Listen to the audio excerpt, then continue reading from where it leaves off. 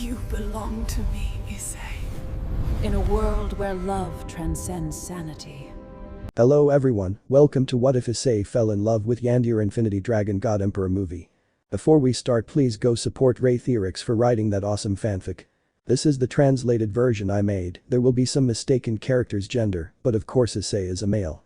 Everyone believed that Trixa Grat Red and Office Ouroboros were the most powerful existences of all. But what if I told you that there was someone who, by their side, made them look like simple beginner dragons, and that someone had two twin daughters who, by chance, redundant because that's what the father rules over, end up going to Kuoh and fall in love with Hyoudou Issei. Prologue. For many, the dragon gods Great Red Office Ouroboros and Trixa were the most powerful of all existences, but that was a mistake since beyond the dimensional rift there was a unique kingdom that many would call impossible. Wherever you looked there were either large buildings that at first glance were touching the sky, was that or seeing extensive and beautiful forests that would make paradise look ridiculous, not only because of its vegetation that in itself was abundant and very colorful because of the various flowers that grew there, but because of the exotic fruits that the trees gave, and the animals were not far behind, beautiful creatures that inhabited this forest completely taken from some fairy tale. This is the city, just imagine it bigger. And this is the forest. Believe me, I wanted to put a better image, but I couldn't find anything that came close to what I wanted. And where does this lead us? Well, a kingdom without people is nothing more than a ghost town, because its people are not far behind, because this world is inhabited by almost all existing races. Demons, angels, fallen, goblins, elves, humans, dwarves, dark elves, etc. Basically, it was a dream kingdom, because in the streets you could see these races in peace and serenity, but you may wonder how this peace was achieved, and that all the prayers that inhabit this world are not killing each other. Well, very simple, that is due to their king and queen.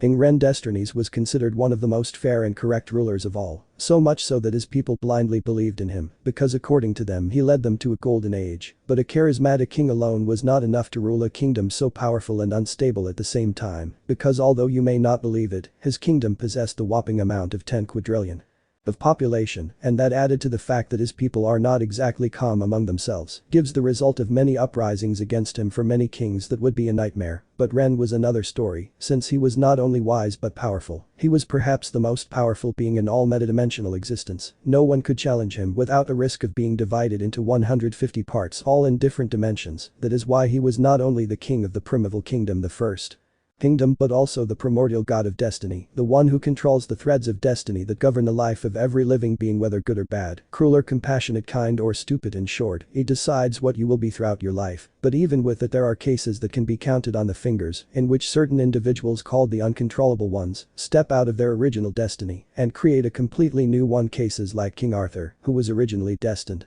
to marry a noblewoman who had nothing to do with the supernatural, but ended up marrying the witch Morgana Le Fay. In these cases is when Ren's work in his words, it was getting interesting because it was something totally new and unpredictable, and a poor what awaits him. But how was it possible that Ren was not defeated?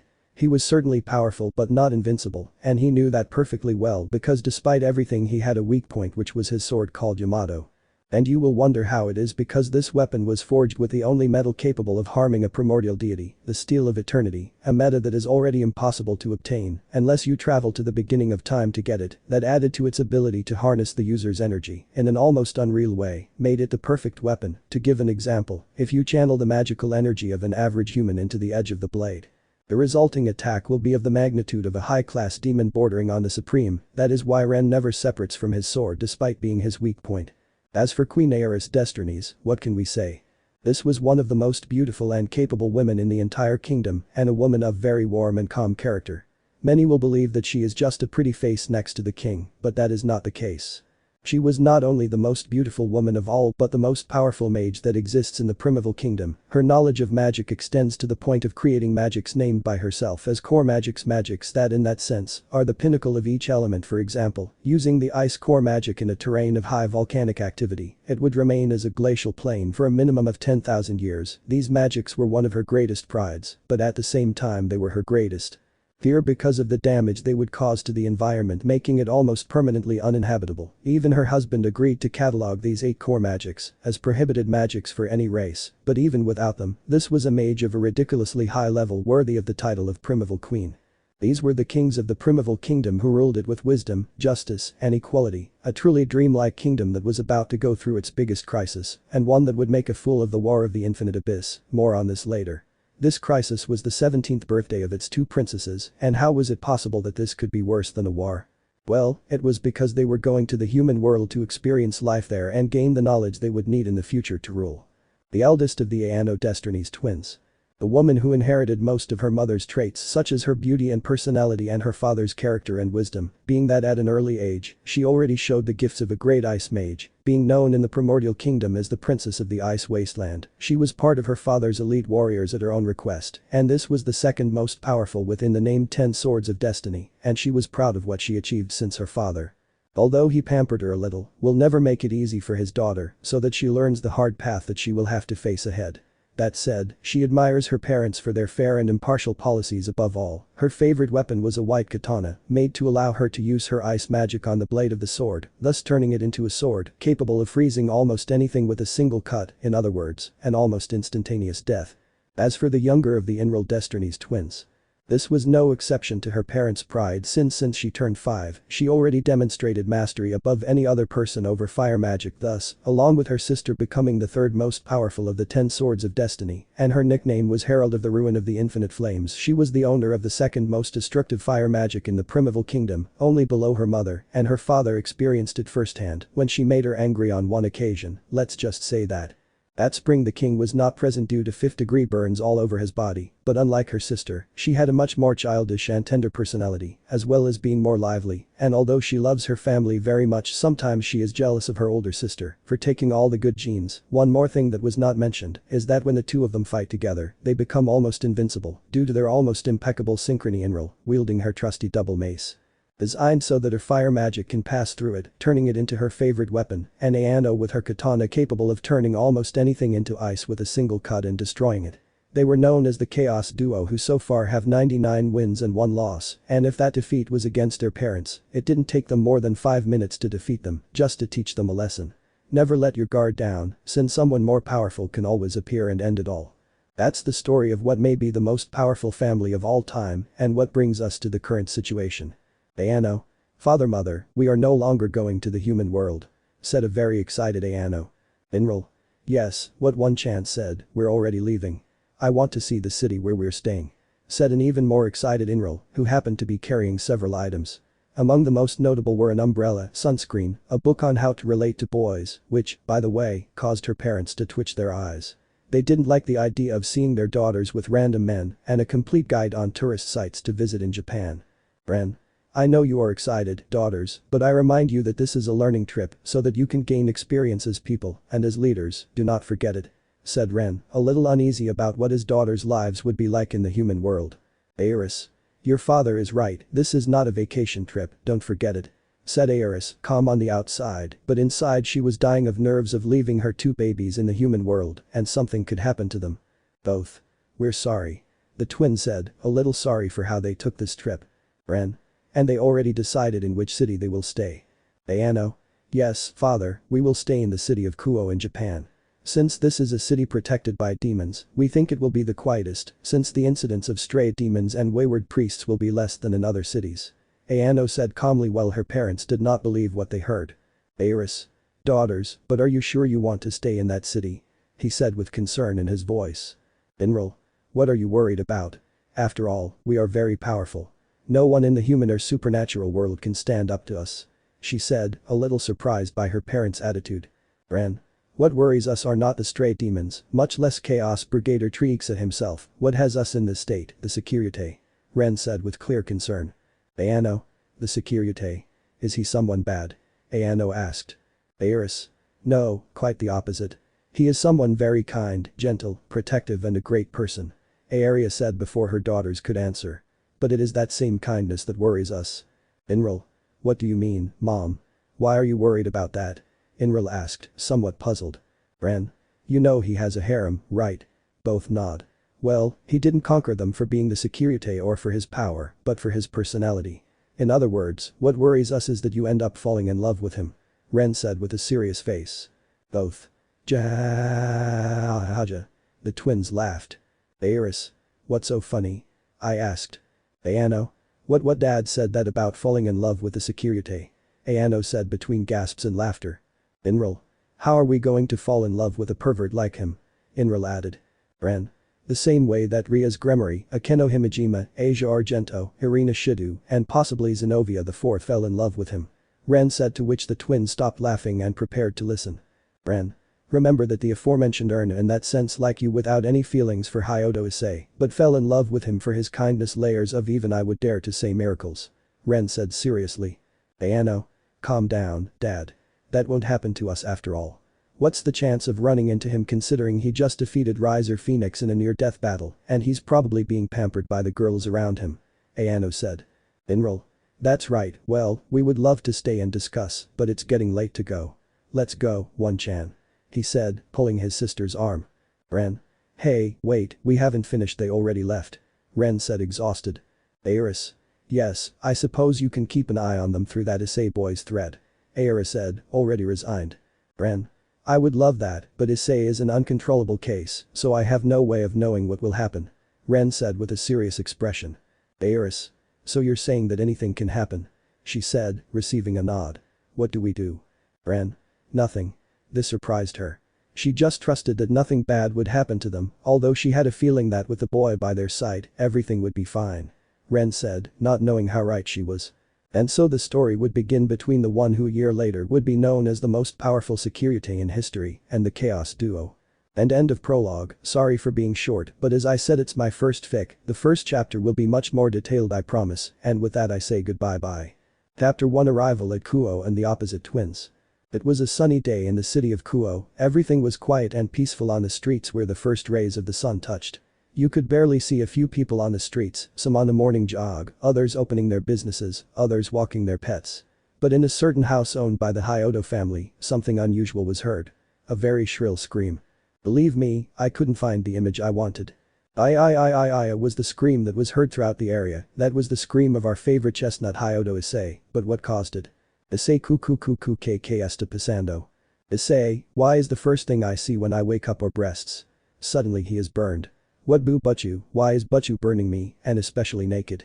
Well, I could take advantage and accidentally touch her breasts. He begins to move his hand until a noise alerts him. Ah. Rias. Good morning Issei, she said, waking up smiling in a way that was both kind and sweet. Issei boo, good morning Butchu Edo, what is the reason for this situation, he said when he realized how she was. Rias, sorry, but I wanted to sleep with you. Is that bad? I asked. Is she a little calm? Issei.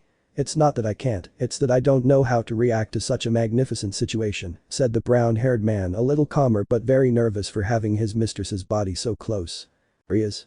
That's what you say, but you haven't taken your eyes off my breast, said the redeed, making the brown-haired boy turn as red as her hair. You know, last night I felt like using you as my Dakimakura, she said to embarrass the brown-haired boy even more. Issei. And now I see if that's the case, you can use me as your Dakimakura whenever you want, said the brown-haired man between stutters and nervousness, only to get excited when he saw how the redeed got on top of him, putting her breasts against the brown-haired man's abdomen and chest. Boo boo boo boo Butchu. Rias. We still have time and I think I will take advantage of it to get to know my servant better and strengthen our relationship and bond, she said, leaning even more on the brown-haired man, while seeing his face and at the same time his eyes guessing his thoughts. It's okay, just this once I'll do whatever you want, she said, which caused the brown-haired man's imagination to go wild. Issei. Thoughts, whatever I wanted, I never thought that such beautiful and perfect Japanese words existed.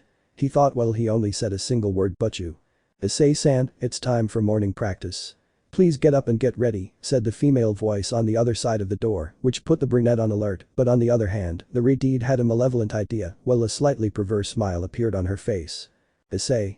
Asia, I'm already awake, just wait a little while I get ready, he said to look at his companion, who, to his surprise, was calm, but that is what caused him a very bad feeling. Rias.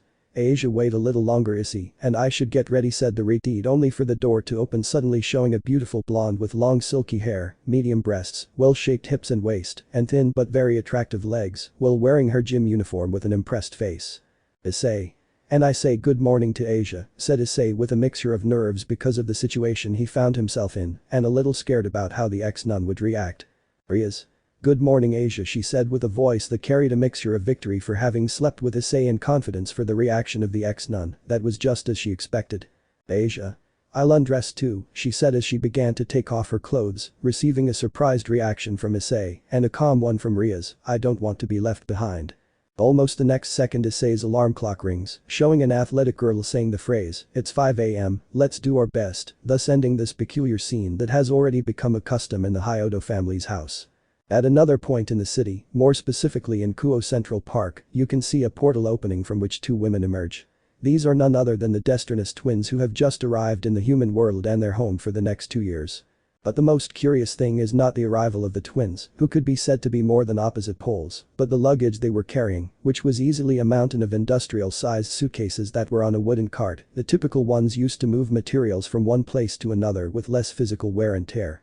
As they walked through the city to get to their new home, a gift from their parents, who, by the way, begged them not to exaggerate like with their other gifts, like when they were 7 years old and their father tried to give them Great Red as a pet, and he would have done so if they hadn't lied to him, saying that they didn't like dragons, even though this was their favorite animal, not only for its power, of which they could feel more than proud, but for their politics and way of loving.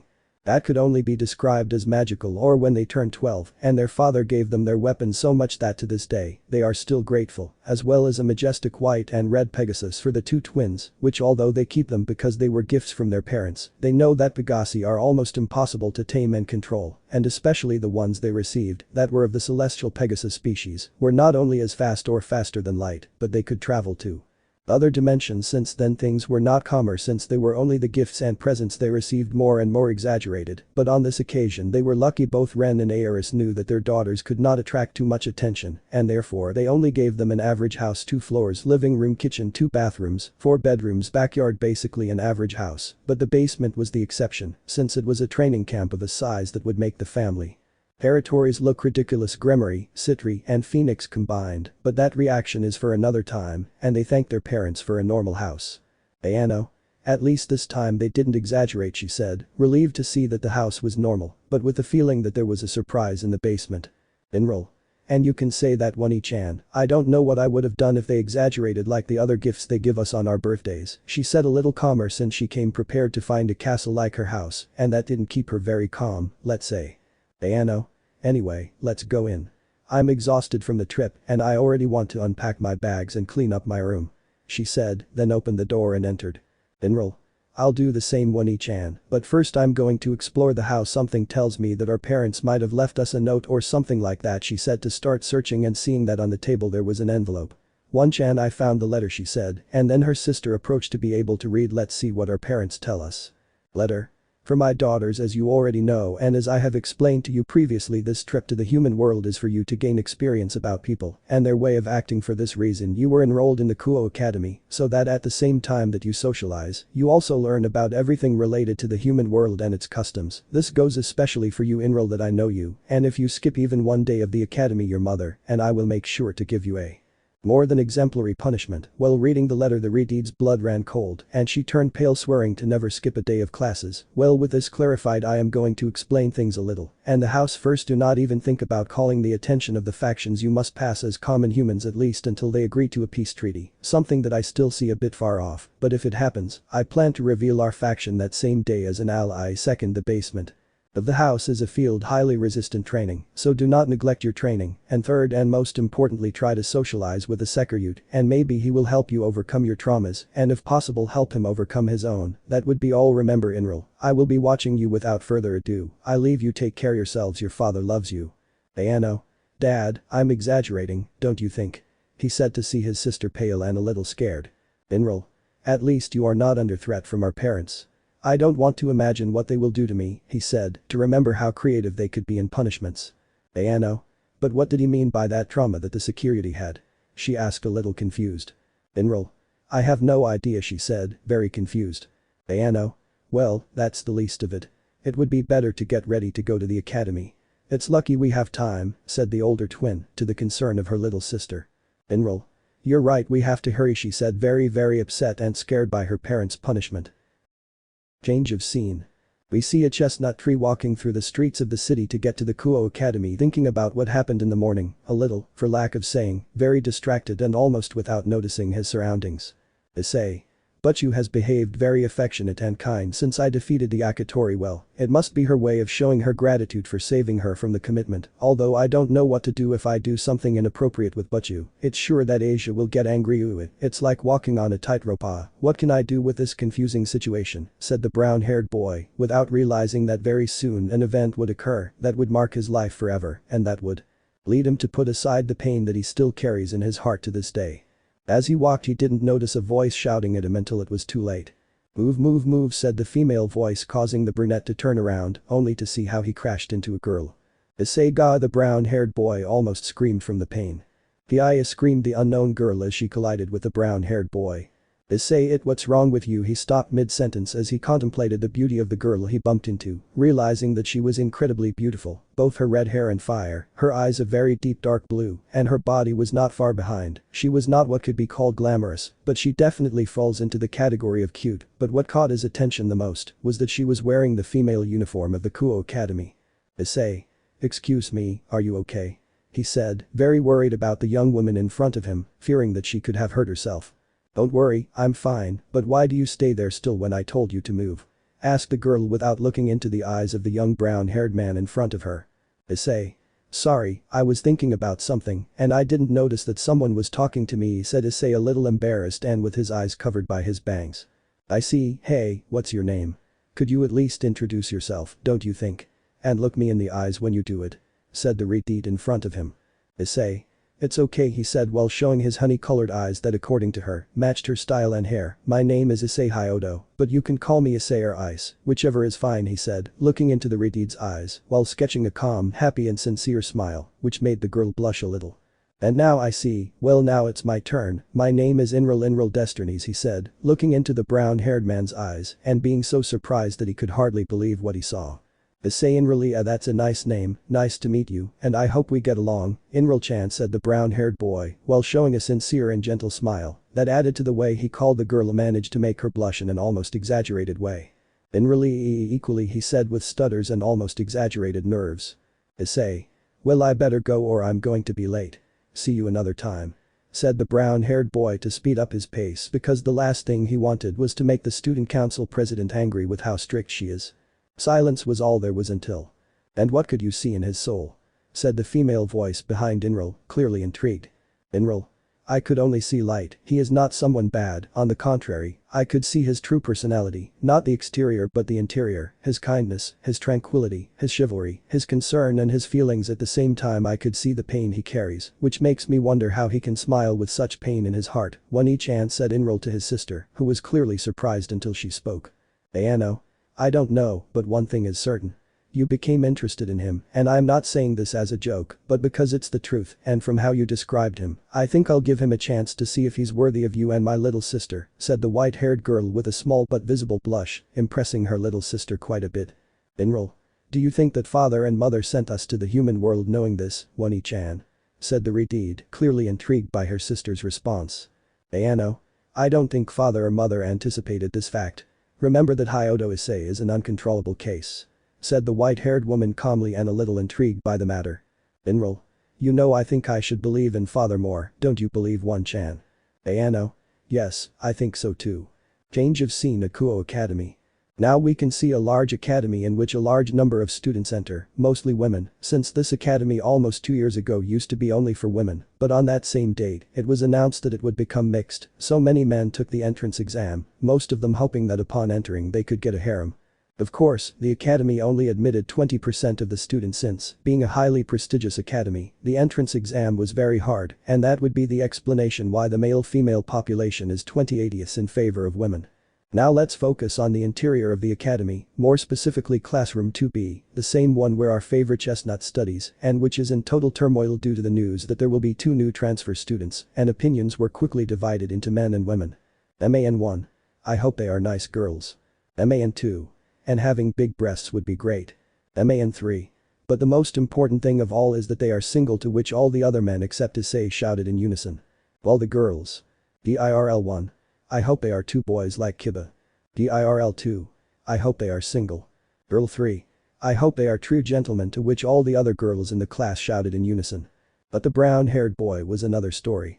He kept thinking about that girl he met in the morning and thought, I don't believe she was one of the transfer students. The whole scandal continued until the teacher in charge arrived and the class could begin, not without the announcement of the transfer students. Teacher. Well students, as you know, today we have 2 new transfer students, so you can come in. Immediately after the door opens revealing 2 girls in the academy uniform, the first a white-haired girl with long hair, 1.75 centimeters tall and beautiful light blue eyes, a large bust that rivaled Rias and Akeno's, a slim waist, hips that were neither too slim nor too wide, just one word is enough to define her. Perfect. The second was a redhead of shorter stature, 1.70 meters, with intense blue eyes, and a more than enviable figure. You could call her adorable average bust, slim waist and slightly small hips, but with a round and very firm butt. One word is enough to describe her, and that would be adorable. When they wrote their names on the board they proceeded to introduce themselves. Ayano. My name is Ayano Destinies. My hobbies are reading, music, cooking, and fencing. I hope we can get along. Inral. My name is Inral Destinies, and yes we are twin sisters, but don't even think about comparing us, because otherwise you will regret it. My hobbies are sports, mountaineering, hiking, and my favorite reading is romance books. Nice to meet you. The screams and complaints from the boys were not long in coming, they were more than euphoric for the beautiful students who played in the class, but the girls were a different story, they were all happy to have 2 new friends in the class, jealous of how beautiful the twin sisters were, who had already earned the nickname of the opposite twins, and disappointed because there was no luck with a cute boy. But among all the reactions there were 2 that stood out, the first was Asia who could feel the power of the sisters, and frankly, she was terrified since although they suppressed it, they still possessed a power equal to, if not greater than, that of the Mao searchers Lucifer, something that she would later have to report to the president of the Occult Research Club or CIO for short. On the other hand, Issei was a different story. He looked at the 2 of them and when they looked at him, something inexplicable happened. When the brown-haired boy and the sister's eyes met, it was as if a clock had started to move its hands, a clock that had been waiting for those 3, and as if by magic, without them realizing it, what is known as love at first sight happened, and in turn, it would be the beginning of something never seen before. Scene change Primordial Kingdom throne room. Agares. Dear she said with a clearly worried expression. Ren. What's up Agares? I asked, a little intrigued but already sensing the answer. Agares. How do you think our daughters are and the bomb fell? Ren. I don't know, that's why I plan to go to the human world in a week and do my work from there and in the process, be able to keep an eye on that pair, said the Primordial King with a serious and clearly worried expression. Agares. Are you sure? Ren. Yes I am, apart from that you know them and you know what trouble they can end up getting into he said to receive an acknowledgement from his wife. Agares. What worries you is that boy Issei Hyoudou, the uncontrollable case she said to her husband. Ren. Don't say that you're not worried, after all we are their parents said the king, only to receive an acknowledgement from his wife, they were his parents, and therefore his daughters were one of his greatest treasures. Agares. Just keep this in mind, don't interfere in their lives, that's the only thing we don't have the right to do, she said to her husband. Ren. I know dear just say at that moment a sound of a clock moving its hands echoed that sound was the clock of destiny that his father prepared for his daughters when they found their destined man, that sound was the trigger for the Primordial King that same night, he will leave for the human world specifically to Kuo to test Hyoudou Issei and see if he was worthy of his daughters and if he was not strong enough and if his daughters truly loved him, he himself would make sure to show him hell with. His training now that clock whose hands had to remain still by a whim of fate began to move and mark a new era in the history of all species. Chapter 2. Meeting the twins and remembering the trauma of a detention. It was a new day in Kuoh, 2 days had passed since the transfer of the opposite twins, and as expected, they have already gained a reputation in Kuo Academy as 2 of the greatest beauties of the academy, only slightly surpassed by Rias Gremory and Akeno Himejima, of course, each known for different traits. Ayano on the one hand with her calm and quiet attitude and gentle character, earned her the nickname of the ideal one Sama and Inral on the other hand, because of her cheerful childish and very relaxing attitude, she attracted others being called the Amado of the Kuo Academy, that only if she was not provoked like a certain pervert with glasses from the perverted trio did, and showing that you should never compare the 2 sisters with each other. Flashback one day after the arrival of the twins. Motohama. It's really incredible that 2 beauties of the level of Akeno one Sama and Rias one Sama came to our class. Don't believe it. Said the pervert with glasses, clearly excited by the exchange students. Mitsuda. And you say that, it almost seems like a miracle from God, yes, one, but from destiny, that such beauties are here. Do you think they have a boyfriend? Said the bald man known as Mitsuda, clearly enchanted by the news and intrigued to see if they have a boyfriend. Issei. I don't think so, after all they would have announced it during their presentation, don't you think so? Said the brown-haired boy, seriously thinking about what happened when he exchanged glances with the twins, while outside of the brown-haired boy's mind his two friends nodded at his answer. Madahama. Well, that's true, but what intrigues me now are two things, he said to her in a look from his two friends. One, because they spend their time looking only at Issei, he said, with clear jealousy and hatred towards the brown-haired man, and two, want them to really be twins. I mean, they are completely different. I mean, just look at Ayano-chan and Inral-chan. Everything about them is different, from the size of their breasts, their height, their hair, almost everything, if not everything is different, he said. Only to see his two friends hugging and trembling. What's wrong? He said, a little nervous, and then see how the brown-haired and the bald man pointed behind him, and he just turned slowly and very fearfully, only to see that his suspicions were reality, because behind him was the younger of the twins, with a very sweet smile, that contrasted with the dark aura that formed behind her, in which you could swear you could see death itself. OGHHH, hi ie Inral-chan, right, we were talking about you, said the one with glasses with absolute terror on his face for the hell he had created for himself. Inral.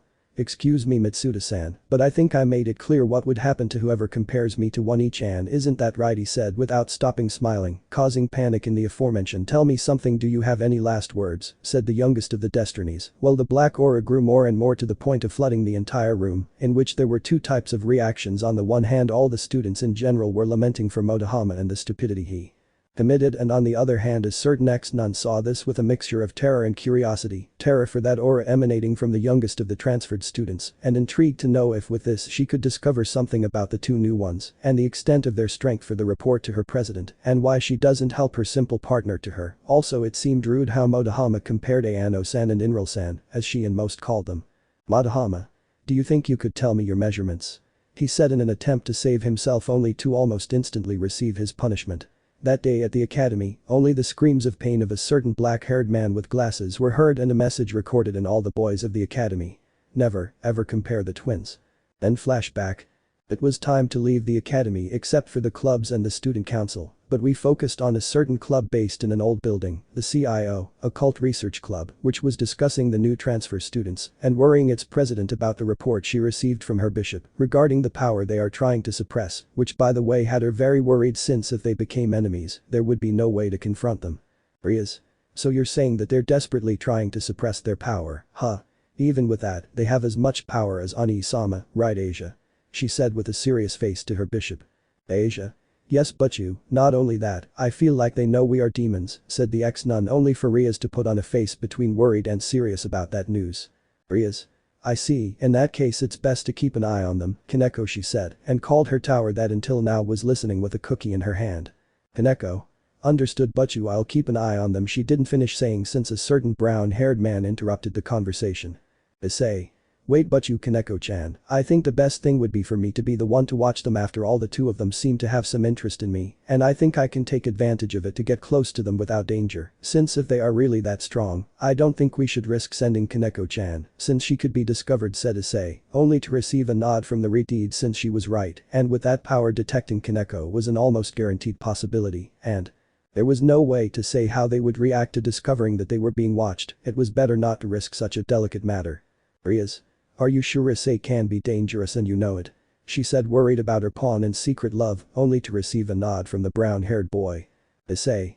Sure, but you, besides they seem like they're not bad, as long as I don't mention the forbidden topic in front of them, especially Inral-chan, said the brown-haired boy between calm and nervous. Are you sure about this, Issei-kun? Said a brunette with a ponytail and a very good figure who answers to Akeno Himejima, the queen of Rias Gremory and vice president of the CIO. Issei. I'm sure, Akeno-san, after all I'm the one with the best chances. After Kiba tried to get close to them, said Issei, only to receive a nod from everyone, after remembering what happened with said blonde, that I will only say that he will be out of the academy due to major injuries and a couple of fractures courtesy of Inral. Rias. I'm still not completely sure, Issei, what makes you think that they really won't do anything to you? Kiba already tried and you know why he won't attend until next week, which leads me to ask, what guarantees you that the same thing won't happen to you? Said the Redeed, clearly worried about Issei. Issei.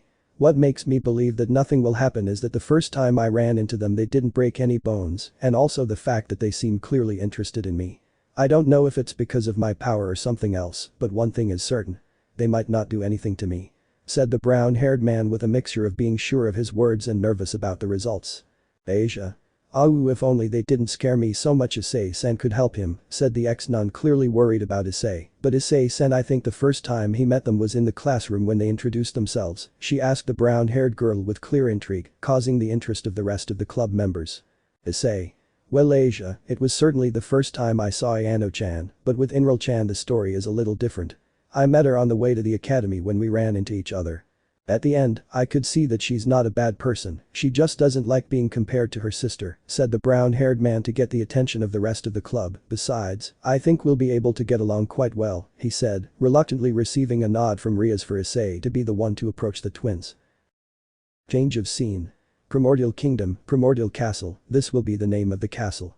We see inside the castle a somewhat peculiar situation. Why, you will ask? That is because you can see King Ren Destinies along with his wife Agares completing a mountain of paperwork. You will wonder why that is, because when the council found out about the king's plan to go to the human world and carry out his work from there, they advised him to at least advance about 2 months of work in case any unforeseen situation occurs in the human world during his stay there. For this, it is necessary that at least about 2 months of accounts, budgets, salaries, permits, equipment, etc. be advanced. And how long will it take to complete the paperwork in advance between the two? Because considering that the size is comparable to Everest, it would be a miracle for Ren to arrive in time for Parents' Day at the Kuo Academy. That is why this phrase is being heard almost non-stop throughout the castle.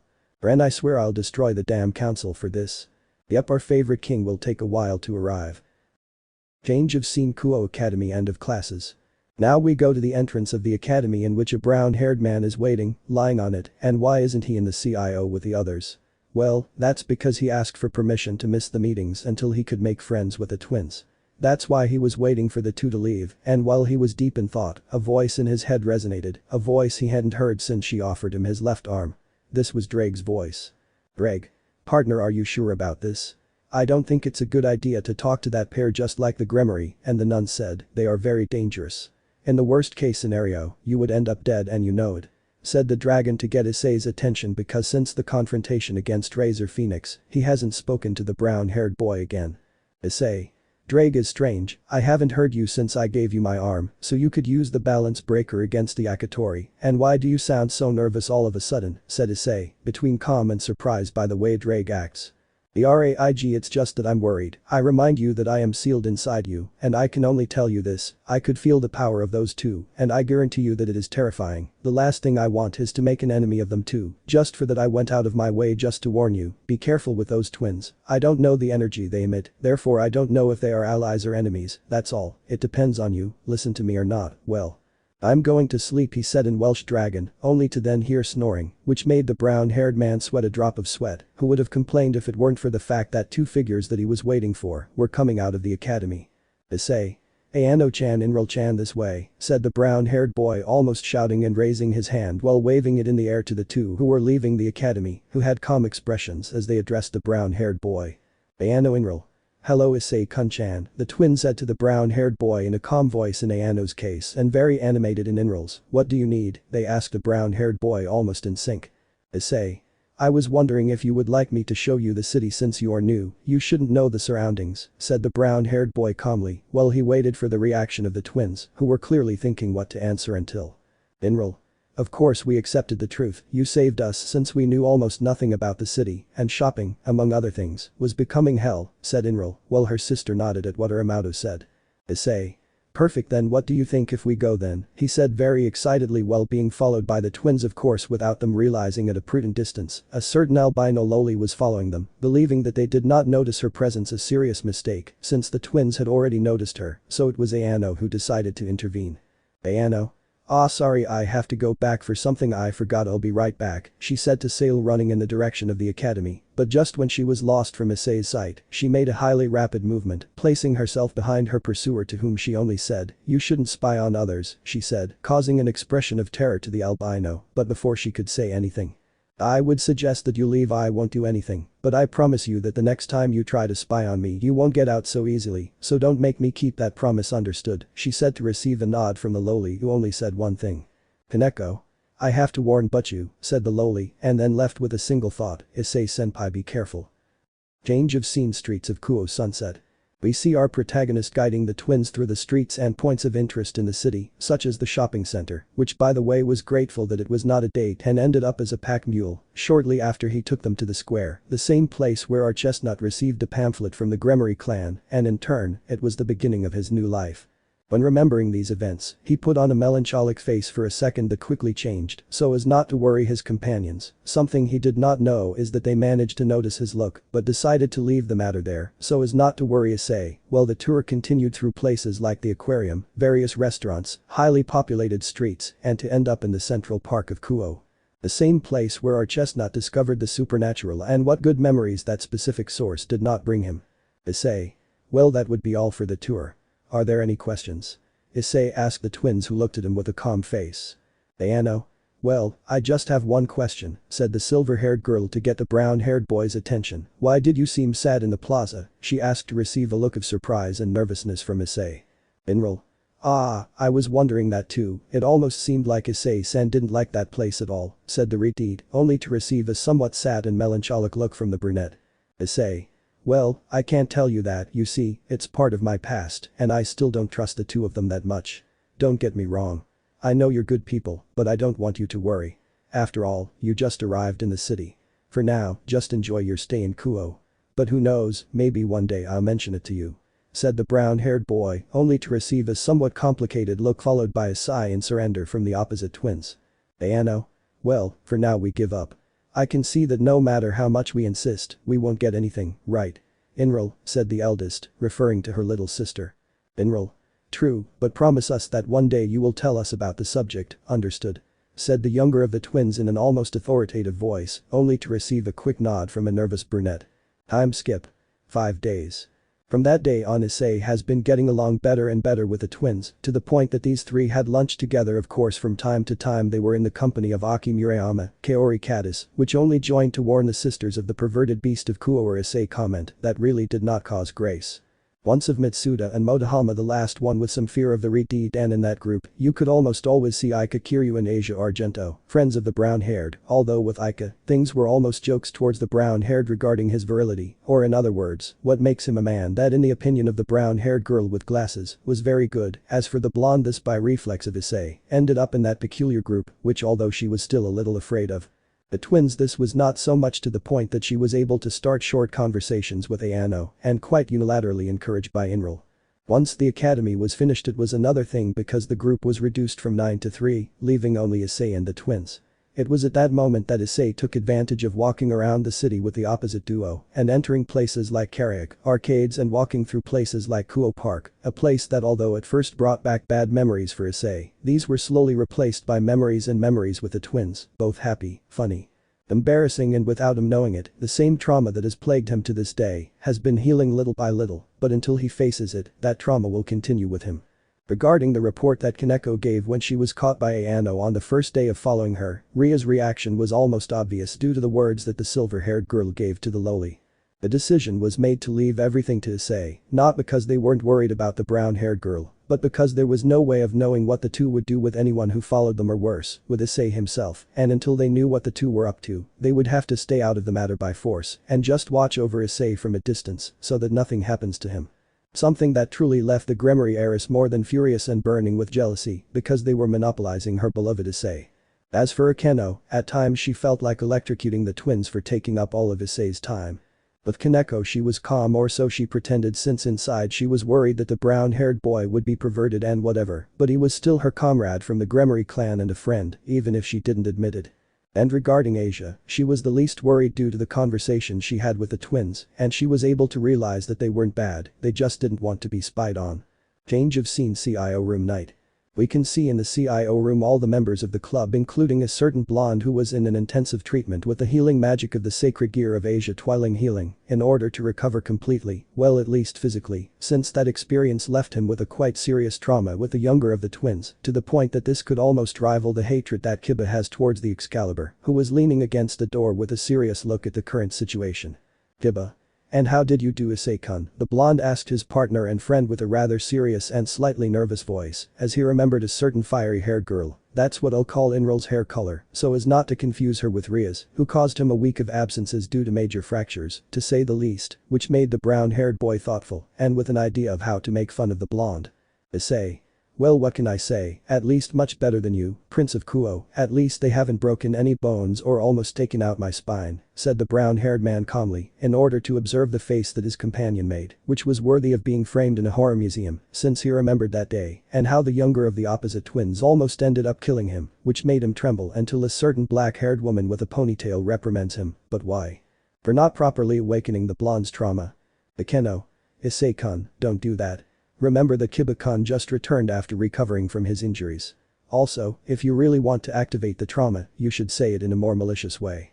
"Understood," the black-haired girl said, smiling maliciously and licking her lips, which caused the swordsman and the Sekiryuutei to shiver. "Rias. Akeno, that's not what we're in this meeting for, remember that," the Redeed said to her friend, who only nodded at the comment, "and well, what news do you have regarding the new students?" she said, and then the brunette handed in his report. Issei.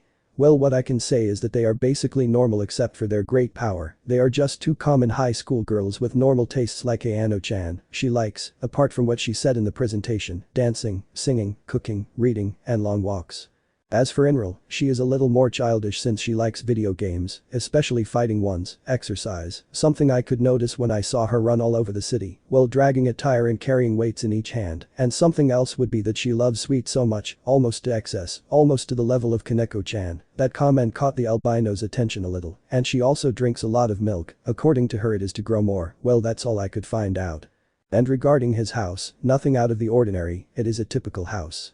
2 floors, 1 kitchen, 2 bathrooms with shower and bathtub, and 4 bedrooms, although I could not enter the basement, they said it is personal, concluded the chestnut tree, only to leave everyone thoughtful, especially the Gremory heiress. "Rias. I'm sure that's all ice," said to the brown-haired boy who was trying to remember anything relevant until a certain dragon's warning crossed his mind. Issei. "Ah, right, Drag warned me of something," thus gaining the attention of all the members without exception. "He said that he doesn't recognize the energy they give off," he concluded, leaving the female members very thoughtful and the blonde a little more intrigued. Immediately afterward, a green gem appeared in the brown-haired man's hand. "Greg. What my partner says is true, I have never felt that energy in any supernatural being or even in the biblical god," said the dragon, only to leave the girls surprised and the knight on alert because of the dragon's words. "Rias Drag-san, what do you mean and how is it that we can hear you from Ice's hand," said the Redeed, only to hear a sigh from the sealed dragon. "Greg. Calm down, Gremory heiress, answering your first question is that the energy that they too possess is peculiar, since it has no element. What I want to get to is that they do not have energy of any kind, which is what I mean is that they do not belong to any faction. For example, you and your entourage have demonic energy in their essence, therefore they belong to the demons, the fallen have corrupted sacred energy which defines them as such, and the angels possess pure sacred energy. What I want to get to is that those twins do not possess energy of any kind, neither from the biblical factions nor from external factions. That is what I warned my partner," said the dragon to leave everyone even more altered than before, for not knowing if they were friends or enemies, "and about your other question. Since my partner gave me his arm to gain access to the balance breaker for 10 seconds to save you from your engagement to Razor Phoenix and became part dragon, my power allows me to speak through the booster gear, that would be the explanation to your 2 questions," concluded the dragon, only to leave those present somewhat confused. Issei. "Well, that would be all I could find out about Ayano-chan and Inral-chan. Now what should Butchu do?" Issei asked his mistress who was meditating on the recently revealed information in order to make the right decision until Kiba came up with something that would bother the Redeed. "Kiba. Issei-kun, why don't you invite them on a date? Until now I've seen that you have a very special interest and from what you've told us you gave them a tour of the city alone, so that would be the best option to approach them," said the blonde and then felt some evil auras directed towards him which were emitted by Rias, Akeno, Asia as difficult as it may seem, Kaneko. Issei. "That's the brown-haired boy was going to say something only to be interrupted by 4 very terrifying screams. Rias Kaneko Asia Akeno. "That is a bad idea, how did you even say that, Kiba-san kun senpai," said all the women in the club, visibly angry at the idea of the blonde who was more than terrified but gathered all the courage he had left to say his opinion. Kiba, terrified. That is a good option to get closer to the twins. I'm not essentially saying that Issei-kun becomes the boyfriend of one of the two again, just that he uses that date to get a little more information about them," said the blonde between stutters and nerves of ending up in the hospital again like the last time, only because of his club entourage mates, which surprisingly was able to calm the girls down a bit, who almost sent Kiba to the other world. Rias. Well, what Kiba says is partly true. That quote could help Ice get closer to them and find out if they're friends or enemies once and for all, Rias said a little calmer to the others who were listening attentively just to give their opinion. Asia. Just like Rias Butchu said, that would be a good method to get closer to us, or in this case, Issei sent to get closer to them, said the ex-nun a little calm but dying of jealousy inside about the date the brown-haired girl will have with the twins. Akeno. Ara, if that's the case, then we could say that Issei-kun will have the date with them. That makes me jealous, said the black-haired girl with a smile, but if you look closely you can see an aura of death that surrounds her, although it's thin, you can see that it's there, something that made Kiba's hair stand on end and Issei a little nervous. Kaneko. She simply remained silent while eating the sweet she had in her hand. Issei. Well, I guess I'll invite them tomorrow, but for today I'll go home to rest since it was a long day, Issei said, clearly tired. Then I'll leave, he said, to receive a nod from everyone and leave for the Hyoudou residence accompanied by Issei Rias, who currently lives with a brown-haired boy. Well, a thought came to his mind, tomorrow will be a long day. The next morning, Kuo Academy begins classes. We can see in a classroom of the academy, to be more precise the tuba, the entire class, except for 3 paying attention. First of all, there is our favorite brown-haired thinking how to ask the twins out on a date without receiving the same or worse beating that Kiba received, which had him more than restless, not to mention that this would be his second date, if we can count the disastrous date he had with a certain fall, that ended in the death and trauma of the brown-haired boy, and through his mind. Only one thing or one doubt was going through. Issei, thoughts. What will I do? This would be my second date, in case they don't reject me, really, what do I do? I have almost no confidence in dates, at least not after her, the brown-haired man thought as he remembered that event, Rainer. It's really been a long time since that day, but even so, that memory is very fresh in my mind. What will I do? The other case is that of the twins who were quite thoughtful about the Sekiryuutei and thinking about the warning their father gave them before leaving. They did not fall in love with the boy for his power, but for his personality. Do not forget that kindness can even reach you, were the words that now resonated in their heads, and without knowing it, they have begun to develop feelings for the brown-haired man. The same feelings that they mocked, and now they really thought about discovering the pain that the brown-haired man suffered and at least help him, even if they have to reveal themselves to the factions before time. This is how classes went by until dismissal time, where it would be all or nothing for the brunette to get a date with the twins. Issei. Ano-chan, Inral-chan, can we talk in private, asked the brown-haired girl to the twins, who were more than intrigued and a little nervous about what he would have to tell them both. Ano Inral. Sure, let's go behind the school, they both said in unison, showing that they were twins. Already at the back of the academy, it was the eldest of the twins who asked Issei about the topic he wanted to talk to them about. Ano. Well, Issei-san, what do you want from us? She asked the brown-haired boy, who was obviously nervous, something they noticed, but they let him speak. Issei. Well, I and IWW would like to know if you would like to go on a date with me. I asked the twins, which took them approximately 5 seconds to process what Issei said and their reaction. Well. Ano Inral. Yeah, they shouted in reaction to the brown-haired boy's question in unison that took them by surprise, but they were able to calm down to answer, which was difficult since they felt on the one hand happy for what the brown-haired boy asked them and on the other hand thoughtful why tell him, since if a relationship arose from that date they didn't want to hide anything from their partner, so they decided to reveal what they really are, even if that meant a severe punishment from their parents. For that reason they said. Ano Inral. Before giving you our answer, we want to ask you something. They took a breath and a lot of courage to say the following, the same thing that could either cost them their friendship with the brown-haired man or take a step further to deepen said relationship with him. If we had a secret or a past, would you accept us as such? They asked, hoping for the answer that could give rise to or end a relationship, and that answer that they expected would be negative. Issei. Well, I don't know what to say about that, but something I will say is that everyone has their secrets, even me, but even with it, it doesn't change who they are, and therefore I would accept her without a doubt, said the brown-haired man, smiling with what without realizing it managed to tear down the last wall that was around the hearts of the twins.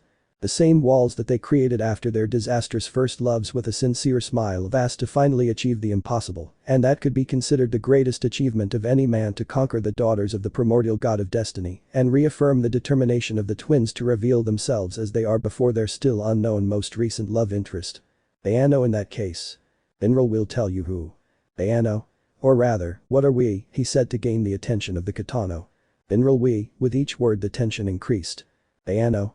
We are, finally the tension reached such a point that the brown-haired boy felt his heart in his throat. Ayano Inral.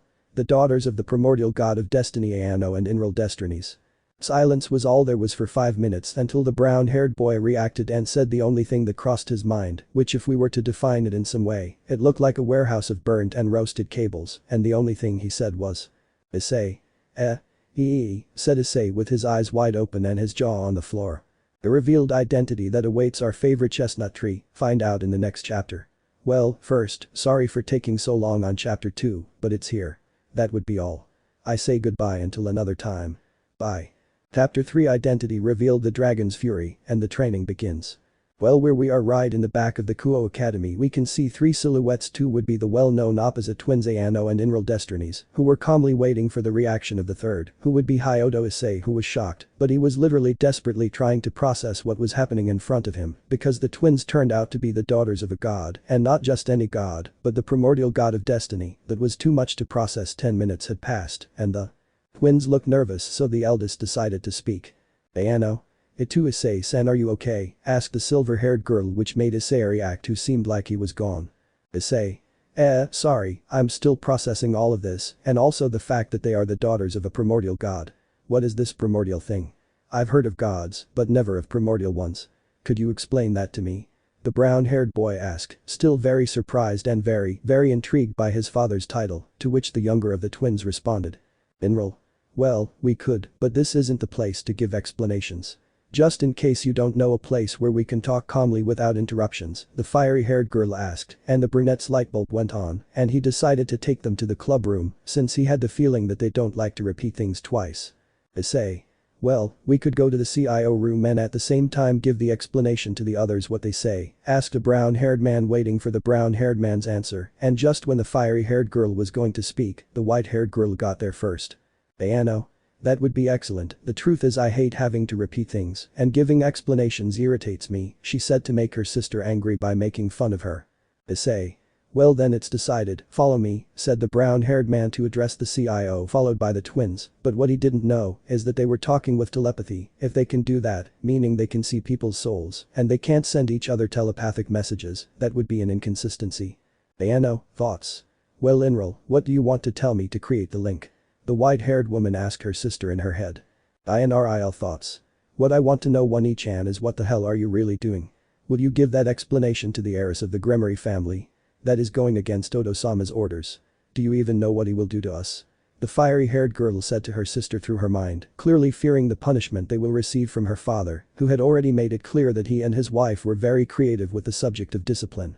AYANO thoughts. Precisely for that reason we must give an explanation. Do you think they have not realized our power? No matter how much we suppress, it is still perceptible to supernatural beings, and you know it well. If we wait longer, how much do you think it will be before the leaders of the biblical factions get involved? Only for now we have been lucky. It is better to make sure they keep the secret.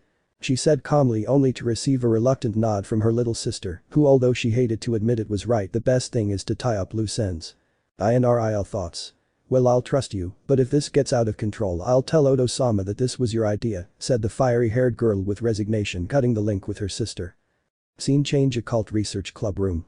We can see in a room 5 people, 4 women, which are Rias Gremory, Akeno Himejima, Tauju Kaneko, Asia Argento and Hyoudou, who were talking about topics such as contracts while waiting for their last member, who just knocked on the door to receive a pass from the Redeed, and immediately after he entered alone, accompanied by 2 uneven faces that sincerely made the girls and the blonde boy who was drinking very nervous. Seeing a certain fiery-haired girl enter caused him to almost choke and begin to tremble with fear when he remembered a very recent trauma associated with the youngest of the Destinies, and just when someone was going to say something the white-haired girl spoke. Ayano. Good afternoon. Rias Gremory, heiress of the Gremory clan and her entourage. We have come here to talk, and before you get nervous, calm down. We are not enemies. The proof is that we have not attacked you in all the time we have been in the academy. We have only come here to talk peacefully, said the white-haired girl, which for a moment made everyone nervous for a moment, but they calmed down when they heard that they only wanted to talk, but would not let their guard down for any reason. Rias. I see then what topic you have come to discuss, said the Redeed as calmly as she could be, because this was a rather delicate situation to deal with. Inral. That's easy, we've come for two things. The first is to explain who we are or what we are, and the second to know that everything that is said in this room will not leave these walls, at least for now, and what do you say? Asked a fiery-haired girl to the redeed, giving a slight glance to the blonde who was quite terrified to have in front of him the person who almost killed him in the most brutal way possible, and with that look was accompanied by a very sinister smile that made the blonde almost faint from terror. Rias. Well, as long as I finally have an explanation of what you two are, I can promise that, and the rest, she said, and asked to receive a hi from all the club members. Akeno. I can see that those words are sincere, so I will proceed with the explanation. Everything begins with. And so began the twins' explanation of what they were from the place they came from, which according to the words of the Gremory entourage including their king was a paradise. Then they went on to tell about their parents, how these were the kings of said kingdom, as their mother would be something like the mother of all magic, and also a little of the core magics. To say that the demons were surprised would be saying very little, almost like saying that the sun is cold, and with respect to their father, what could they say? He is the most powerful being that exists, as well as the wisest and fairest of all kings, and the fact that they told them about their childhood and highlighted that their father wanted to give them Great Red as a pet surprised everyone too much, except for a certain brunette and a certain blonde, to which Drake had to explain who Great Red was, which now left them impressed and wondering how strong their father was. Rias. I must say that this is impressive. I never believed that such a world existed, and according to what you say, her father rules the threads of destiny, right? So he knew that this would happen, right? She said with doubt, only to receive a denial from the twins. Akeno. You're wrong about that. Gremory-san, Odo-sama had no way of knowing that this would happen because of your pawn, that is, Hyoudou Issei, said the white-haired girl, only to cause a question in the redeed. Rias. What do you mean, Akeno-san? How is it that Issei is the reason why your father couldn't know everything that happens? Oh, by the way, if you want, you can call me by my name, said the redeed, and then the youngest of the sisters took the floor. Inral. Well, Rias-san, that's because Issei is what we call an uncontrollable case, said the fiery-haired girl to what the brown-haired boy asks. Issei uncontrollable case. Akeno. Yes, you will see, Issei, an uncontrollable case occurs when a person breaks, so to speak, their thread of destiny. You should know that these cases are very few until now. Those that have occurred are so few that they can be counted with the fingers, since there are only two. One would be the case of King Arthur Pendragon. He was destined to marry a noblewoman who had little to nothing to do in the supernatural world, but he married the witch Morgana Le Fay, thus giving birth to the first uncontrollable case in which your future cannot be predicted. The second case is you when you become a demon, she said, only to be interrupted by Issei. Issei. Wait, how come I became an uncontrollable case when I became a demon? Explain yourself. The brown-haired man asked, very curious. Rias. If you're saying that Issei couldn't become my pawn because of fate? Asked a slightly hysterical and upset Rias. Akeno. Well, not, at least not in the way it happened, said Akeno calmly and seriously. Issei. What are you referring to? Asked the brown-haired man with doubt. Not in the way it happened. Akeno. Well, Issei-san, what I mean is that, but she was interrupted by the fiery-haired girl. Inral. Let me explain it to you, One-chan, said the younger of the twins, and then began to explain. Inral.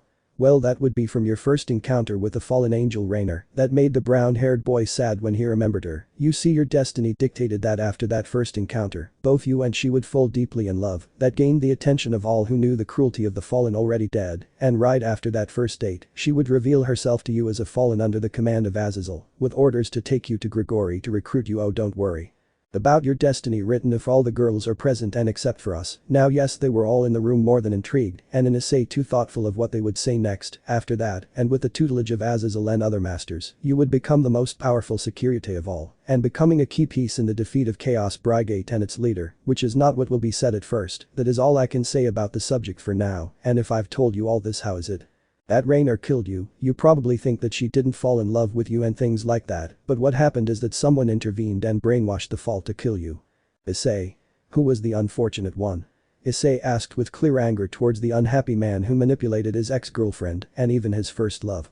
Akeno. That's what I was getting at, Inral. The subject was Gabriel cadre of Gregory, and one especially dangerous due to his addiction to war. You see, in the original line, he being busy decided to send one of his most loyal henchmen in Kuo Donishik's fallen team, which in the attempt would be killed by Rainer, and with that betrayal present, he did not trust his friends at all due to the fact that they could be Gabriel's spies, and boy was he right, and the part of ripping the sacred gear from your Bishop Rias-san was actually Gabriel's idea and plan. Well, what I was getting at in this case, Gabriel came in person to brainwash Rainer and control her himself, since the words, "If you want to blame someone, blame God who put the sacred gear in you." That phrase is one of the most used by the lunatic, and in turn his hallmark due to the hatred he has for God. Well, he was controlling to the fall until you broke the connection, he said, pointing at Issei. Issei. Kuo, how did I break the connection? Issei asking, and at the same time thinking of 1001 ways to kill the cadre for what he did. Enroll. That was at the moment you hit him with the newly reached boosted gear. That attack took Gabriel by surprise, who at that moment was very confident of his victory. Of course, the blow itself was not enough to break the connection. It took a while. It broke just when Rias-san was about to evaporate. At that moment, she was able to regain control of her body, and it is now that I will repeat the words he said. Issei-kun, please help me. Look, I have not gotten rid of the gift you gave me. There are only two things that the fallen of Gregory would never do for honor. 1. They never beg for their lives if they have committed a crime against an innocent, and 2. They would never use someone's romantic feelings for their benefit. This specifically applies to the fallen, which are instructed by Penemu, the most powerful and beautiful cadre of Gregorian boy. Does it instruct discipline? Well, in short, that is what happened by not joining the fallen through Rainer. Because of Gabriel, your thread of destiny broke and you became an uncontrollable case. Now you forge your own destiny, and I suggest you don't waste it. Issei finished saying, to see Issei trembling with fury for what a certain cadre caused, who in everyone's words was more than dead. Issei, it would be better if you released your rage. The more you contain it, the more dangerous it will be, so go and release it on the dragons. Containing their rage is especially dangerous. Issei finished saying, to immediately see Issei leave the club followed by everyone else. Let him out. Issei, with each second the brown-haired boy's aura continued to increase at an increasingly alarming rate until, Kukabiel, I swear by the most profane thing that exists that I myself will destroy you without any kind of mercy. That is a promise, he shouted, so that a pillar of crimson energy shot into the sky, and right inside it, you could see an Issei who at times had the balance breaker armor on. Which greatly surprised everyone, since Issei did not have the training or knowledge necessary to reach such a state until Akeno spoke. Akeno? Do not be so surprised. I myself told you that the fury of a dragon is the most dangerous of all. It is an anger so terrifying that it can give dragons an almost ridiculous increase in power in an instant, or in the case of Issei, the balance breaker, said the white-haired woman, to which everyone remained silent until.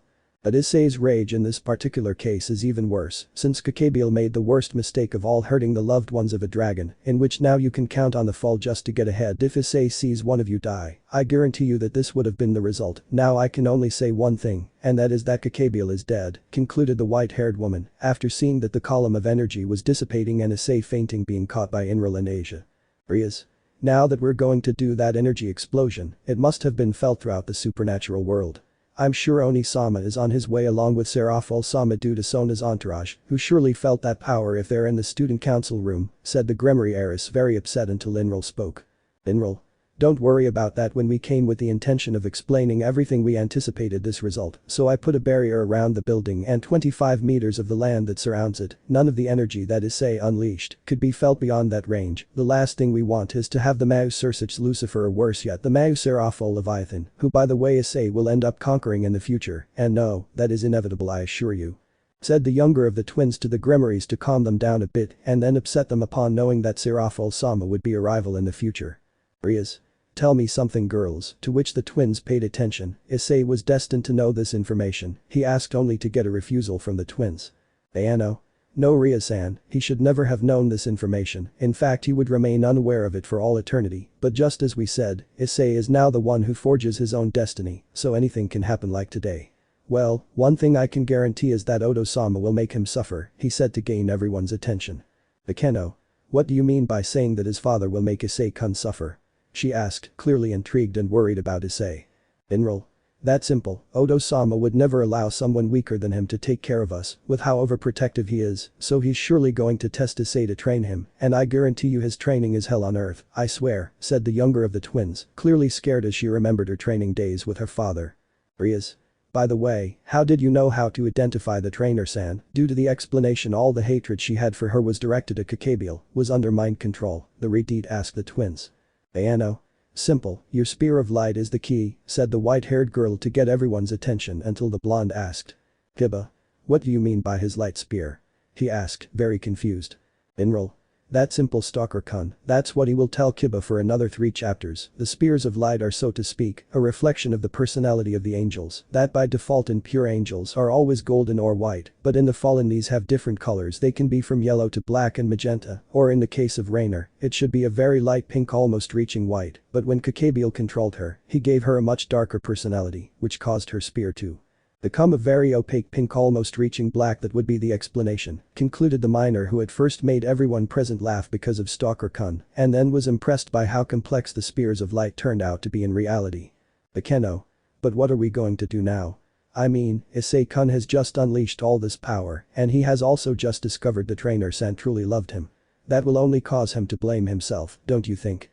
Said the black-haired girl, only to receive a more than shocking response from the twins. Ayano. Certainly Akeno-senpai, the situation is quite problematic, that's why we will take up the thread of Rainer-san's destiny, said the white-haired girl to draw the attention of everyone present to what she will do until Rias. Not to sound rude, but what do you mean by using her thread of destiny?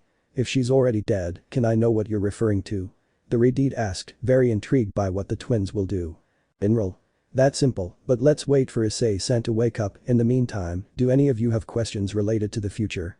He said, receiving a hand up from everyone present except the brown-haired one for obvious reasons. Ayano.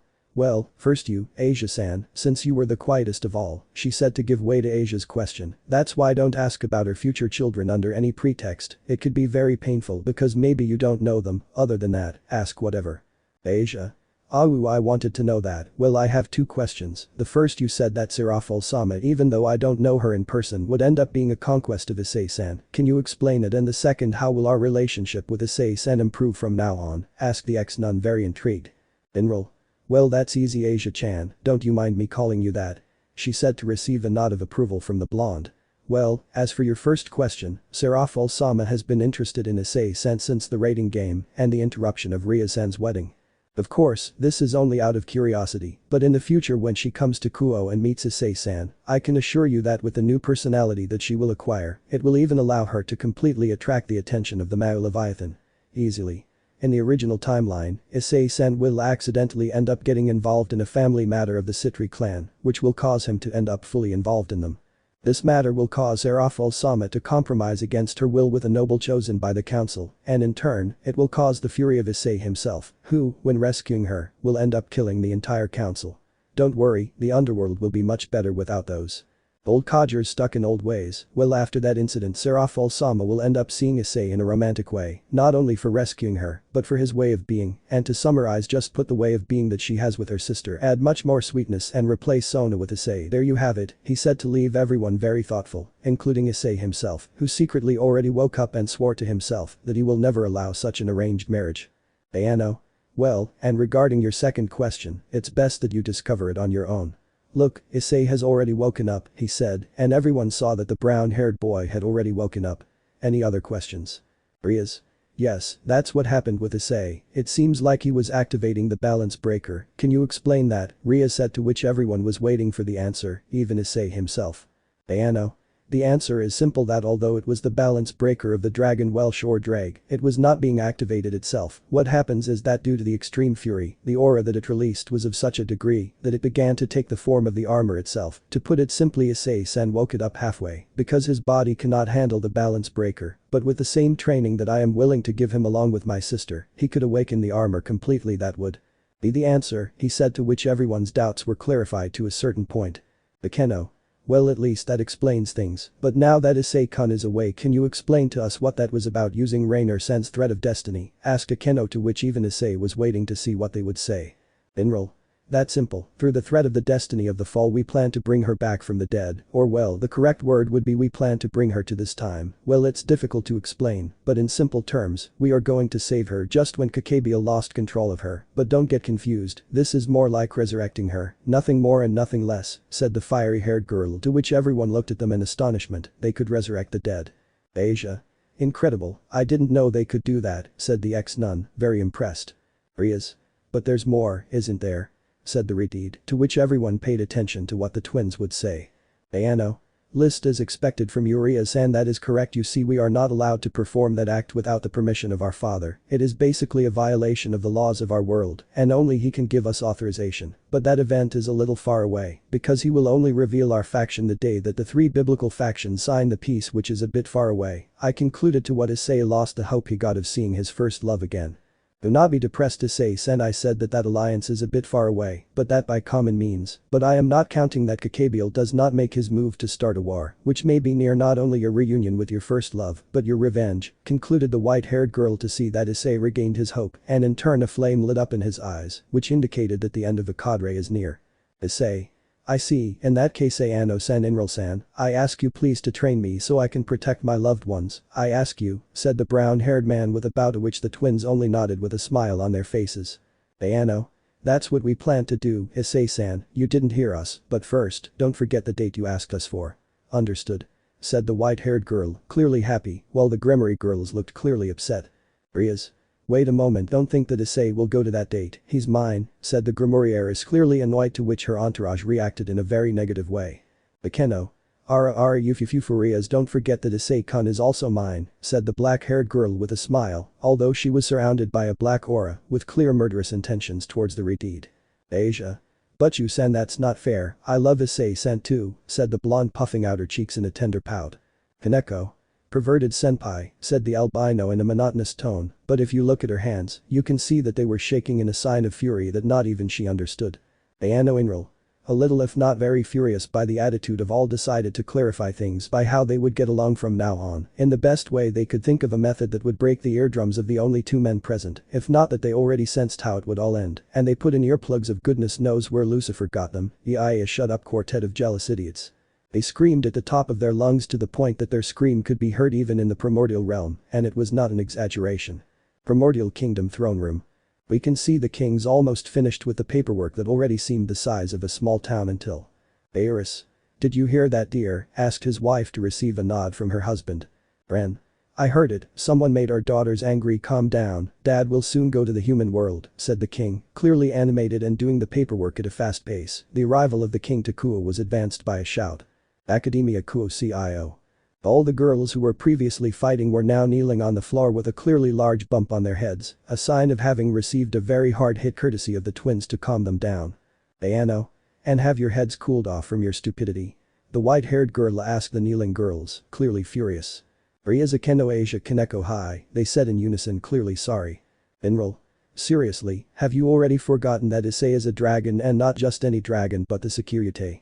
Understand that he is destined to have a harem, that is inevitable. Understand it, said Inral, clearly disappointed in everyone. In an alternate universe, an Issei who was in bed with his red-haired wife of great attributes, that Issei sneezed, thinking that someone was using him as an impossible reference. Ano. Remember, and I'm not being rude, but Issei, being a dragon, will end up attracting more women, so it's better that you learn to share, especially yours, Rias-san. Remember to deny the feelings of a girl in love towards her beloved is the lowest someone can fall. Also, I remind you that dragons love all their partners equally, that's why he will never leave you aside. Understood, said the eldest of the twins, to which they all agreed and left a reflective Rias regarding what they told her. Inral. Well, it would be better if we left the discussion here. Later we can discuss trivial matters like what accompaniment goes best with tea or how to remove Stalker Kun's spine without killing him, said the fiery-haired girl, to which everyone nodded and left Kiba trembling like a leaf at the mercy of the wind. Asia. Well, Issei-san, it would be better to go home, don't you think, Butchu-san? The blonde asked calmly with a bump on her head, but it was already smaller. Rias.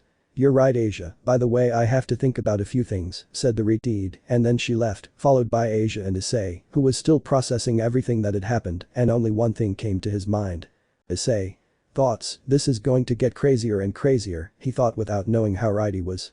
The next day, Hyoudou residence. We can appreciate a common house, but what no one expected is what is about to happen. They will wonder what good that would be, a couple of unexpected visits. Am I, Issei's mother? Issei is coming down right now, we have visitors. Responded Mrs. Hyoudou, clearly excited and a little surprised. Issei's father. Yes, son, come down quickly, it's urgent, said Mr. Hyoudou a little calmer but still upset. Issei. I'll be right there, I'll just finish getting dressed, said Issei, getting ready for the date he would have with the twins today and at the same time intrigued by the reason why his parents are so excited. And a little while later, you can see a brown-haired man dressed up as if for a date, more specifically a long-sleeved white shirt, sleeveless vest, black jeans, brown shoes and a hairstyle a little more dressed up and rebellious than usual, going down the stairs without knowing what awaits him when he arrives with his parents. I have seen this but or less. Upon arriving at the living room and seeing the visitors, who were none other than Akeno and Inral Destinies, the girls with whom he will have a date today, seeing them sitting there chatting with their parents, almost caused him to have a heart attack, and he was grateful that Rias and Asia were not there due to a matter they had to discuss with Sona Sitri, the student council president of Kuo Academy. Apparently, those matters had to do with the twins, who had already caught the attention of the Sitri heiress, and it would only be a matter of time before they were followed by some servant of the nobility of the black-haired girl with glasses, but that is the subject of another chapter. Issei, Ano-san, Inral-san, what are you doing here? Asked the brown-haired boy, clearly confused by the presence of the two sisters in his house. Ano? Ah, Issei-san, sorry for arriving unexpectedly. I know we had an agreed place to meet, but Inral couldn't wait any longer, so we ended up coming here, said the white-haired girl calmly, just to embarrass her sister to the point that her face would make a tomato look ridiculous. Inral, oh Wani-chan, what are you talking about? If the one who was excited was you, that even on the way you only said, ah, Issei-san, I want to see you now, or how cute and nervous he will be. Wani-chan, said the fiery-haired girl, only to leave Ano so red with embarrassment that it made a certain Gremory heiress's hair look ridiculous. Did you hear that, Ka-san? Our useless son has such beauties fighting over him, and I thought that only the kind and very gentle Asia can would notice a pervert like him, said Mr. Hyoudou, clearly euphoric for his, in his own words, useless son. Am I? Yes, I heard it too, san. It is true that our useless and perverted son has finally progressed in life. This makes me very happy to know that maybe we will soon be grandparents, said Mrs. Hyoudou excitedly and fantasizing about her grandchildren. Issei.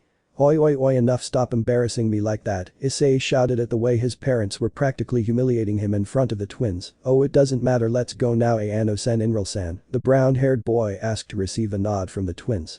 Ano? Well, it was a pleasure, Mr. and Mrs. Hyoudou, but we have to go. We have matters to attend to with your son, said the white-haired woman, smiling. Inral? Yes, what Wani-chan said is time for the date, Issei-kun, said the fiery-haired girl, clearly excited by the matter. Issei, ah, wait, well, to-san, Ka-san, we'll see each other later, said Issei, while being dragged by the twins. As for Mr. and Mrs. Hyoudou, well. Kasen, you think the same as me, said Mr. Hyoudou to his wife. Am I? Yes, I think the same, she replied to her husband, while a smile appeared on both of their faces. MIPI, we will soon be grandparents, shouting very euphorically to what their son, although he was already far away, could hear them due to his enhanced senses, and was embarrassed. Well, for now, how did the couple do? Well, the date was pretty normal. They walked around the aquarium, they toured the commercial district, they talked in Kuo Park, a place that for Issei was no longer the center of his pain, but of his hatred towards Gabriel. They bought crepes, they went to the movies, etc. etc. All of this while being observed by the CIO, who along with Kiba were in disguise, and I say this because either they tried and they are terrible or their disguises were cheap. Rias was dressed in a worker's overall that did little to nothing to cover her figure and did not even hide her hair, which was loose. Akeno was the worst example of a disguised woman, since although she changed her appearance instead of camouflaging herself, she only drew more attention because she was wearing a quite revealing anime cosplay, a priestess outfit that left little to the imagination by emphasizing her curves, which really attracted attention. Kaneko only wore a tiger-designed wrestling mask and a tights outfit. Asia disguised herself as a nun, which would have worked if she weren't an ex-nun, and only wore the dress, not even hiding her face or hair, which was recognizable from more than 1 kilometer away, except for a pair of glasses. And Kiba was the only one who disguised himself correctly, wearing rather casual, somewhat baggy clothing, black contact lenses, and a wig of the same color. In essence, he was the only one who did his camouflage job well. And why didn't the trio on the date recognize them? They simply ignored them since the girls and Kiba had noticed them at the aquarium, since they discovered him from the cinema quite early in the date, and it wasn't because of his disguise, but because of his aura that was recognizable, especially Inral after Kiba's punishment. Well, after the date the twins decided it was time to start Issei's training, so they went to the CIO members who were hiding behind a post. It should be noted that they were surprised to be discovered, which left the twins completely speechless since their disguises were only attracting everyone's attention. Change of scene, Destiny's family home. Ano? Well, we're here, home sweet home, said the white-haired woman calmly as she signaled all the CIO members to come in. Rias? So this is your house, from what they told me about your parents, I thought it would be like a castle or something like that, said the Riti, to which she noticed that the twins shuddered as if remembering something bad. Inral. Don't even mention it to me. Luckily, Odo-sama knew that a castle was a bad idea since we would attract too much attention, said the fiery-haired girl, while imagining how difficult it would be to clean a castle or mansion. Akeno. But I don't even notice any barrier or magical defense, said the black-haired girl, very surprised, to which the twins responded simply. Ayano. The point was to camouflage ourselves as simple humans. A barrier would have almost given away our position to supernatural beings. Basically, without any kind of magical defense, this house is as suspicious as the others, said the white-haired woman calmly. Well, I'm getting off topic, Issei-san. You better get ready since your training will begin. Now, follow me to the basement, that's where the training will be. CIO Issei hi, they responded in unison. So the entire CIO, Issei and the twins, headed to the basement of the Destinies' residence, the same place where the twins' infernal training will begin. But what will happen from now on will be for the next chapter, forcing the limits of a dragon and the arrival of the exorcists to Kuo. Don't miss it. Chapter 4. Exceeding the limits of a dragon and the arrival of the exorcists to Kuo. Where we were, oh yes, the Gremory entourage was going down the stairs to the basement of the Destinies' residence, the same place where the entourage's training would begin at the hands of the twins. Of all the members, those worth mentioning, among all of them, would be two men who had different reactions. Issei on the one hand was excited and a little nervous about the training, since he wanted to get stronger at all costs for two reasons. One, to protect his loved ones, and two, to massacre Grigori Kakabiel's cadre. In other words, he was the one who most wanted to train of all. On the other hand, Kiba was the one who was most scared of what would happen when they reached the end of the stairs. This was for the simple and plain reason that he trained alongside the fiery-haired twin Destinies, the same one who almost killed him and left him with a trauma that not even the best psychiatrists could cure. Of the rest of the Gremory group, there is little more to say. They were all a little nervous about the training, some more than others. For example, Rias and Akeno were curious about how they would be able to handle this training, which, according to what they thought, would not only be magical. Asia was very nervous about not being able to meet everyone's expectations and ending up being completely useless, something that the twins noticed and just said, "You have to stay calm or else everything will go wrong for you," something that was able to calm the nun, luckily for the twins. Of Kaneko, well, there was little to say, she had a poker face and was expressionless. And just when someone was going to ask how much longer they could see a door. Finally they reached the top of the stairs, and when they opened it, when they turned the handle, they saw before them a practically infinite landscape. The horizon did not appear anywhere, and that impressed everyone greatly, something that did not go unnoticed by the twins, who only said, "Ayano Inral. Don't be so surprised, after all it's better to save your surprise for something truly worthwhile," was what the twins said simply with relaxed faces until they assigned the training, not without first explaining how the dimension they are in works. Ayano. Well, everyone pay attention, from now on our year-long training begins, and before you ask, in this dimension time passes differently than in the real world. For example, if a year passes here outside, only an hour would pass, therefore it is good that we train that time well first, he said, pointing to the Redeed, the blonde and the black-haired. Rias, Akeno and Asia, you for half a year will train physically the basics: 100 squats, 100 crunches, 100 push-ups and a 10 kilometers jog. You will do this like this the first day, then the second you will duplicate the routine, and it will continue like this for a month, then in the second month you will restart the exercises, but with gravity seals on your wrists, ankles and hips, each one with a weight of 10 kilograms, each giving a total of 50 kilograms, and as in the previous routine, everything will be repeated, only that in addition the weight of the seals will be doubled after the second month. You will dedicate yourself to martial arts training in its entirety with each other for the remaining 4 months, they understood, to which the aforementioned paler than Albion nodded, trembling at the torture that awaited them. Well, then the other half year they will dedicate themselves to meditation in its entirety to increase their reserves, effectiveness and consumption of mana, and at the end of the year we will see the results. Enroll. As for Stalker-kun, Kiba and Kaneko-chan, you will have almost the same routine as them, only Kaneko, you in the second month will have the stamps of 20 kilograms on the hips, 30 kilograms on the arms and 40 kilograms on the legs, which would give a total of 160 kilograms in total. That varies your routine from the others to increase your speed, understood, to which the aforementioned agrees. And as for Stalker-kun, you will carry the seals. With this adjustment, the seals on your wrists and legs will weigh 40 kilograms each to increase strength and speed in the limbs, which you lack, and 20 kilograms in the waist for greater elasticity in the hips. After 2 months, you will dedicate yourself to improving your sacred gear as much as possible. Understood, to which the aforementioned with a fear of the torture that awaits him consciously. Ayano. And for Issei he saved the best for last, to which the chestnut would only swallow hard. Your routine will be the same as the others for the first 2 months to increase the resistance of your body. But when you get to the seals things will change, since these will be uniformly 40 kilograms each, that if the use of the boosted gear will be prohibited at all times after 2 months, your routine will not only be martial arts, but you will have to awaken the balance breaker completely. Not halfway like when you gave your arm to drag. On this occasion you will awaken it completely. Another difference is that the seals will stay. But these, instead of doubling the weight every day in this phase of training, it will be every week so that you push yourself completely. And the third difference in training will be that when you reach the second half of the year, your magical training will be exclusively to shoot or create a dragon shoot with a single boost, but one that has a capacity of at least 20, and when you achieve it you will do the same with the balance breaker. Since I trust that you will achieve it, you only need a more conditioned body to release it in its maximum splendor. You understood, Issei, to which he mentioned with great fear, conscious of what will become of him. That is, starting on the 10th of the second month, everyone's stamps will stop doubling in weight, except for Issei's, which will be every week. And so began the hellish training of the Gremory group. The beginning was more or less easy, but as the days passed, the routine became heavier, almost to the point of being the worst torture that has ever existed, according to them. And that was only the first month that they were able to complete by miracle, but the second month was good. That was hell on earth. Those who had the worst time were Asia, Rias and Akeno. That was because they were focused on the magical and leaving aside the physical. Now they were paying dearly.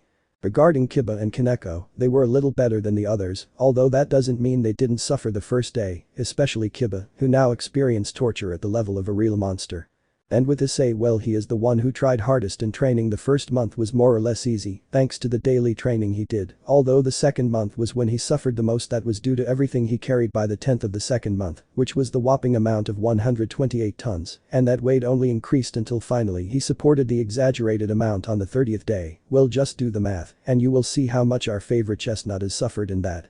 Weight will now multiply every week by 4 months, and just to make it clear how much weight Rias, Akeno and Asia carried, which stopped doubling as of day 10, well, the number is Asia equals 25 tons and a little more, and regarding Rias and Akeno, well, the same as Asia. And how is it that they did not die from such hellish training? Well, that is because the room prevented it by having a spell which prevented death inside the room, of course, new once they come out. Their appearances will return to what they were before they entered, only that the power and strength will maintain them. And regarding the other 4 months, these were like that. Asia, Akeno and Rias were training karate, kung fu and jujitsu exercises, with the hope of learning all the basics and some of the advanced techniques. It should be noted that the ones that passed were fighting in duo role, Rias and Akeno. This was largely due to issues related to the brown, and well, they were almost always stopped either by the twins with a bump on the head, both of them, or by Asia, who convinced them to calm down in the best possible way that they would resolve it in the end. Regarding Kaneko, from months 3, 4, 5 and 6, her martial arts training was changed to dodging a sphere that shot rays and fences that hurt. On one occasion, she almost brought out certain aspects that she still wanted to hide. In short, it was torture, and the worst part is that each month the spheres increased by 1 more, giving the training more of a challenge.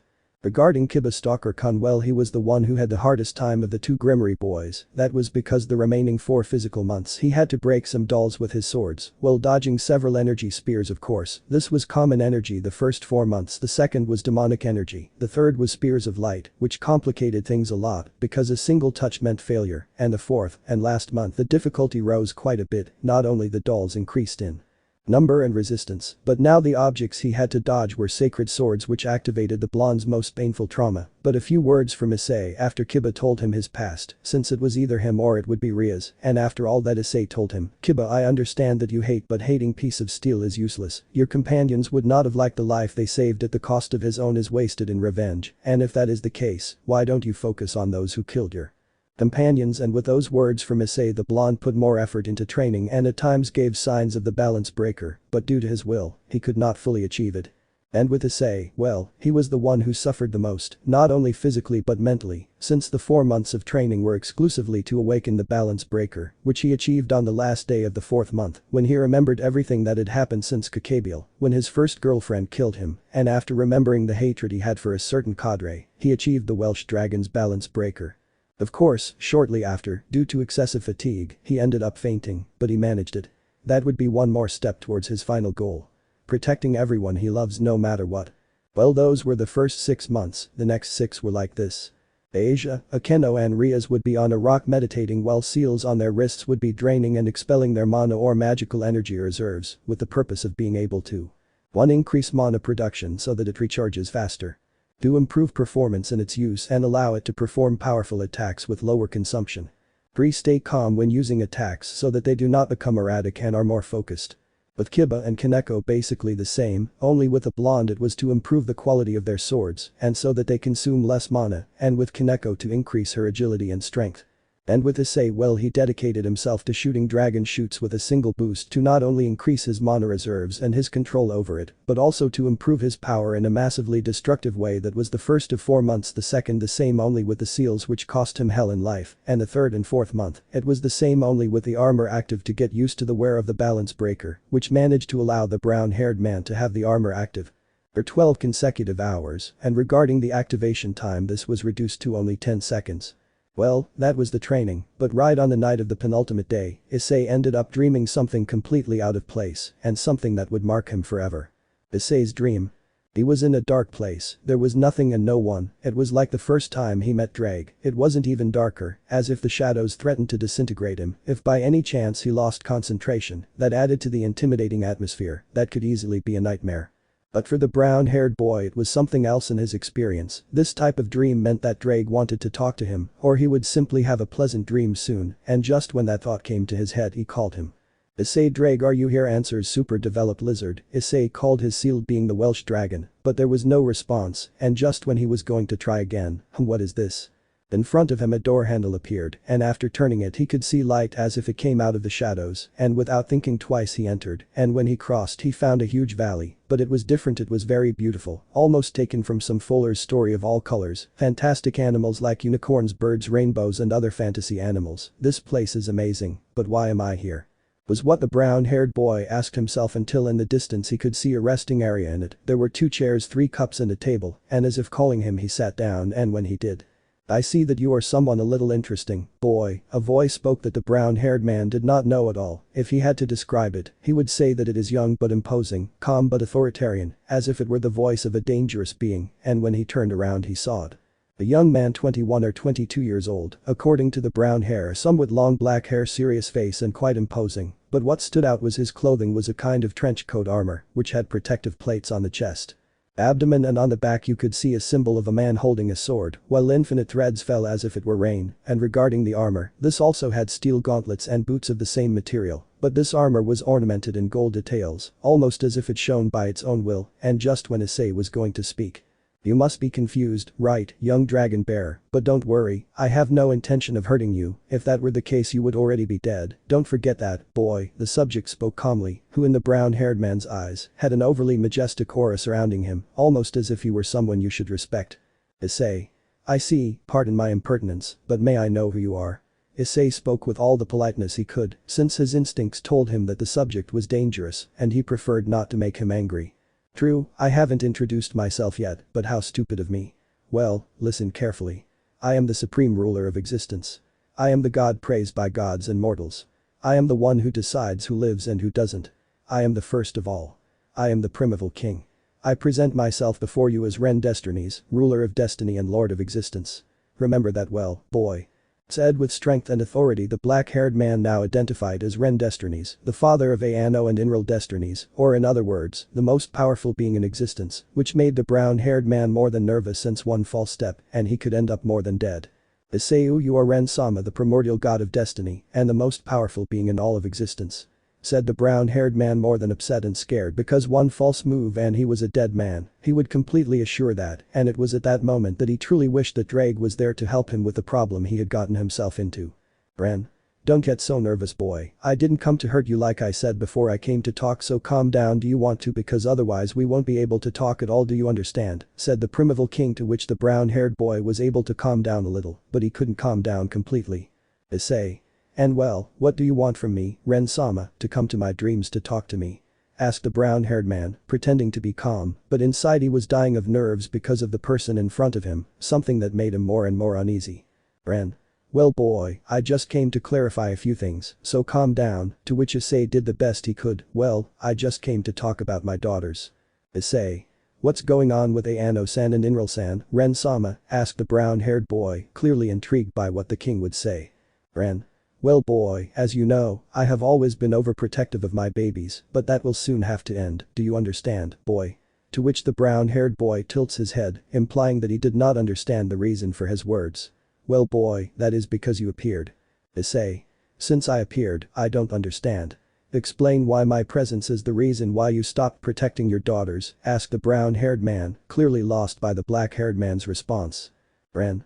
Well boy, that's because very soon they will be of age, and when that happens they will have to fend for themselves, said the black-haired man with a very serious expression. Of course I will still watch over them, but I will not be able to keep them by my side for all eternity.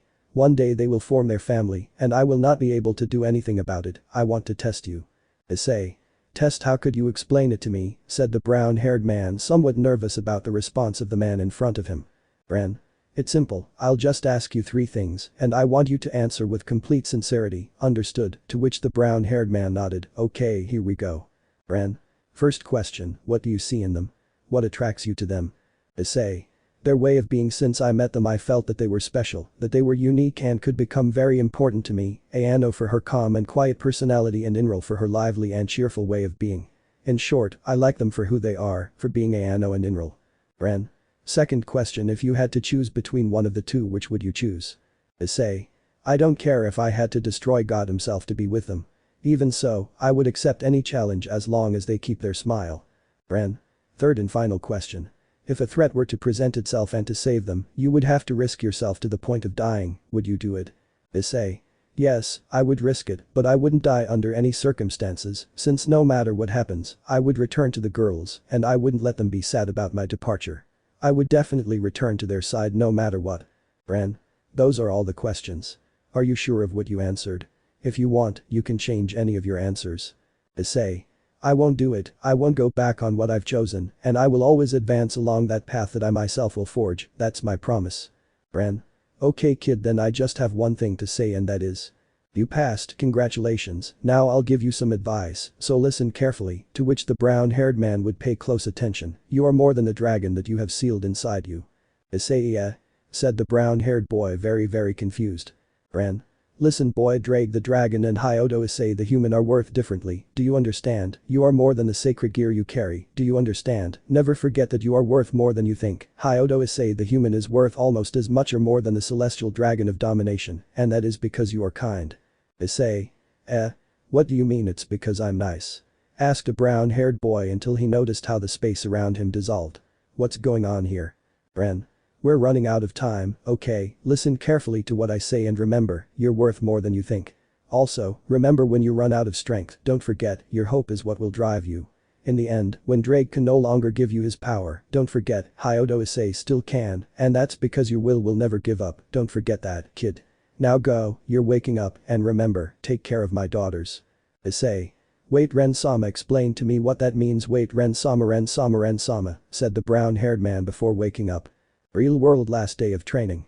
We can see Issei waking up, who seemed completely agitated by that dream which had him disoriented, and he just wondered. Issei, thoughts? Was that just a dream, or he didn't continue because they were calling him? Well, it doesn't matter. Change of scene, arid area of the training camp. Ayano.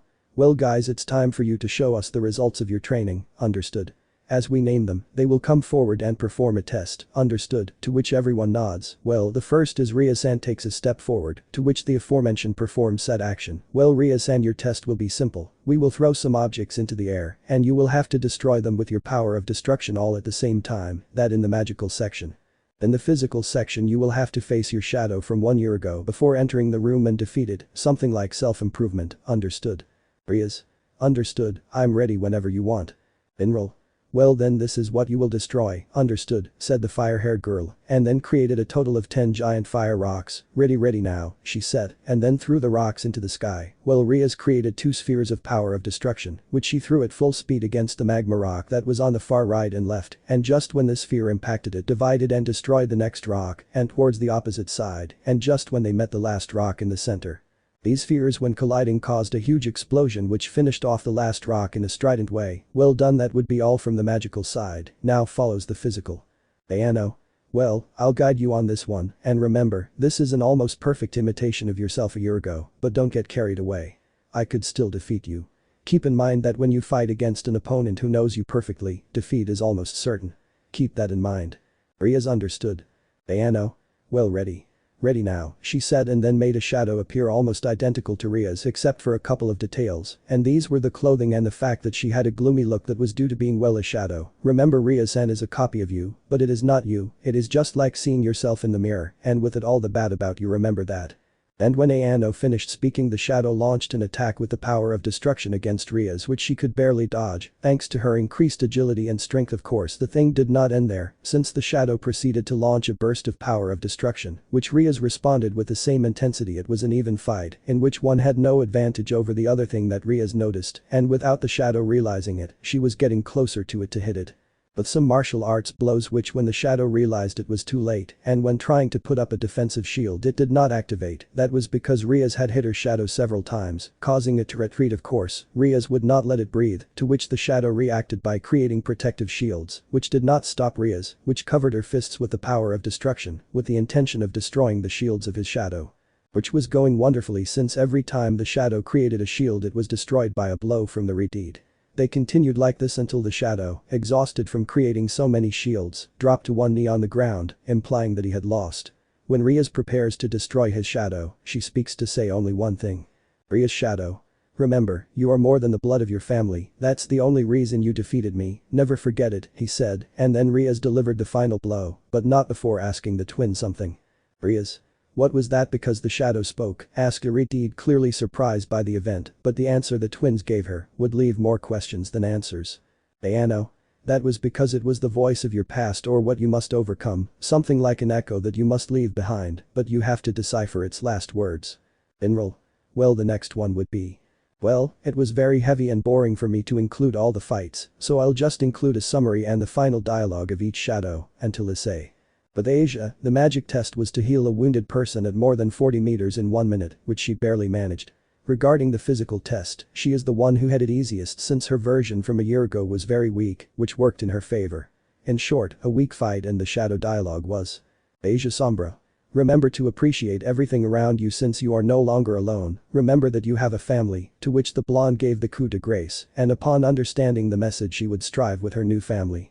But Akeno, she passed the magic part with ease, and regarding the physics, well, it ended in a similar way to Rias, only more complicated for the black-haired girl. That's because her shadow was more strategic, which made it difficult for the black-haired girl to reach the shadow and hit it, but with some tricks she managed it, and the final phrase was. Akeno shadow. Remember, you can't blame an innocent for the injustice of the world, you can't hate the one who tried hard, never forget that. Akeno began to get an idea of her riddle, and immediately destroyed the shadow without a trace. With Kiba, he passed the magic test without problems, destroying the rocks with his swords, using them as if they were projectiles, like Shiru Amiya and FSNUBW. Of course, the physics were much more complex, since he only surpassed his shadow by very little in strength and agility. This was because Inral, to torture Stalker Kun, brought the shadow from 6 months ago, the shadow that already surpassed the physical training, in other words, something that left him almost defeated, but with the use of strategy he beat his counterpart, and the shadow's dialogue was. Shadow Kiba. Remember, you must learn to differentiate between a sword and its handle. The steel is not guilty of what the flesh does to it. Immediately afterward, Kiba will stab the shadow with a sword, defeating it completely. Regarding the riddle, he had almost no idea about differentiating a sword from its handle, but he had a feeling that it would be important in the future, without knowing how right he was. With Kaneko, the magic test was to destroy 10 rocks, each one harder than the previous one, which she achieved with some difficulty. Regarding the physical test, it was easy since she took advantage of the slowness of her version from a year ago to attack the weak points of her shadow version, and her last words were. Kaneko shadow. Remember that each story has more ways of being told, you can't accuse someone without both versions, to which Kaneko hits him, and with the riddle it was understood that there are still things he doesn't understand. And when Issei arrived, things were a little different. In the magical part were the rocks, which made it easy, but the physical part was different. Ayano. Well, Issei, you passed the magic side, but your physical test will be different. You will not face a version of yourself from a year ago, but rather your current shadow. This is for the purpose of equalizing things more.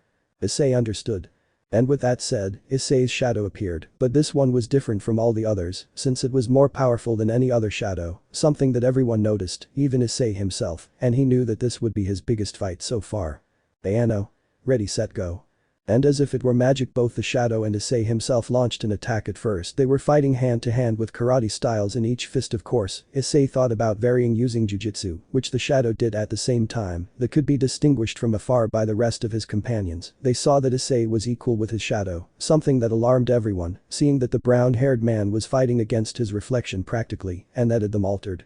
Returning to the fight of Issei versus Issei shadow, these every time they threw a punch, a kicker defended. They did it in total synchrony that continued until both began to use the boosted gear. With the present increases, they realized that they would never surpass the other unless one achieves a new power, of that the brown-haired man could realize when he saw that he was on equal terms with the shadow of himself, something that had him more than worried. So the fight continued for a while until Issei. This is over, ready drag? He asked his dragon companion inside him, getting ready to use his next level. Drag. Of course, buddy, let's show this cheap copy what we're capable of, let's do it, Hyoudou Issei. Issei. Then it's time for Balance Breaker, shouted the brown-haired boy to activate his armor. Drag Welsh Dragon Balance Breaker. When those words came out of the boosted gear gem, the transformation into the armor began. Of course, if the original can do it, then the shadow can too. Issei Shadow. Balance Breaker, shouted the shadow, surprising everyone except the twins, since they knew about the fight that would take place. Shadow Drag Welsh Dragon Balance Breaker. And in this way two columns of power were activated that collided to overcome each other. One was crimson and the other was black, and when it dissipated, two armors could be seen, one red and one black each, corresponding to Issei and Issei Shadow respectively. This is Issei Shadow's armor, and why the gems are yellow and not red, well, it's a shadow, not an Issei black. And when the two armor were head on, a clash of titans began. It was dragon versus dragon, a true battle worthy of their titles. Every blow they gave, each kick, each shot, each movement was equal to the other, so it was more than balanced in its entirety. When one gave a blow to knock down the other responded the same. It was an unprecedented fight, but in the carelessness of Issei, the shadow managed to give him a charge blow to the chest, destroying a part of the dragon armor, more specifically the chest, and that was when Issei for a second thought that he would not beat his shadow, since they were equal, the living reflection of him. Even with Drag's power they were equal, but the brown-haired man did not give up and got up again to face his shadow, and so after repairing his crimson armor he prepared to attack, but doing something he never did in his previous fights. He thought about each blow to make it more effective. Of course, the shadow did the same. It was a fight that was seen that would not have a winner, since it had lasted for more than 1 hour of consecutive combat, and it was already noticeable that in the armor of both Issei and the shadow cracks could be seen, and they could be seen breathing heavily, implying that they were quite exhausted. But something happened that even the twins took a while to realize until it was too late. Ayano, oh no. Rias. What's wrong, Ayano-san? Ayano, Inral, you blocked the chant. It's not true, please tell me yes. Inral. I think not. One chant, stop, this is bad. We have to stop the fight before, but they were interrupted by a voice that wished she would not say the word she was about to say, and all for forgetting that this state is activated by negative emotions, something that conformed to the shadow of Issei in its entirety, if the state prohibited the Juggernaut drive. Shadow Issei. I, the one who woke up. When the chant began, no one understood, but a certain dragon and a certain pair of twins were very upset about what was happening and the danger the brown-haired boy was in because of what his shadow was doing. It was activating the curse of the boosted gear, its forbidden form. I am the one who stole the principles of God's domination. But that phrase, the wave of power of the shadow, increased in a crazy way. This alerted everyone present, but the Gremory heiress remembered that the Longinus level sacred gear possessed a level of power beyond Balance Breaker, a forbidden level, so she got upset and tried to go save her Issei, but was stopped by the twins, who knew that they could do nothing. The chant had begun. I laugh at infinity and despise sleep. But that sentence, the armor began to grow, implying that the transformation was becoming more and more complete. Drake was warning Issei to retreat and that it was very dangerous, but the brown-haired man wouldn't give up for anything, not after coming so far. I will become the red dragon of domination. But that line, everyone was alarmed by the drastic transformation of the armor and the aura that it gave off, something that everyone noticed and tried to go after Issei, but the twins stopped them, reminding everyone that this was Issei's fight, and no matter how much they wanted to stop it, they couldn't, since in the primal realm, this was a sacred fight that couldn't be interrupted by anything in the world, and that the shadow could end up attacking everyone at will. Therefore all they had left was to have faith that Issei would win. And I will sink you into the depths of crimson purgatory.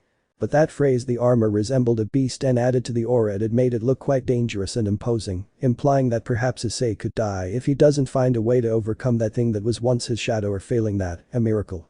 Juggernaut drive. And when it ended you could see not a man but a dragon, and when I open its snout. Dry ire. The beast roared to jump on the chestnut tree, who could barely dodge the colossal dragon, which despite its eyes was quite agile, so Issei had no choice but to run or die. And so Issei did. He prepared to run to avoid the beast's attacks and attacked it from a distance with dragon shoots, attacks that did no damage. This was a battle in which there was neither victory nor defeat, only survival on one side, Issei, who had at most due to exhaustion 2 hours with his balance breaker, and on the other the shadow, who was slowly losing his vitality. In other words, whoever runs out of energy first would lose irremediably. Clear that the enormous dragon had a great advantage, not only because of his great strength and resistance, but despite his large size he was fast and agile, which caused the brown hair to almost be defeated by the beast on more than one occasion. But Issei knew that it was only a matter of time before the dragon defeated him, and so it passed. Almost 2 minutes later, the dragon jumped and caught Issei with a blow, and following a blow with his tail. It was a massacre, and the brown hair was receiving each attack without any compassion, and just when the beast set out to finish the job. Rias 3. Issei. Meanwhile inside the boosted gear. In the boosted gear, more specifically in the place where the soul fragments of the ancient carriers were, the chestnut was thinking what to do and how to survive the beast. Of course, in that place what happened was that old carriers wake up and destroy, wake up and annihilate them, wake up and undead them. Issei. What is it that they do? More like where are we, what place is this? Drag, hey Drag. Wake up and finish it, activate destruction, activate the end, activate the Juggernaut drive. Issei. Ah, shut up now, don't you see that I'm trying to think? Activate the Juggernaut drive, activate the Undilo curse in Crimson Purgatory. Issei, shut up already, shut up already. Shut up for once and for all. Activated, activated, activated, activated, activated, activated, activated, active. Boy, you should be careful where you get into, you know. Issei. Who are you exactly? Asked a brown-haired man, seeing the woman in question, who was young, long blonde hair, good breasts, slim waist and long legs. She seemed to be of European descent and was wearing a long purple dress that highlighted her cleavage. Right, I forgot to introduce myself. My name is Elsha, Drag's former carrier. And well, regarding where you are, well, you are in the deepest part of the boosted gear, where the fragments of all the souls of former carriers of the boosted gear are located, who have fallen under the curse of the Juggernaut drive. Didn't Drag tell you about this place? Asked the one now identified as Elsha, who from what the brown-haired man could understand was a former carrier of the boosted gear. Issei. I see and no, he didn't do it. By the way, Elsha-san, do you know what's happening with my body outside of here, or rather why I'm here? Asked the brown-haired man, clearly intrigued by what was happening. Elsha. Well, that's actually easy, kid. What happens is that outside you are on the verge of death because of that shadow copy of you, and when you became unconscious you came in here, and the reason you are here and why you can't talk to Drag is because you are close to activating the Juggernaut drive, and the curse of the boosted gear is blocking Drag from getting you out of here, said Elsha with a serious face, implying the current situation. Issei, how come Drag can't get me out of here, so what should I do to get out of here? Asked the brown-haired boy, clearly worried about the current situation he finds himself in. That's easy, kid. You have to silence those who fell under the curse. In other words, you have to dispel it, do you understand? Said a second person with a serious face but a small smile. He was tall with grayish hair, skin a little darker than Issei's, and wearing a suit with shoulder pads and a cape. Issei. Who are you? Asked the brown-haired man, quite intrigued by the man in front of him. Elsha Belzard, I thought you wouldn't get involved in the conversation because of the way you are. Belzard. Well, I just couldn't leave the poor devil. I'm just saying that wouldn't be fair, and you know it, Elsha. Elsa. Well, you're right about that. Issei. Stop, stop, stop, how do you mean I should dispel the curse? What do you mean? Explain to me what I should do, or rather, how am I going to dispel that exactly? Said the brown-haired man, pointing to the ancient porters who had an increasingly dark aura around them. Belzard. That's your problem, because even if we want to, we can't help you. We're just fragments of our original souls, we can't do anything. Issei. I see, I'm lost, and just when the brown-haired boy was about to give up, he remembers the words that would help him, the words that he needed to remember at that moment, and in turn, he listens to the words that would help him and serve as motivation in the face of the challenge. Ren, memory. Listen carefully, Hyoudou. Issei is worth the same if not more than the Welsh dragon, and do you know why? It's because you are kind, never forget it, and above all never lose hope, because when dragon can't give you more power, Hyoudou Issei can, and that's because hope is the last to die. The cult club Destiny's twins Issei. And with all that, the brown-haired boy understood what Ren meant when he said that Issei himself was worth more than Drake, and with that motivation clear, he faced his destiny. He faced the curse of the Juggernaut drive head-on and without fear. At the same time, he kept his hope high to reach a better tomorrow with his loved ones, and that's how he remembered them. First, Rias Gremory, his mistress and his greatest love, also being the one who gave the brown-haired man a second chance, in short, the woman he loves the most of all. Then Akeno, her senpai, playful and sadistic but kind and gentle as well as affectionate, in short, a very sweet woman who would protect her and her smile. Then to Kaneko, a girl who although she was inexpressive was kind, but also strict at the same time. She always worried about her classmates without exception, in short a pretty cowhide whom he will take care of. Then Asia, the nun that he tried to save from Rainer when she was being controlled by Gabriel, the innocent and very kind Asia, whom he swore that he would never leave for anything in the world and that he would always take care of no matter what happens, since she is his dear friend for whom he slowly begins to develop loving feelings. Then he remembered everyone from the student council. Momo, Haruko, Ria, Tsubaki, Sona, Tsubasa, Tomo, Saji, all the friends he has in the student council, and although they appear to be strict, they became part of the brown-haired boy's life, a part that would never be replaced. Then he remembered his friends and classmates, first his friends Mitsuda and Motohama, who, even if they constantly got him into trouble, he would always appreciate them. Then he remembered his classmates and first love interest, Aki Murayama, his first love since high school, and Kaori Kadis, a good girl who, in the opinion of the brown-haired man, if it weren't for her perversion, they would have been good friends and who knows, he would have declared his love to Aki and lived a life of romance with her. And then he remembered his greatest enemy, but above all a very good friend for him, although he would never admit it, that serious Sekiryuutei, the enemy of the perverted trio, but at the same time a friend of the brown-haired boy, something that Issei would never admit for anything in the world. Then he remembered his parents, how even though he didn't do anything useful and was just a pervert, they supported him in every way possible, and that in the brown-haired boy's opinion, they were the best parents he could have had in his life, and for that he was grateful from the bottom of his heart. And in the end he remembered his most recent friends. He remembered Ayano and Inral Destinies, who in the short time of knowing the brown-haired boy, became very precious beings for him, and for no reason would he let them cry for his death no matter what, and he promised himself. Issei. No matter what happens, I won't fall, no matter what happens, I'll come back to them and I won't give up, that I promise, and so with his motivation at its maximum, Issei faced the curse head-on and without backing down, and in turn, he created a new chant with which he replaced the old one, so it was only with his will that he faced the curse of the boosted gear, no matter what happens. Issei. I swear that I will return to them, and so began the final song, the song that would mark a before and after for all those present. Out of the boosted gear. Issei Sombra was about to finish off the real Issei when suddenly an enormous column of power appeared, a column of pure power and overwhelming truth, in which a brown-haired man could be seen within the same silhouette that was shown to be happy to everyone present except the shadow, but before anyone said anything.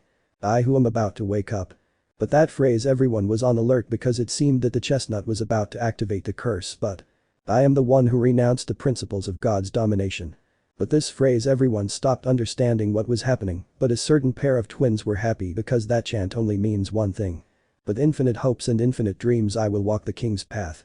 Now the twins understood, but before anyone said anything the twins just said let him finish. And I will become the Red Dragon King. And so everyone fell silent to see what would happen if they trusted Issei, and that he would emerge victorious no matter what. And I promise you a future that shines a deep crimson. And when I was about to finish. Cardinal Crimson full drive armor.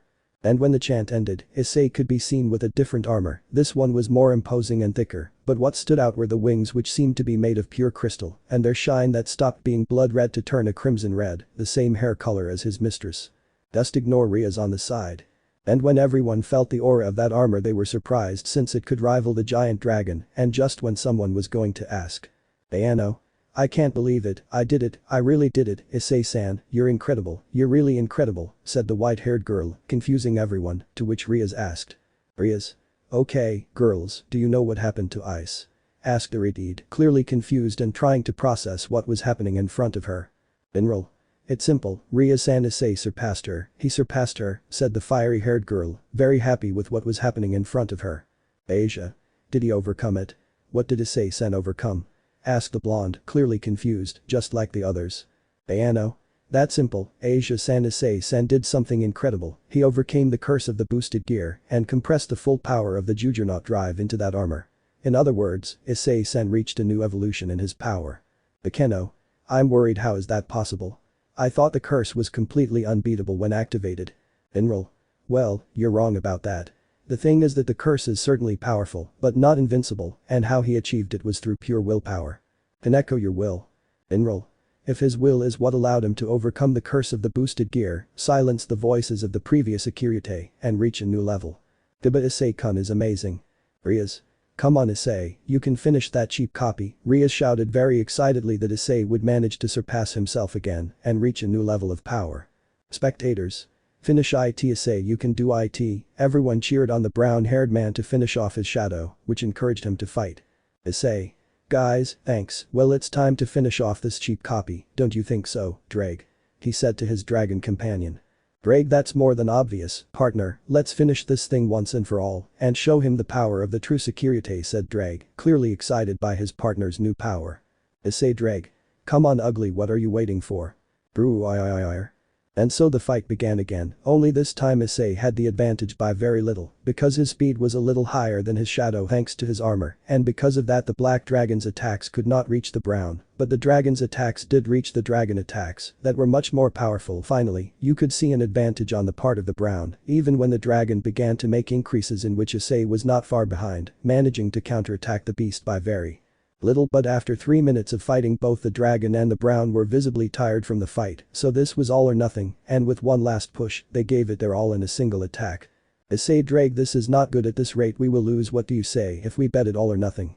The RAIG, let's do it mate, it's time to send this abomination back to the hell it came from. Drake. Boost X50. The RAIG, that's all I can give you, one more raise, and your body might collapse. Issei. Thanks Drake, well it's time to finish this, to which immediately afterward 2 cannons appeared on the armor's back, which loaded all the gathered power of the chestnut to fire it in a single attack, to which the black dragon responded with Drake Sombra. Boost X50, this was done by putting the gem that emerged from the chestnut's chest, which was preparing for a final attack. Issei. Ready Drake, he asked his partner in a rather loud voice. Drake, let's do this, partner, let's do it. Hyoudou Issei, he responded with the same enthusiasm to the dragon. Shadow Drake. Longinus Smasher. Issei. Drake. Cardinal Crimson Blaster.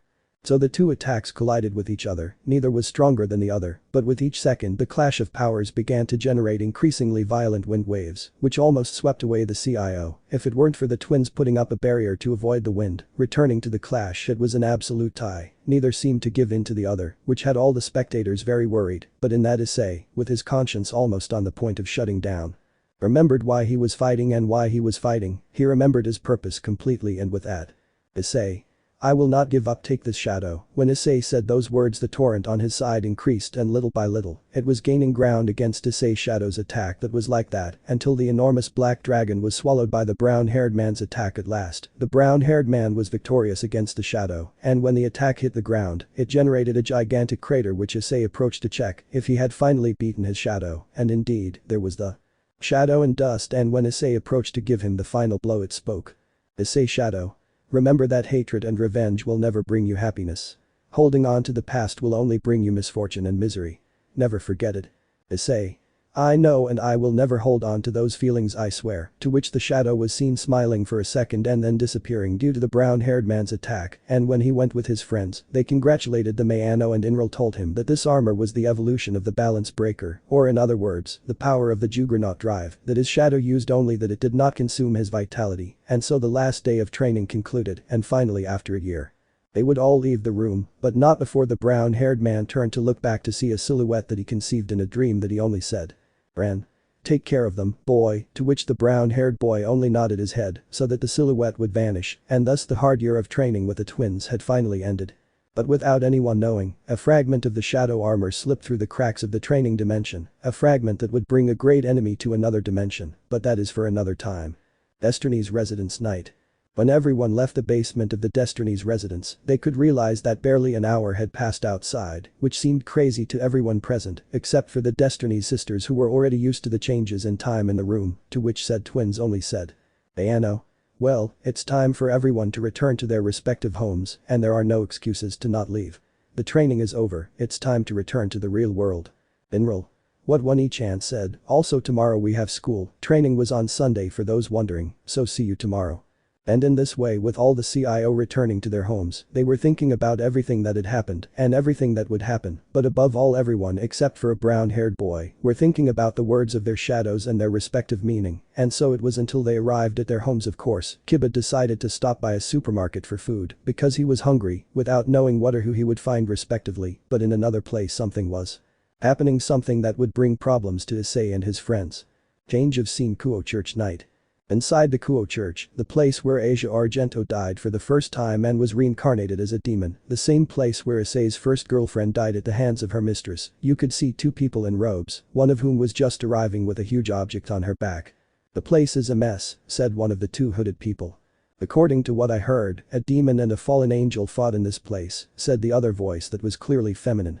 "I'm sure this is where we'll meet our informant," asked the first voice that showed signs of being female. "I'm sure, after all, I used to live in the city." She takes off her hood, at least when she was a child, and then shows a photo where you can see two children, one light brown with violet eyes and the other dark brown with honey eyes, and after that a lightning bolt sounds. Problems are coming. Will Issei and the others be able to face the challenge that awaits them? Find out in the next chapter titled Excalibur and a Crazy Cadre. Don't miss it. Bye. And well, that was chapter 4. Sorry for the delay, but some complications have arisen, and I'll take advantage of the opportunity to clarify certain things regarding the chapter. 1. Issei's balance breaker is so powerful that in the Underworld saga, more precisely after the confrontation against Kuroka. 2. The shadow managed to reach the Juggernaut drive due to the fact that the requirement to activate it is negative emotions. Hate, jealousy, sadness, anger, helplessness, like when Issei activated it against Shalva when he believed that Asia died, and well, the shadow was basically those emotions. 3. Regarding why Issei was able to reach Cardinal Crimson, this is because this Issei trusts himself more and appreciates his companions more, which is why his will was able to face the curse, since when he activated it for the first time against Sekiryuutei, he was less motivated and with a weaker will, needing the help of a past Sekiryuutei due to Rainer's trauma and the fact that he, I think, thought he hurt the woman he loves. That's why he achieved it, because he doesn't carry those pains and lack of confidence and will. Chapter 5. Excalibur, childhood friend, and the crazy cadre appear. Point 1. The power levels of the entire CIO now have to consider that they trained for a year, so they would be at the same level as in the rating game against Sekiryuutei minus Issei. He is the one with the most power, coming to surpass that version of him by quite a bit. That is because of the training that was, in my opinion, worse than Tannen's. Well, just compare them and you will see what I mean. Point 2. The Juggernaut drive will no longer appear because Issei reached his most powerful form for now, and because, as it was shown in the previous chapter, that form is the manifestation of the curse of the boosted gear, which is no longer present, so do not expect to see it again. Point 3. Issei was able to reach Cardinal Crimson only because that is the final form of the boosted gear that Issei can reach. Many believe that this form is linked to Triana, but it is not. According to me, if someone has a counter theory you can send it to me by message. Cardinal Crimson is the contained form that rivals the Juggernaut drive. It is something like the form that Volley reaches in the light novels. After silencing the voices of the former carriers, it is basically associated with Triana. For the wrong reasons, it can certainly use the abilities of the other pieces like the Queen, but only for that reason is it associated with that movement. Basically, Triana was not mandatory for the Cardinal Crimson armor, its only requirement was to dispel the curse of the boosted gear. Point 4. Every time you see this in a character's dialogue, for example Drake. "Ah buddy, why are you so perverted?" it means that the sealed beings are talking to their carriers or failing that with other people with telepathy. Well, that would be all for the clarifications. Without further ado, enjoy the chapter. Where we stayed. Ah yes, it was another day in the city of Kuoh, and as usual a certain chestnut ended up starting the day in the most peculiar way possible. Issei with a scream, since that scream is due, well, let's see the scene that Issei is experiencing. Yep, again Issei was being used as a Dakimakura by his mistress and secret love Rias Gremory. This situation was already frequent during training, something that would not be a problem if it weren't for Asia Argento. Another resident of the Hyoudou home ended up taking up that custom, and another thing to highlight was the fact that both Kaneko and Akeno, after seeing how Issei tried hard in the year-long training, something he did to protect his loved ones, caused them feelings deep in their hearts. But Kaneko, she has gained Issei's confidence. Of course she still can't talk about her family matters, but now she trusts Issei completely to the point of approaching him, and on one occasion she ended up sitting on the brown-haired boy's lap under the threat of, "If you try something I'll leave you without offspring," something that kept the poor boy more than terrified, since Kaneko took a liking to the boy's lap and keeps the brown-haired boy more than nervous about the albino loli. In short, the relationship between the two progresses at a slow but sure pace. Akeno was the most aggressive of all to the point of constantly arguing with Rias, to which the opposite twins either stopped the fight, leaving a jumbo-sized bump on both of them, and ended up joining the discussion. In short, Akeno is the one who has been flirting the most with Issei. Of course, she hasn't spoken to the brown-haired boy about his father yet, but with each day she spends with him in the family basement, Destinys is already considering telling him everything about the subject with the feeling that Issei will accept her. And well, with Asia, there's little to say beyond the typical. Of course, Ria's influence led her to perform more daring acts, such as sleeping naked with Issei, hugging him, trying to bathe with him. This only happened once, and it was by accident, or my favorite, the arguments with Rias over who would sleep with Issei. In short, Asia has been more aggressive. With Kiba, well, that will be later. And with Issei, well, as you can see, he's pretty good, if I may say so, without taking into account the fact that at any moment he could run out of air. And why? Well, this is because Akeno and Rias are competing by placing Issei's head on their chests, and, boy, at this rate, Issei will end up as the greats, although fortunately for the chestnut tree and in history, a certain nun intervened and saved him, and that was the day of the chestnut tree. Scene change. Kuo Academy entrance. At the same time, at the entrance of the Kuo Academy, you can observe two black-haired women, one with heterochromia and a very good body who responds to the name of Tsubaki Shinra, queen of the Sitri entourage, along with a black-haired woman of little development and violet eyes, who is Sona, Sitri, heir to the Sitri clan, which, by the way, have no idea about the Destiny sisters, or well, that would be until today due to a mistake a certain nun will make later on anyway. The two women walked calmly to the academy, Tsubaki looking for any threat in a covert way and Sona with a book in hand until Tsubaki. Kaicho, the black-haired woman with glasses, said seriously, looking ahead only to see two individuals in white robes. The which the book I was reading sounds like a saw just to say. Sona. Holy sword, she said this with a somewhat worried expression about the people in robes. Change of scene. Classroom of the Kuo Academy recess. Now we focus on the Kuo Academy classroom, specifically in classroom 2B, where a unique event is taking place, but for that, let's watch the full conversation. Motohama. Issei, have you seen the magazine I lent you? The black-haired man with glasses known as Motohama asked his friend if the magazine they were talking about was an erotic magazine, which caused the girls to look at the trio of perverts with eyes of disgust. Mitsuda. Yes, Issei, tell me how the magazine was, I still haven't read it. This time it was the bald guy from the Mitsuda group who spoke, another pervert from the academy, and one of the most hated by the female population, and of course this conversation would have continued like this if it weren't for that. Issei. He took out a book wrapped in a paper bag and gave it to the black-haired man with glasses. This is yours, Motohama, I'll give it back to you. For the class this was a little strange, but nothing too serious on the part of the perverted beast of Kuo, until, if you want you can come to my house later to take my entire collection, I don't need it anymore. And with those words, the class almost seemed like a ghost town, all, except for three girls, a blonde, a fire-haired girl and a white-haired girl who were already expecting that result. Well, the blonde was the exception, because she didn't know what that collection is that Issei is talking about. Let's be honest, Asia throughout the anime shows no interest in Issei's collection, and when the two perverts recovered. Motohama.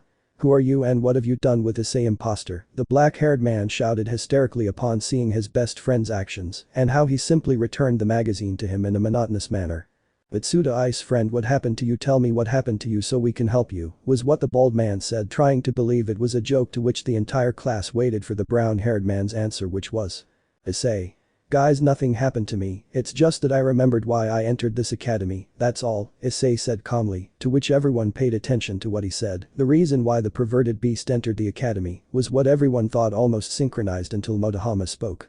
Motohama. Issei, what are you talking about? That maybe you didn't enter the academy for the same reason as us in having a harem? Was what the black-haired man said in a simple way, to which the class thought that this was a very stupid and perverted reason on the part of the brown-haired man until Issei. I'm not referring to that, but to the true reason why I entered the academy, remember guys? Said Issei with a somewhat melancholic smile as he remembered his reason for entering the academy. Kuo and his two friends finally remembered the reason why their friend changed almost overnight, and this is something that Issei himself told them 2 years ago. Flashback 2 years ago, Kuo High School 1 month before graduation. Mitsuda. Ah, finally, I thought this torture would never end, I swear it was horrible, said a young Mitsuda with hair, since he still hadn't shaved his head, which could be seen that he had bruises on his body from a bamboo shinai. Motohama. And you can say it, I can't wait to get away from that woman. I swear I laugh when she's not able to attack me, said a younger black-haired man with glasses and shorter hair with a bump on his head, a sign of a very strong blow. Issei. Come on guys, I don't think it went that badly for you either. This was said by a younger Issei, but with his typical hairstyle. Mitsuda Motohama, you say that because they didn't beat you. Issei. Now calm down, but you guys have already decided. Mitsuda, what thing? Issei. What high school will they attend? That's what I'm asking. Motohama. That's right, I actually plan to enter the academy in the next city. Issei. And why not a Kuo Academy? I heard it's going co-ed this year. Besides, it's quite prestigious. Motohama. That's for Murayama-san, that name made the chestnut blush a little. Issei. What do you mean by that? It is because of Aki-san that they will not enter Kuo Academy. Mitsuda. That's because she's going to that academy and I've had enough of her shinai beatings for 3 years. I'd rather avoid that. Issei. Mutters so. The Kuo Academy, eh? Motohama. And Issei, which academy will you enter? Issei, eh? Mitsuda. Yes, Issei, tell us which academy you will enter with your grades. It's more than obvious that you can enter any academy. After all, you're not stupid, that's for sure. Issei edo beep no wa yo yo edo. Mitsuda venga Issei yadi knows which academy will you enter. Issei be well I am the. Motohama ya, dilo Issei. Issei it's Kuo Academy. Mitsuda Motohama. Mitsuda. Issei, are you crazy that you didn't hear that the crazy shinai girl entered that academy? Motohama. Yes Issei, are you crazy, she will surely beat you up, come on tell me, have you gone crazy or something? Issei. Well, it's not that, but I have my reasons for entering that academy. Motohama. So what are the reasons? Issei. Well, it's a good academy and if I graduate from it then my average will increase a lot. Mitsuda. Issei, you're not fooling us. We've known you since we entered high school and we know when you're lying. So tell us what other reason you have for entering Kuo Academy. Issei. But what are you talking about? That's the truth. There's no other reason, I swear. Motohama. Issei, we've been friends for almost 3 years now, don't you trust us or something? Mitsuda. Yes, Issei, go ahead, you can trust us, we are friends for a reason, never forget that. Issei. Guys, well I'll tell you, you see it is that. Mitsuda Motohama. What is it? Issei. The girl I like will also go to Kuo Academy. Mitsuda. Wait, Issei, are you going to risk the crazy shinace just for a girl? Motohama. Wait dude, she's probably a pretty good girl for Issei to go to Kuo just for her, so who is she, huh? Issei edo edo yo yo beep no wa yo yo edo. Mitsuda. Come on Issei, tell us who the lucky one is. Issei boo, well it is ES. Motohama. Tell me who it is, Issei. Issei. She is. Mitsuda Motohama. She is. Issei Aki Murayama. Mitsuda Motohama. Aee. And so after revealing to his 2 friends that the girl he liked was none other than the crazy shinace Aki Murayama, these even against their will, promised to help their friend with his secret love, of course, that was only the first month since by accident they ended up dragging Issei down the path of the pervert, which caused Murayama to hate the brown-haired boy, which really hurt him, and both Mitsuda and Motohama blamed themselves for causing that hatred that almost cost him his smile, and so forth. More than 1 year they waited for Issei to leave the path of the pervert to help him, but this time for real and not like the other time, in other words, they would help the brown-haired boy with his first love, no matter what happens. Vindelfla's back. Now the 3 friends found themselves the focus of attention of the entire class because of what the brown-haired boy had said a little while ago, the real reason why I came to Kuo, that had them intrigued, but then one of the 3 spoke, and that was Motohama. Motohama. Are you sure Issei? You know it will be very difficult, if not impossible. The black-haired man said with clear concern towards his friend about the goal he was setting for himself, one that truly seemed impossible in the eyes of the 2 friends. Issei. I'm very sure I don't want to live with regrets ever, and that's why I will fulfill what I set out to do, I assure you, said Issei with a clear determination of what he intends to do, and that is to win over his first love interest, no matter what happens. Mitsuda. Remember Issei, no matter what happens, we will always support you, the bald man said to Issei calmly and confidently, so that his friend would know that he would always have the support of his friends. Issei. Thanks guys, I really appreciate it, but then he sees how his friends go up to the girls in the class just to do something that would leave them with several broken bones. Guys, where are you going? Mitsuda Motohama. To correct our mistake. When the 2 perverts were in front of the girls who were on guard for anything from the duo, but what they said left them frozen in surprise. Mitsuda Motohama. Please stop calling Issei a pervert. They said this as they bowed down to beg for that favor, to which the girls, with the little sanity they had left due to shock, could only say one word. Girls? Huh. So Mitsuda and Motohama explained to the girls of the Kuo Academy or well to those of class 2B why Issei was a pervert and also the reason why he enrolled in Kuo, which was love of course. The now perverted duo at first was received by the looks of hatred and disgust of the girls for corrupting a pure boy, within reason, who was only looking for love, and that's why he even entered the academy, but knowing that Issei left behind that perverted facet in order to get the attention of the girl he likes made them see Hyoudou with different eyes with the thought of, he's a cute boy of course, with the exception of two. The first Aki Murayama, who although it may not seem like it, has had feelings for Issei since high school. Of course, they were small, but with the passing of the years they grew until they completely occupied her heart. In other words, she was madly in love with the brown-haired boy, but upon entering the academy and seeing that the boy she likes was the perverted beast, it caused her a great shock and since then she hid her feelings, but upon learning that this perversion had culprits, she did not hesitate to unleash all her anger on them and at the same time give him hope of being with her brown-haired boy. The second was Kaori Katasaki's best friend and the one who was most against her being with Hyoudou. This only intensified when Issei was nicknamed the perverted beast, so more than ever she wanted to prevent her friend from making the mistake of declaring herself to such a guy, but knowing that this perversion had two culprits, she didn't hesitate to almost kill them, and it's no exaggeration to say that they were almost unrecognizable from so many blows from bamboo shinace, and in turn, she swore that she would do whatever and whatever is within her reach as long as her friend conquers the brown-haired guy, even if he has another girl that he likes, if she knew. From that moment things were normal of course when the morning classes ended. The rumor that the perverted beast of Kuo left his perverted side and that this had the perverted duo as culprits. Well, the two boys were hunted like animals without compassion, hunt directed by the Kendo club, and regarding Issei, well, he did leave that perverted side, or at least hides it, since he only thought something, what if I only show my perversion when I perform perverted acts with the girls, of course he thought. This with acts that involve the bedroom and a night of passion, and with that Issei swore to seal his perversion until he has a relationship with one of the girls that interest him romantically, and so the perverted beast disappeared, giving way to Hyoudou Issei, something that the girls of the Kendo club appreciated enormously. Break time. During this hour you could see everyone from class 2B resting in the classroom or in the cafeteria eating, but not with our favorite brunette. He was in the shade of a tree resting while talking to Asia, of course without them realizing a member of the student council was passing by the area. More specifically it was Momo Hanakai, Bishop of Sona Sitri, who would end up hearing the biggest secret of a certain pair of recently transferred twins, all because the blonde would end up letting her tongue slip. Issei. I still can't believe all the fuss the class made just because I put aside my perverted side. It wasn't that big of a deal, wasn't it? Issei asked his classmate next to him, who responded in a relaxed manner. Asia. Well, Issei-san, remember that you were very perverted, almost to the point that you made even Butchu-san and me a little uncomfortable. The nun responded with a calm voice, but with a slight tone of reproach. Issei. Well, you're right about that, but I still have questions. Asia. What is it that worries Issei-san? Issei. It's about that new transformation that I've achieved so far. Drake hasn't told me anything, it's as if he doesn't know what it is either, he said, so that suddenly a green light appears in the brown-haired boy's hand so as not to attract attention. Drake. You can't blame me for not knowing what that armor was at the beginning, partner. I remind you that this is the first time I've seen it. It's also something that not even Belzerd or Alsha achieved in their lives, and they were my most powerful wearers, and that you are now close to surpassing them too. Even so, I think I have a theory, but I'll wait until I can confirm it with the twins, is what the sealed dragon said to his partner, who only nodded calmly. Issei. Well, you're right about that. I can't blame you for not knowing what that armor was that I used against my shadow. By the way, Dragig, what exactly was that form that the shadow used? It was noticeably powerful. Do you know that, perhaps? He asked his partner, who answered seriously. Drag.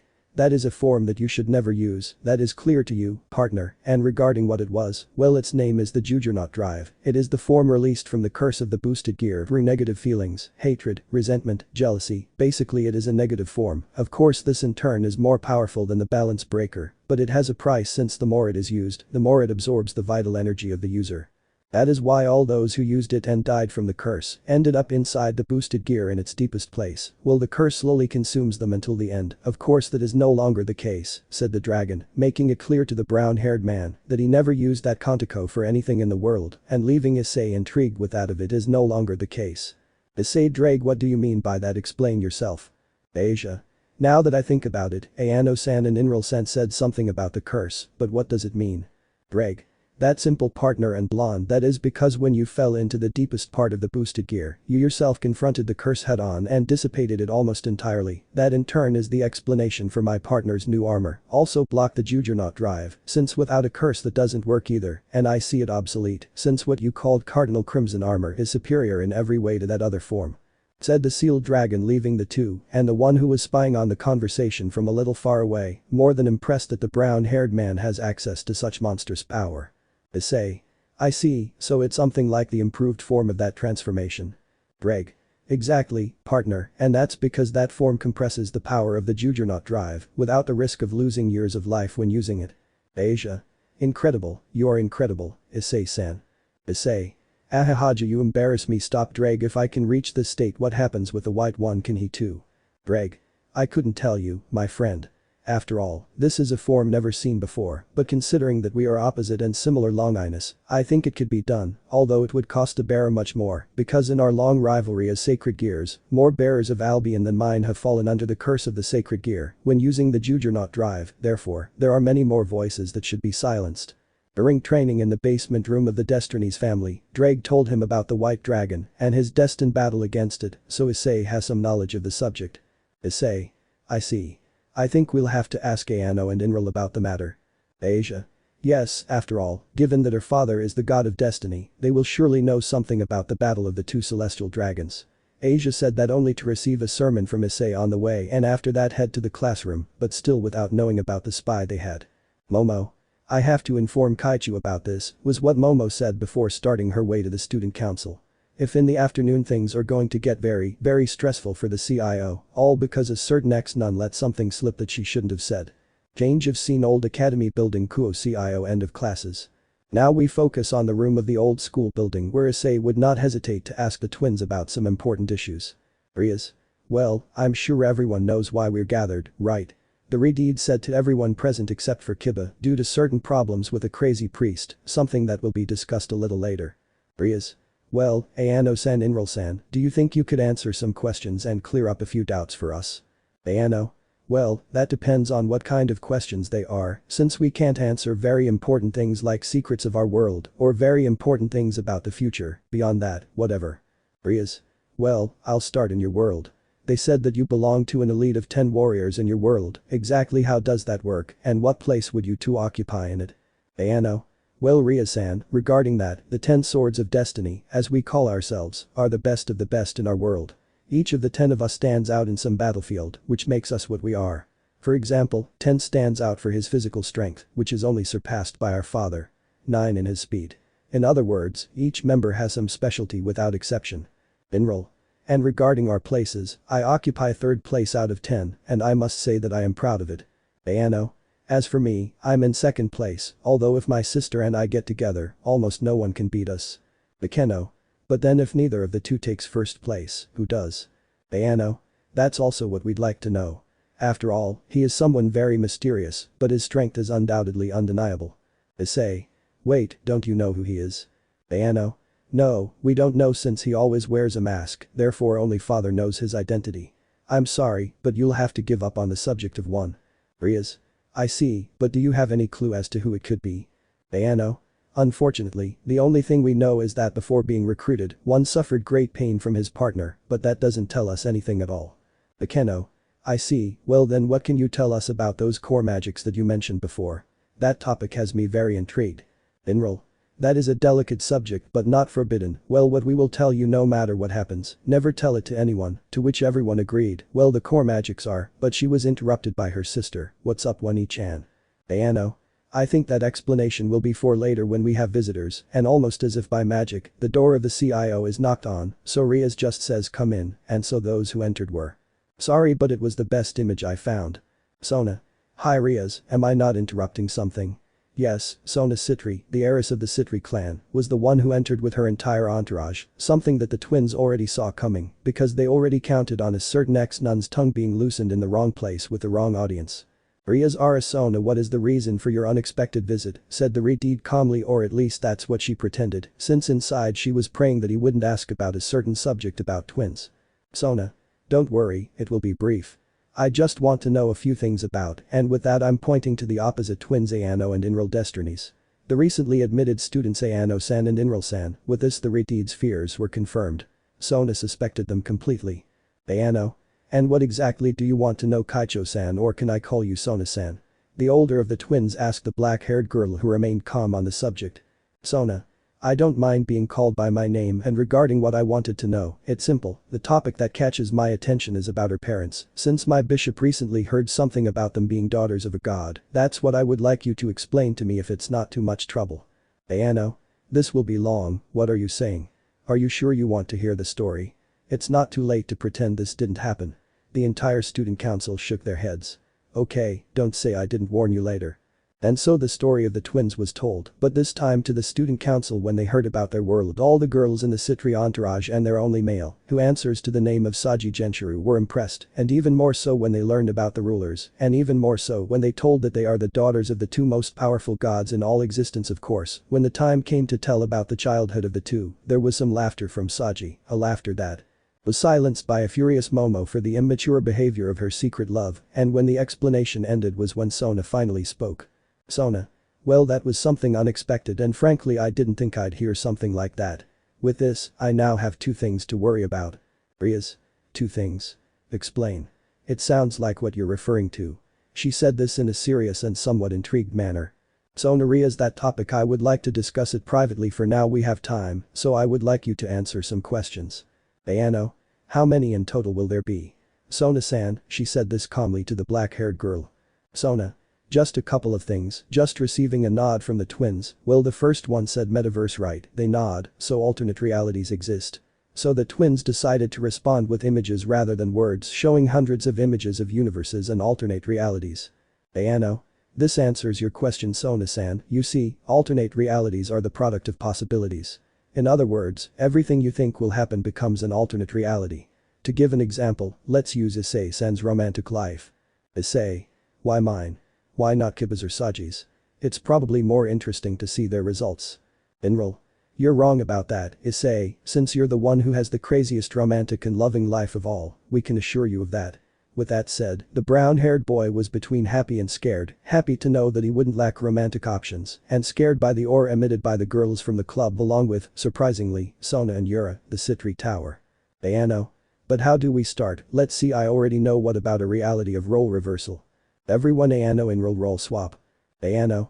Yes, as the name says, it is a reality or possibility that is currently null, either because the circumstances did not occur or because of the fact that one was born biologically different. How about if we use Issei and Saji as one of the two examples? With that everyone was completely confused. Sona. Hyoudou-kun and Saji how? With this everyone was attentive to the twins' response. Ayano.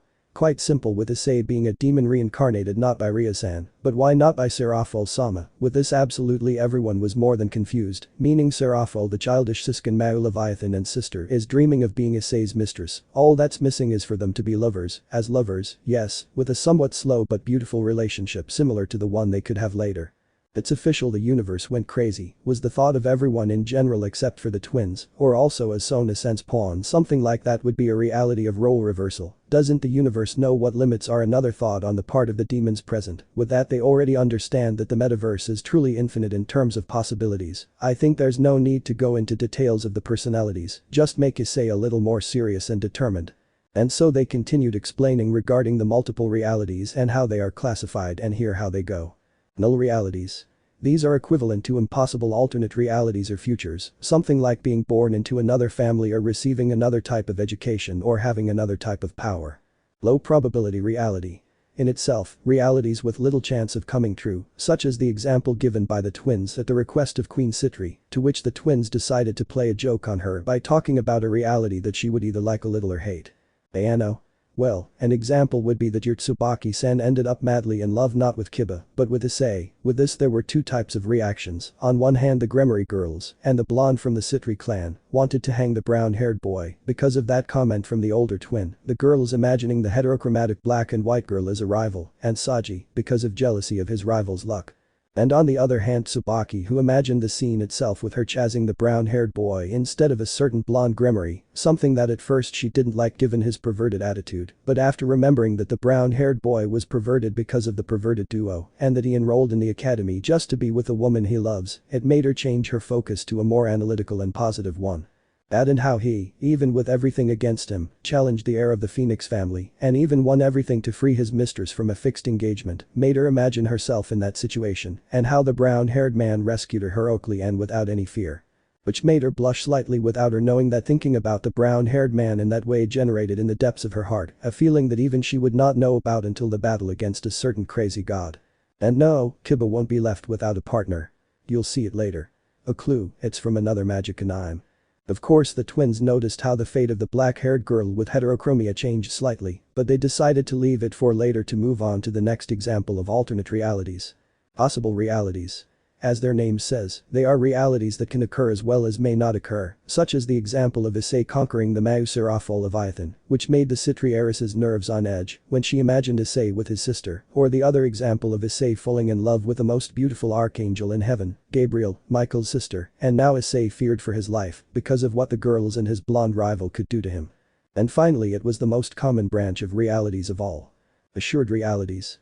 Just as the name suggests, they are future scenarios that will happen no matter what, just as the example of Issei marrying the Gremory girls, which made Sona, Yura, and Tsubaki jealous.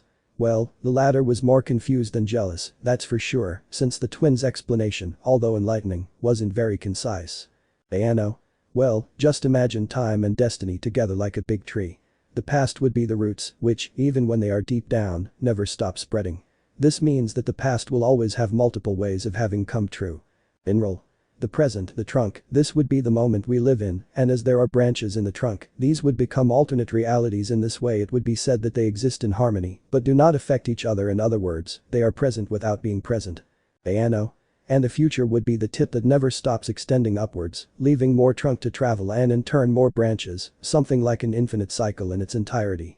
So with that explanation everyone only understood one thing: the universe has no limits. That's because of how time and the future are according to the twins' explanation. Of course after the explanation they reminded Sona of the other reason for her visit, which according to her, she wanted to discuss with Rias alone, so the two kings along with their queens headed to Sona's house, of course, not before saying that she would say her other question later. So with the meeting over, given the topic of the heiresses, they decided to all head to their respective houses. Of course all the girls thinking about the twins' words, nothing is impossible for the future.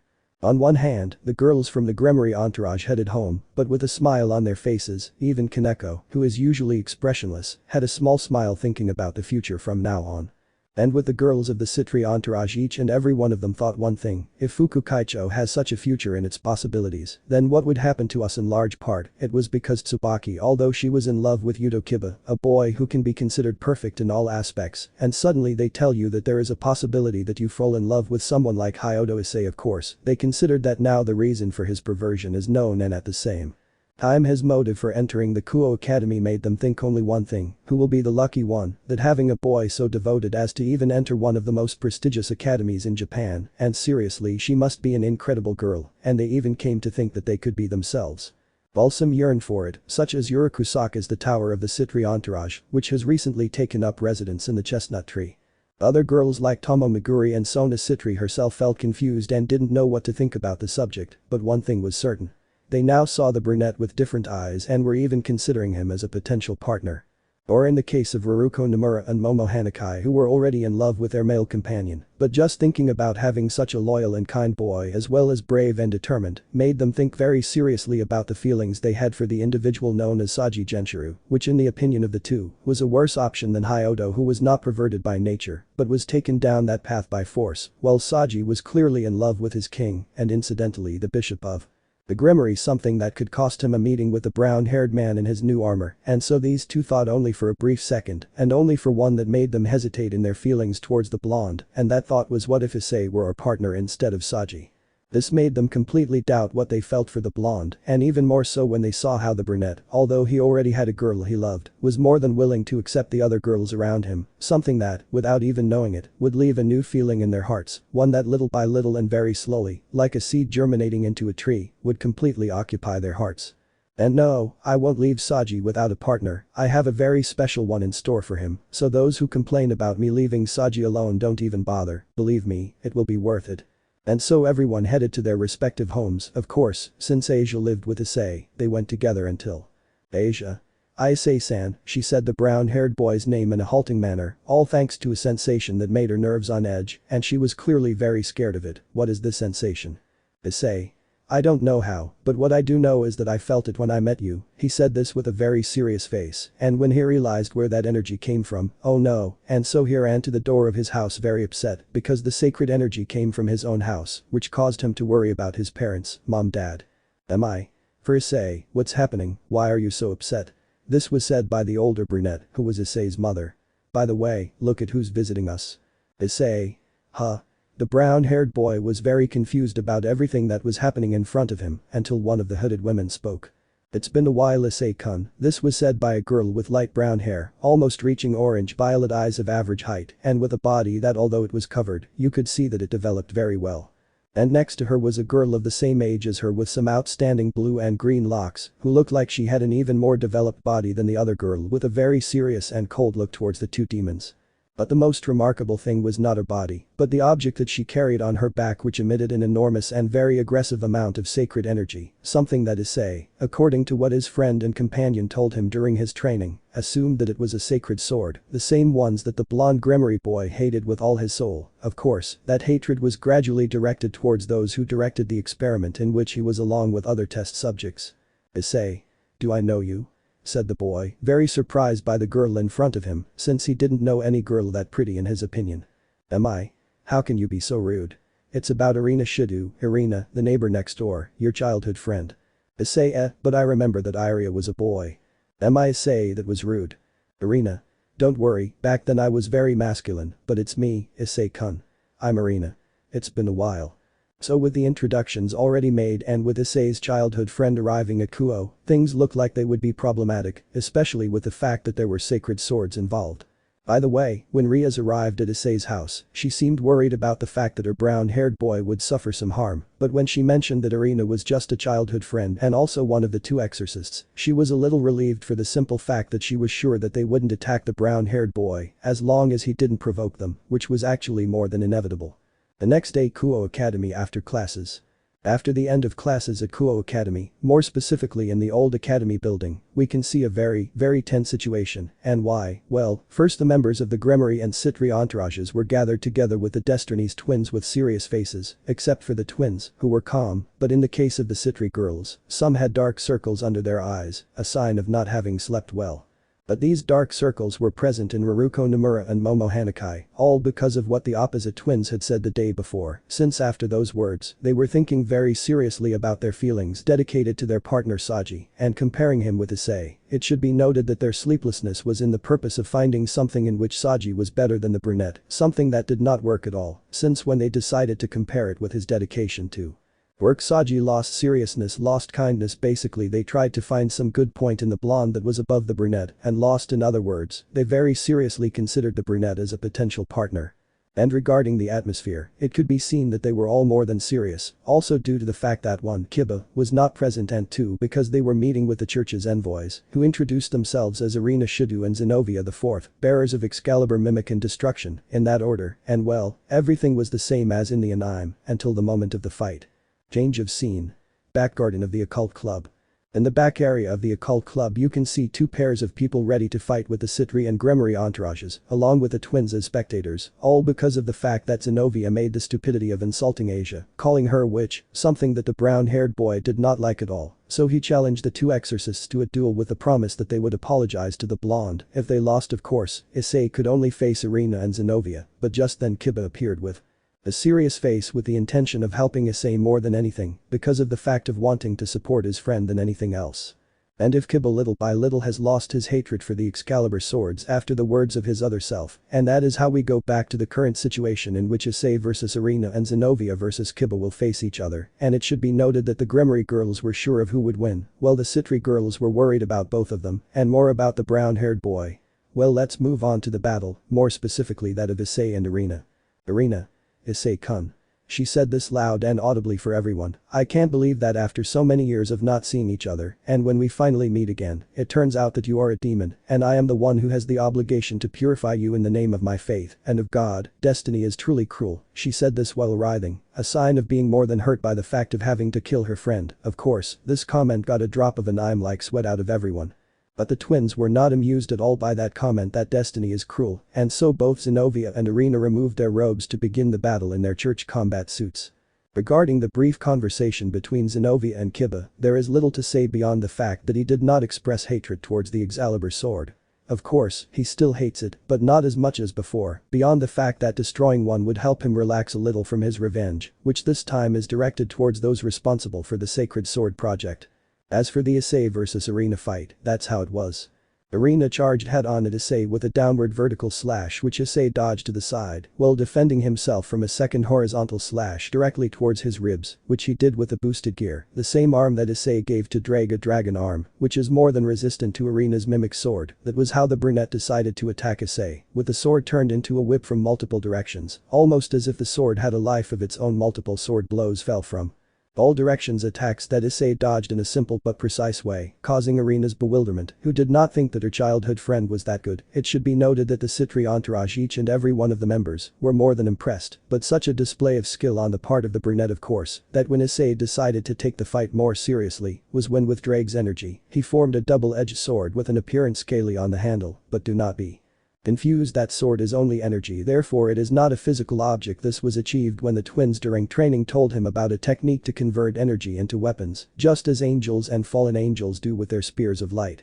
When the sword was formed, the fight began again, this time with Issei at the forefront. Irina, neither lazy nor lazy, defended herself from the barrage of saber blows from Issei, and although she was more than shocked by the level of skill of the chestnut, she had no time to be surprised, since a single failure meant her defeat at the hands of the chestnut, and so it was when 10 seconds after the relentless charge of the chestnut, which did not see an end soon, and due to a carelessness on the part of Irina when thinking of the counterattack, Issei took advantage to break her defense with a very powerful vertical cut that, although Irina blocked with her sword, converted into a katana. Even so, the impact was such that it sent the chestnut sword flying, giving Issei the victory after pointing at Irina with her energy sword.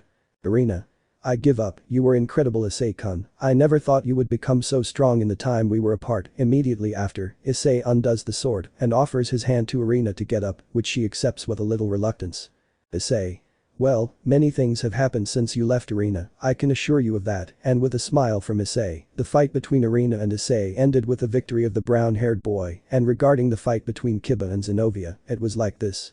Zenovia, although at first had the advantage with her relentless attacks, this changed when the blonde Gremory decided to face the blue-haired woman with her speed, instead of head-on like the Exorcist. Although this gave her the advantage temporarily, that changed when Zenovia used the special ability of her Excalibur and stridently changed the battlefield to a less uniform one, which caused difficulties for the blonde to use her speed.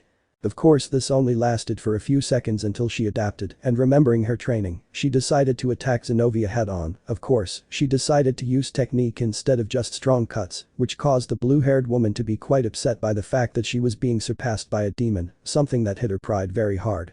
So in a desperate attack, she decided to attack head-on and without hesitation, in the hopes of defeating or at least landing a single blow on the Gremory Knight, a big mistake since Kiba expected this, and in a simple but very effective movement, he hit Zenovia's abdomen with the handle of his sword, thus ending the fight with Kiba's victory. Of course, for a second he had a very gloomy look directed at Zenovia that, if it weren't for Issei's interference, could have ended in death. So after the duel ended and the exorcists apologized to Asia for her comment of calling her a witch, they were preparing to leave, although Rias decided to ask who stole the sacred swords, and of course, the blue-haired girl's answer would not only start an alliance between the church and the demons because of a comment from the twins, but also because of the fact that Issei could finally fulfill his long-awaited revenge. That's right, the blue-haired girl's answer was Zenovia.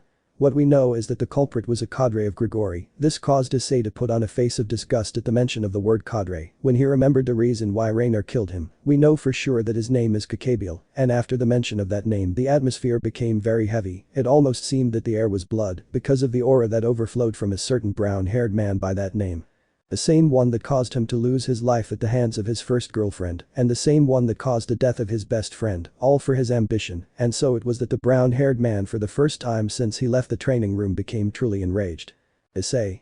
Sorry to ask Zenobia-san, but you said Gabriel. Issei said this while his hair covered his eyes, and his thirst for blood or murderous instinct increased more and more disproportionately, and waiting for the answer from the blue-haired girl who for some reason thought for a second, why does he look so furious, and when she answered was when Issei exploded and completely released his rage. In other words, the supernatural world would feel Issei's power completely, and that was because the twins, due to a distraction or a call from their mother out of concern for their father, could not put up the barrier in time. Zenobia. That's right, Hyoudou Issei, the culprit of the theft of the sacred swords that is currently in Kuoh, was the cadre of Grigori Gabriel. Why did he ask? But she was interrupted when she felt Issei massively increase his aura, and at that moment he released his power to the maximum, suddenly activating his new armor from the rage he felt. In other words, he activated the Cardinal Crimson armor that represents the pinnacle of the chestnut's power. The same power that was felt throughout the supernatural world, and that left both Zenobia, Irina, and the entire Sitri entourage terrified, and a blonde bearer of the Vritra fragment, swearing never to anger him, and regarding the reactions of the supernatural world. Underworld. In the underworld, more specifically the offices of the mass Lucifer and Leviathan, they were organizing the paperwork in a calm manner when suddenly a gigantic wave of draconic power hit the underworld. Sirzechs, on the one hand, was calm knowing who that power belonged to, but he was a little worried about the abysmal progress that Issei achieved in just a matter of weeks and what the council would say about the brown-haired man, since if he felt that power, it is almost certain that they felt it too. And with Serapho, well, she was more than working, she was putting on her magical girl outfit and posing in front of a mirror, or in other words she was lazing around, but her happy expression changed to a serious one. After falling from a very good pose she was on one foot and the rest guess, and of course somewhat terrified when she felt the wave of Issei's power, and although she knew who that monster's power belonged to, she was scared because of what could happen to her little sister so. When she was about to go to the human world she was stopped by her assistant to finish her work, which would surely take at least 4 days. Yes, the war was avoided by the paperwork. And regarding the demonic council, upon feeling the power reached by Rias Gremory's pawn, they would already be thinking of a way to compromise the Sekiryuutei with the heirs of the demonic clans, especially because of the fact that that power surpassed them, and although they knew that the Mao Lucifer could defeat the chestnut, they knew that he would not do anything against any of his little sister's pieces. So they thought, why execute him when we can bring that blood and power to the noble houses, if the possibility of having that power among their ranks and nobility made them even consider a certain Mao Xiaozhou as a fiancé for the chestnut in order to continue having such a promising Sekiryuutei, all to know the time interval since the duel between Razor Phoenix and him now. Gregory. The Grigori things were somewhat more clamorous due to the fact that the fallen angels were so busy with their own affairs that they did not pay attention to such a monstrous power, for the simple and plain fact that it was not their business. Of course, there were 5 who did react to such a ridiculous power on the part of Issei the Sekiryuutei. The first was Azazel, who, although he was present in the human world, that also caused him to feel that power at its maximum potential, and honestly he was terrified by the simple fact of feeling Issei's power, which is comparable to his own, if not to say superior. Of course, Azazel only felt the base power of the armor, which caused him to think, if that is his current power, then how strong will he be over time? That simple idea caused the leader of the fallen to be terrified to think of the power that Issei achieved in a matter of days without knowing that it was for a full year of training. The next in Grigori was Shamiza, vice-governor of the fallen angels, who sincerely did not believe what he was feeling. According to the reports he received from Issei Hyoudou, he was the weakest Sekiryuutei of all time, but the power he was feeling was comparable if not equal to that demonstrated by the former bearer of Drake Belzert, which was able to defeat 2 different Sekiryuutei, and he himself was able to face said bearer when he was already at his most advanced stage. I don't know if that happened, but I will do it that way in my fic, and he knew that if in a matter of a few days he reached that power with his youth intact, he did not want to even think that he would achieve that idea in a few months, and the fact that he hates the fallen angels because of one of his subordinates, if he knew who that hatred was directed at, caused him enormous terror at the thought of having the current Sekiryuutei as an enemy, so he rushed to find a way to have good relations with the Sekiryuutei Hyoudou Issei, in order to protect his faction, mainly because he thought that was only his standard balance breaker power, without knowing that it was the power of his most powerful form. The next one was Barakiel, Akeno's father and Grigori's cadre, who knew from reports that Issei is his daughter's entourage partner, so he didn't take the matter as important, but he did think one thing: take care of my daughter Sekiryuutei. Well, he sketched a very small imperceptible smile, and so he returned to his paperwork left by Azazel, while he cried in I'm style for facing a mountain the size of a family paper house. The next one was Penemu, the most sensual and powerful cadre of Gregory, which was more than worried about the power that Issei was releasing, which was simply terrifying that he would achieve it in just 3 weeks after returning from the underworld, which generated a single doubt in the cadre, and in turn a concern to what point will you go Hyoudou Issei, so with that doubt in his head, and a light carmine color decorating his cheeks, when he thought about the brown-haired man. He returned to work but in a somewhat uneasy manner.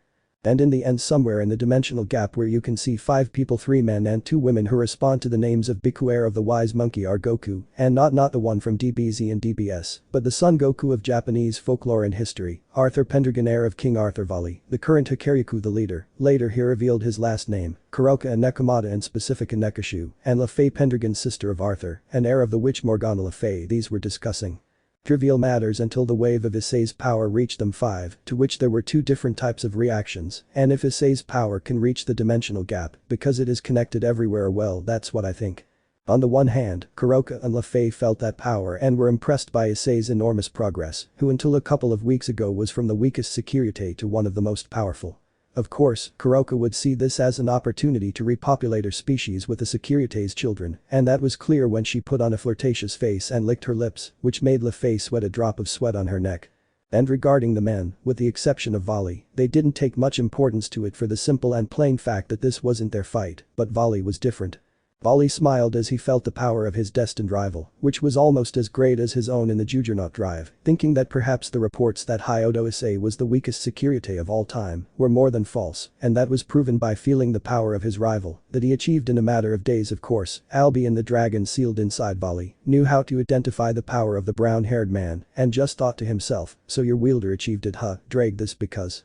He knew that this power belonged to the Juggernaut drive, but the curse was no longer felt on it, so he assumed that it was Drake's wielder who dispelled the curse first. In other words, this rivalry of the celestial dragons would be the fiercest of all that was certain. The sky. In heaven things were somewhat more chaotic upon feeling the power of the new Sekiryuutei. Well, I'll just say that the Seraphim held a meeting regarding Issei and the topic of formalizing an alliance with the demons and Gregory. A meeting that would happen sooner than they thought. And in the rest of the supernatural world, upon feeling that power, they were only somewhat surprised and disturbed, but they did not give it much importance and returned to the academy. During the visits to the entire supernatural world, the twins managed to calm Issei and in the process, proposed an alliance between the church and the demons, mainly because they brought out the fact that Gabriel, being a war addict, is surely planning something, and it won't be anything good with the stolen sacred swords, and the fact that he is in the city where the Gremory and Sitri heiresses are. But that said, at first the exorcists refused, but in the end they had no choice but to accept when they saw that a new war was at stake, which brings us to the current scene. Kuo Night Church. We can see the Kuo Church, which is the so to speak refuge of the exorcists, are well, just because of the fact that Irina was scammed with a painting, something that when Zenobia told everyone except Issei they started laughing, and Issei, well, since Irina is still his childhood friend, when he heard the laughter, he just released his aura to silence everyone almost instantly, all to defend Irina, an act that made him sketch a smile that made Issei blush a little. Well, back to the subject. In Kuo's church you can see Saji, Kaneko, Kiba, Issei, Haruko, Momo, Zenobia and Irina in priest robes, all to begin the search for Friedzel's and Kakabiel's henchmen. And how do you know it? Simple. Kiba, after agreeing to the alliance with the exorcists, told them that a few days ago, more specifically shortly after the visit to the Destini's house, when he went to a mini super for food, he found Fried executing a priest, and when they faced each other, Kiba was able to confirm that his sword is an Excalibur, more specifically the Excalibur rapidly. Of course Kiba almost killed Fried, but he just escaped, and so we can see the current scene. As much as the members and relatives of the two entourages were determined to search for Fried, all because he was the only clue to find Kakabiel. Of course, with the church team to Issei, that place caused his rage to skyrocket when he remembered what happened in that place because of that lunatic cadre. Well, after explaining the exorcist's plan to the demons, they got ready to leave. Of course, Zenobia told Issei that the white dragon woke up, which although it worried him a little, he didn't give it much more importance, and so they divided to search for Fried. And of course, it didn't take more than 10 minutes before they found him, and he clearly chose the most obvious hiding place of all. The place where Issei faced his first stray demon, the abandoned building in Kuo Park. From here everything was the same as in the anime until the presentation of Kakabiel, and the fact that Issei decided to follow Irina to take care of her. Kleino couldn't prevent the Excalibur from being stolen, but he still prevented her from being hurt too much. Even so, he was left out of the fight, mostly because Irina doesn't have her sacred sword which is now in Fried's hands, and so we can see the current scene with the presentation of Grigori's cadre, guilty of Issei's suffering, and also the one who wants to start the war, all because of his obsession with fighting. So you are the sister of the Mayu Lucifer, that hair red like blood, the same as the Crimson Mayu. I must admit that they are very similar, and that makes me nauseous. Nice to meet you, my name is Gabriel, Mesto said, the subject flying in the sky calmly, without knowing the sentence that will fall on him, all because of his ambition for war. Rias. Nice to meet you, cadre of Grigori Gabriel, my name is Rias Gremory, heiress of the Gremory clan. To what do I owe your unpleasant presence, if I may know? She said this in an apparently calm manner, but inside she was furious to skin the true culprit of her beautiful pawn's suffering, and Issei wasn't better, that's for sure. Issei on the other hand was more than eager to massacre the cadre for everything he had done, and above all, to destroy the person responsible for his first girlfriend killing him. In other words, he was more than eager to destroy him, but Gabriel's next words would only seal his fate, and those were them. Gabriel. Calm down, heiress of the Gremory clan, all I want is to start the war again, I just want to unleash it, and for that I plan to use this city as the stage of war. He said this with a psychopathic laugh that caused Issei's complete fury, all because of his words, that he wants to use his city as a stage of war, or in simple terms, destroy it. So, with the introductions already made and the appearance of the culprit of Issei's suffering, how will this end? Find out in the next episode. Kuoh's fight. Lunatic Priest vs Knight awakens the balance breaker. Chapter 6 Part 1. The Battle of Kuoh begins. Knight vs Lunatic Priest awakens the balance breaker. Tension was what was felt wherever you looked at it, and those responsible for such a feeling were, on the one hand, flying in the sky, the cadre that survived the confrontation between God and the four original Satans, and in turn the one who most desired conflict and war, the cadre Gabriel, the same one who, based on dirty tricks and deception, not only made the lives of Hyoudou, Issei and Asia Argento take a 180-degree turn, but now he sought to destroy everything to quench his thirst for war, and with that he plans to use the heirs of the Gremory and Sitri families, being in turn sisters of two mass, something that the second individual guilty of such tension did not cause the slightest bit of grace. And speaking of the other, Issei Hyoudou, the current Sekiryuutei and at the same time a pawn of Rias Gremory, as well as a friend of Sona Sitri, who upon hearing Gabriel's plans firsthand couldn't take it anymore and prepared to massacre him there, but of course the cadre saw that act coming, so without even hesitating for a second, he activated a barrier with all his power, but pretending to be insignificant, also as not to give incentives to the Sekiryuutei, who was clearly seen to hate him to death. That is until Issei spoke, and thereby sentencing the entire cadre when they responded. Issei.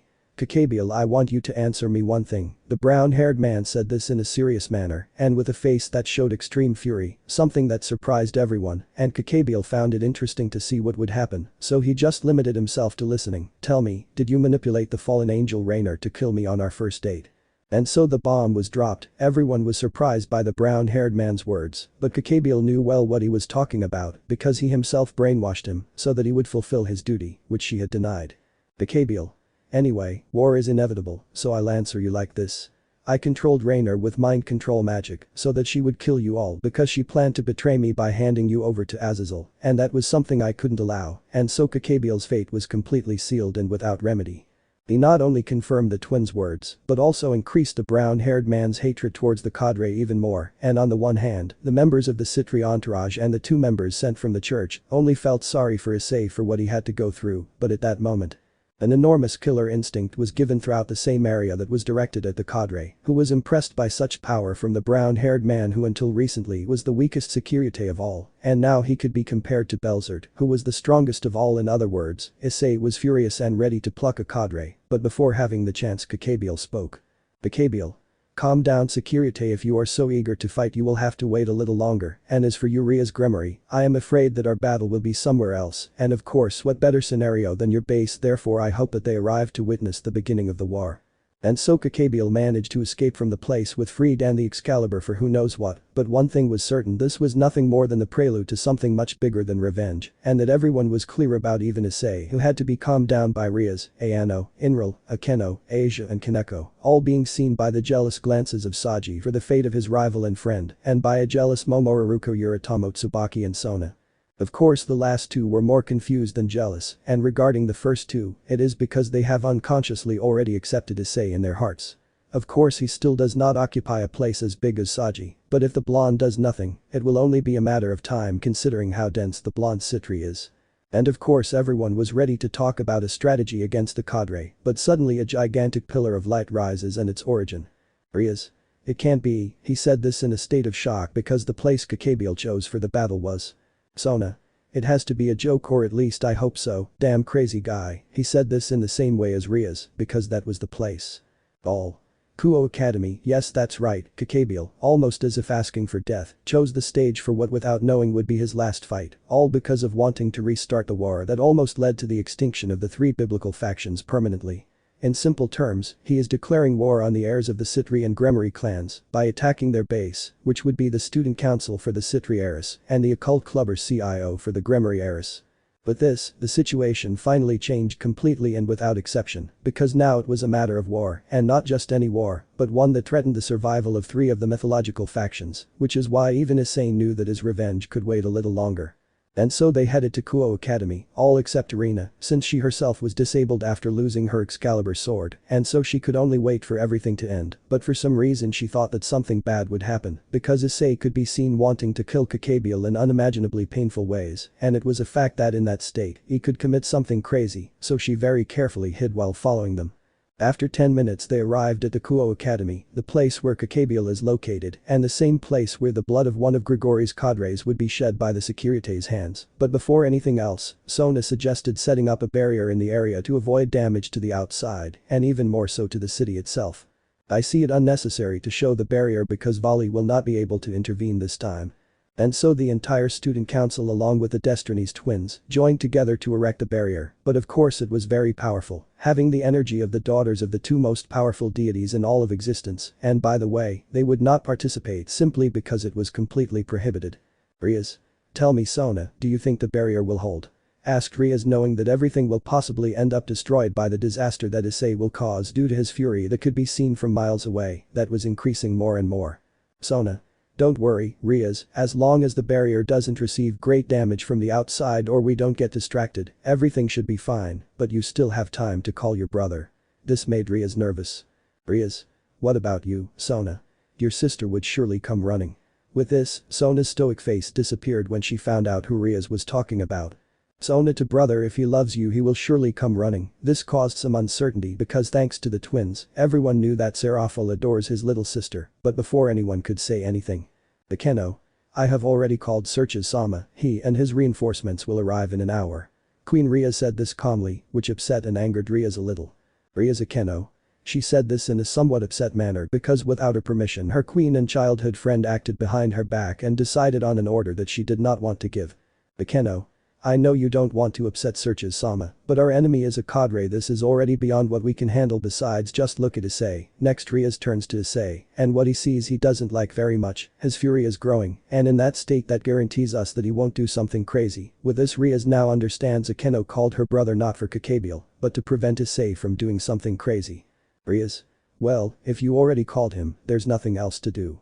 And so he stands in front of everyone, and so, we have to finish this in an hour. I understand. Everyone nods at the same time, but before entering, one of the twins speaks. Ayano. Before you enter I'll tell you something. Then everyone stops and listens. Rias, Akeno and Asius, and you can handle the challenge. Just remember why you trained. The aforementioned nod calmly but more animatedly. Kaneko and Kiba-san, remember that now you will have to decide what really matters, that is especially for you Kiba. So the two mentioned again nod, but Kiba in a darker way, because he would face his greatest enemy, and the reason for his revenge.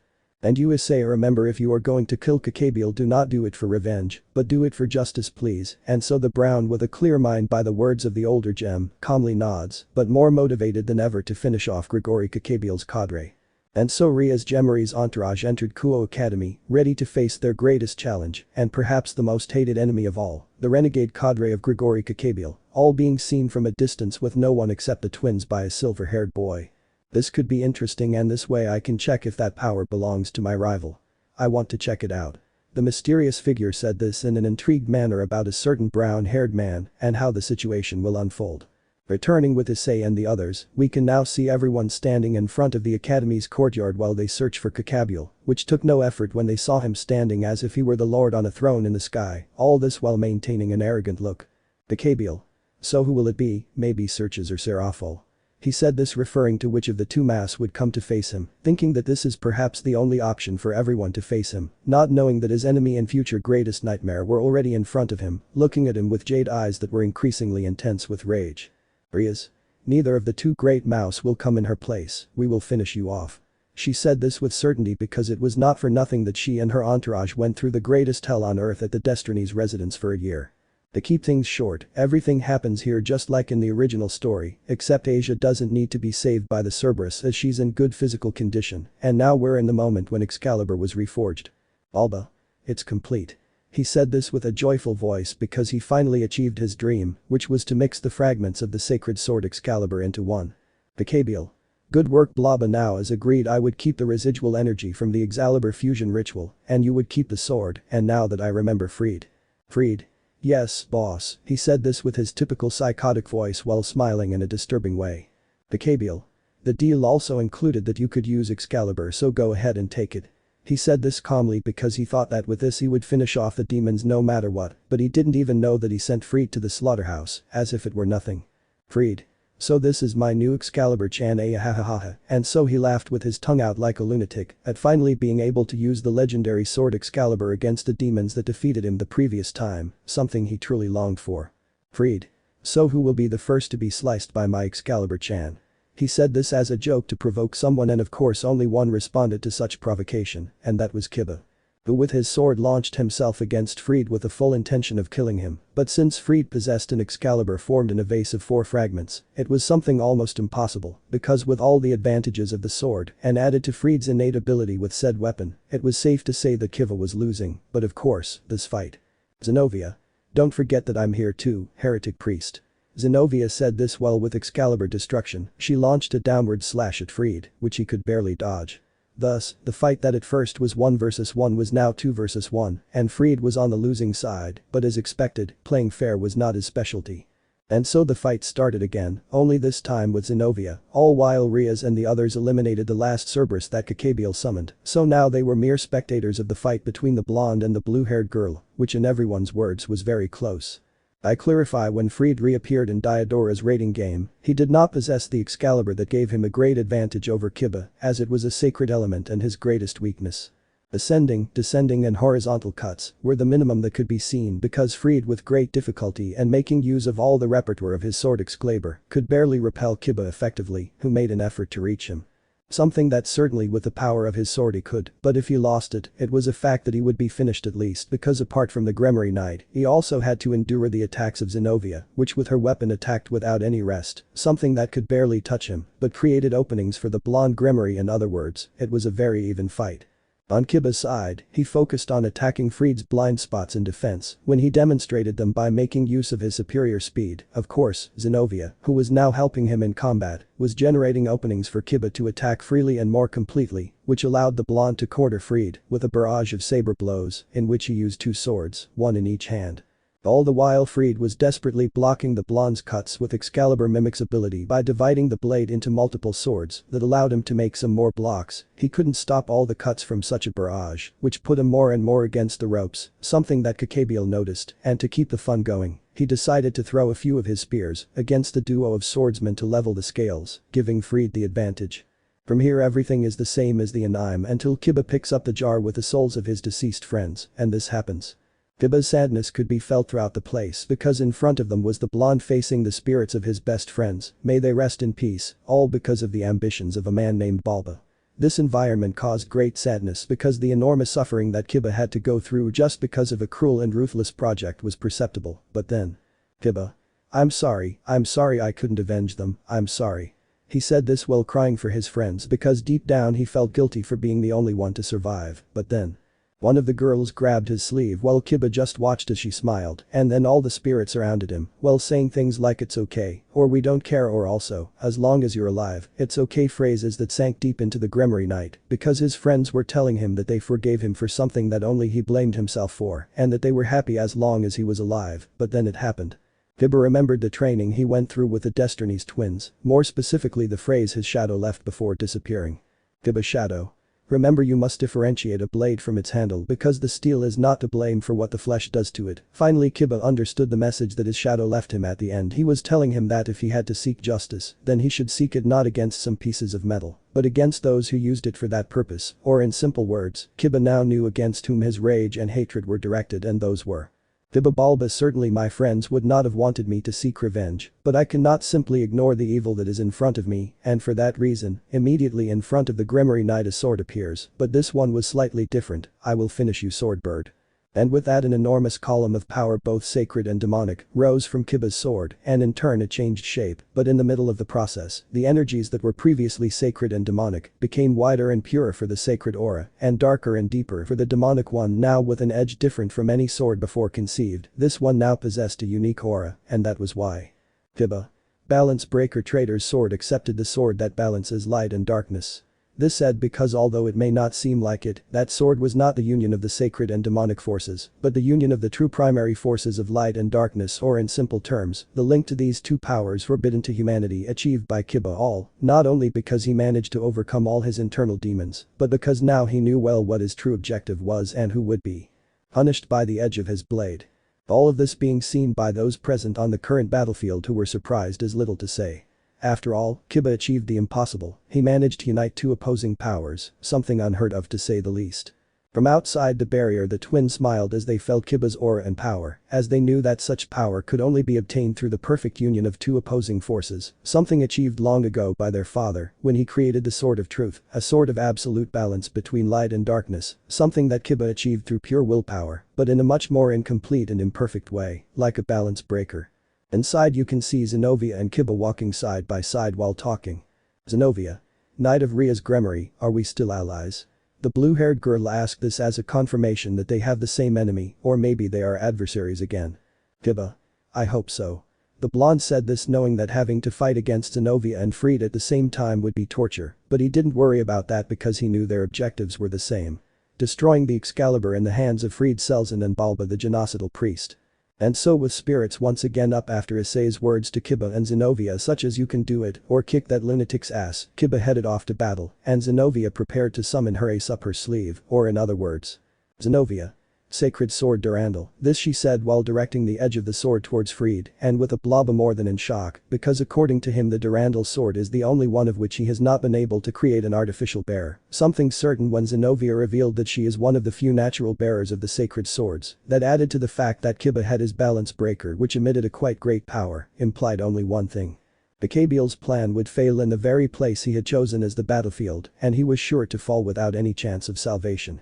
After Zenovia took Durandal out of his pocket dimension and Kiba got ready, the final fight between the mad priest Fried Selzen and Kiba Hyoudou, along with the exorcist sent from the church Zenovia IV, began with an attack by Fried, making use of his mimic ability to lengthen and divide into multiple sword points that attacked Zenovia, who remained calm in her place, while swinging Durandal, repelling and subsequently destroying the multiple fragments of Excalibur, all seen by Fried and Bulba, who had their mouths open from the enormous ease with which Excalibur was destroyed, so that later the white-haired man began to flee with the ability to rapidly, while saying things like, "I will not be defeated," or "these bucking demons will not beat me," this without knowing that Kiba already. Kiba.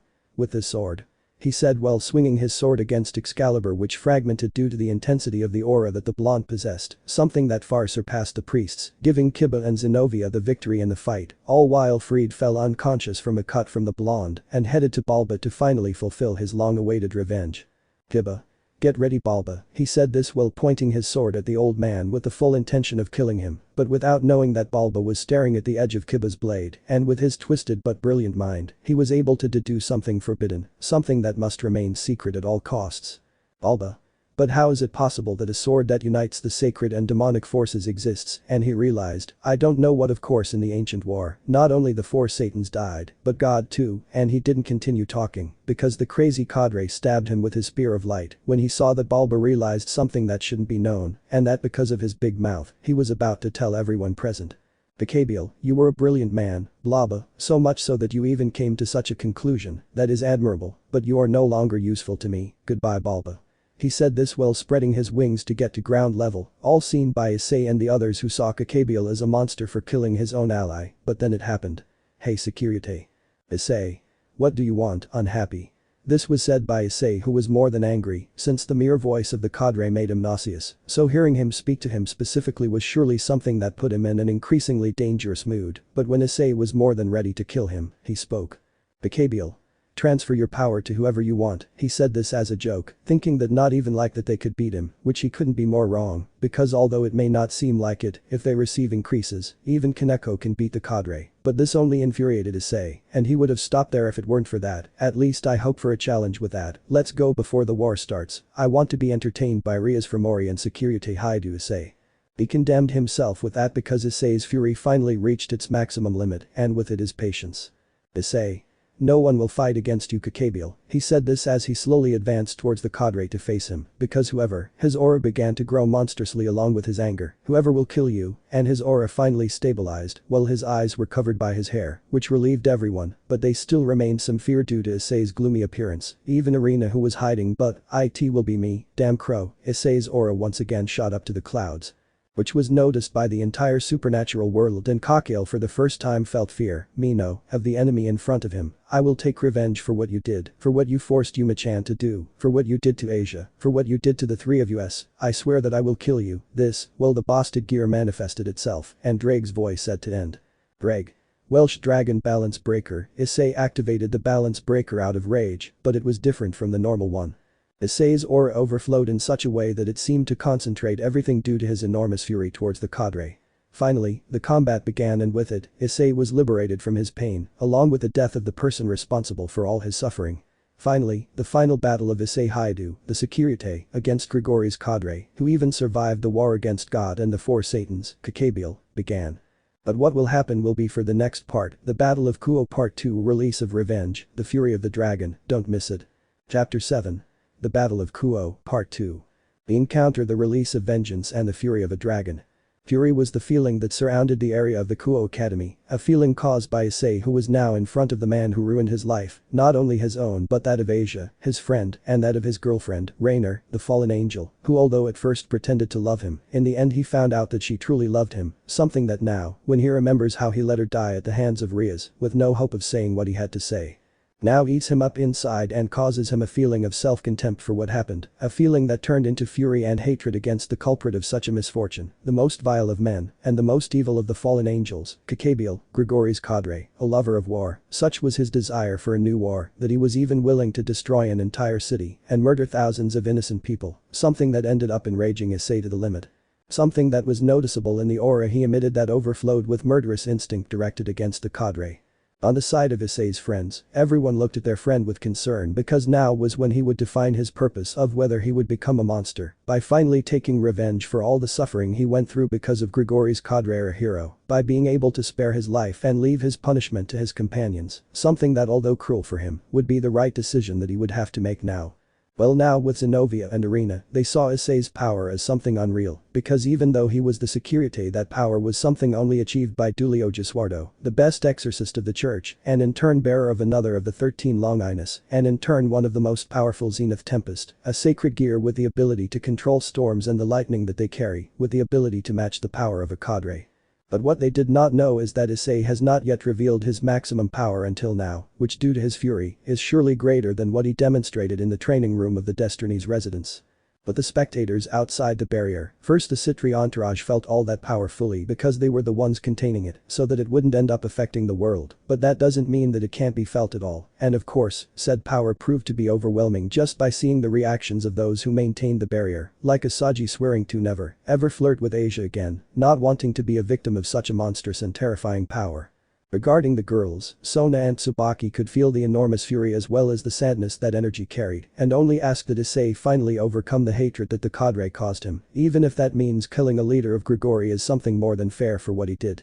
Regarding Tsubasa Yura, Tomo Meguri and Ryakusaka, they now only hated Grigori's cadre to a great extent, which created a sensation that is shared among all the Sitri girls, but more so among these three, seeing Issei as a serious love interest.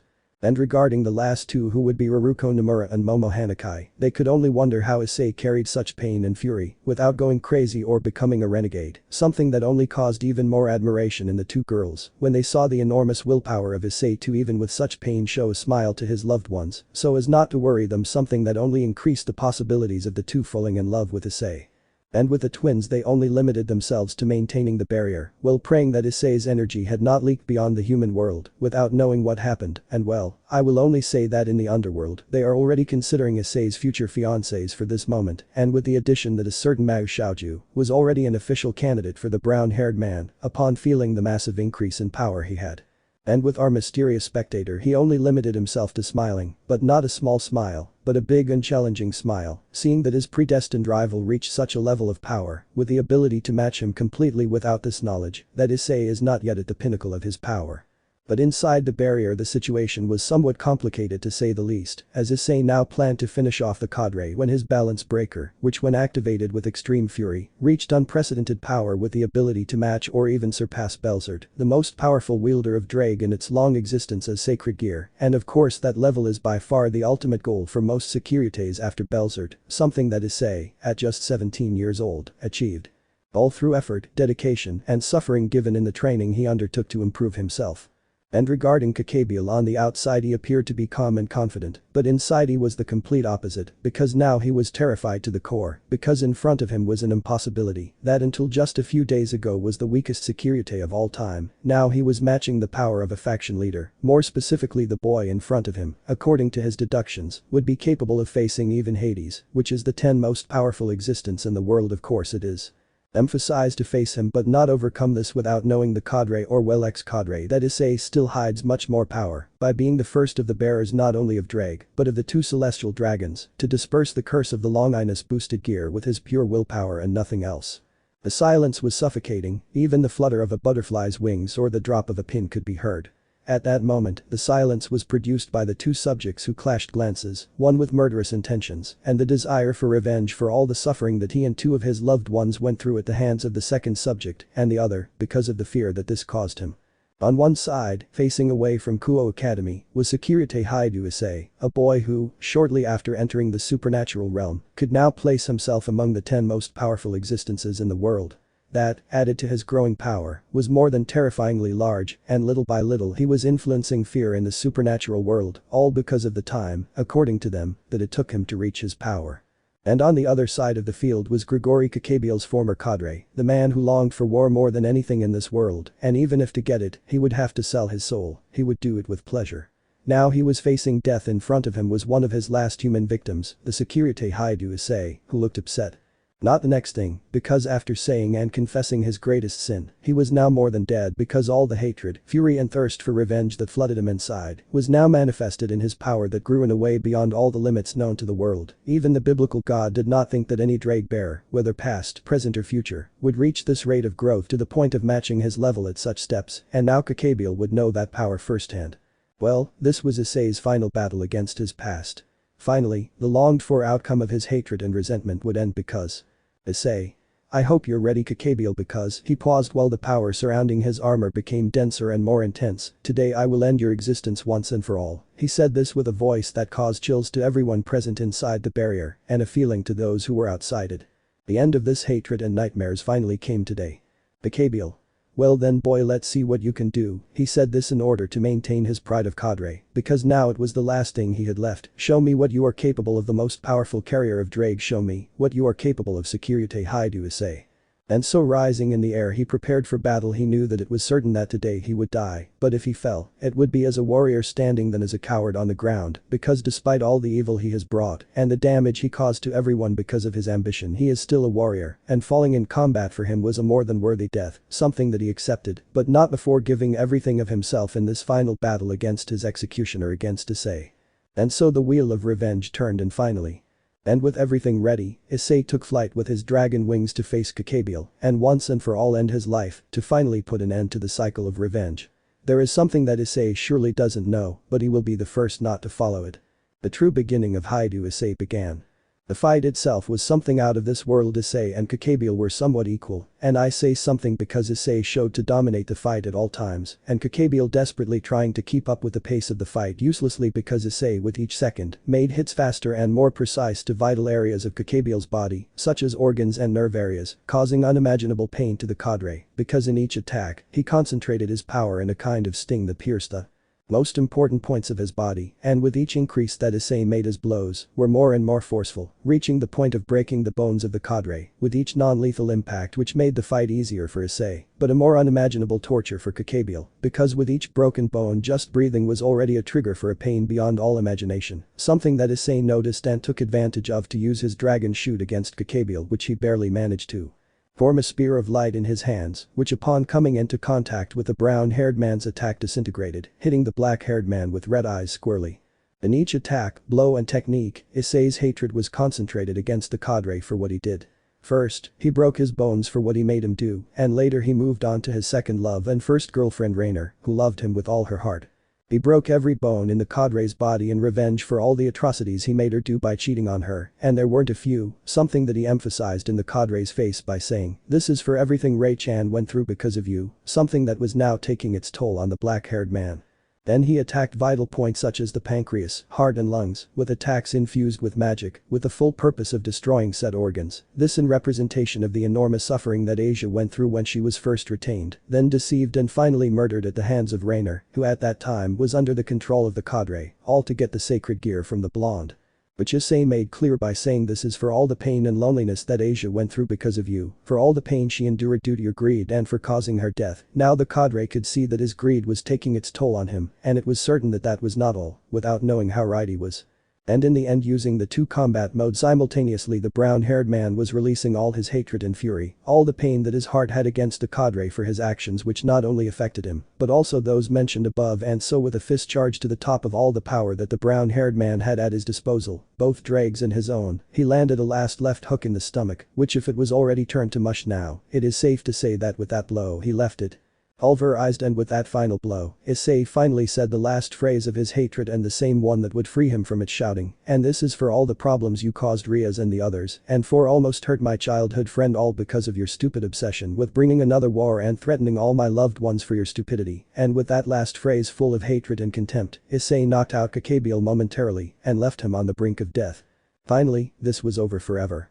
In this way, Gabriel, a faction leader, more specifically a cadre of Gregory and one of the few who survived a direct battle against God and the 4 original Satans and the 2 celestial dragoners, tasted the bitter and very painful defeat, not at the hands of a god or another faction leader, but at the hands of not only a low-class demon, but a reincarnated human, which for him was the greatest humiliation of his entire life. A humiliation that he felt for the first and surely for the last time in his life.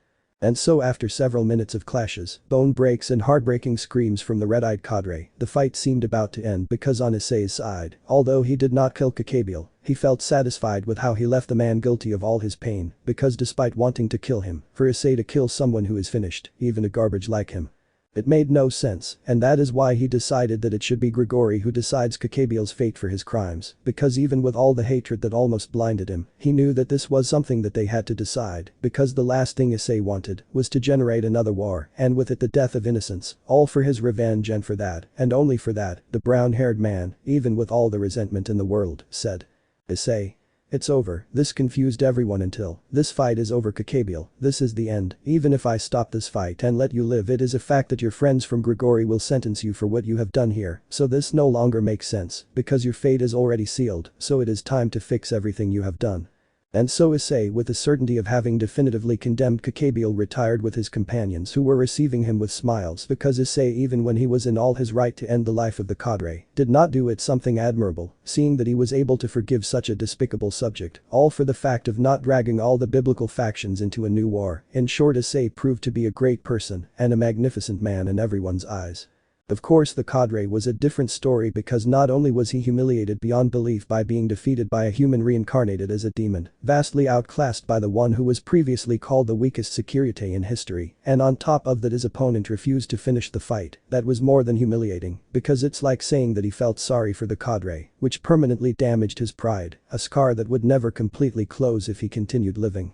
In simple terms, a fate worse than death was to continue living after his most humiliating defeat, something he didn't want to allow and wouldn't let happen for anything in the world. And in that way, with the last of his remaining energy, he decided to no longer try to kill Issei, because he knew well that it was useless. He might be lunatic, but not an idiot, and for that reason, seeing that among those present were two exorcists extremely faithful to God, and the former holy maiden who in her moments of despair prayed to God, he already knew the perfect way to harm Issei, not directly but indirectly, by breaking the hope of his friends, something that the brown-haired man would regret. Rely for not having finished off the cadre when he could have done it. The Gabriel. You know, Hyoudou, Issei, despite being so powerful you are too naive to let me live, because even in this state I can still hurt you. This left everyone confused, because how was it that Gabriel could hurt Issei if the brown-haired man left him destroyed after the beating he gave him, but just when someone was going to ask.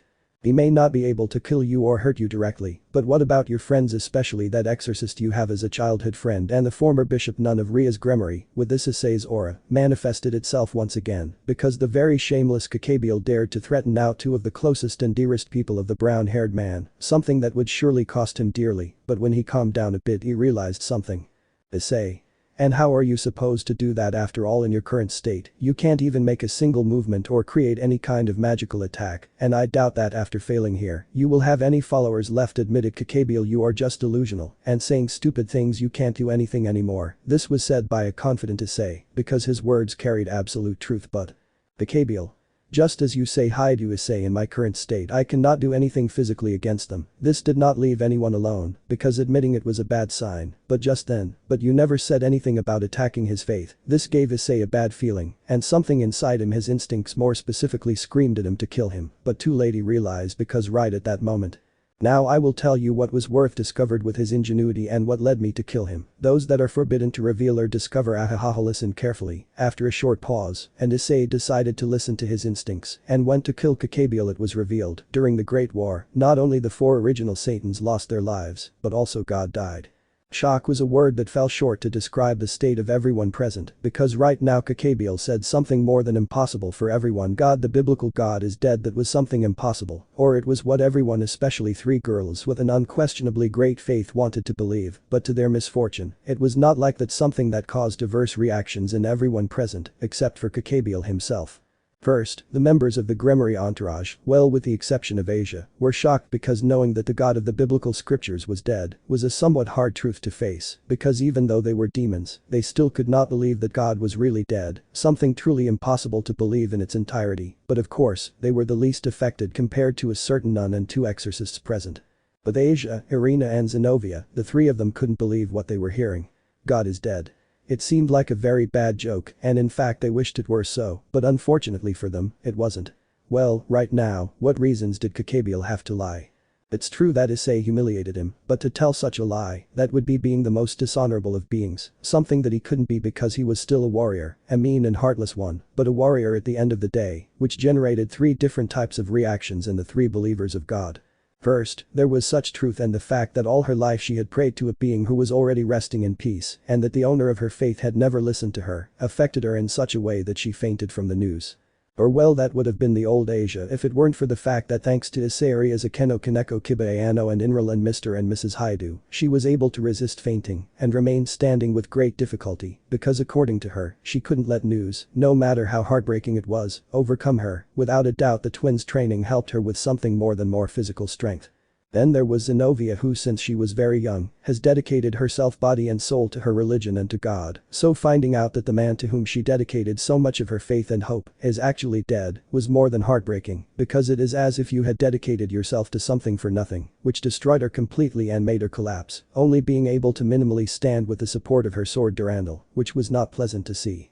And finally Irina, she was the one of the 3 who had the most intense faith, and this was also her greatest misfortune, because she locked herself in her own world, fervently denying the truth that Gabriel said, saying things like he is a dirty crow, arguing that every word that came out of Gabriel's mouth was a lie, or this is a nightmare, saying that what was happening to her was not real, or no, it is not possible, it is impossible, falling little by little into madness and a downward spiral that would have continued if it were not for her childhood friend who, seeing the state of the 3 believing girls, decided to say what he thought about the subject.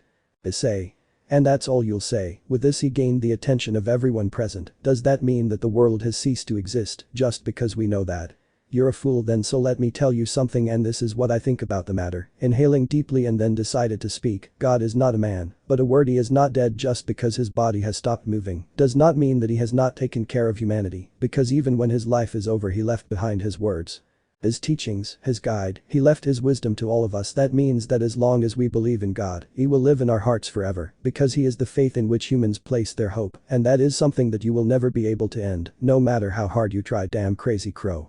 Everyone, absolutely everyone, was stunned by the chestnut's words, because despite being a demon he defended God and the faith of his believers, something unthinkable for too many, but that still happened with Irina, Zenobia and Asia. These three saw Issei with eyes of hope, because the chestnut, without being obligated, defended the faith of the three, and even when he affirmed that God perished, if he said certain things, the fact that God still lives in his teachings was something correct, that as long as even one person believes in him he will live was true, but of course the complete story has not yet been told, something that corresponds to his closest relatives.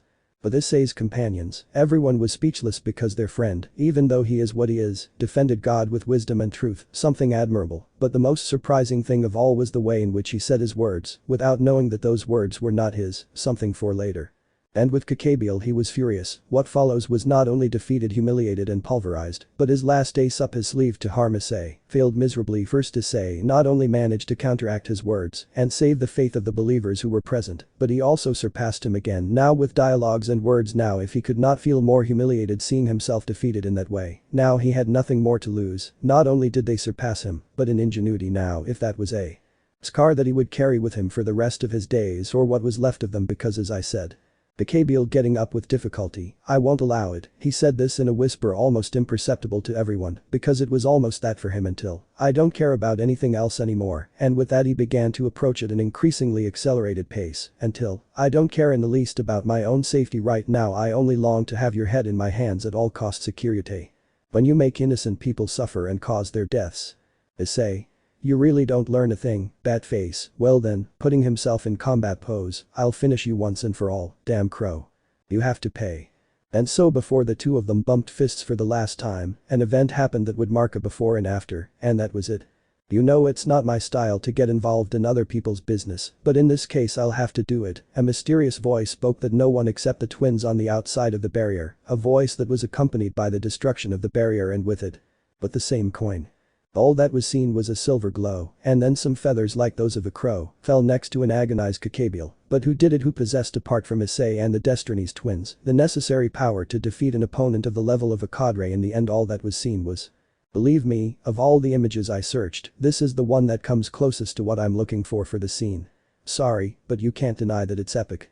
A man with long hair as black as night, eyes as golden as the sun, a serious countenance and a presence that demanded respect because only his posture demarcated his power, and accompanied by that a more than extravagant clothing, somewhat exaggerated, deep blue with white details. A somewhat humble suit for what he usually wears, and in his hand a sword that in everyone's opinion was more than beautiful, but it was also clear that it was powerful, and on the ground next to him was Gabriel in a more than lamentable state, because in seconds he was reduced to nothing. His wings, once a symbol of his status, now only two remained, almost as if he had been demoted in rank to a simple low-level fallen, and in the throes of unconsciousness. Nice to meet you, members of the Sitri and Gremory entourages along with their kings. I see that you have treated my daughters in a good way. Let me introduce myself. I am Ren Destinies, the highest authority of metadimensional existence, the first of the gods, and the father of Akeno and Inral Destinies. Nice to meet you all. And so in an unexpected way, the events took a 180-degree turn, with the appearance of Akeno and Inral's father, Ren Destinies. What surprises await our young brown-haired man after meeting the father of his two most recent lovers? That will be for another day. Discover it in the next episode. The rest after the battle and Parents' Day begins. Chapter 8. Rest after the battle and Father's Day begins. Silence. That was all that could be felt in the environment, but for a simple reason. Three crucial factors that caused this tense atmosphere, which I will describe right now. The first is that the enemy that had caused so many problems in the city of Kuoh in Japan, territory of the Sitri and Gremory demon clans with their heirs watching over the territory equally. That's right, Gabriel, Grigori's cadre or former cadre after his recent demotion to a low-level fall, was now on the ground in the courtyard of the Kuo Academy, the scene of the battle that was fought against the fallen. Now that warrior who previously managed to survive the great war of the biblical factions, the one who faced Elohim and the four original mass, was in a more than lamentable state. His wings, once a symbol of his power, were now cut off by a man he did not know, his body pulverized inside and out with all kinds of internal hemorrhages, broken bones and pulverized organs, a product of his previous fight against Hyoudou Issei, the Sekiryuutei, who with great mastery but above all with a great desire for revenge, attacked the former cadre. Mercilessly with the full intention of humiliating him, which he successfully achieved. And even when he tried to harm him indirectly by revealing the most hidden truth about Elohim, the biblical god, about his death in the war, and thus destroy the faith of Issei's exorcist friends and the Holy Maiden, a former nun who was expelled for curing a demon and who still maintained her faith, the shot backfired because Issei, with a few words, managed to restore the faith of the three girls. Something that ended up breaking him mentally because after this defeat he had nothing left to lose by trying to take the life of the one who humiliated him with him to the other world. That thought was his downfall. Well, the second point of the current atmosphere is reached with that fact, the man who degraded Gabriel to a simple fallen. The man seemed unknown to many of those present, with the exception of Issei and the Destinies twins, and when surprise and fear arose, they did not let anyone speak at all, because the man who dismissed Gabriel and the one who destroyed him with just a touch of the barrier placed by the Destinies twins was none other than their father Ren Destinies, the first of the gods, the omnipotent primordial being of destiny, and above all the highest authority in the dimensional metaverse. He was a being that could hardly be understood, and yet he was only calmly waiting for the first brave man to speak. And of course the third reason for the current atmosphere is of course the aura that Ren Destinies emits unconsciously and completely without him wanting it, his passive aura, one that was in everyone's opinion with the exception of the twins, looking death in the eyes, because this was a more than abysmal aura that demonstrated the power he possessed, without knowing that this was not even a thousandth of an approximation to the maximum of his achievable power. These three factors prevented even a single sound from coming out of someone's mouth, all because of the fear that this being instills just by being calm and quiet, a god in every sense of the word. But of course there are the brave ones or those excluded from the matter, and those are the daughters of God. Ayano ara otu sama, what exactly are you doing here? Inral ja otu sama, I swear that if you heard anything about me missing classes, it's a lie, I swear by fate. Ren. Then I will ask Ayano about that subject. Inral. He turned slowly towards the voices of his two daughters, who were calm well as much as possible, because Inral was somewhat afraid of what her father could say about her, because she thought he was there for her, and with what he said she was already terrified of the punishment that could fall on her, but in reality, it is not for that specific reason, but for a very different one. But that will be a topic for another time, but in the meantime I tell you that I have not come here for that, but for another reason, I guarantee it. Those words from Ren did not reassure the twins at all, since they know their father as well as they do, and they know very well that he usually has hidden motives behind everything he does without exception, and this time they were not wrong. Ayano. Otu-sama, I ask you in the most cordial way possible to tell us why you have come here considering all the work you have, and please tell us the truth, will you?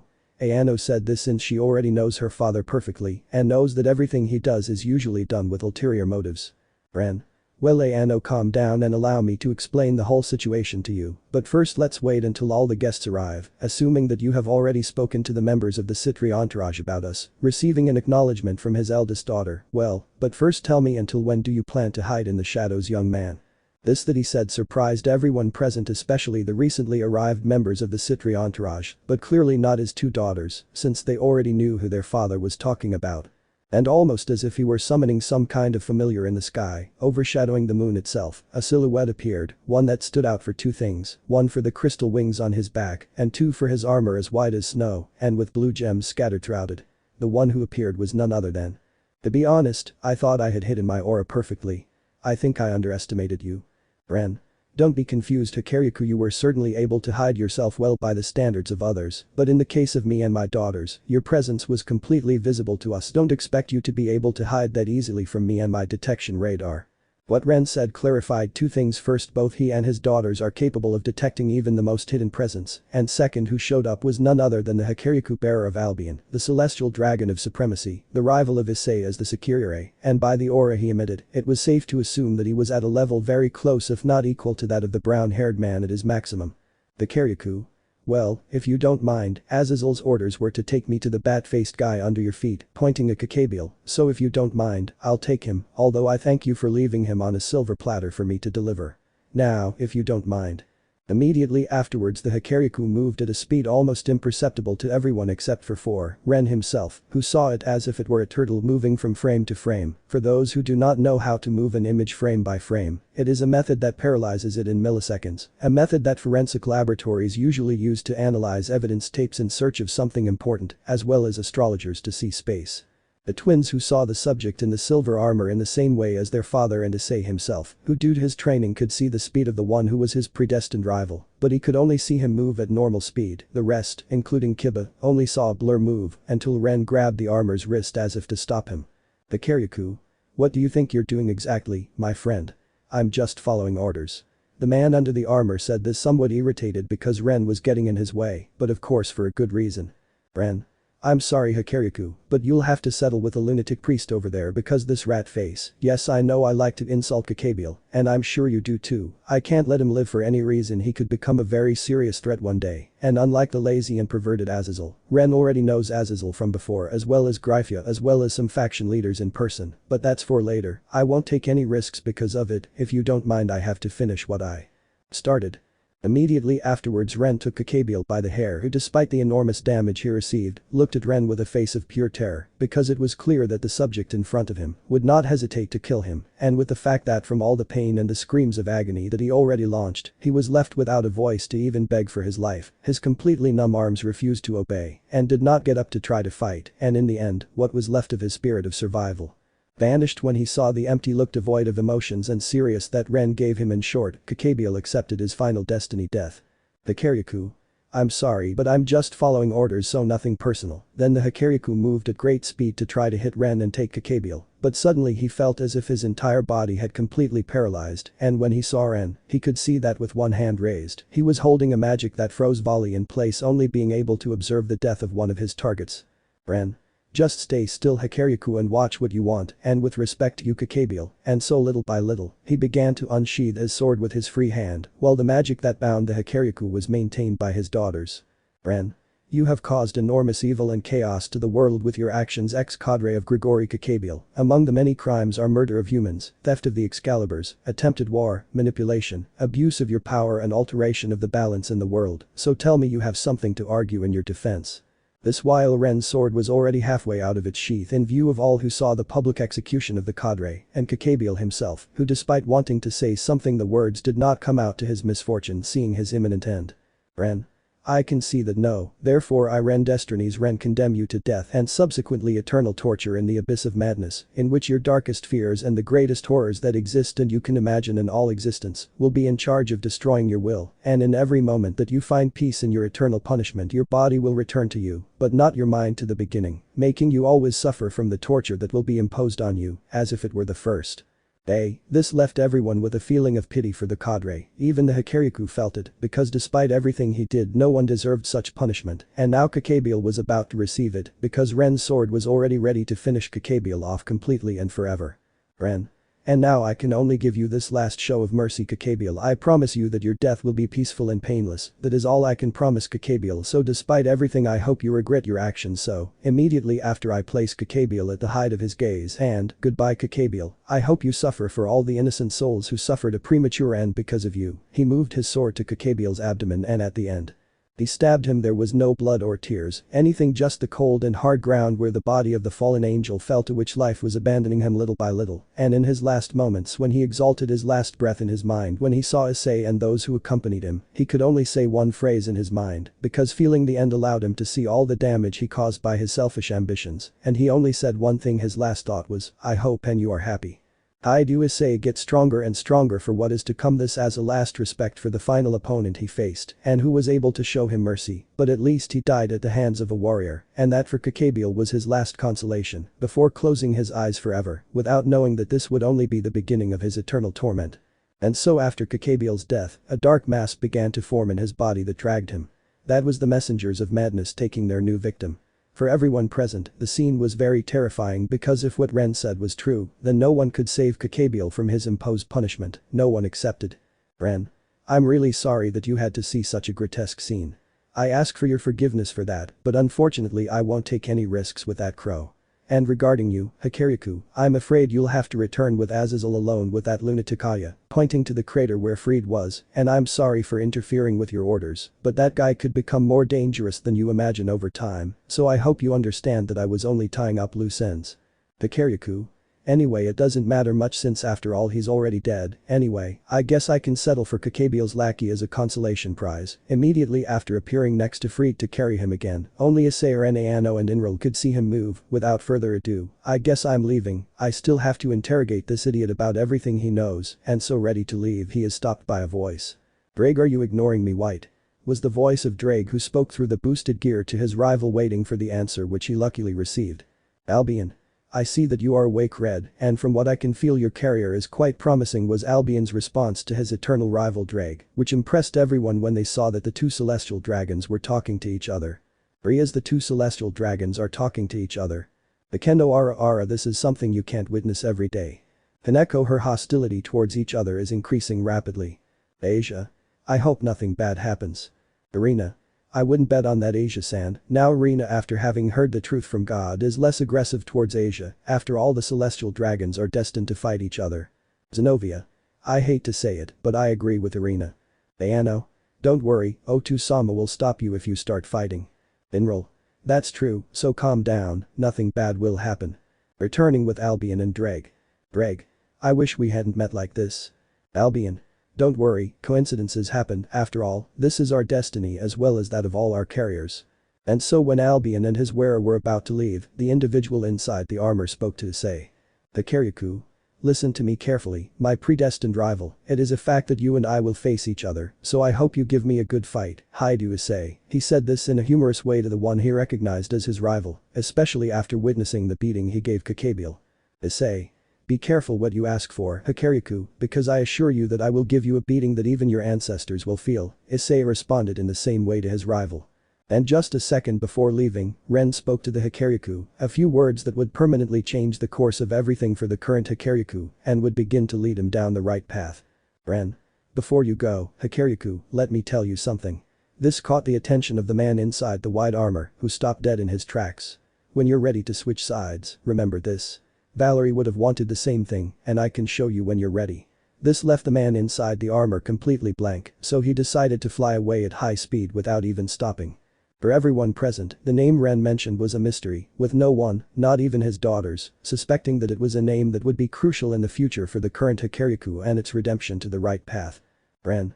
Well, I suppose this is all about the Gabriel issue, or am I wrong, my daughters?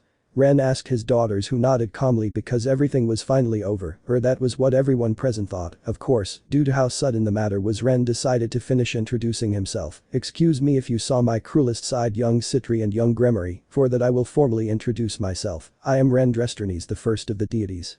The ruler of destiny and the highest authority of the dimensional metaverse. It is a pleasure to meet you, he said this while making a slight bow which impacted everyone present to believe that Ren would be just as arrogant as the other gods, but they were all wrong. Rias. Stunned, likewise Ren-sama, my name is Rias Gremory, heiress of the Gremory family. It is an honor to meet the father of Ayano-san and Inral-san. She said this in the most respectful way possible to Rias, especially because of the fear that Ren imposed and the aura that he was releasing, and because she did not want to make him angry for anything in the world. Sona, stunned. Likewise, my name is Sona Sitri, heiress of the Sitri family, and like Rias, it is a great honor to meet you, Ren-sama. Sona was actually somewhat delighted to meet Ren, because if he was like her daughters described him, then he was someone she would gladly receive as a guest. After such an introduction and his daughters telling Ren about the intimidating aura he was giving off and subsequently suppressing the conversation, it had to be postponed due to the time. Of course, Issei did not like this, because he wanted to be able to ask Ren if he could do that trick of using Rainer's thread of destiny to save her. Of course, that was something for tomorrow, something that hit Issei like a bucket of cold water. But he could hold out one more day, as long as he could ask Ren about that request. But Ren still had something else to say regarding the Issei issue. Ren.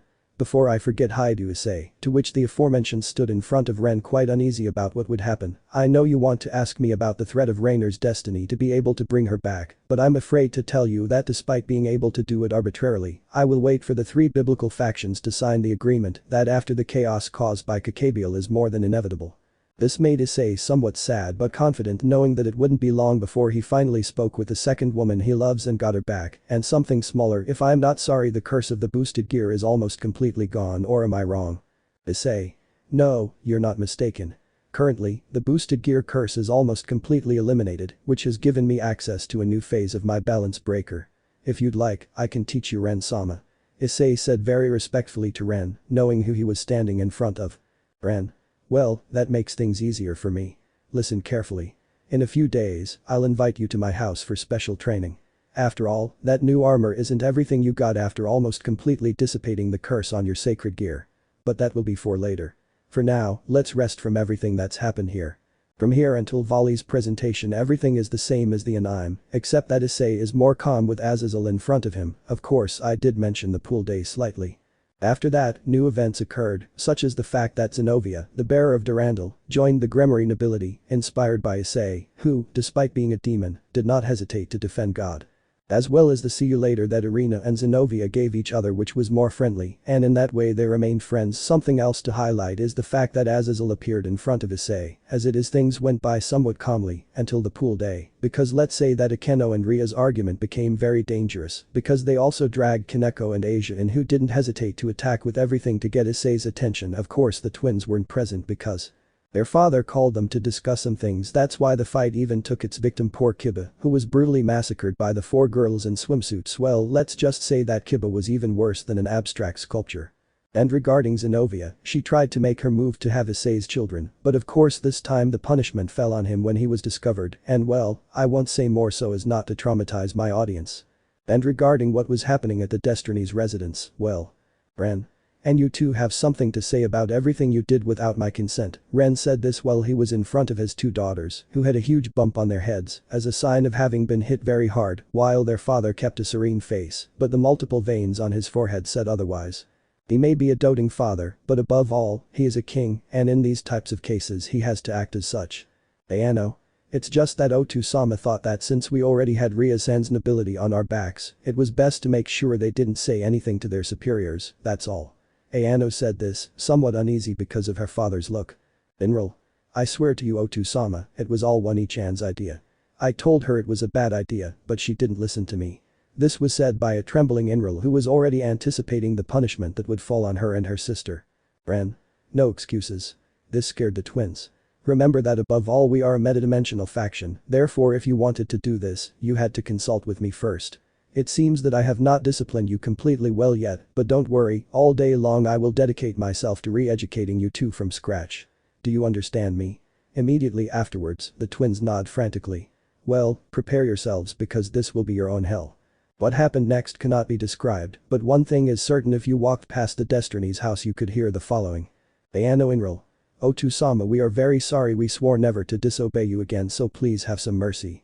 The twins cry, begging for mercy from their father, who punished them for the whole day in a way that is exemplary for any father. And so the days passed somewhat peacefully until Sirzechs showed up with Grayfia, which didn't go very well, let's say. Well, just see for yourselves. Kuo Academy late occult club. Within the occult club we can see several people gathered. Beyond just the members were also the Destiny's family, along with the members more than anything, because Ren decided to tell him about the training he would give to Issei, which consisted of awakening some of Drake's techniques, such as Penetrate, a technique that would allow the user to overcome and destroy any type of magical or physical defense, as well as see if Issei was capable of using Drake's flames, which could even sear the soul of whoever is hit by them. Then there was Kiba, who looked like a mummy because of all the bandages and casts due to being the victim of the girl's jealousy, but this time he managed to overcome the trauma left by the younger of the Destiny's twins, which almost made him stop liking women. Meanwhile the twins were once again scolding the girls for how they acted in the pool, which embarrassed them because 2 Destiny's daughters showed no mercy in their sermon that would have continued if it weren't for the appearance of a magic circle on the ground from which 2 quite important people in the underworld came out and who Ren knows very well, especially the woman.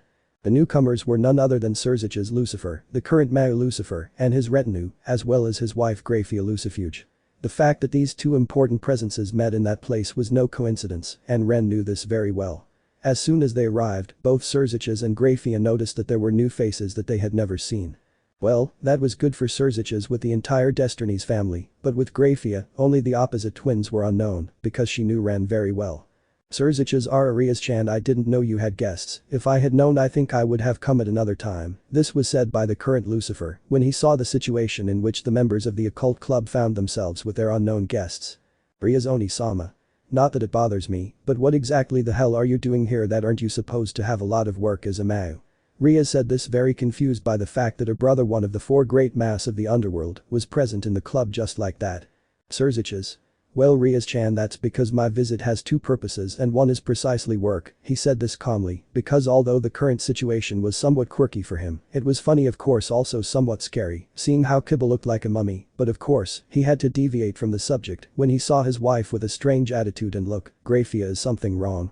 Grayfia, oh, it's nothing Sirzechs-sama, it's just that I didn't think I'd meet an old acquaintance again. This really threw everyone off with the exception of Ren, who for a second felt a chill down his spine when he saw the look on the silver-haired woman's face, and it was certain that she promised everything except something good for him. Isn't that right, Ren-kun? By the way, it's been a while since the last time we saw each other. How long was 150 years? Ren. Yes, it's a pleasure to see you again, Grayfia, sarcastic, and by the way, the last time we saw each other was in that cafe in France exactly 385 years 7 months 14 days 25 minutes and 32 seconds ago and counting. This really left everyone present more than frozen, even her daughters. Maybe they had a history together, a doubt that everyone present had without exception. Even Sirzechs, being Grayfia's husband, had never said anything about the man in front of him. Sirzechs, excuse me for interrupting this lovely reunion. Sirzechs was about to say if Ren hadn't abruptly interrupted him. Ren. For me it is not a pleasant reunion. Ren said this quite agitated, something that even seemed strange to his daughters knowing the usually calm character of their father, and that in passing scared Sirzechs a little because of Ren's imposing voice, as well as the power that even it emitted, that demanded respect. Grayfia are sure to say that, Ren-kun. This really made Ren's skin crawl when he was called that by the devil, and especially because of the tone she used. I remember that when we were in that hotel in Paris, you were like a dog in heat on me. Well, you said my name with that face of pleasure. This really left everyone frozen. To describe it better, if that room were compared to the Cocytus, the coldest place in the supernatural world, that place would seem like a tropical beach compared to the room of the occult club. But of course, even the most uncomfortable silence has to be broken, and that was something that happened when the minds of everyone present seemed to reactivate and they could finally react to what they heard, and what their reaction was, well, the most mature one possible in that situation. All the supernaturals. Grayfia had a lover. This from Sirzechs, Rias, Akeno, Kaneko, Kiba, Issei and Asia. Knowing how Grayfia was in personality, of course, Sirzechs could partly forgive this since it happened before they met, so it could only be said that it was a mistake of youth, but in the case of Ren and his daughters, the case was different. And by the way, this didn't affect Zenobia much because she didn't even know Grayfia or what she was like, so she didn't know how to react, but seeing the reactions of the others, she came to the conclusion that this was something the maid wouldn't do. Ayano Inral Otu-sama cheated on Aka-sama with Lucifer's wife. Well, they are still his daughters, so how did they expect them to react after all? They never knew about this, thinking that their mother was not aware of it. Of course, Agares, Ren's wife, knew it perfectly and had already punished her husband for that infidelity. Well, I will only say that this punishment was legendary and that even the most experienced torturers of the primordial kingdom took references from said punishment.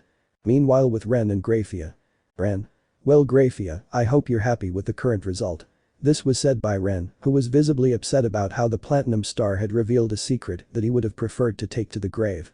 Grayfia. But you have to admit that her reactions were completely worth it. The maid of the Gremory family said this in a simple way, while she saw the faces and reactions of everyone present with a small smile on her face, implying that she was a devil from head to toe. Even her sense of humor was.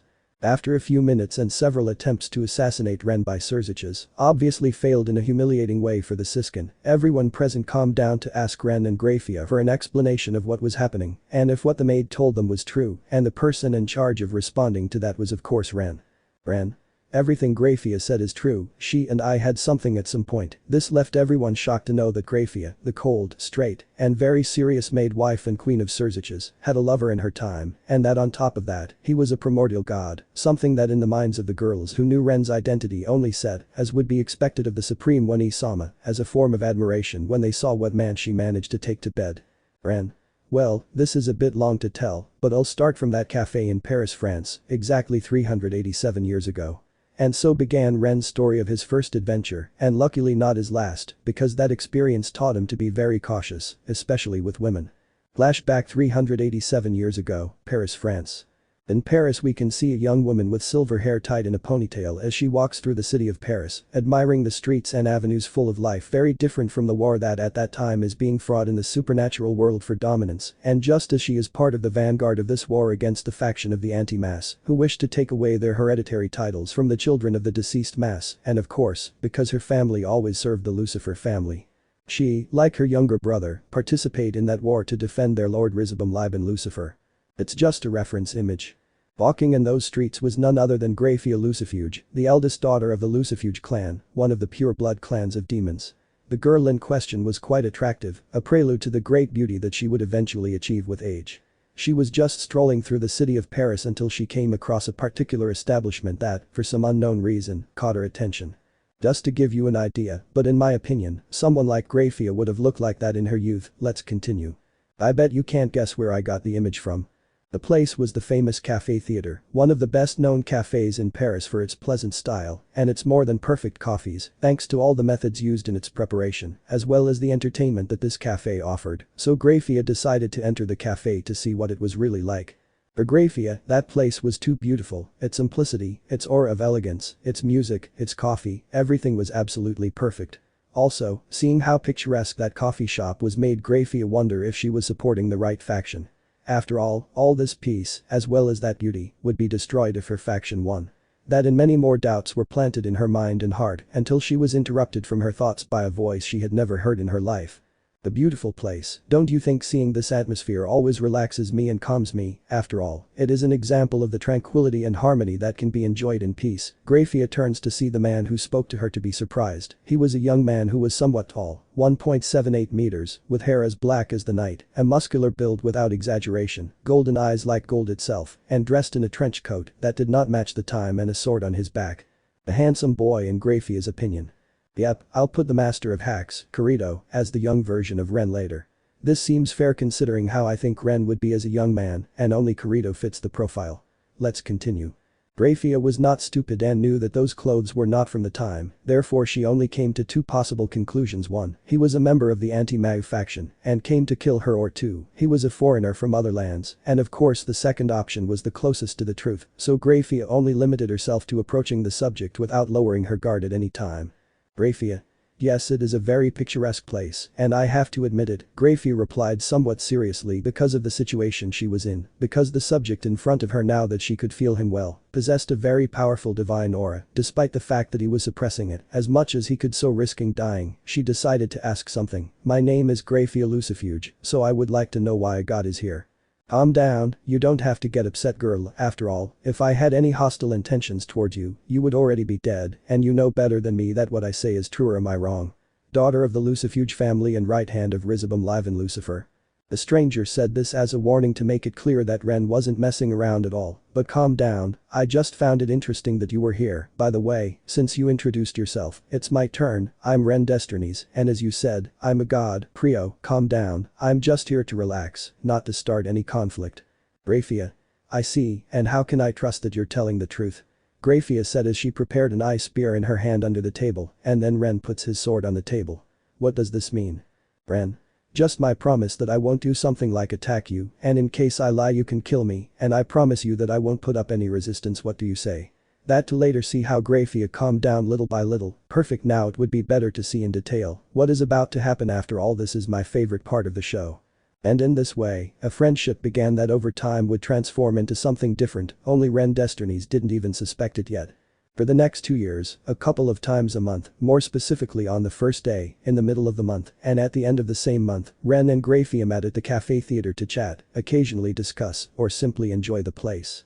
For Grayfia, these meetings were initially her escape from the cruel civil battle taking place in the underworld to see which faction would win, but as the months passed, she realized that little by little, she craved more and more those meetings with the one who surprisingly gained her trust and, to a certain extent, friendship. The man who bore the name Ren was slowly becoming a person too important to her, to the point that after 2 years of that same routine, she was ready to even betray her family and her beliefs for him. For Ren it seemed like something funny to have those fortuitous encounters with the daughter of the Lucifuge family, because he already knew Grayfia's final destiny. to betray her faction and family and instead be the wife of the eldest son of the Gremory family, to form a family with Sirzechs, to become the most powerful queen in the supernatural world and have a satisfactory ending without having regretted anything. But then what did his interference in Grayfia's destiny mean by having met her in that way? That was simple, nothing for Ren, it was just a matter of snapping his fingers and he would return the world to its original path. After all, this was not the first time that he had made this type of interference in a world. In fact, if they were counted, that number would easily exceed 7 digits. But how did he do this simple thing? When he decided to entertain himself in some world, he made an energy clone of himself and sent it to some dimension in which it does whatever it wants without exception. And of course they did everything from supporting wars and directing them from the shadows, creating gigantic conglomerates, and even courting the matriarchs of the main clans and influential families, both supernatural and human, before they became wives to their destined husbands, as their greatest example when in an alternate line that he already corrected. Ren fell in love with Venezuelan Bale and Helen Phoenix, and on top of that at the same time, and that counted as infidelity to his wife Agares. Well, not really, for 2 reasons. One, when Ren makes a clone of himself, he only keeps the memories of those experiences, so it's as if he remembered a lover from another life. And the second reason is that in the end, despite the fact that those experiences remain in Ren's memory thanks to his energy clones, what he does in the end is simply erase all traces of his interference and return the world to its original state. After all, as a primal, he had to have fun in times of peace, and without a doubt this interference for him was at first only one of many, but after a year that changed. He saw Grayfia as a good friend, more than he could believe, and perhaps he thought, what if I just didn't advance beyond being friends after all? Ren enjoyed Grayfia's company, and so did she, which is why she decided not to change that timeline, without knowing that this would be one of her biggest regrets. When the second year of Ren Destinies and Grayfia Lucifuge's coexistence had ended, he could notice how the platinum-haired girl's gaze changed from reflecting friendship and trust to affection and love. In other words, even against everything he wanted to happen, he fell in love with the daughter of the Lucifuge family. That's why Ren decided that when that year ended, he would disappear forever from Grayfia's life. Despite how hypocritical it might sound after all the times he did something similar with other women, Ren decided not to alter that timeline, and he was going to fulfill it. Even though it hurt to say goodbye to a friend as close as Grayfia was, it had to be done for the good of both of them. But that was something that Grayfia was not going to allow just like that. Cafe Theater 2 years after the first meeting. Now we are at the Cafe Theater 2 years after the first meeting of Grayfia and Ren, in which at a table they were two chatting pleasantly like best friends, of course, that from Ren's side, but for Grayfia, it was a completely different thing because she chatted with Ren, almost as if he were her boyfriend, until Ren with pain in his heart said those words. Ren. I have to leave for an indefinite time. This fell on Grayfia like a bucket of cold water on her head, the one who was her best friend, he became her first love, and with whom she longed to spend the rest of her long life, he had to go. It was something she never expected, and the worst of all is that she didn't know when she would be able to see him again. Grayfia. Boo, but why? Why do you have to go? Are you abandoning me? Did I do something that bothered you? Did I say something that offended you? Please tell me and I'll fix it, I swear.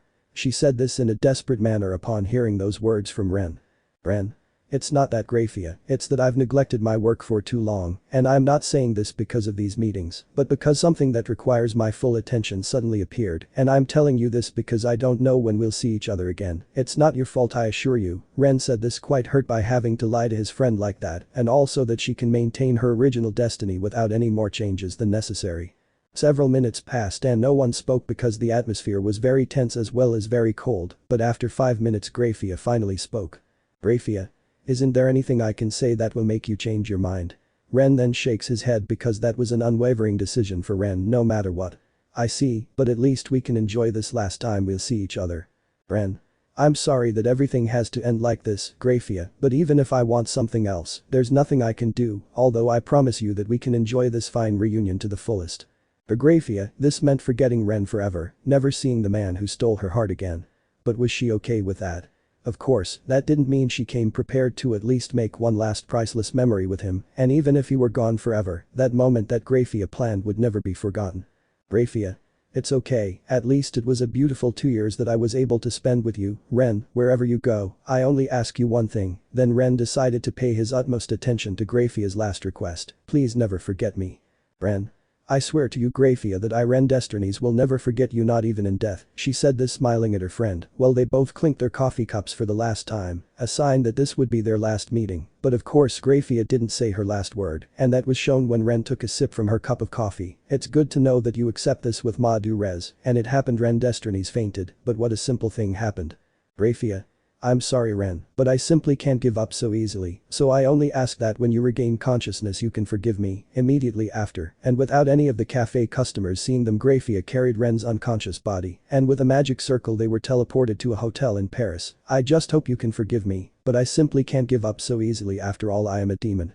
To clarify, Grayfia put in Ren's cup a secret drug of the demons that consists of 3 phases. The first is total unconsciousness, in which the affected will fall asleep for a few minutes. The second phase is partial awakening, when only the body awakens, but the mind remains off in this phase. The individual is easily susceptible to the orders of others. And the third phase is total awakening, when the effect of the drug has worn off, and Ren, despite being a primal, is susceptible to drugs and potions if he has his guard down, and after so much time of establishing his friendship with Grayfia, he ended up lowering his guard enough for this drug of the demons to affect him. That is why let's continue.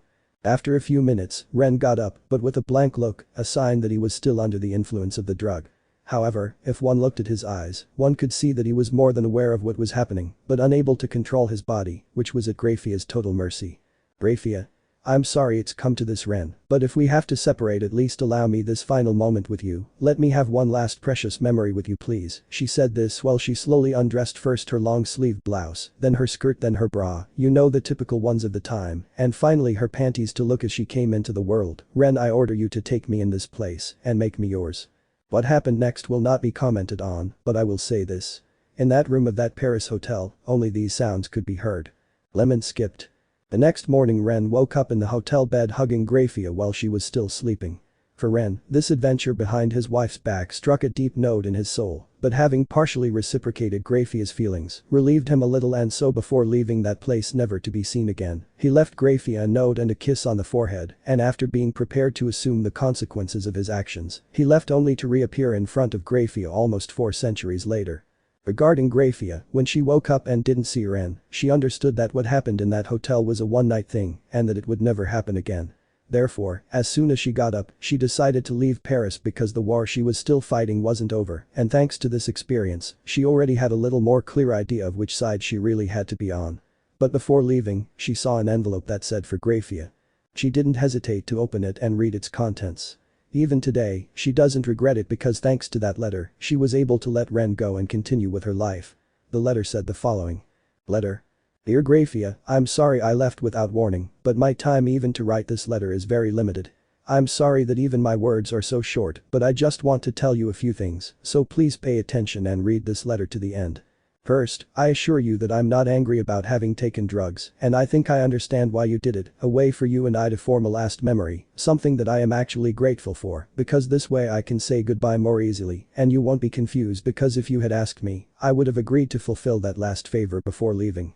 Therefore, I ask you to be a little less forward-thinking about those matters. Also, forgive me for having to leave you so abruptly, and regarding the fact that I had a very important matter, it was a lie. What was really happening is that I have a wife and have been married for a long time, but unfortunately, I was never able to bring up that subject because the mere fact of admiring the beauty around us, as well as each other's company, made me miss that subject completely. So I'm sorry to tell you this, but the reason I had to leave was for that very reason, because I couldn't stand that feeling of guilt that was eating me up inside anymore, and before you think about it, I can't allow myself another wife, no matter how much the idea tempts me. That is unthinkable to me, because when I married my wife Agares, I swore to her at the altar that I would never have another woman apart from her, and I can assure you that if it weren't for that promise I wouldn't have hesitated to take you as my wife.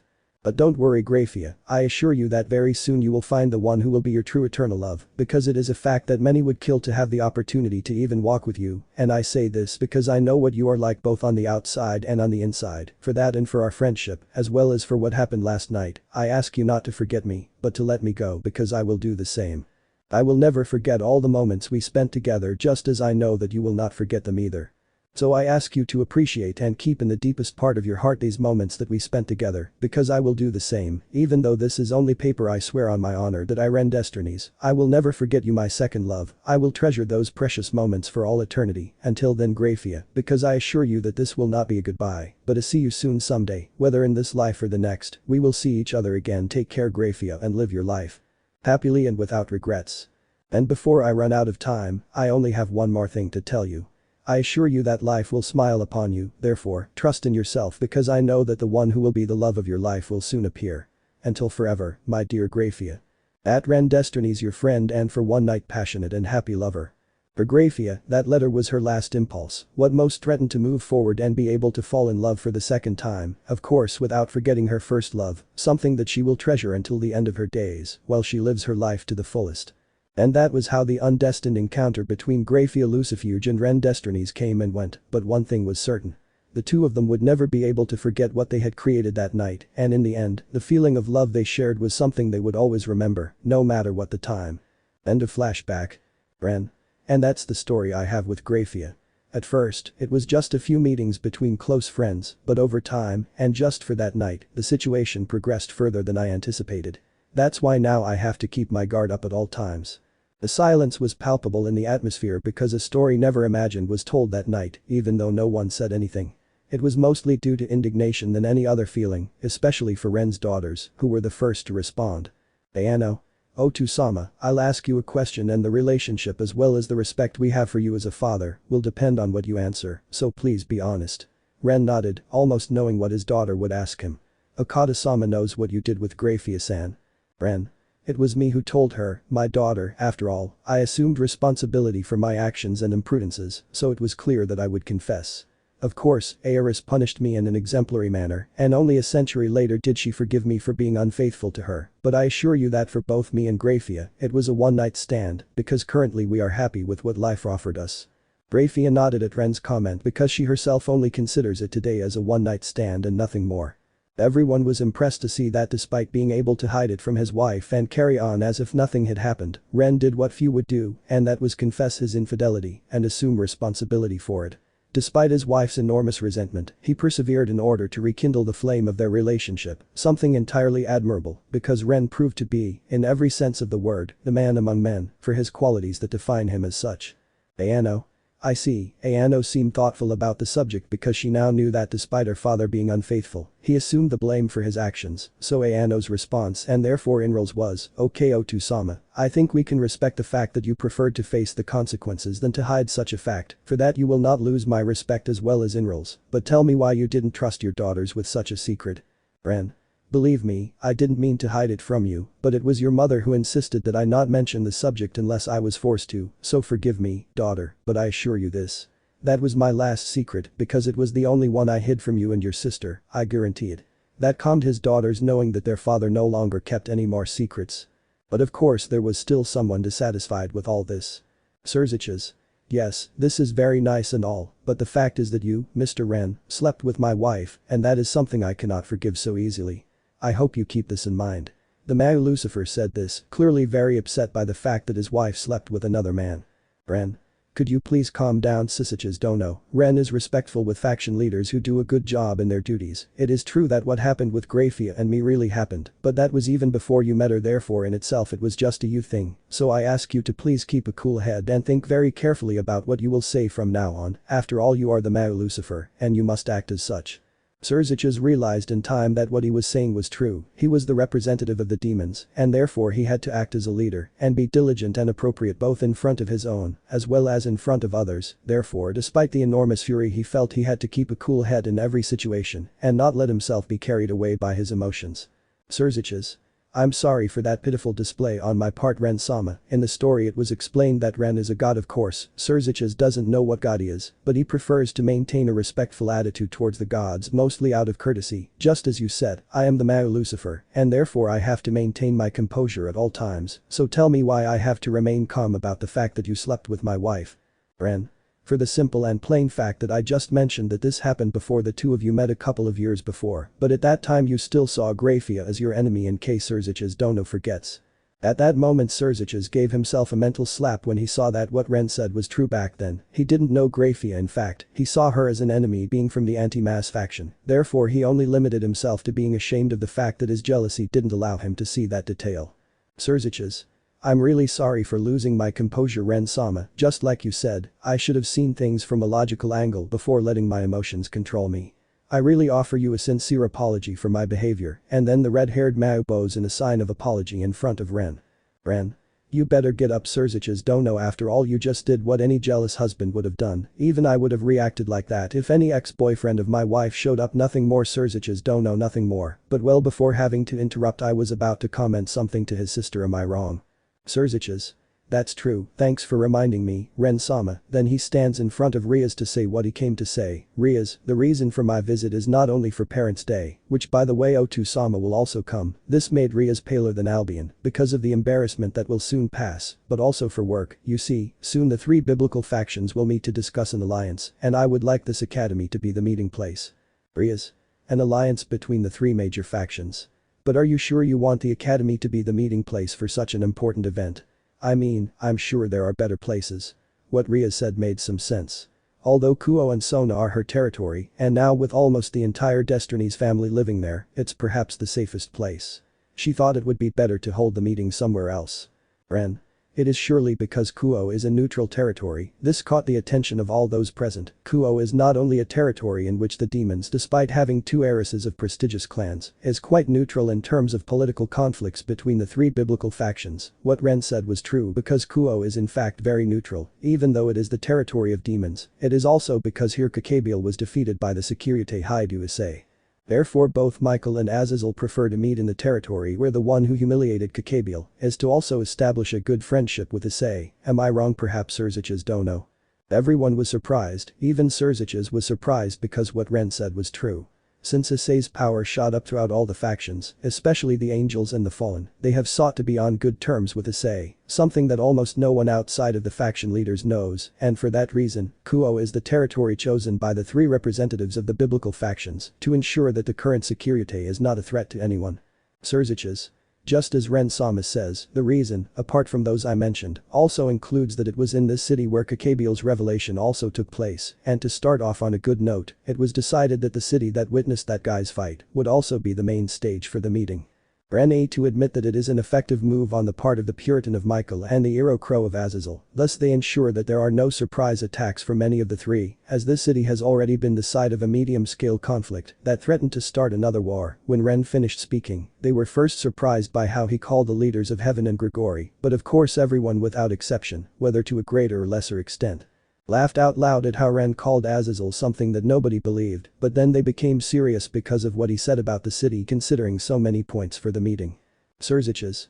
Well, as Ren-sama said, that was what I came to inform you, Rias-chan. This also embarrassed Rias a little. Therefore, I will be waiting for this meeting, but before that, I was forgetting the second reason for my visit, as well as informing you of something.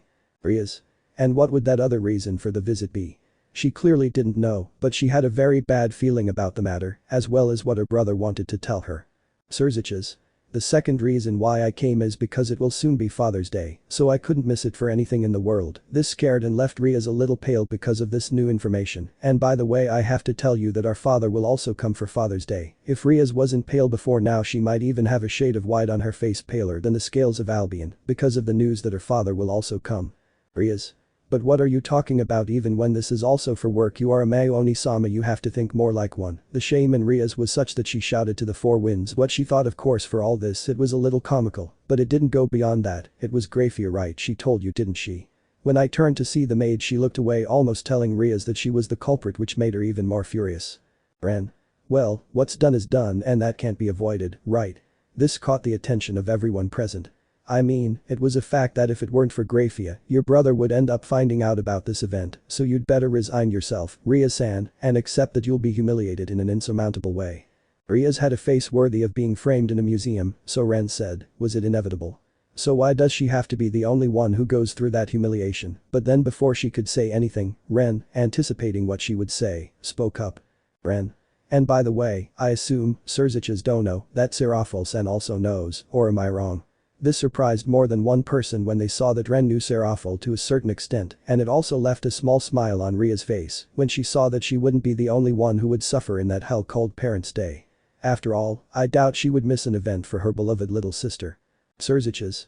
Just as Ren Sama says, Seraphol also knows and will come to Parents' Day, so she will be in place of Lord and Lady Sitri, who will come, but she seemed somewhat excited about it, Sirzechs said with some nervousness when he remembered how Seraphol reacted when she heard about Parents' Day, and well, that is up to everyone's imagination. Ren. Well, I guess I have to buy a digital camera since my wife can't come to this event, so the least I can do for her is record it. This left the opposite twins paler than an ice cube, thinking about how their father would embarrass them this time. From here everything happened just like the anime until the talk between Issei and Sirzechs. Well, these two shared a room at the request of the red-haired Mayu in order to get to know Issei better and talk about certain topics, in which when Sirzechs mentioned the boost in Ria's breasts, Issei only responded with, "I don't think that matters. I think they are already perfect just the way they are," leaving the Mayu with his mouth open and with a slight smile, seeing that the one who would one day be his son-in-law truly seemed to deserve his little sister, seeing that he loved her just the way she was something that relieved him, seeing that Rias was in good hands. After saying goodbye to Sirzechs and Rias saying that she planned to guide him to the hotel where he would stay, Issei can be seen walking towards the academy alone because Asia was waiting for Zenobia, who stayed up all night studying Japanese kanji. Akeno was already going to the academy by another path. Kaneko did the same. So this time Issei was alone, thinking about how his life changed so drastically since the opposite twins appeared, and with them truths that he would surely ignore forever were revealed to him. Issei thoughts, and to think that my life changed so much. First Ayano-san and Inral-san arrive unexpectedly. It turns out that they are the daughters of the most ancient and powerful god that exists. Then I find out that Rainer did not want to kill me, but was only manipulated by that damn crow, and that now soon there will be a meeting between the leaders of the three factions to discuss the matter of that lunatic. Seriously, my life has changed drastically in just a few days. And in that way, so deep in his thoughts was he that he didn't realize that he had already reached the bridge that separates the academy from the city, but on that bridge there was something that shouldn't be there. The silhouette of a boy approximately Issei's age, wearing black leather clothes, shoes of the same style, white hair, and grey eyes, who was leaning against the railing of the bridge while he kept looking at Issei head on. When Issei fully realized the subject in front of him, he stood up from where he was leaning and addressed Issei in a calm manner, while his smile did not diminish at all, and just when they were in front of each other, it was the mysterious subject who spoke. "This is the second time we meet, Drake Bearer. Let me introduce myself. My name is Vali. I am the Sekiryuutei, your destined rival." This shocked Issei because in front of him was his predestined rival, the one who possesses the opposite of his sacred gear, the Sekiryuutei, which bears the name of Vali. Finally, the true encounter between the Sekiryuutei and the Sekiryuutei had occurred. Now that the meeting of the two legendary celestial dragons has taken place, the predestined fight is inevitable, but will Vali be able to face the challenge that Hyoudou Issei represents? Will Issei be able to remain equal to his destined rival? How much will Seraphol embarrass his sister? All that and more will be revealed next time in the chapter Parents' Day Begins and Akeno's Truth. Don't miss it. Chapter 9. Father's Day Begins and the Second Bishop of Rias. Strain.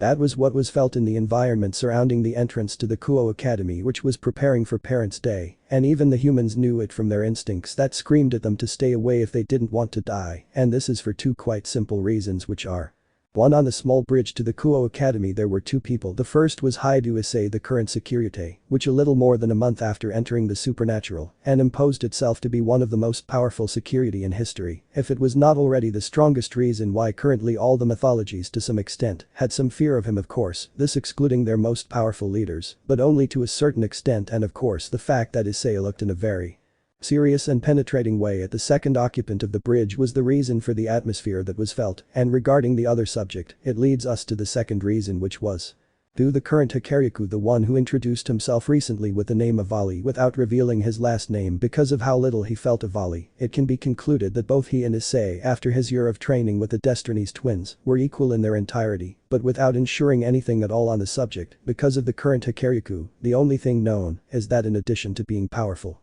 he is allied with the fallen angels, therefore he is almost an unknown character to everyone except for the leader of Grigori Azazel. That and the fact that the two possess two legendary dragons that since ancient times were known as eternal rivals, and that the arrows of the same celestial dragons filtered into their bearers only caused the atmosphere of the place to be even heavier and more dangerous for everyone, and that was seen when seeing that even animals like birds or squirrels fled in terror, trying to save their lives. But of course, even in such an atmosphere, someone has to break the silence, and the chosen one was Vali, who was calmer in the current situation and already had his objectives for the visit very clear. Vali. I must admit I didn't expect this. I have to congratulate you, Hyoudou Issei. This made Issei strange. Why was his predestined rival congratulating him?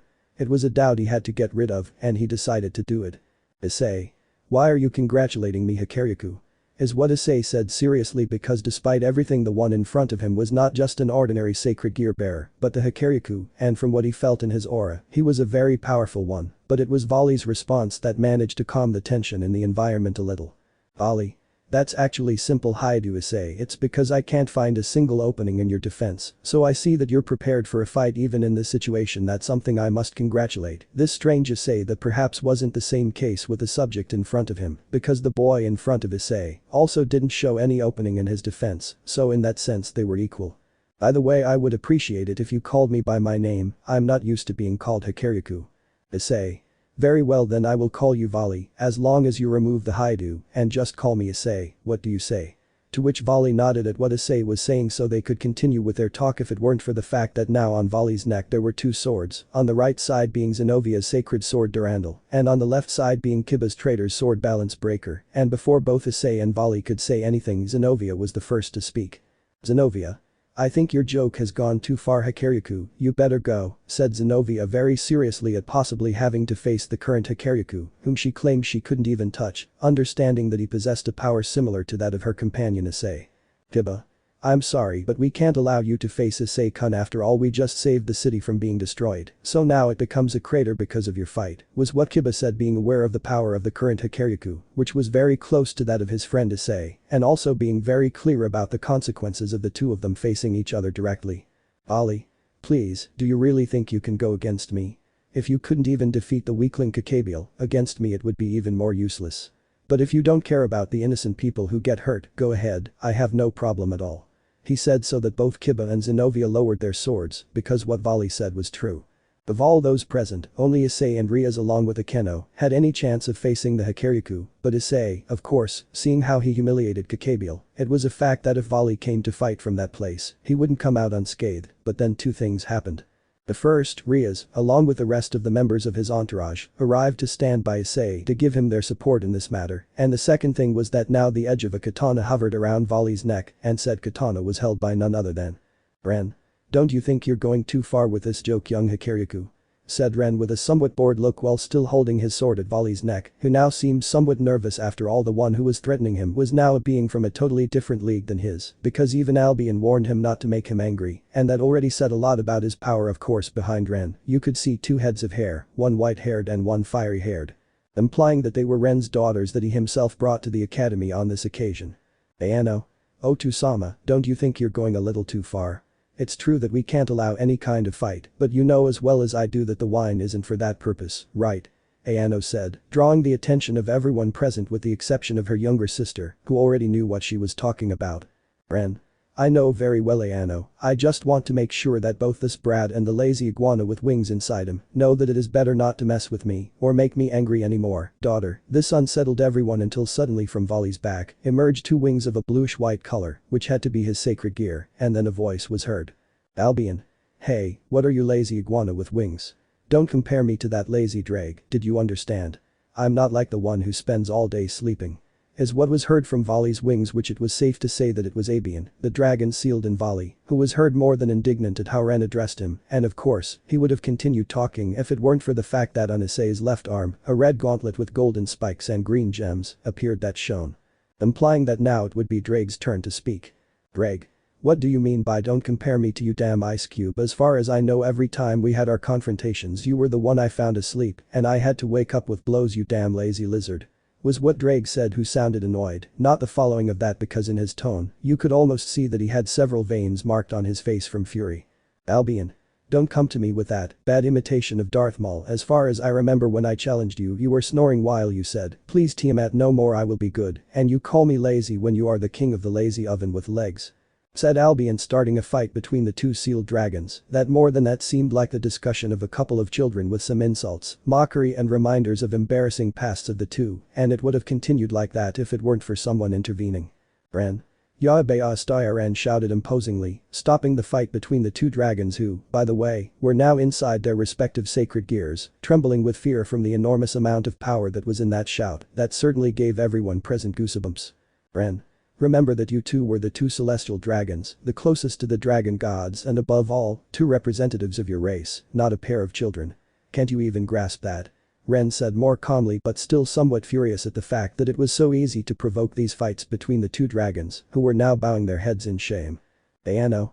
Well, Sama, what you said is true, but wouldn't it be better if you removed your sword from Vali-sen's neck? The poor thing is almost fainting from fear, said the eldest of the Destiny sisters, pointing at poor Vali, who was almost like jelly from the fear he felt while he trembled, although he tried to hide it, because the fact that he was the one who had the sword at his neck and the scream full of power from a little while ago made him on the verge of fainting more than anything. Because of his instincts that were screaming at him to get away from Ren. Ren. Ah, that's right, he said, so that everyone felt a drop of an like sweat fall down the back of their necks. I guess I better take my sword away before he faints on it and ends up split into 1,000 pieces, he said, so that now everyone felt a shiver of pure fear, because Ren without trying said okay, if he fainted on Ren's sword, he would turn into a pool of blood and some organs. That did leave him pale with terror, and he could only relax when he no longer felt the edge of the katana on his neck. Ali. Well, just like your daughter, Mr. Ren said, I didn't come to fight for anything. After all, doing that would bring problems to Azazel, and I prefer not to have him complaining on top of me, said Vali trying to appear calm, but the excessive sweating revealed that he was still terrified by Ren's presence, which was intimidating, but what follows that? Ren. Wow, now I'm impressed that hero crow of Azazel takes his job seriously, and here I am thinking that it was Penemu who did all the work in Gregory, said Ren seconds later to hear the laughter of Vali, who was now writhing on the ground holding his stomach, trying to stop laughing after all. The nickname that he gave to Azazel added to the fact that it was discovered that in fact Penemu, the most beautiful cadre of Gregory, was the one that did all the work of Azazel, made him agonize with laughter along with Albion, who was also laughing like crazy inside. The divine dividing the others present only laughed a little because they already had their moment of uncontrolled laughter at the nickname of Azazel, courtesy of Ren. After several minutes, Vali finally showed signs of calming down after being on the verge of dying from a fit of laughter, and only after a few minutes did he finally stop, but he still had reasons to do so, because that nickname, Hero Cuervo, was burned into Vali's mind, and he would surely harass Azazel with that nickname for a long time, so, prepared to leave, he only stopped to talk to Ren one last thing and confirm what decision he should make in the future. Vali. Before I leave Ren, this caught the attention of everyone present, because what was it that Vali wanted from Ren Destinies that will now be found out? Tell me if you mentioned that name before he returned with Azazel, is it for a reason, right? Said Vali, to which everyone present without exception remembered when Ren mentioned a certain Valerie, so Ren's response was highly anticipated and of course almost reading the atmosphere he didn't make people wait any longer. Ren. In fact, if Vali, it was for a reason, and I think that for you it is more than obvious what the reason is, right? Said Ren quite calmly. In a quite tense situation like the current one, I will only tell you this, Vali, if you make the correct decision, maybe I will do you a favor, I will simply say that. Said Ren to later see how Vali walked away in silence, while everyone only had more doubts about what Ren said very recently, so without more matters to resolve, everyone except Ren prepared to enter the academy for one more day of classes, which would be followed by the dreaded by all students the Parents' Day, in which many things almost all embarrassing for the students would happen. Kuo Academy nursing time skip. Now we focus on the Kuo Academy infirmary, but why here? Simple, Ren insisted on talking with Issei alone about some important topics, and no one could argue anything, so in that same room where Hyoudou, Issei and Ren Destinies are talking, mostly Ren was describing to Issei the new training he would give him so that he could use a couple of abilities that he hadn't fully awakened yet. For now, let's focus on that same conversation. Ren. Very well, I see, just as you mentioned, you were able to disperse the boosted gear curse to a certain extent, right? Ren said calmly as he calmly sat in a chair in the infirmary, and Issei answered the question affirmatively. Well then, I will explain to you which skills you will focus on, understood? Issei. Yes, I understand, Ren-sama, but tell me one thing that caught Ren's attention. Tell me, how should I call him from now on while the training lasts? If you could tell me, should I continue calling him Ren-sama, or on the contrary, should I call him Ren-shishu? This put Ren in doubt a little, because it was true that being called Sama was something that always made him uncomfortable, but for the Shishu he never liked it, so he decided to suggest another way for the brown-haired man to call him. Ren. I would appreciate it if you didn't call me in any of the previous ways, just call me Ren-sensei, is that enough for me, and am I clear?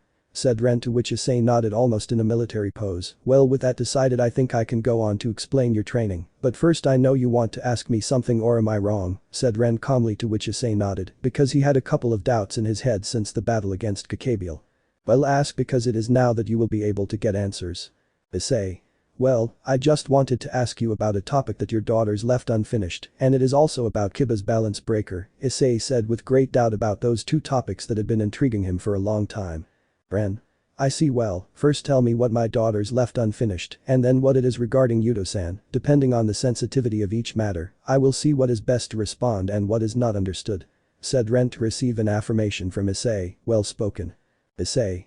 Well, regarding what Ayano-san and Inral-san left unfinished was when we were talking with Sona Kaichu, she asked them about a topic they mentioned, but we couldn't finish that conversation because it was interrupted. She said to see that Ren was listening to everything, so she continued talking.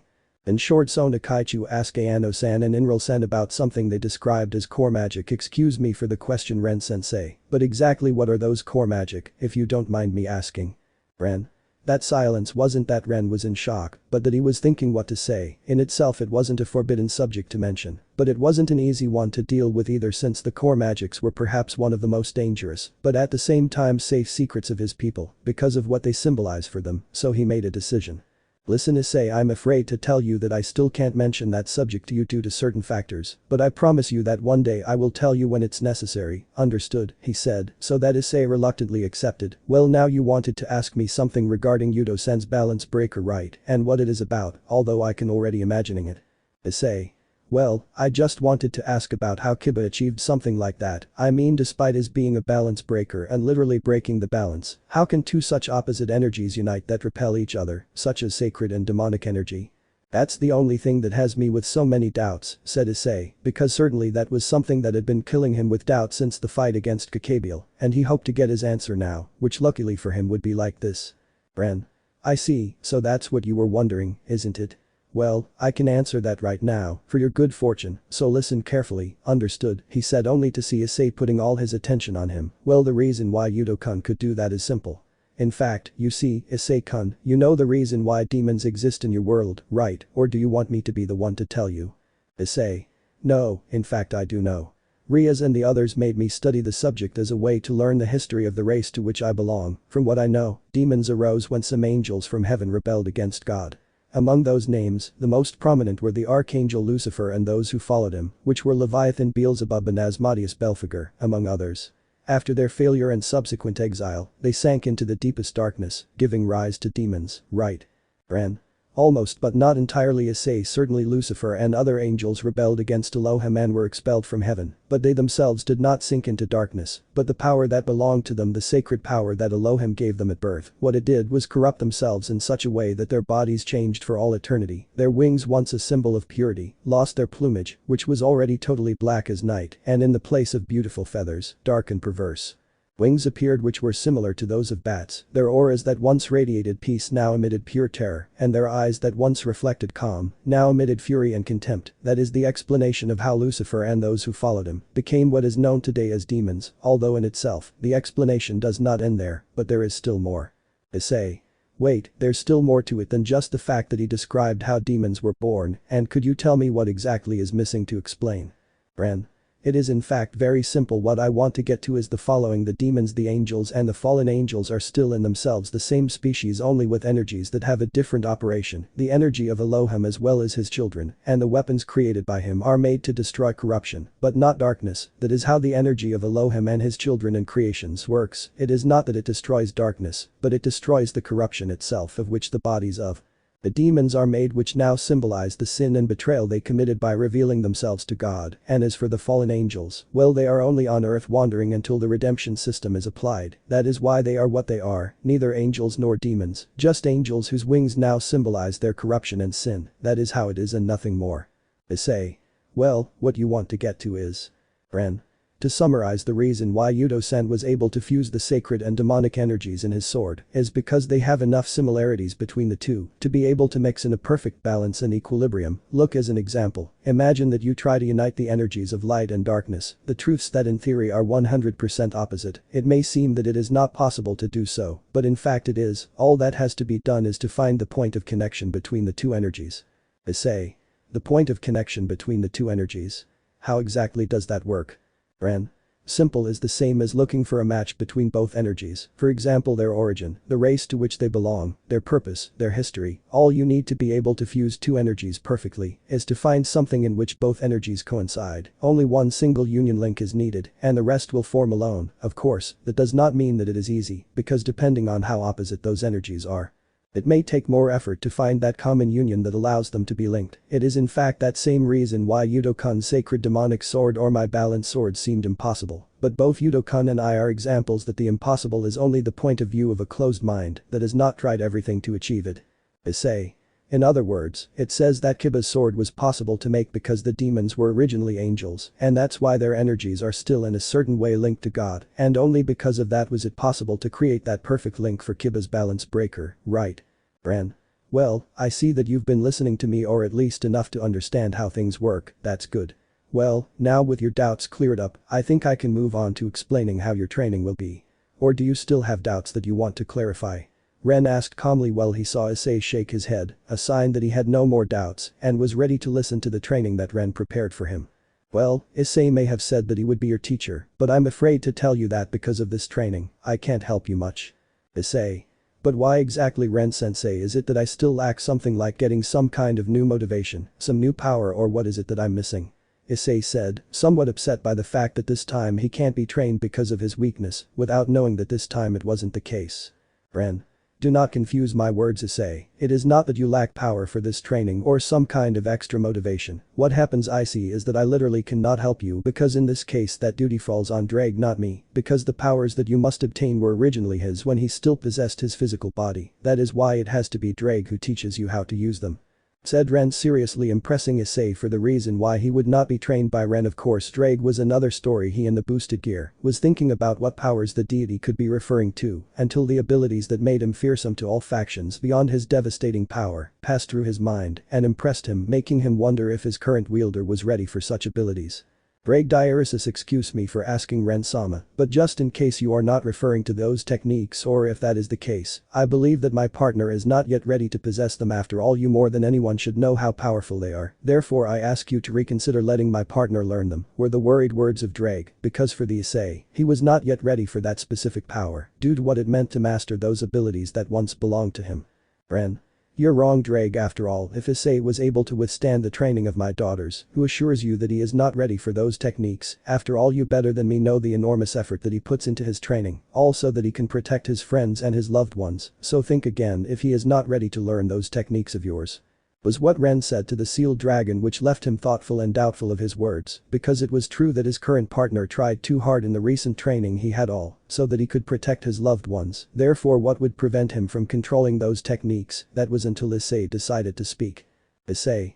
Excuse me for interrupting the conversation, but exactly what techniques are you two talking about? I would like to know what you are referring to, if it is not too much trouble, please. This is what Issei said, with many doubts regarding the techniques that Drake and Ren were talking about, since he was not aware of what the two were referring to, so it would be good if he could know what the two were talking about, which is why he took it upon himself to answer. Ren. Well, I think you deserve to know what we're talking about exactly, Issei. You see, the techniques that Drake will teach you are in fact the ones that secured his title as a celestial dragon, more specifically the ones that in part gave him the title of the Dragon of Domination and in turn, being Albion's rival. Ren. The techniques I'm talking about are the greatest defense against any type of defense and the most powerful flames among all dragons, without counting the dragon gods. These techniques were called the attack for which there is no defense penetrate, which consisted of a concentrated attack capable of destroying all existing defenses, whether physical or magical. In other words, if you were the victim of this attack, it was almost a certainty that you could do nothing against it, therefore there was no defense when Drake was your opponent. Ren. And the flames I speak of are the true flames of Drake, the ones that made him a dragon to fear even among his own kind, those known as the blazing inferno flames, the most intense flames of the dragons, unique flames capable of incinerating not only the body, but also the soul of their opponent. These same flames were feared and respected even among the most powerful gods, even by those who represented fire. Such was the case that even Shiva feared to face Drake, just as Amaterasu did not dare to confront him, despite the fact that fire was his element of domain. Even Surtur, the most powerful of the fire giants, could not dare to face Drake, because despite being made of fire, his soul was not, and that is why he could die by Drake's flames. Those are the 2 drag techniques that you will learn from him. It must be said that Issei was surprised to say something because those legendary techniques that Ren was telling him about were completely absurd. An attack capable of piercing all defenses as well as flames that would cause the eventual death of his opponent were something he never thought of learning, but now that possibility was given to him, thanks to Ren, who managed to partly convince Drake to teach them to him. Issei. Are you sure I'm ready for such powers, Ren-sensei? I mean, I'm not complaining, but isn't it too much power for someone like me? Don't you think it would be better if I prepared myself more before learning Drake's power? Issei said with great doubt, because despite it being true that he wanted to learn those techniques, he still believed he was not ready for such power, to which Ren responded as follows. Ren. On the contrary, Issei, you are more than prepared for those techniques, after all my daughters told me about your recent training, therefore I am more than sure that you are ready and more, knowing how my daughters took your training, therefore I am sure that you are more than ready. Were the calm words of Ren answering Issei's doubt because what he said was true in terms of power. Issei was more than prepared for those techniques, and in fact something told Ren that maybe and only maybe Issei could be the first to achieve that, but for the moment it was something that only Ren and the late Elohim knew. Ren. For now, it would be better if you returned to classes, Issei, and relaxed as much as you can. After all, tomorrow will possibly be the most humiliating day of your entire life, or am I wrong? This was what Ren said, now with some grace, because he already knew how Parents' Day would be for poor Issei, who now could be seen to be trembling with fear of the embarrassment that would happen in a few hours.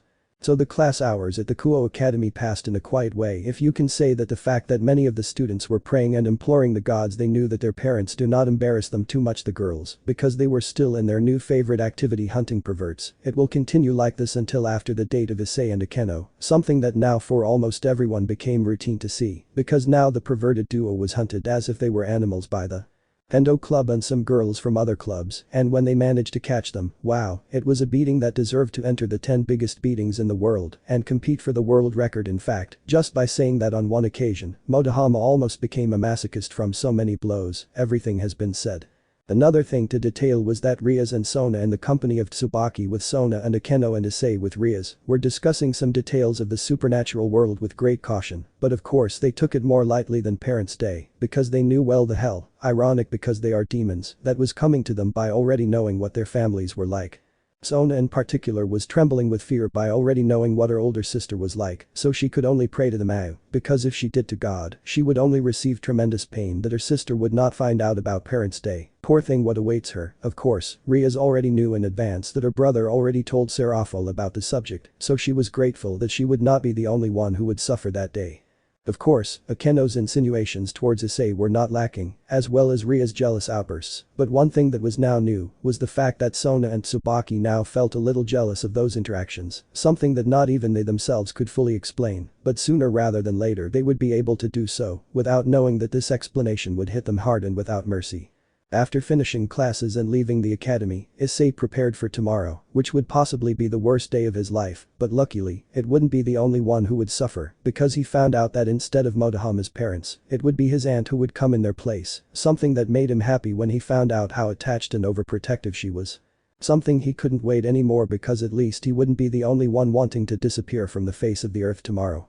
Of course, before the big day, Issei had another talk with Ren about his training and that it would start after the alliance meeting that would take place in a few days, more than anything to avoid future problems with the factions, for wanting more tranquility during his stay in the mortal world with his daughters in passing. He also explained some details of Drake's techniques, as well as how the bearer of Albion Volley could use the opposites of the techniques, such as the only shield capable of stopping the penetrate, as well as a freezing breath so cold that it was capable of freezing even time itself. So after that talk of explanations came the fateful day of judgment, in which tears of pain and agony would be shed, desires of suicide would flood the environment, and looks of shame and despair would be daily bread for all students. If I talk about Parents' Day or open classes, the scenario in which parents would be in charge of humiliating their children as much as possible with only a camera and the words that occur to them. During the first hour things were light standard math and history classes, but even so the poor students who were called to answer questions or complete some sentences would suffer in a more than humiliating way. Whether you answer correctly or incorrectly, your shame is assured. For the rest of the first hour many were humiliated and embarrassed by their parents, but luckily for Issei, Zenobia and Asia, that was not their case because the teacher in Issei's case knew that it was a waste of time to make him go to the front with Asia since she was still new to the academy and above all a foreigner. He did not want to put more pressure on the poor girl, and with Zenobia, for the simple fact that she still could not use kanji well. So making her go forward would be stupid, knowing that she still cannot write Japanese kanji properly. For those reasons the three of them were saved from that embarrassment. But of course on that day no one would be absolved from being humiliated because when English class arrived the teacher in charge decided that sculptures should be made instead of the regular class which he described as a more artistic means of expression. Therefore now the shame would be through your ability at the time of sculpting with the clay that the teacher gave to everyone present, so when everyone had their block of clay, they got to work sculpting the clay. On the one hand, the majority decided to make simple sculptures, whether everyday objects such as knives, swords, shinace, among others. Of course, other people were more daring when creating their sculptures. An example would be Mitsuda Motohama and Aika. The perverted duo went for women with good curves, and Aika for men with large and well-defined muscles. But all they got was, in the case of the perverted duo, a kind of statuette from some culture that has already disappeared, with Aika. Because she did better at making the sculpture of a muscular man with a good package, something that the teacher signed for a punishment, but congratulated the pervert of the class for her skill.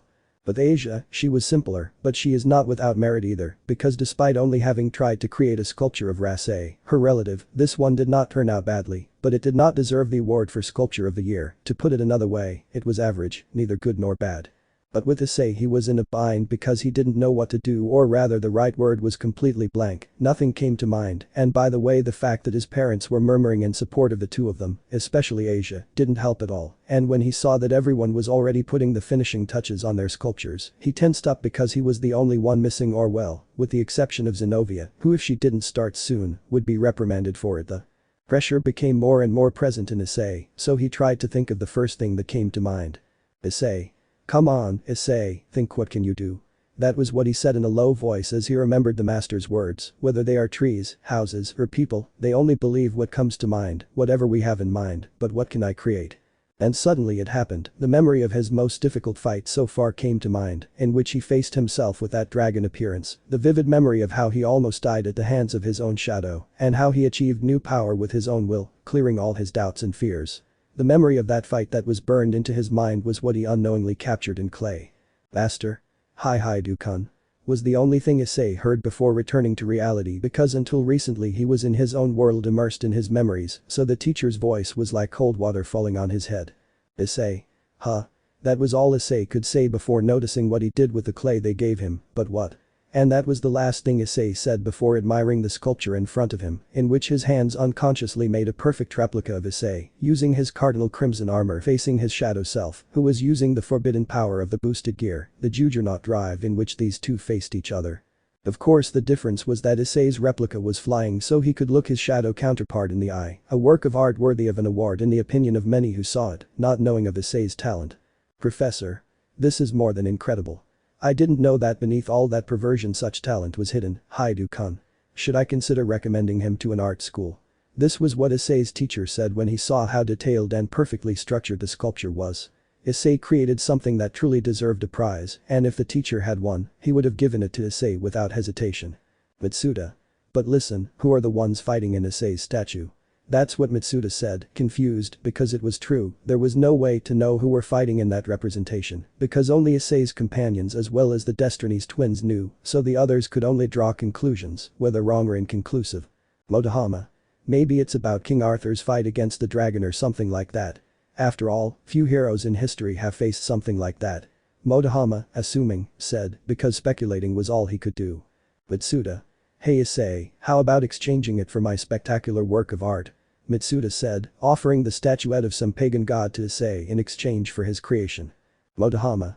To hell with that abomination, I'm offering 5,000 yen for it, and so the bidding continued and continued, even some students offered figures above 100,000 yen, of course, all being seen by Issei's parents, who were proud of the great hidden talent that their son possessed, and that would possibly make him a famous artist. In the end, no one was able to buy the statue because Issei rejected all offers, since for him that small representation of his greatest challenge was something too valuable to him to let someone else possess it, so Issei decided to keep it at all costs. Shortly after, the recess came and with it all the students could finally rest from all the humiliation to which they were subjected, including the opposite twins themselves, who saw the hell of humiliation by their father, who this time brought a professional recording camera, so they had no respite from such shame. And as for Issei, he decided to show his statue to all his companions, who reacted in the following way. Rias. It's really very well done, it really reflects that moment perfectly, Issei, was what Rias said when he saw the statue that reflected the moment in which his pawn surpassed himself, breaking all his limits. Asia. It's really very well done, Issei-san, was the praise of the ex-nun who held in her arms the sculpture of Rasei that she made, which was praised by her teacher but not excessively. Akeno. You really have talent, Issei-kun. Maybe next time I'll ask you to make me a sculpture of my Yufufu, was what Akeno said in a flirtatious way, making Rias angry with that insinuation from her best friend. Rias. Hey Akeno, you better start calming down. Remember that Issei is mine and that's the end of it, understood? These were the words full of jealousy and fury that Rias directed at her friend and entourage queen, who only responded mockingly to her friend's challenge. Akeno. If you think that, then why don't you ask Issei-kun to also make a sculpture of you Rias after all? I don't think Issei-kun would mind doing it Yufufufu, was Akeno's mocking response that managed to embarrass Rias, which seemed like her hair lost color from her face of course. Akeno said this in order to cause that reaction in Rias, something that seemed more than funny to see how her best friend reacted, because one of the things that Akeno enjoyed the most was making fun of Rias. And the discussion would have continued like this if something else hadn't happened. Student A. What a photo shoot with a magical girl in the gym. Student B. This is something unique and we must not miss it at all costs. Motohama. As a former member of the photography club, it is my duty to document this moment for future generations.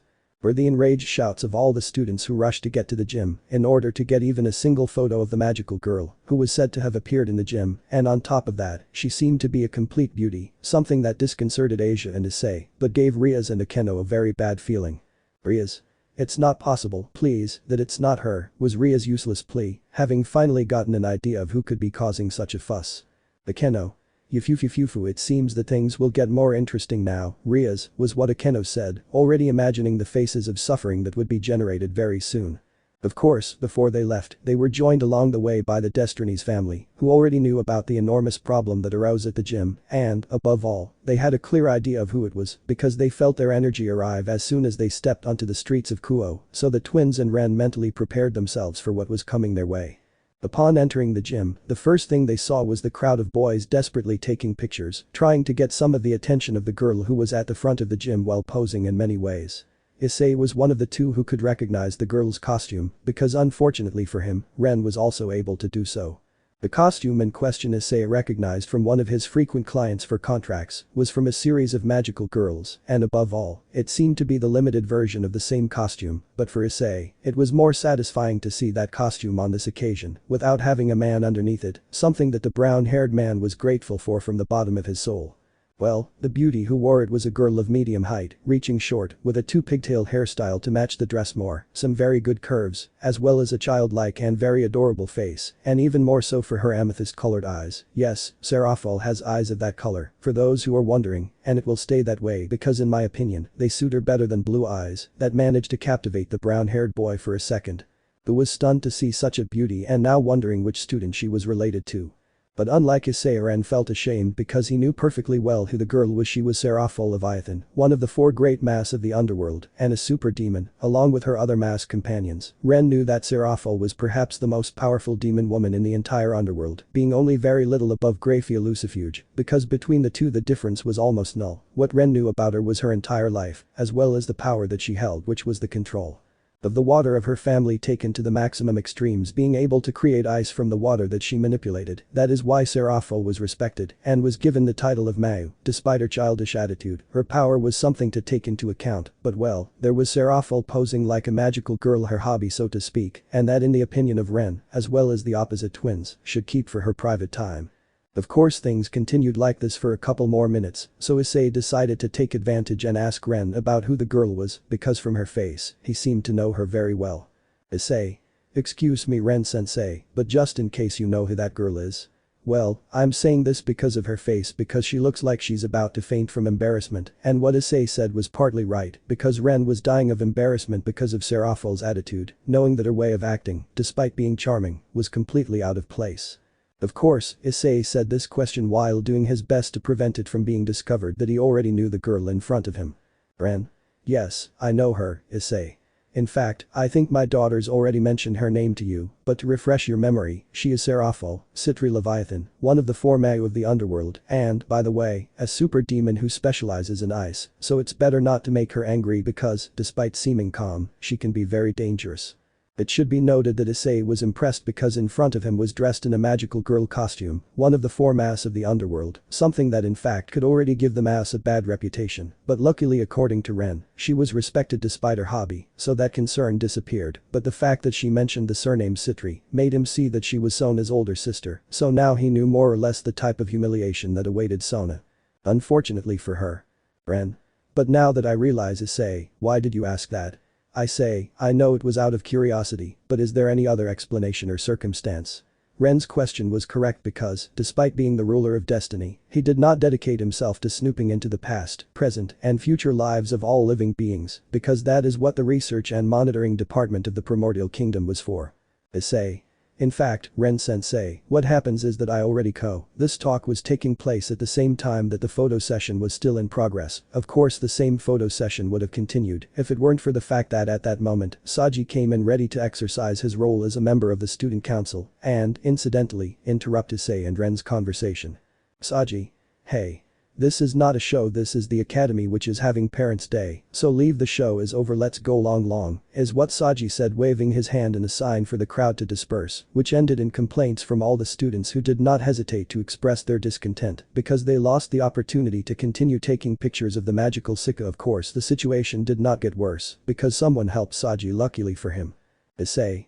I can't believe it, what I see is the tennis club dressed in super tight uniforms playing a match, said Issei, only to see how each and every one of the students lost interest in the magical girl and headed to the tennis courts to get a picture, all seen by the perpetrator of the lie who was laughing at how stupid the students were. Stupid, ahahaha, they forgot that there is no tennis practice today. If surely Issei was becoming more and more the image of a demon in more ways than one.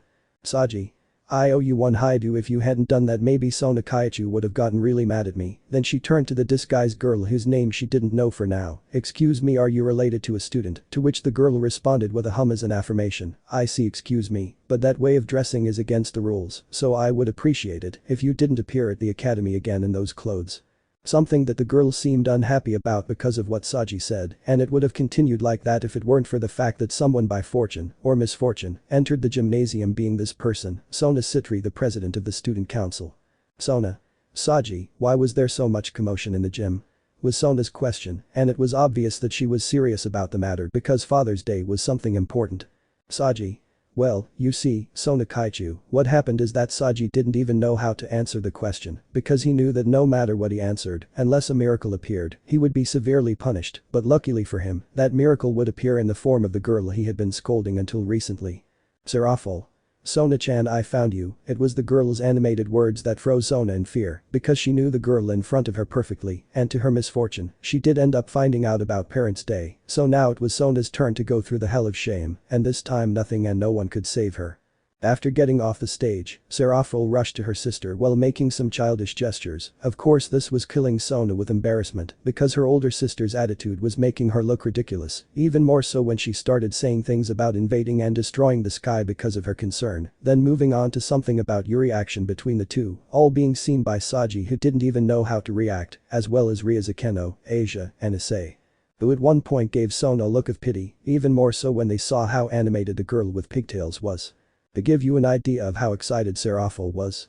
Then there was Ren, who looked at everything with his daughters with a blank and emotionless look because he already knew that Seraphol was too childish, but what he was admiring far surpassed everything he ever thought possible about Seraphol, so he decided to keep his opinions to himself, mostly out of pity for Sona. After all the spectacle that Seraphol put on in the gym and a couple of treacherous tears from Sona, Seraphol decided to formally introduce everyone present. Seraphol. Well, let me formally introduce myself. I am Seraphol, Leviathan, one of the 4 great mass of the underworld. Shortly after, Seraphol began to make some strange movements typical of some anime while making poses to emulate a magical girl. Please call me Leviathan. This while winking with a half-peace sign, but the curious thing is that her gaze was directed more towards Issei than the rest when she took her steps, which made him uncomfortable because he was already afraid for his safety if he were to be recognized by the Mao Xiaoju. In the end, Sona decided to scold her sister, who was hardly affected by those scoldings. In fact, due to Seraphol's childish personality, they seemed to have the opposite effect on her, so it could be said that Sona was just digging her own grave little by little. For a couple of minutes Seraphol was surrounding her sister, to her greater embarrassment, because for Sona, Seraphol's attitude and behavior were humiliating to a level she never thought she would experience, and the worst of all is that no one would come to her aid on this occasion. To give you an idea of how Seraphol moved around Sona. But luckily for Sona Seraphol, she happened to recognize someone else in that room, and unfortunately for the one she recognized, he also noticed. Seraphol. Ara, but if it's Ice-chan, how long has it been since the last time we saw each other? Now, everything was silent. First, the way Seraphol addressed Issei, which raised red alarms in the girls present, because where did Seraphol Leviathan know Issei from? Was a question that everyone present asked themselves at that moment. It should be noted that Ren called the research and development department to find out where Issei and Seraphol knew each other. He had already received the answer, but decided to stay quiet and continue watching what happened. The first to speak with a stiff smile and a vein in her forehead was Rias, who with the aura she emanated, made it almost certain that if she answered incorrectly from poor Issei, there wouldn't even be enough left for a decent funeral. Rias. Issei, would you mind telling me where exactly you know Seraphol Sama from? Please. Issei was not stupid. If he did not answer perfectly, it was safe to say that in that gym, his path as a Sekiryuutei would end, and not even any part of his corpse would be found for some kind of funeral, so entrusting his luck to Lucifer, he decided to answer honestly, while trembling with fear from Ria's intimidating aura. Issei. Boo well Rias L. What happens is that why I met Seraphol Sama a year ago at the summer Comiket that surprised those present in a certain way, with the exception of Claro Seraphol and the Destinies family, because they knew that Issei had his Otaku side. Of course not as extreme as Seraphol, but he was present, so hearing from Issei that he was an otaku was a surprise to everyone, but they let it go because it wasn't so bad in the end. It was just a hobby for him. It's not like his entire room had posters and anime figures, so they just thought that Issei was a standard otaku and not one at Seraphol's level. For those who haven't seen the light novels or the first season of the anime, Issei proves to be a big fan of the anime, more specifically Dragon Ball, when he had a heated discussion with the first contract he got, who turned out to be an otaku. That's why I give Issei this background that he already knew Seraphol. And the chapter that describes all the events that happened in last year's Comiket will be for the special, the Mag Shouju in Tokyo, so look forward to it. Seraphol. Well, Rias-chan, actually Ice-chan and I met last year at the summer Comiket, more specifically, when she offered me her help to be able to make my purchases of Dejinshus, all Yuri by the way, and some merchandise of Magical Girl Spiral 7 Milk. For those who do not know, it is Seraphol's favorite anime. After that we decided to stay as friends, we exchanged our contact numbers and said goodbye. From time to time we sent each other messages regarding the anime, her asking about our lives. Of course nothing too personal, things like if we worked or studied, things that we could answer with the level of trust we had, but because my work suddenly accumulated, I had to cut off my communication with Ice-chan for a while, so it is normal that she did not talk to you about myself. Akeno. Excuse me for asking Seraphol Sama, but why do you say that justifies Issei-kun not mentioning that he knew her? Seraphol. In fact, it's very simple, Akeno-chan. First of all, I don't think Ice-chan likes to talk a lot about her private life. This was supported by everyone present, because everyone, especially the girls present, didn't like to talk about their private lives with other people. And secondly, because I cut off all communication with Ice-chan suddenly, he probably thought that maybe I forgot about him. That's why he was planning to go talk to him after Parents' Day. But luckily for me, it turns out that I ran into him here. That's what I call a great stroke of luck, running into the two people I came to see in the same place. Everyone was impressed by what they saw, the fact that the Mayu Seraphol Leviathan was in the human world, to be able to talk to a human who she became friends with, in addition to her sister. That showed that she really valued the friendship she forged a year ago. That is why that was something else I say worth seeing for everyone present. Seraphol. That being said, Ice-chan, I'm really sorry for suddenly cutting off all communication with you. It's because the paperwork piled up that I had no other choice.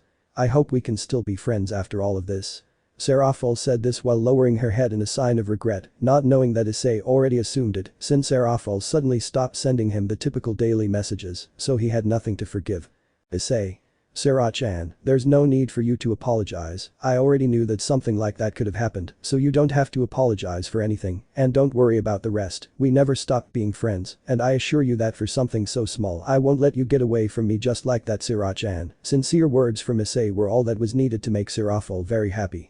Who hugged him when she saw that she hadn't lost her very dear friend, and that was something that she was grateful for with all her heart, because for her Issei was something more than just a friend, but of course Seraphol hadn't discovered it yet. It should be noted that this was seen by everyone present with a smile, but one that carried a slight amount of jealousy, but above all, happiness, and even more so because now that her sister calmed down, she could avoid being ridiculed even more than before. For this reason, she mentally thanked Issei for calming down her older sister, but of course, all good things must come to an end. Issei. By the way, Sirach-an, what exactly are you doing here? As far as I know, are you one of the four Mau? Don't you have much work? That question, that damned question, condemned Sona because now Seraphil would remember the reason why she came to Kuo, and in the same way she would start her humiliation again. For that reason, Sona only said the following in her mind. Damn you, Hyoudou. Because of her, Seraphil would embarrass her again. Seraphil. It's true now that I remember, besides coming to see Sona-chan, I also came for work. Sirzechs-chan probably already told you, but in a few days there will be a meeting between the representatives of the three biblical factions. This was what Seraphil mentioned, giving more details of the meeting to everyone present. Issei. I see. Sorry for asking, Sirach-an, but do you happen to know who the representatives attending the meeting will be? That question from Issei was actually a good one, since if we had the names of the participants, it wouldn't be too difficult to know how the meeting would be carried out. Seraphil.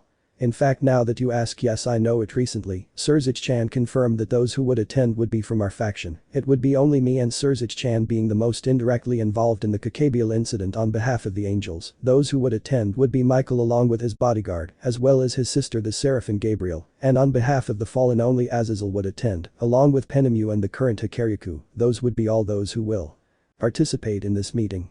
Nobody knew what to say. Those names were among the most important among the three biblical factions. The fact that two leaders were presented from each faction was what showed that the Gabriel matter was something to be taken very seriously, even more than previously thought, so now this had to be taken as discreetly as possible. But the fact that one of all those present was trying to stifle his laughter in a useless way banished all the seriousness of the atmosphere, because in the end a more than thunderous laugh sounded throughout the gym, and said laughter came from Ren Destinies himself, who was laughing at something he imagined. Issei. Excuse me, Ren-sensei, but is something wrong for you to laugh like that? Was Issei's question because he didn't know why his teacher laughed like that to the point of almost seeming like he was short of breath, which in fact made a drop of an like sweat fall on the back of their necks, although Seraphil was alert for Ren, because she didn't know who he was. Ren. Sorry Issei, it's that I imagined that meeting and no, I can't every time I think about it, I just my stomach hurts, I can't breathe At least 3 minutes of pure laughter had to pass for Ren to calm down, all being seen by the others present with a blank look, while Ren finally caught his breath. Issei. Well Ren-sensei, now could you explain to us why you suddenly started laughing so uncontrollably? It was Issei's question that everyone seconded because they were curious about how the serious Ren Destinies suddenly started laughing, as if he had been told the joke of the century. Ren. Well Issei, that's because when they said that Azazel would be at the meeting with Penemu and Gabriel was added to the equation, simply imagining the result and having seen it in the future was what made me laugh in such an uncontrolled way. It was Ren's response that left everyone present with a doubt. Where's the funny thing about those three people getting together? Well, it was true that they didn't see the grace in it like Ren did, although that would soon end. Issei. Excuse me Ren-sensei, but since it's funny that both Azazel, Gabriel and Penemu are present at the meeting, it's funny because I don't see the point. It was Issei's question and doubt, which for the moment was acceptable. Rias. I also don't understand why he found it so funny that the three of them in particular were present. It was so funny, was Ria's question, which until now she remained silent, but not being able to understand anything of what was happening, she decided to speak to be able to clarify her doubts. Seraphil. And what I don't understand is who you are exactly and what you are doing here, but above all what is it that you want with my Sotan? Answer now or else. Was Seraphil's threat when she was worried about her little sister and the fact that she didn't recognize Ren at all, because Sirzechs didn't get to mention to Seraphil who Ren Destinies was, but fortunately for everyone Ren was someone patient and understood Seraphil's reaction perfectly, not for nothing he also had a younger sister. Ren. Okay everyone calm down first, I will answer your questions in a certain order. First Seraphil's question, and then Rias-san and Issei's doubt. Is that okay with you? To which everyone nodded. Well first let me introduce myself. Seraphil Leviathan. Don't know, my name is Ren Destinies. I am a deity, and the reason why I am here is first the fact that my daughters study at this academy, so I came for Parents' Day. Now Seraphil, calmer but without lowering her guard, nodded, making it clear to Ren to continue his presentation, and the other reason is the fact that this alliance that the biblical factions are about to form interests me a lot, so I wanted to be part of it. Is that an explanation for your liking? Ren said this while making a slight bow to Seraphil, who finished relaxing and finally showing her usual attitude. Seraphol. As long as you're not here to do something to my Sotan I'm fine, to which Ren only said, I have a wife, which relaxed and encouraged Seraphol to know that the guy in front of her wouldn't do something to her dear little sister. Well, if that's all, it's a pleasure to meet you, Ren-chan. It should be said that Ren ended up falling backwards because of the nickname Seraphol gave him, as well as Sona looked at her sister with too much shame to say anything. The others, including the opposite twins, just turned their heads to the side with a little embarrassment. Ren.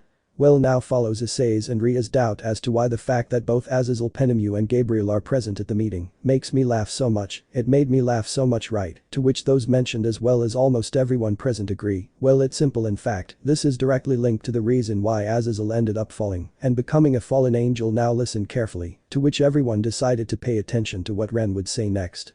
Ren.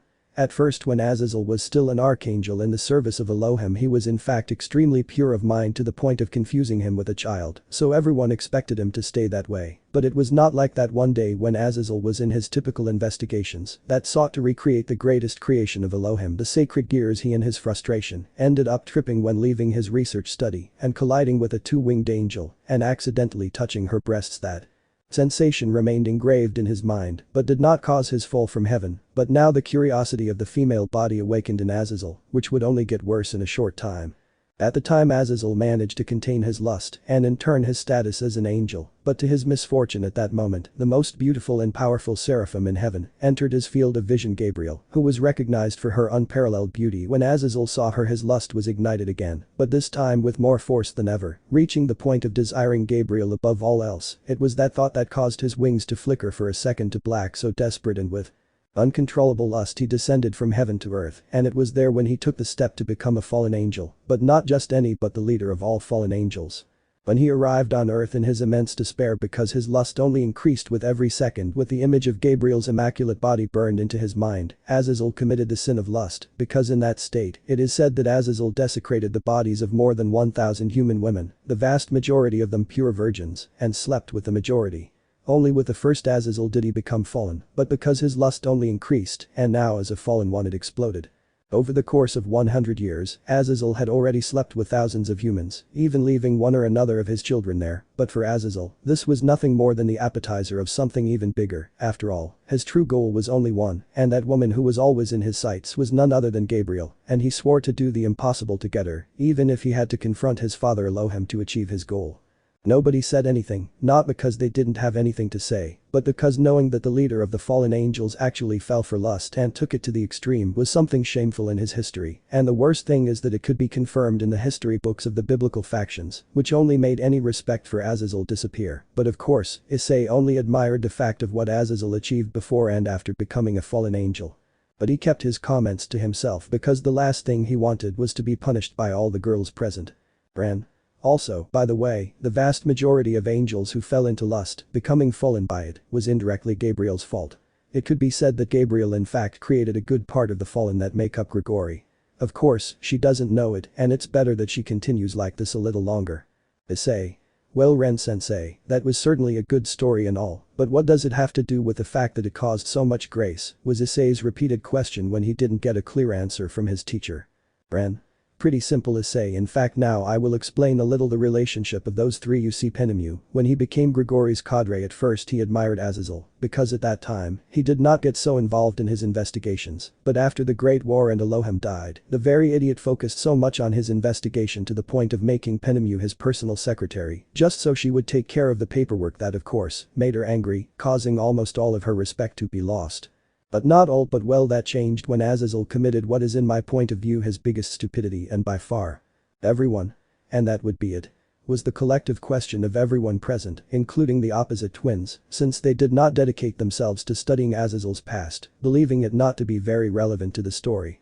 Ren confessed to Gabriel in public and in front of Penemu that in fact he secretly loved Azazel, and as you can imagine the reactions are predictable. First, Gabriel in a very cold and sharp way rejected Azazel, and if it weren't for the fact that they were in public, I guarantee that he would have castrated him right then and there with a spear of light. But instead, Gabriel had to settle for giving Azazel a good smack in the crotch and then a slap with the bouquet of flowers that he gave him and go to heaven. So that later Penemu, with her heart broken, approached Azazel to scold him in the strictest and most sadistic way possible. It was in fact at that moment that the darkest era of Azazel as leader of Gregory began.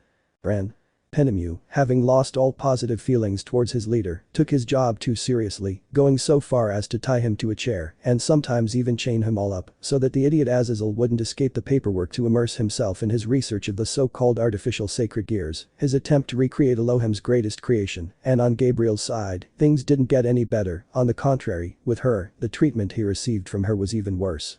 Ren. In short, what made me laugh so much was the fact of imagining how Azazel would try unsuccessfully to confess to Gabriel, how Penemu would scold him and even punish him, and more than anything the face that the idiot Azazel would make, who assured me that he would deserve to go to a museum. In fact, it makes me laugh to think about all the slaps, kicks and punches that would be seen in that meeting. That would be the reason why I laughed so much. Everyone. In short, you laugh that way because of Azazel's suffering. Is he perhaps some kind of sadist? This was the collective response of everyone present, although Akeno imagined for a second that if Ren were a sadist, all the techniques and methods he could learn from him would be something that excited her. Ren. Leaving aside that subject of whether I'm a sadist or not, I think we have to go. After all, Issei, you and Rias-san must meet up with your parents, they will surely be looking for you. Also, Seraphild Ono, I think she should catch up with her sister. And regarding me and my daughters, we have to call my wife to talk to her about Parents' Day. After all, she might get a little angry if I keep postponing that call. Besides, she will also come with me to the peace meeting that will be held soon. That's why we must prepare ourselves. Therefore, I am leaving. Once Ren said that everyone went their respective ways, Rias as well as Issei and Asia went to look for Issei and Rias' parents. Asia accompanied Issei because she was staying with the Hyoudou family. Regarding Akeno, she decided to return home since in her case, nobody came for her on Parents' Day for personal reasons. As for Kaneko, who despite having been present, remained silent the whole time, she only set her course towards her house since there was nothing else she could do at the academy. And but Saji, Sona and Seraphild, they went to the student council room to talk, Sona to scold her sister, that way everyone went their respective ways to either reach their families or go to their homes.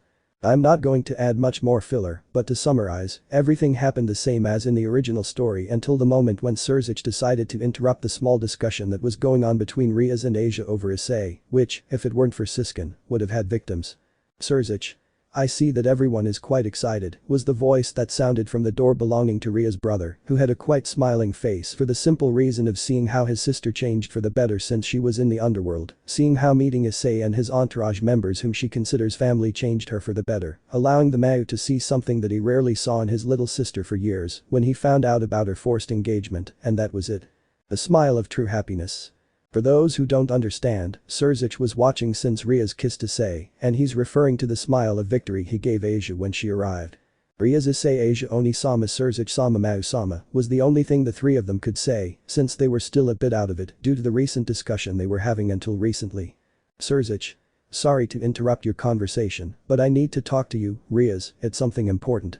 That's what the Mayu said in a relaxed but serious tone, since even if it didn't seem like it, the topic he wanted to discuss with his sister was something important, at least for her it would be. Rias. Understood, and what is it that you wish to speak to me about, Oni-sama? Was Ria's response, neither cordial nor casual, but rather a respectful response as far as possible, since she was feeling somewhat serious, not having even the slightest idea of what her brother wanted from her. All she could pray was that the matter was not too important, and to a certain extent it seemed that luck was on her side. Sirzechs. Don't worry, Rias, it's not something related to the meeting, I can guarantee you that, it's more something referring to you, or rather your nobility. Those words put Rias in doubt because she couldn't even think about what that could be referring to, her important nobility, but for a second a detail came to her mind, a simple but crucial detail filled her thoughts, and she would have continued like that if not for her brother confirming her suspicions. Rias, in view of how your nobility has expanded as well as the power that you and your servants managed to achieve, I think the time has come for you to free him.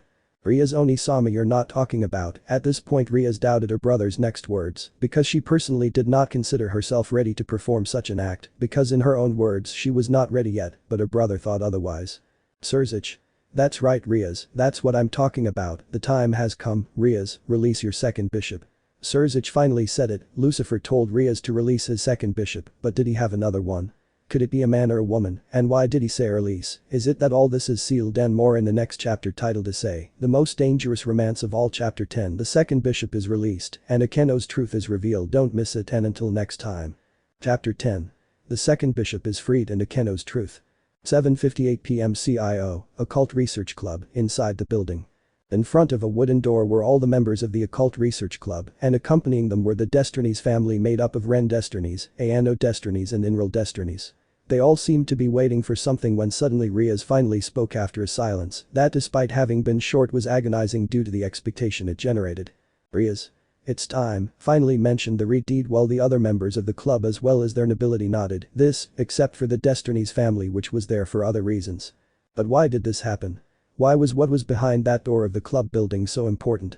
To be able to explain that, we have to go back to the previous night, just when Sirzechs Lucifer, Gremory, Ria's brother, went to see his little sister to give her a direct order, not as her brother, but as one of the four great mass of the underworld. Flashback to the night before. Hyoudou residence, 10 p.m. Issei's room. In Issei's room, we could witness a peculiar scene of jealousy starring Asia Argento, Ria's bishop, Rias herself and Issei, as the poor victim of that argument between the two girls, who were arguing over the fact that Rias kissed Issei unexpectedly, and that Asia accused him of being unfair, and was now trying to get ahead on her own, which infuriated Rias, and if it weren't for Sirzechs' timely interruption, Issei would now need medical treatment from Asia herself for days, in order to recover. Sirzechs. "I see everyone is quite lively tonight," was what the older Redeed said while the girls moved away from Issei, who internally thanked Sirzechs for the interruption, and that indirectly saved him from a fate worse than death. "Although I regret having interrupted Rias, I have to talk to you about something important." The way Sirzechs said it showed that it was a truly serious matter, so Rias decided to take it the same way. "Rias. What exactly do you want to talk about, Oni-sama?"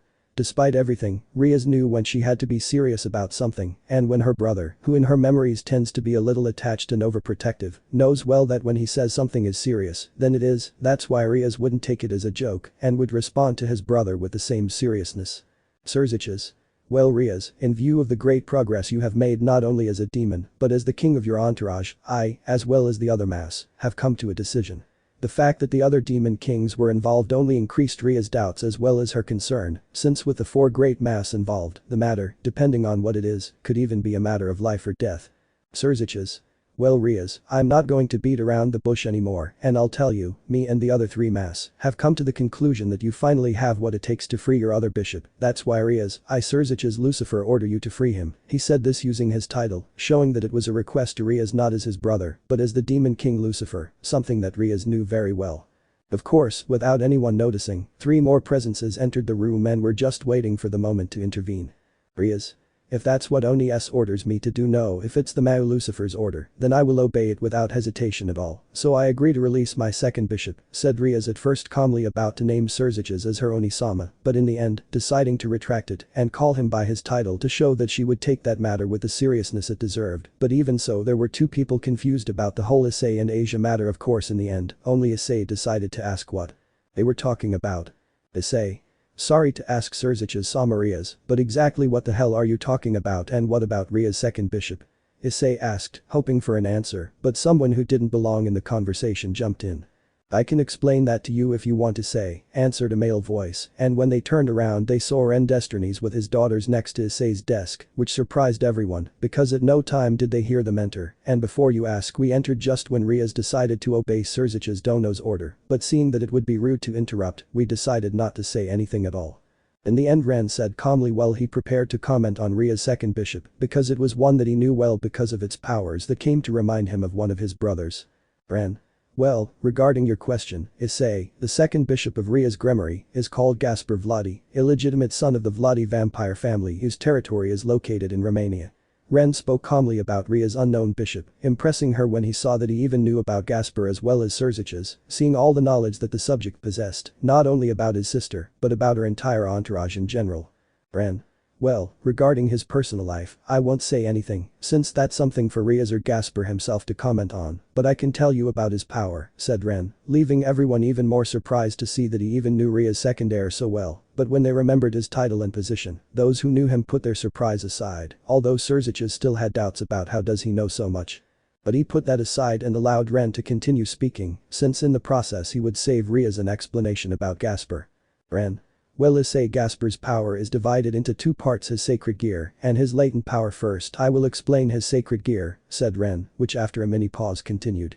Forbidden Baylor View, which was originally called Eon Baylor, but the boy managed to evolve on his own to that point. Well, in the ability of that sacred gear is mainly the fact that it allows the boy to freeze time around him, of course, with the disadvantage of not being able to do it with those more powerful than him. Therefore, despite his abilities in reality without adequate training, something that he never received is a sacred gear almost useless at the front of the battle, only serving as a support, something similar to Asia Sen's Twiling Healing. Ren finished explaining to Issei, which was more than amazed by those data.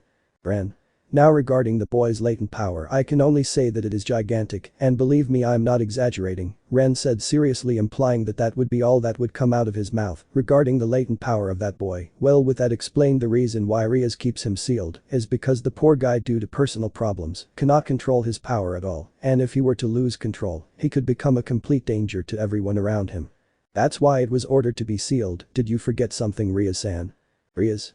No, nothing at all, the Redeed commented to Ren with a somewhat tired feeling, seeing everything that man knew about her and all the members of his entourage. As Ren Sama said, Issei Gasper is my second bishop, but the first that I reincarnated with said piece, and as Ren Sama said, Gasper's power was too great for me to control it correctly, which caused that by orders of the demonic council, it was sealed until I obtained enough experience to, in the worst case, stop Gasper before he starts a possible catastrophe. Issei was speechless because what they told him seemed unreal. A bishop that was sealed for having too much power. A sacred gear capable of stopping time. Hadn't the hit him hard enough with unreality? He kept that comment to himself in his head and could only say a few things, like asking something. Issei. Boo, well, if what Ren Sensei says is true, then how powerful is this Gasper sent to be forcibly sealed, and where exactly is he sealed? Issei's questions were accurate because despite everything he could not imagine how powerful that bishop must be to be sealed, and more importantly where it could have been sealed. Those doubts he wanted to obtain answers urgently, and luckily he received them. Ren. Well, Issei, answering your questions in order regarding the power the boy possesses, if I had to say it bluntly, excepting myself and my daughters, only you and Sirzechs Dono could stop the boy if he were to get completely out of control, and in a partial case, Ajuka Beelzebub Dono could do it. That did surprise Issei to know the terrifying power of that bishop until recently unknown, because he knew very well his current level of power. As the opposite twins commented on one occasion, Issei could only be defeated by beings who are directly in the top 10 of the most powerful existences, and even so the brown-haired man did not enter that top, due to Sirzechs, who by Ren's words, is possibly the most powerful demon that has existed and will exist in the history of the underworld according to his general calculations. Ren. And regarding your second question, at the request of the four Mau, especially Sirzechs, Gasper, Vladi, he was sealed in the Occult Research Club building, especially in that forbidden door. Of course, the seal is partially broken at night, which allows Gasper to leave that room in which he confined himself due to his desire not to hurt others. Now Issei knew how that forbidden room in the club worked. It was not only the center of rumors, but also the sealing place of that bishop, so with those doubts resolved, Issei finally decided to stay quiet and wait for that conversation to end. Ren. Well, now Sirzechs Dono, regarding the subject of the boy, I'm afraid to tell you that your sister is not yet fully capable of controlling Gasper's power without any accidents occurring, therefore I cordially ask you to allow my adorable daughters to help with the matter of the young Vladi, if it's not too much trouble. Commented Ren with a calm and serene but firm voice, which made Sirzechs seriously think if Rias was ready to free Gasper herself, and seeing that the man was willing to offer his support and not wanting any accidents, he could only accept. Sirzechs. As you say, Ren Sama, Rias is still too inexperienced to be able to control Gasper on her own, that's why despite everything I appreciate the help you offer us, I gladly accept it. In the end, in that conversation, it was decided that the Destinies family would help Rias with the matter of Gasper Vladi, the second bishop of Rias, which due to how the situation was being carried out, she could not even object because she knew that despite everything she was not yet ready to prevent Gasper from getting out of control, and even reluctantly, she decided to accept the help of the Destinies family again. While inside she could only almost pray for poor Gasper, knowing everything that the boy would suffer being in the hands of the Destinies family, just remembering her own personal training, hell. Then flashback present time, Seo sunset. Now, after that memory of how it all began, we can see all the nobility of Rias together with the Destinies family while they wait for the seal to be broken, since it was only automatically removed at dusk, for which there were only a few minutes left, in which no one said anything while they waited for the sealed door to be opened. It was at the last minute that Ren remembered something about the person behind that door, and not wanting to have to use healing magic on his ears, he decided to use some convenient earplugs, and as a show of mercy, he gave a pair to Issei, since his daughters were already ahead of the event, although Issei did not understand Ren's gesture, which he had to speak to explain the situation. Ren. What happens is that the boy behind the door is very cowardly and shy, and besides that, he suffers from a very severe case of anthropophobia, so don't expect him to react well to the fact that he is being released from his self-imposed confinement, and believe me, I'm not exaggerating at all. In the end Issei only decided to accept Ren's advice and put in his earplugs, waiting for the door to be opened, which luckily for him he didn't have to wait too long for, since he had barely finished putting in his earplugs when the door seal suddenly broke as quickly as it appeared, revealing the door that previously had chains on the handle, now completely unlocked for use. Ooh. A scream of pure and very high-pitched terror was heard by everyone present. Such was the level of the sound that everyone present except for the Destiny's family as well as Issei had to cover their ears because of the pain generated in them by such a high-pitched sound. Of all those who were stunned by the sound, Kaneko was the first to recover enough to turn around to see the Destiny's family as well as Issei. What seemed strange to her was that they were as if nothing had happened even after that feminine and high-pitched scream that was heard, which surprised her a lot and made her think that Ren Destinies and her daughters were so monstrously strong that said scream couldn't even affect them. She also began to believe that her senpai was starting to be the same as them when she saw that he didn't suffer any harm either. Of course, all those assumptions went to hell when she saw how both the Destiny's family and Issei took out earplugs in front of her, making her see that even the most powerful beings can suffer from the same things as any other living being. Now inside the forbidden room of the CIO, it could be seen that it was in fact a room for personal use, and except for the coffin in the center of the room and the decoration that could be seen like pretty cushions, the pink color that persisted over the others, and some typical decorations of the girls, in addition to a computer at one end of the room Issei almost came to the conclusion that it was a girl's room and was almost deluded that a girl was the one who lived in that place. Of course all that fell apart when Issei felt the aura coming from inside the coffin, which by the way did not stop emitting a sound of crying and complaints. Issei had the worst possible disappointment of his life because the aura coming from the coffin was, although very doubtful, that of a boy, but by how said presence felt, Issei seriously questioned his ability to distinguish the difference between female and male auras, but even so. He knew that the aura inside the coffin was that of a boy. What's happening? That very feminine voice calmed with great terror because she never expected what was happening at that moment. Why did they remove the seal? The very feminine voice only replicated the fact that the seal imposed on the one used to retain it was destroyed. Issei was obviously surprised by that, but after considering the words that Ren Destinies had told him the night before regarding the phobia of that boy still locked in his coffin, he came to the conclusion that in fact that boy actually hated going outside and preferred to just stay locked up, in short, an extreme hikikomori. Rias. It was a direct order from the Four Great Mass that we free you. Onisama himself gave me the order believing that we will finally be able to control all your power, was what Rias commented while slowly approaching the coffin with Akeno who was already next to it and Rias was still in front. I still don't understand, the seal wasn't supposed to be broken for a long time. The voice inside the coffin only sounded more and more terrified, which didn't surprise anyone who came to know him. Of course, Issei thought that the boy was just being somewhat selfish in his desire to not leave, after all, even with his trauma about his power and towards people, Issei just thought that he was exaggerating too much about it. And with the Destiny's family, she was just standing on the sidelines, calm and not interfering in that matter.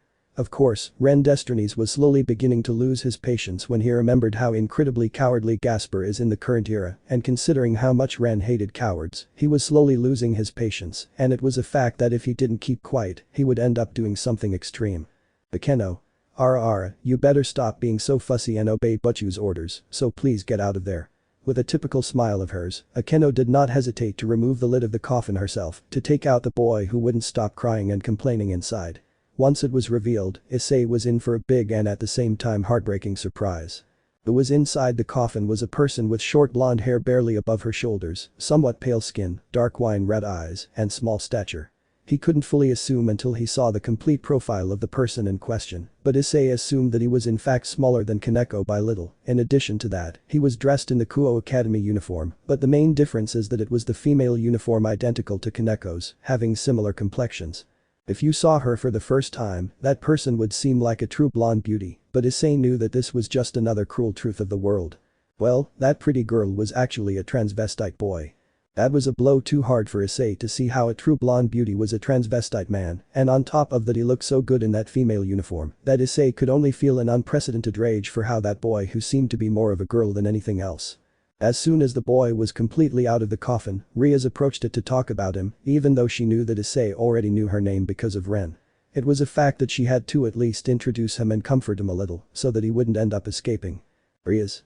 Well now I'll introduce you, his name is Gaspar Vladi, and he's my first bishop, Rias said as relaxed as she could, while hugging Gaspar tenderly, with the intention of calming him down as much as possible. As you can see he's a little shy, but Issei Asia, please treat him well.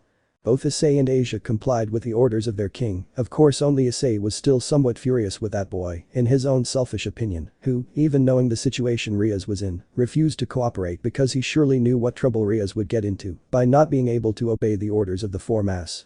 Asia, on the other hand, gladly accepted Ria's request because for her it would be something new to be able to talk to the second bishop of the nobility to which she belongs, and seeing it from another angle, for her it was something pleasant to be able to count on a new friend for her, in addition to those she made at the academy. Gaspar. But you see I think I know who the two new faces are, but who are they over there?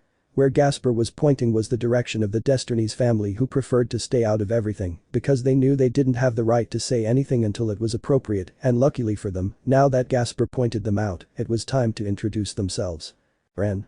Let us introduce ourselves Rias-san, after all at least that's what we should be able to do in this situation. Despite Rias being somewhat unhappy she decided to let the Destinies family introduce themselves. Nice to meet you little coward, my name is Ren Destinies, I am the god who rules over all existing destiny, as well as the father of your new trainers, nice to meet you.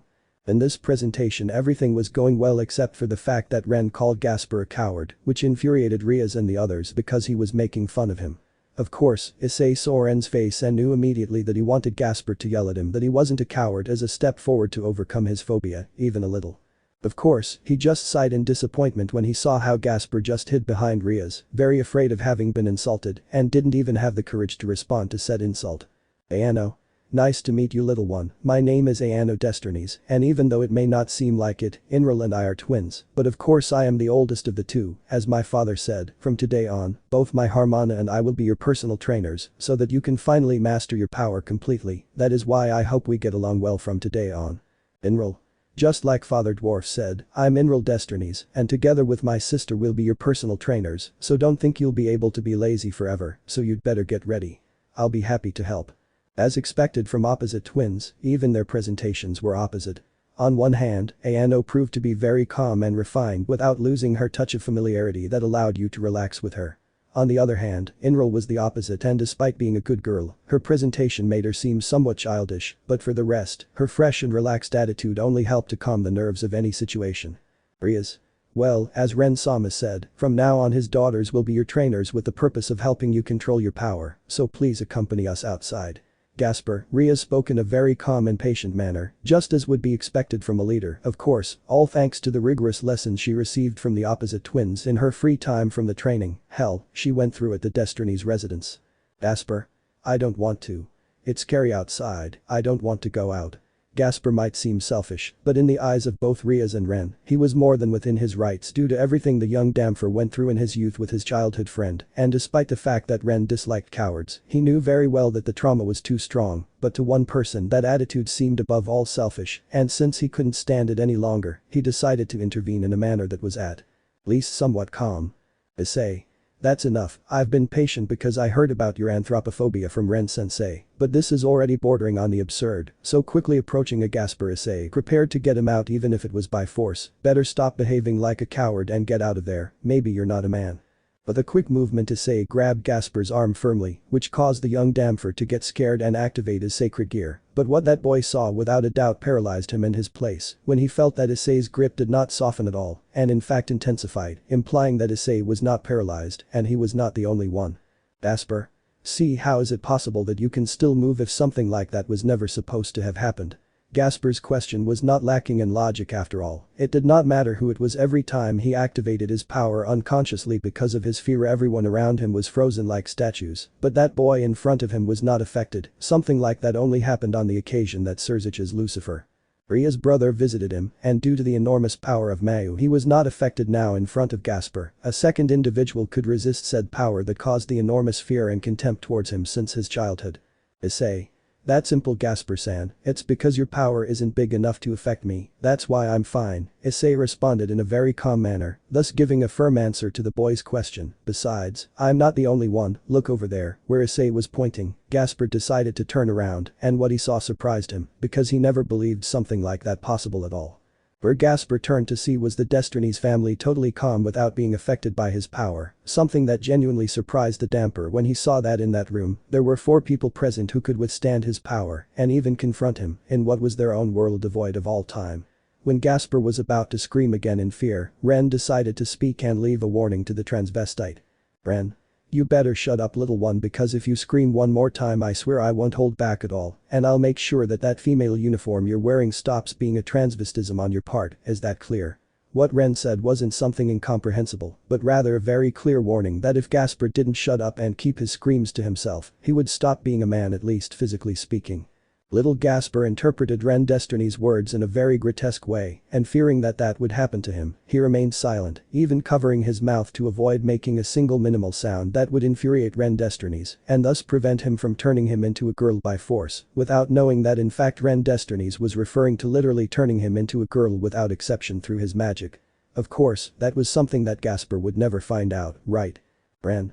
Well, now that you understand, I will proceed to explain things clearly, little one. First of all, as you can see around you, for now only Issei and my apprentice besides me and my daughters can move in this space that represents your power. That is why we are the most suitable to train you. For that reason is that my daughters will be in charge of that, and from time to time Issei will help you so that you can finally control your power, understood? Gasper, despite everything, wanted to finally be able to control his monstrous power, the same one that took so much from his parents' life, his possible peaceful life in his home in Romania, his childhood friend who was now trapped in that horrible place. He longed to be able to control his power, help the person who gave him his second chance, and above all, he wanted to be someone worthy of admiration, so he didn't hesitate to answer Ren affirmatively, nodding his head up and down, confirming his determination to be able to control his power and finally lose his fear of him. Ren, despite hating cowards who just stood still without doing anything, did not hate at all those with a will to change, so despite remaining serious for a second, Ren showed a calm smile that he dedicated to Gasper, who upon seeing it, knew that the man called Ren Destinies was not a cruel being, but a strict one. After that and Gasper's power ended, Rias decided to interrogate Ren and Issei to find out what was happening. Because she could barely move, she saw how Gasper was still held by Issei, something that seemed too strange to her. Knowing the extent of his power, of course, Ren decided to just tell Rias that since they were too powerful, Gasper's power did not affect them, and that in the frozen time they had a little talk, and in the end, they reached an agreement that Gasper willingly accepted to be trained by the opposite twins and by Issei, something that despite Rias not accepting, knowing that her pawn would be there, comforted her enough to reluctantly accept. And with the matter of Gasper's teachers resolved, Rias decided to leave with Akeno and Kiba to a small unexpected meeting with her brother Sirzechs, who summoned her to discuss certain matters regarding the future meeting of the 3 biblical factions, as well as to take a look at Kiba's sacred demonic sword, from which Ajuka Beelzebub came to take some interest, wishing to study it in his laboratory. For this reason, and for a couple of days, everything related to Gasper's training would be carried out by the opposite twins, as well as by Ren Destinies and Issei, who during those days would go through Ren's infernal training to be able to access the blazing inferno of scorching flames and dregs penetrate, something that would undoubtedly test his greatest limits. Now is when the greatest hell was about to begin for Hyoudou Issei. Time skipped 2 hours after the Destinies family home. An hour ago, Rias, Akeno and Kiba left for the meeting with Sirzechs and left Gasper under Issei's care. Asia, Kaneko, Zenobia, Ayano, Inral and Ren. Shortly after they left, Ren suggested speeding up the training by taking Gasper and Issei to the basement of the Destinies' residence to begin training. At first, of course, both Asia and Issei and Kaneko fervently refused to take poor Gasper to that place, knowing the hell that awaited him, and suggested training Gasper in a calm manner. Of course, Ren refuted, saying that in said basement they could take it easy with the boys' training, thanks to the time difference that existed, something that the 3 could not refute and gave up. Of course, when Ren said that only when Gasper was sufficiently prepared for the training of his daughters would he allow Ayano and Inral to train him, and that until then they were in charge of Gasper's care, they calmed down enough to follow Ren and his daughters in silence and calmly without making any noise. They barely arrived at the Destinies' residence and went down to the basement. Ren ordered Ayano and Inral to take care of Zenobia and make sure to carry out light training for Asia and Kaneko. They immediately took them to a secluded area to begin training, followed by a somewhat anxious Gasper. While Issei stayed with Ren for his own training to be able to master the 2 techniques that earned Drake his title as the Welsh Dragon of Domination and allowed him to instill pure fear in the very gods with just his presence, the legendary blazing inferno of scorching flames, capable of calcining even the soul of its target and penetrating the ultimate weapon against any existing defense. This was the beginning of the deadliest and cruelest training of Hyoudou Issei in his entire life, and in Turn his ultimate test of survival against a being that would not show even an iota of mercy in order to see how Issei breaks his limits. Narrates Issei. A few months have passed in the Destinies family's training dimension, and I can finally see the results of our hellish training, but of course, between the two of us, Zenovia was the slowest to adapt to the training and showed the same results, which frustrated her, but of course, Ren-sensei gave her answer as to why this was happening. Ren. That's because you're too impatient, Zenovia-san. The training you're undergoing is so you can perfectly control and manipulate the aura of Durandal. Don't expect said training to be easy, as it involves control and absolute peace, which is what differentiates you from Vasco Strada and the original wielder Roland, who had calm and serene spirits.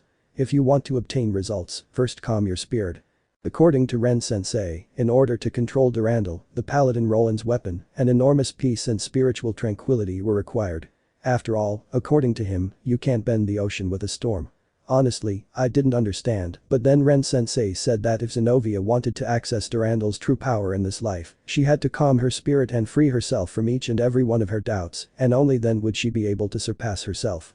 After that Ren-sensei sent Zenovia to measure on a very high rock that was in the training dimension. When I saw it from above with my dragon wings, I noticed that in fact that very high rock only had the adequate surface for a person to sit in the lotus position and meditate, and if that person got distracted, they would suffer a very painful fall. And to add even more challenge to the matter, Ren-sensei made it clear to Zenovia that she could not climb to said place with her new wings, and that she was forced to climb to that place, and if she fell she would repeat everything until she was completely free of her doubts, something extreme if you ask me, but for Zenovia who recently found out that all her faith was partially wrong, I think it is necessary to be able to overcome said incident.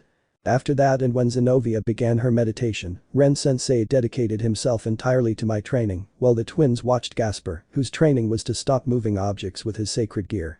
According to Ren-sensei, Gasper could overcome the enormous fear that he still has of his sacred gear, which limited him, and that if he depended more on her, he could soon begin to face his power and finally leave his fear behind permanently, but in his case, it had to be little by little and not hastily, because otherwise, he could even obtain an even worse trauma than the one he already has. But Asia and Kaneko, in addition to supervising their training, they were given a light exercise routine so as not to lose any strength, which I am actually grateful for because for them at least, it will only be a lighter routine than the one they have already overcome, being divided into a third of the original training routine they did the first time. As for me, let's just say that I haven't done so well, since according to Ren-sensei, he would only condition my body to be able to withstand the ridiculously high amounts of power required by the penetrate and blazing inferno of scorching flames techniques, because if I couldn't do it, I would only self-destruct, since according to Drake, even he had to strengthen his body beyond its limits in order to be able to correctly use said techniques due to how terribly damaging they could be to the body of a living being, and they weren't exaggerating when they said that. The training was hellish, not the following.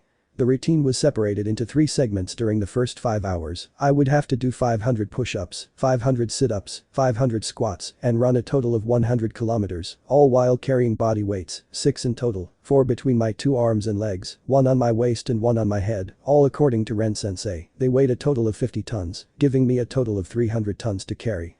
For the other 5 hours the training was now about magical control, and once again the magic suction bracelets were put on me, but these were even more extreme than the previous ones, being able to even leave me completely dry of my mana reserves in just a second, something that left my body too stunned and exhausted to try to do anything, and yet, and by pure force of will, I was able to stay conscious while following the routine of expelling and gathering my mana, something that Ren-sensei said was to expand my mana reserves. And for the last 5 hours of training was when things got intense to say the least, because in that phase what I had to do was try with the help of Drake to try to release the blazing inferno of scorching flames, which turned out very badly the first day, because on more than 5 occasions when trying I ended up completely charred. It is in fact a miracle that I am still alive. That was not only my routine, but that of all of us for a maximum of 10 months, which gave incredible results in all of us. Although with Asia and Kaneko that was more like a physical and magical conditioning.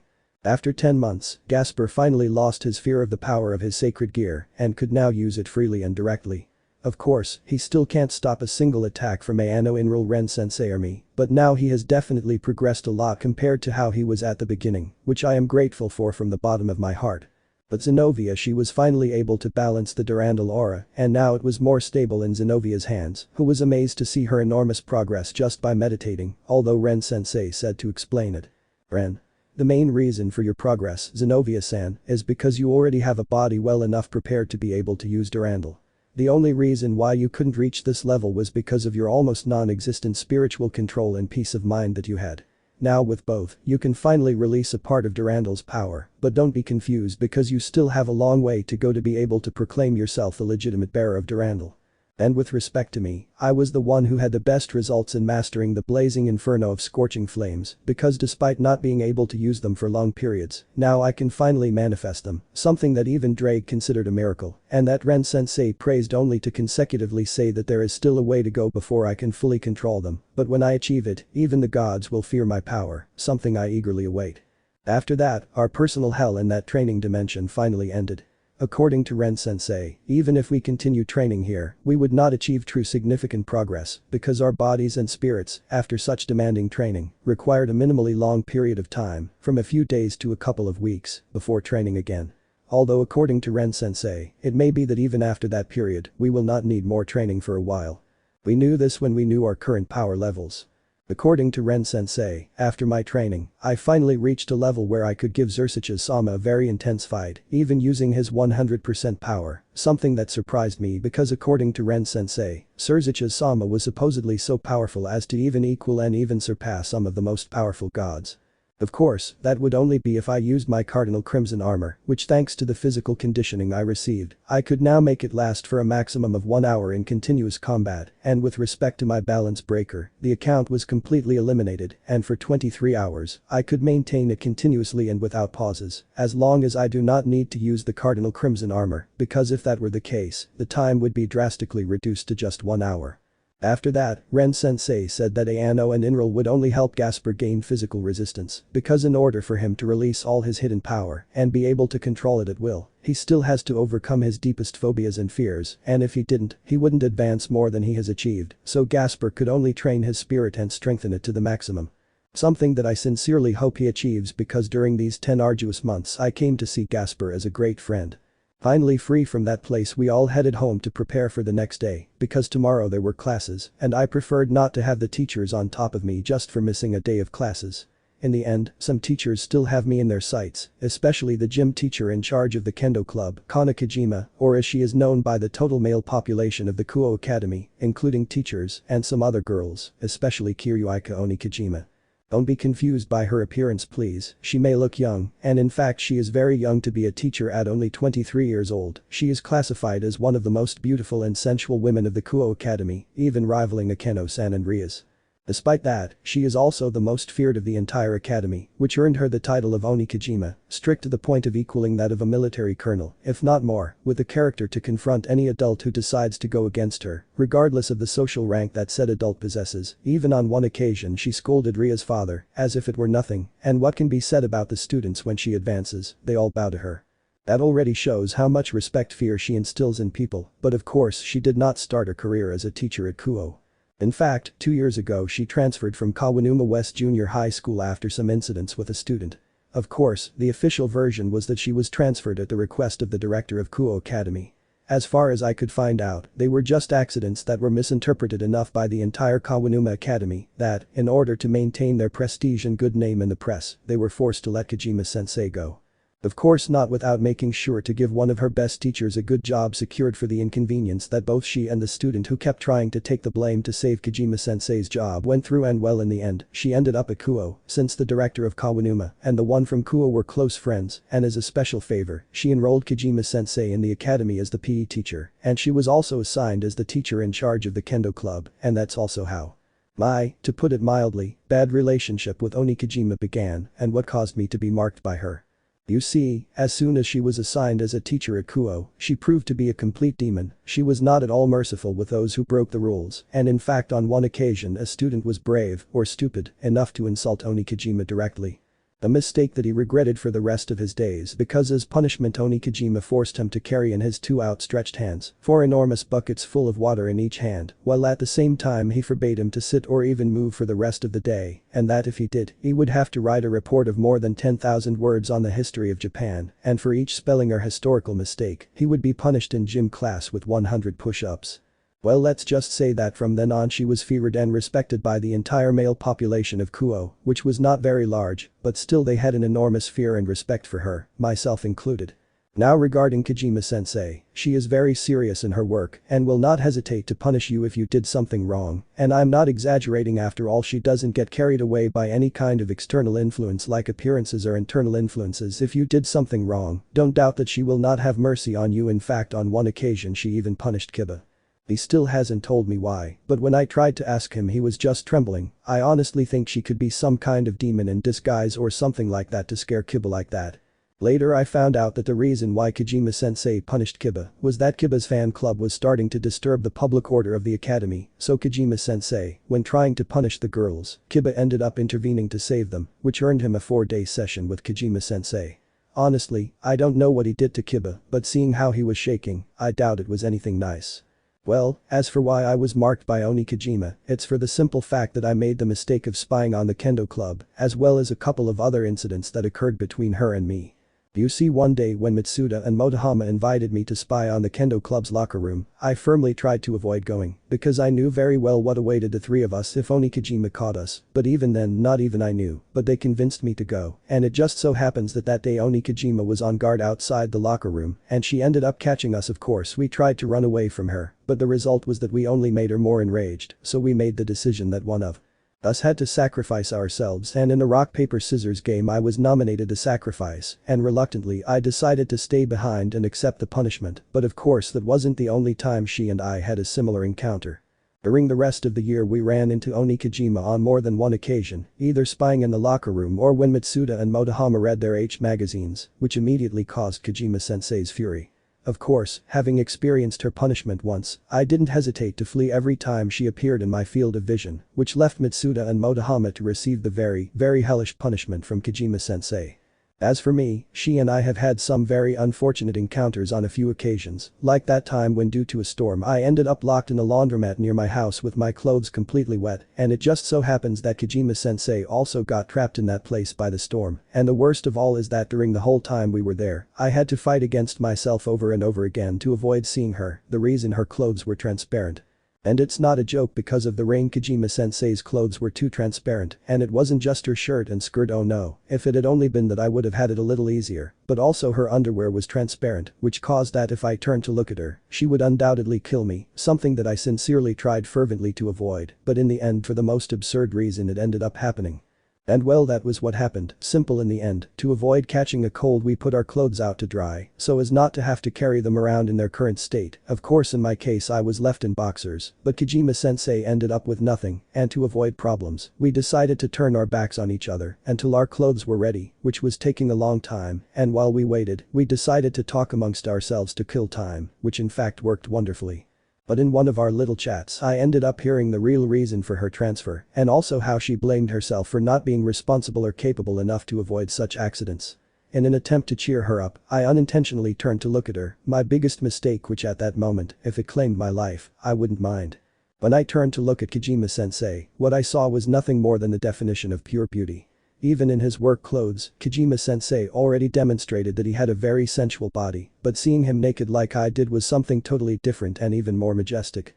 What I saw was the majestic naked figure of Kojima-sensei, her exposed breasts that I'm sure measure more than 95 centimeters, her slim but very consistent waist, and with just enough body fat to not look exactly like an Hercules, but exude an incredible adult charm, and her butt, hell what can I say, round, firm and very well proportioned between muscle and fat from her daily workouts, being the gym teacher and the supervisor of the Kendo club, in short. Kojima-sensei was the living definition of a mature beauty. If I were to define her in some way, that was the only one that came to mind. Of course that caused Kojima-sensei to forget about his nakedness and the fact that I am a boy and stood up, which allowed me to admire his sensual adult figure even more, or at least that is how it would have been if it weren't for that dark aura that surrounded her, and how her eyes seemed to shine a very intense red which was directed at me, only so that, obeying my most primitive instincts, I escaped from there in a hurry to avoid being executed by her, and only by luck stay alive, something that in the end did not work out, because in a curious fall with a plastic bag I ended up falling on my face, and Oni Kojima caught me. I will not say what happened, but I will say this: that day, and for 2 more months I had very severe nightmares. After that, Onikajima ended up marking me as her main target, which meant that if I did something wrong, she would be the one to execute me on the spot and without any mercy. Of course, that doesn't mean that she wouldn't end up punishing Mitsuda and Motohama in cruel ways, to say the least. But even so, I suppose she didn't learn to stay away from trouble, since Onikajima and I ended up having more encounters than I would have liked. Anyway, as I wanted to avoid any punishment from Onikajima, I decided to go home alone, accompanied by Asia, who was deep in her own thoughts, although I saw her blush on the way once in a while, and despite being curious about what she was dreaming about, I decided not to inquire into it and simply continued on the way home, since tomorrow would be a new day. End of Issei narration. Start of normal narration. After the hellish training at the Destinies house, everyone took their respective paths to their homes. Zenobia headed to her apartment, Gasper to his room in the CIO, Kaneko to her own apartment, and Asia and Issei headed to their house in order to rest well for the start of a new day. Time skipped to the next day, backyard of the CO afternoon. After training at the Destinies house and a hellish day at the academy in which, as Issei predicted, Kajima Kana kept a close eye on him to make sure he didn't do anything against the rules, because like some others, Kajima-sensei didn't believe that Issei had changed at all, and to avoid any problems at the academy, he would keep a close eye on him at every opportunity he had to do so. After classes, all the members of the CIO along with the Destinies family headed to the old building to be able to continue Gasper's training, which on this occasion to improve his value, Zenobia volunteered.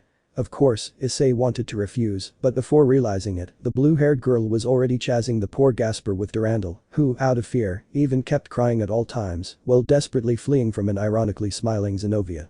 "Hey Hyoudou, I heard that you recently released Rias Senpai's second bishop, is that true?"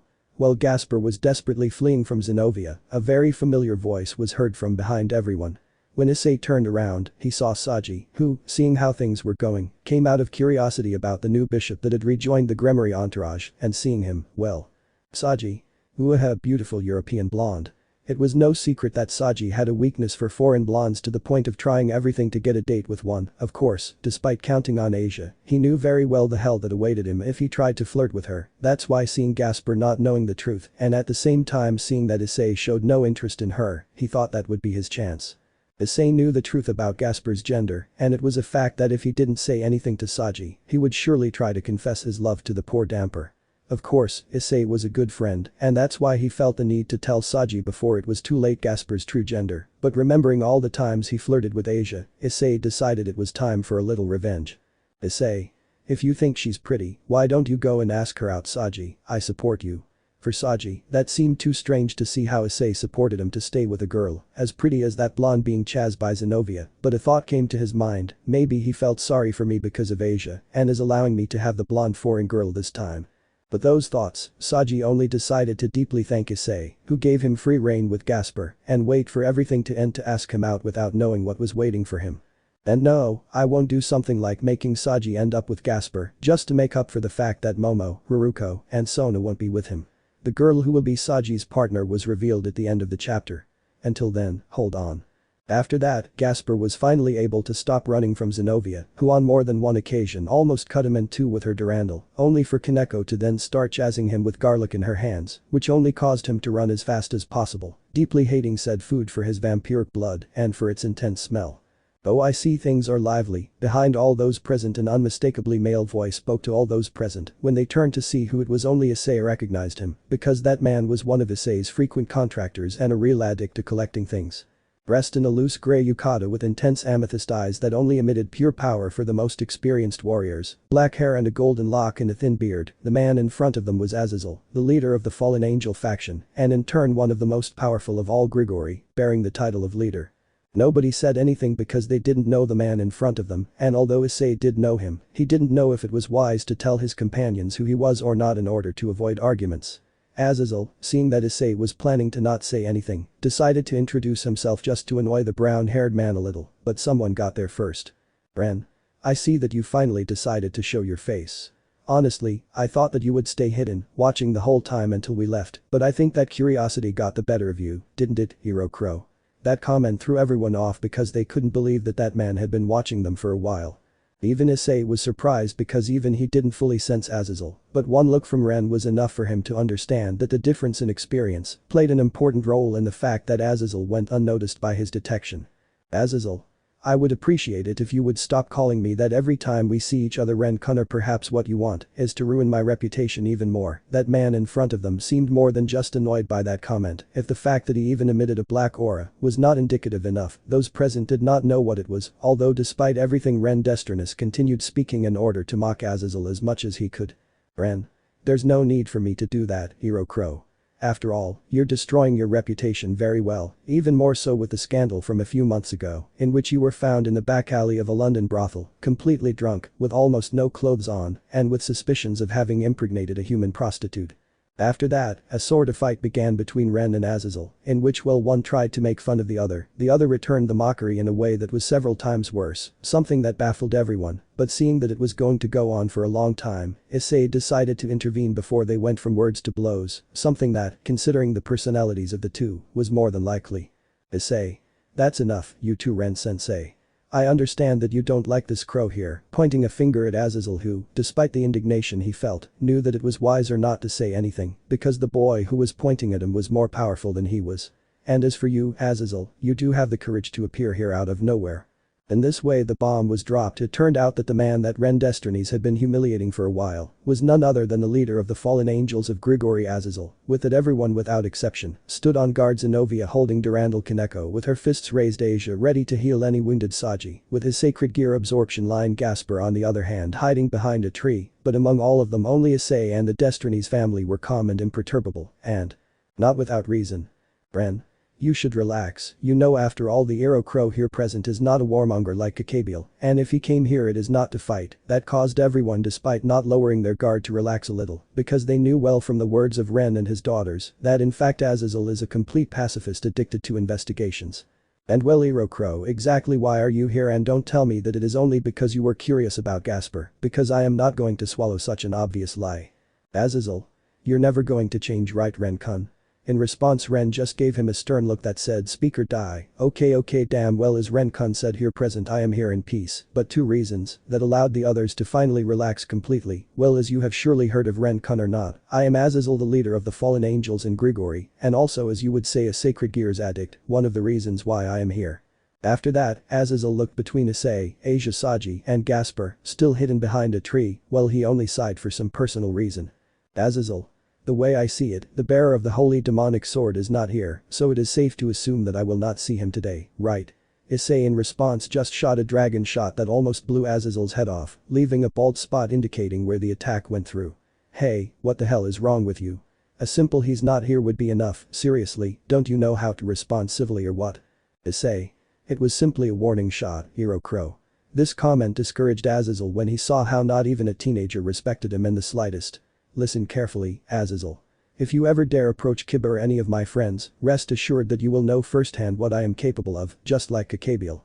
That simple comment caught everyone's attention when they saw how their partner friend covered them. Saji even came to think of Issei as a saint or a hero. "Azazel. Damn, calm down, kid, I've had enough problems with Penemu that now you also want my head, so get in line." While Azazel was getting ready by shaking the dirt off his yukata after falling to the ground after dodging Issei's attack. "Anyway, even though I would love to be able to experiment with a boosted gear in its current state, or better yet with the evolved Eon Baylor, but that is not the main reason for my visit. Ren. I suppose you were planning to see Gasper sense progress here present." Pointing at the tree behind which Gasper was hiding, Ren spoke, receiving a nod from Azazel, "And well, expert in sacred gears, Azazel, what is your verdict?" Although it may sound like a question, the reality is that Ren Destinies already knew the answer from Gregory's cadre. "Azazel. I can only say that whatever your training method is, it works well, Ren-kun. From how I see the damper's progress, he would only have to overcome his social anxiety and trauma, and he would be ready for anything." Azazel acknowledged to the god while giving his approval to the damper's training. "Ren. Unfortunately, that is something I cannot fix, and it is up to him to do it completely, so I will only help him strengthen and control the power of the sacred gear. Can you take care of it? So, anything else?" "Azazel. Just one more thing, listen to the boy with a stupid face," shouted Azazel, pointing at Saji, who did not hesitate to shout some insults at him. "If you want to help, use your absorption line, connecting it to the damper's head to remove his excess energy." Due to the new information received, everyone was in a state of shock to learn of that ability, but when they turned to Ren to look for answers, he only said with his gaze, "That is up to you to discover, I cannot give you all the answers." That is why Saji did not hesitate to ask Azazel about this new information. "Saji. Wait, how do you absorb energy? Is my sacred gear capable of doing something like that? Azazel. I don't know what the hell your mistress is teaching you, honestly boy, do you even know her name? Saji just shook his head, almost confirming Azazel's thoughts, as I supposed. Listen boy, because I don't like repeating things, your sacred gear is called absorption line, one of the 5 fragments that contain the Dragon King Vritra, specifically the absorption line is capable of absorbing to a certain point energy from an opponent to which you connect its line. After that, Azazel spent a while explaining things about the sacred gears, as well as showing his amazement at seeing how the boosted gear had evolved into something never seen before, surpassing the power of the Juggernaut drive. Azazel speculated that the Sekiryuutei had achieved what he believed was impossible, surpassing the current Hikuryuku in a very short period of time, considering Issei a prodigy without knowing the truth of the matter. Ren. Well, Hero Cuervo, do you still have anything else to talk about, or have you finally finished rambling on about your possible experiments and information obtained? Azazel. Nope, that's all, and so the leader of Gremory began to walk away, but then turned around for a second to see Issei. I almost forgot to mention, but if you want to speed up the progress of the little damper, I recommend that you make him drink the blood of the Sekiryuutei, that way at least he could do something more than stop some balls in the air. In this way, and with the untimely and at the same time timely interruption of Azazel, the Destinies family plus the Gremory group accompanied by Saji resumed their training for Gasper, who, upon reaching a certain point, could not take it anymore and hid in his room. Of course, because of this, Rias was forced to return early to help Gasper get out, which in the end was Issei who took charge of doing by telling him his story from before being a demon to everything that happened with Rias and the arrival of the Destinies twins. By the way, on a separate topic, during the training sessions, Saji ended up asking Gasper out on a date when they were alone, to which the little damper revealed his true gender, which caused an angry storm of curses from Saji to Issei for the joke he played on him. From here on, everything is like in the anime, with Issei training Gasper to master his powers in a more efficient way, only in this case, with the help of the Destinies twins. It should also be clarified that Issei does not want to use Gasper's power to spy on and grope the girls. With that said, we skip directly to the day before the meeting. Time skip Kuo Temple 17:20 p.m. Issei.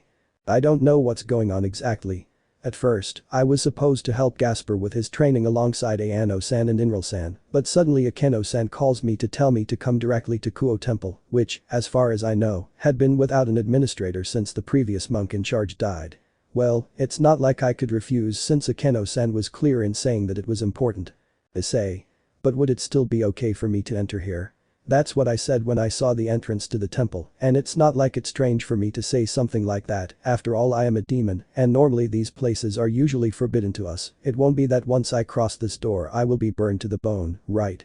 No need to worry, Issei-kun. Suddenly I heard a voice in front of me. When I looked directly I could see a familiar silhouette. After all, this is a temple that receives demons. The one who was speaking was Akeno-san, who apparently came to greet me in person. Well, she asked me to come, but being able to see her in her Maiko outfit is certainly a small extra advantage, considering that I normally only see her dressed when we are fighting something dangerous.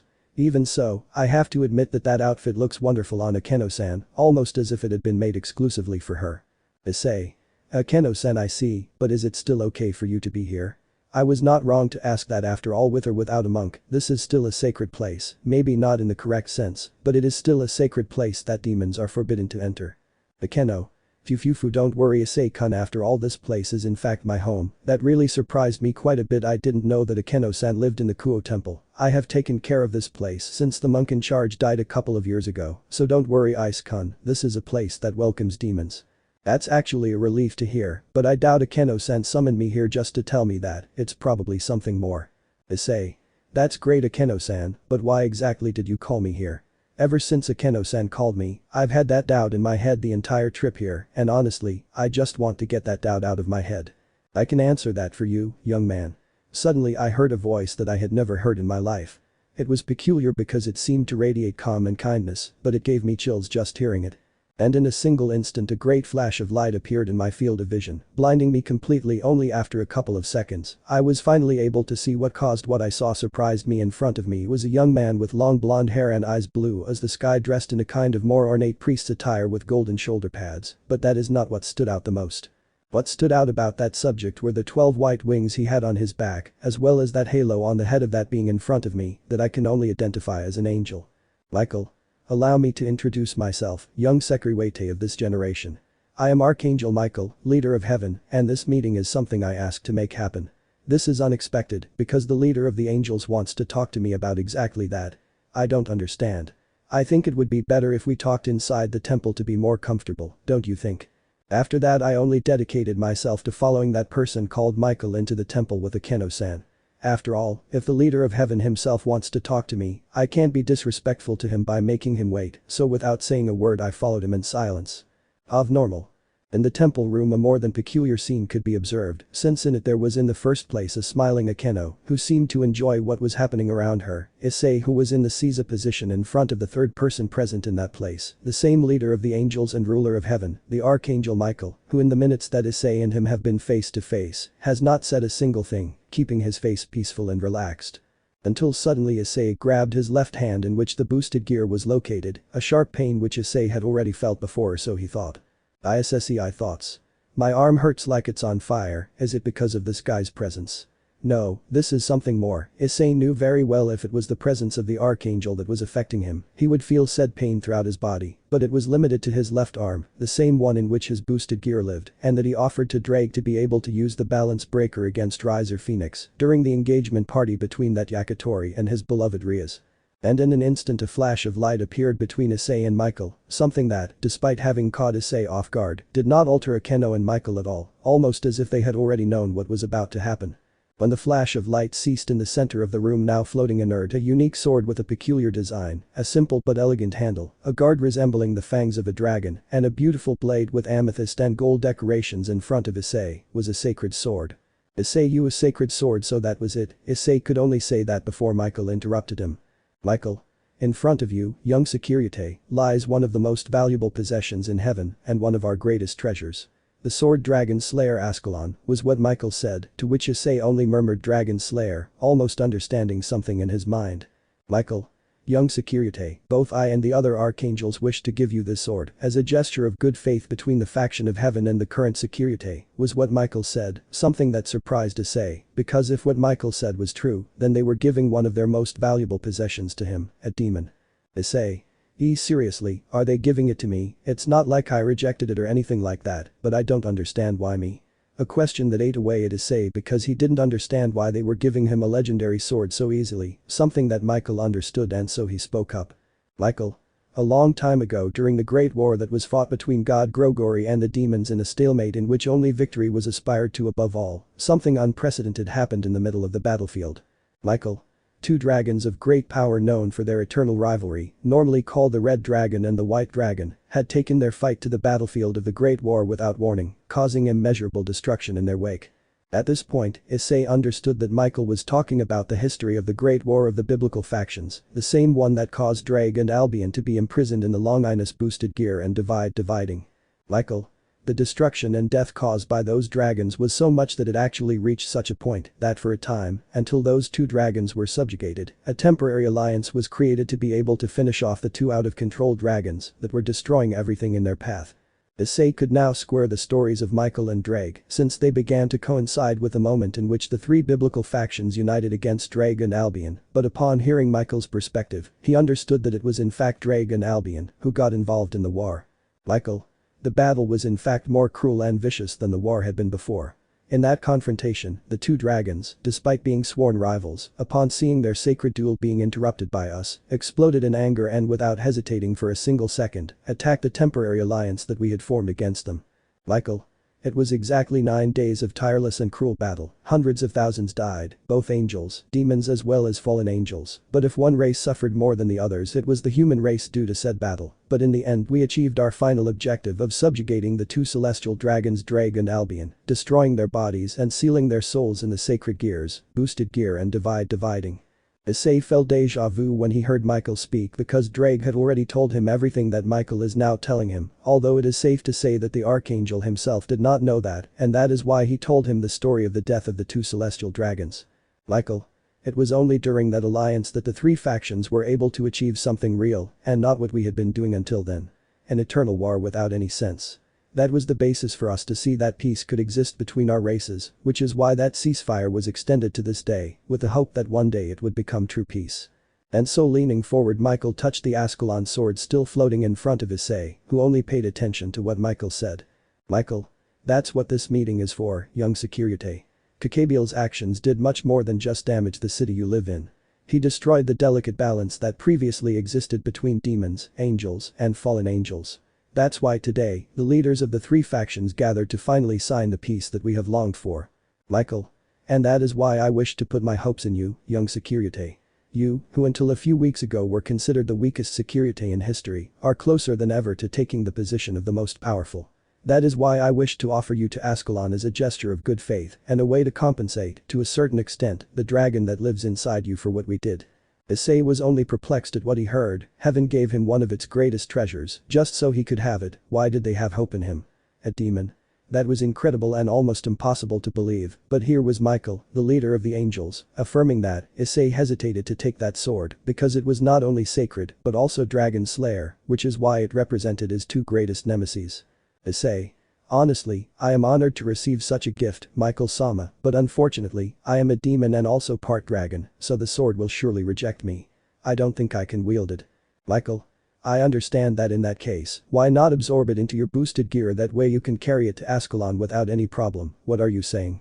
Issei actually considered this option because being inside his sacred gear, he wouldn't suffer any real damage when using it, but he still doubted he could achieve it because the boosted gear was a dragon-type sacred gear, the natural enemy of Ascalon, and that's how it would have remained if it weren't for a voice that interrupted him in a very timely manner.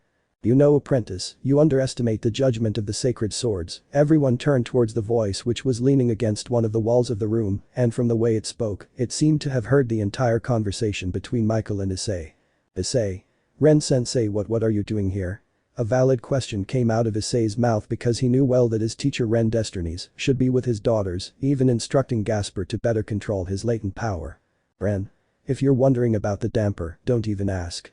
Apprentice, his training is under Ayano's care. That's why I'm here. With the reason for his presence explained, Ren proceeded to speak.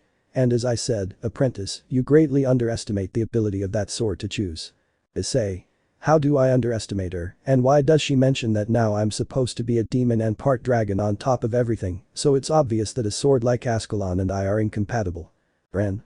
It's not like that, apprentice, you may not know, and that's why your master will instruct you. After clearing his throat, Ren began his explanation. As you know, apprentice, in the world, there are several types of weapons, each unique in its own way, whether due to the material used in its manufacture, the blacksmith who forged it, or the feelings imbued in it. Among these three types of weapons stand out. Ren.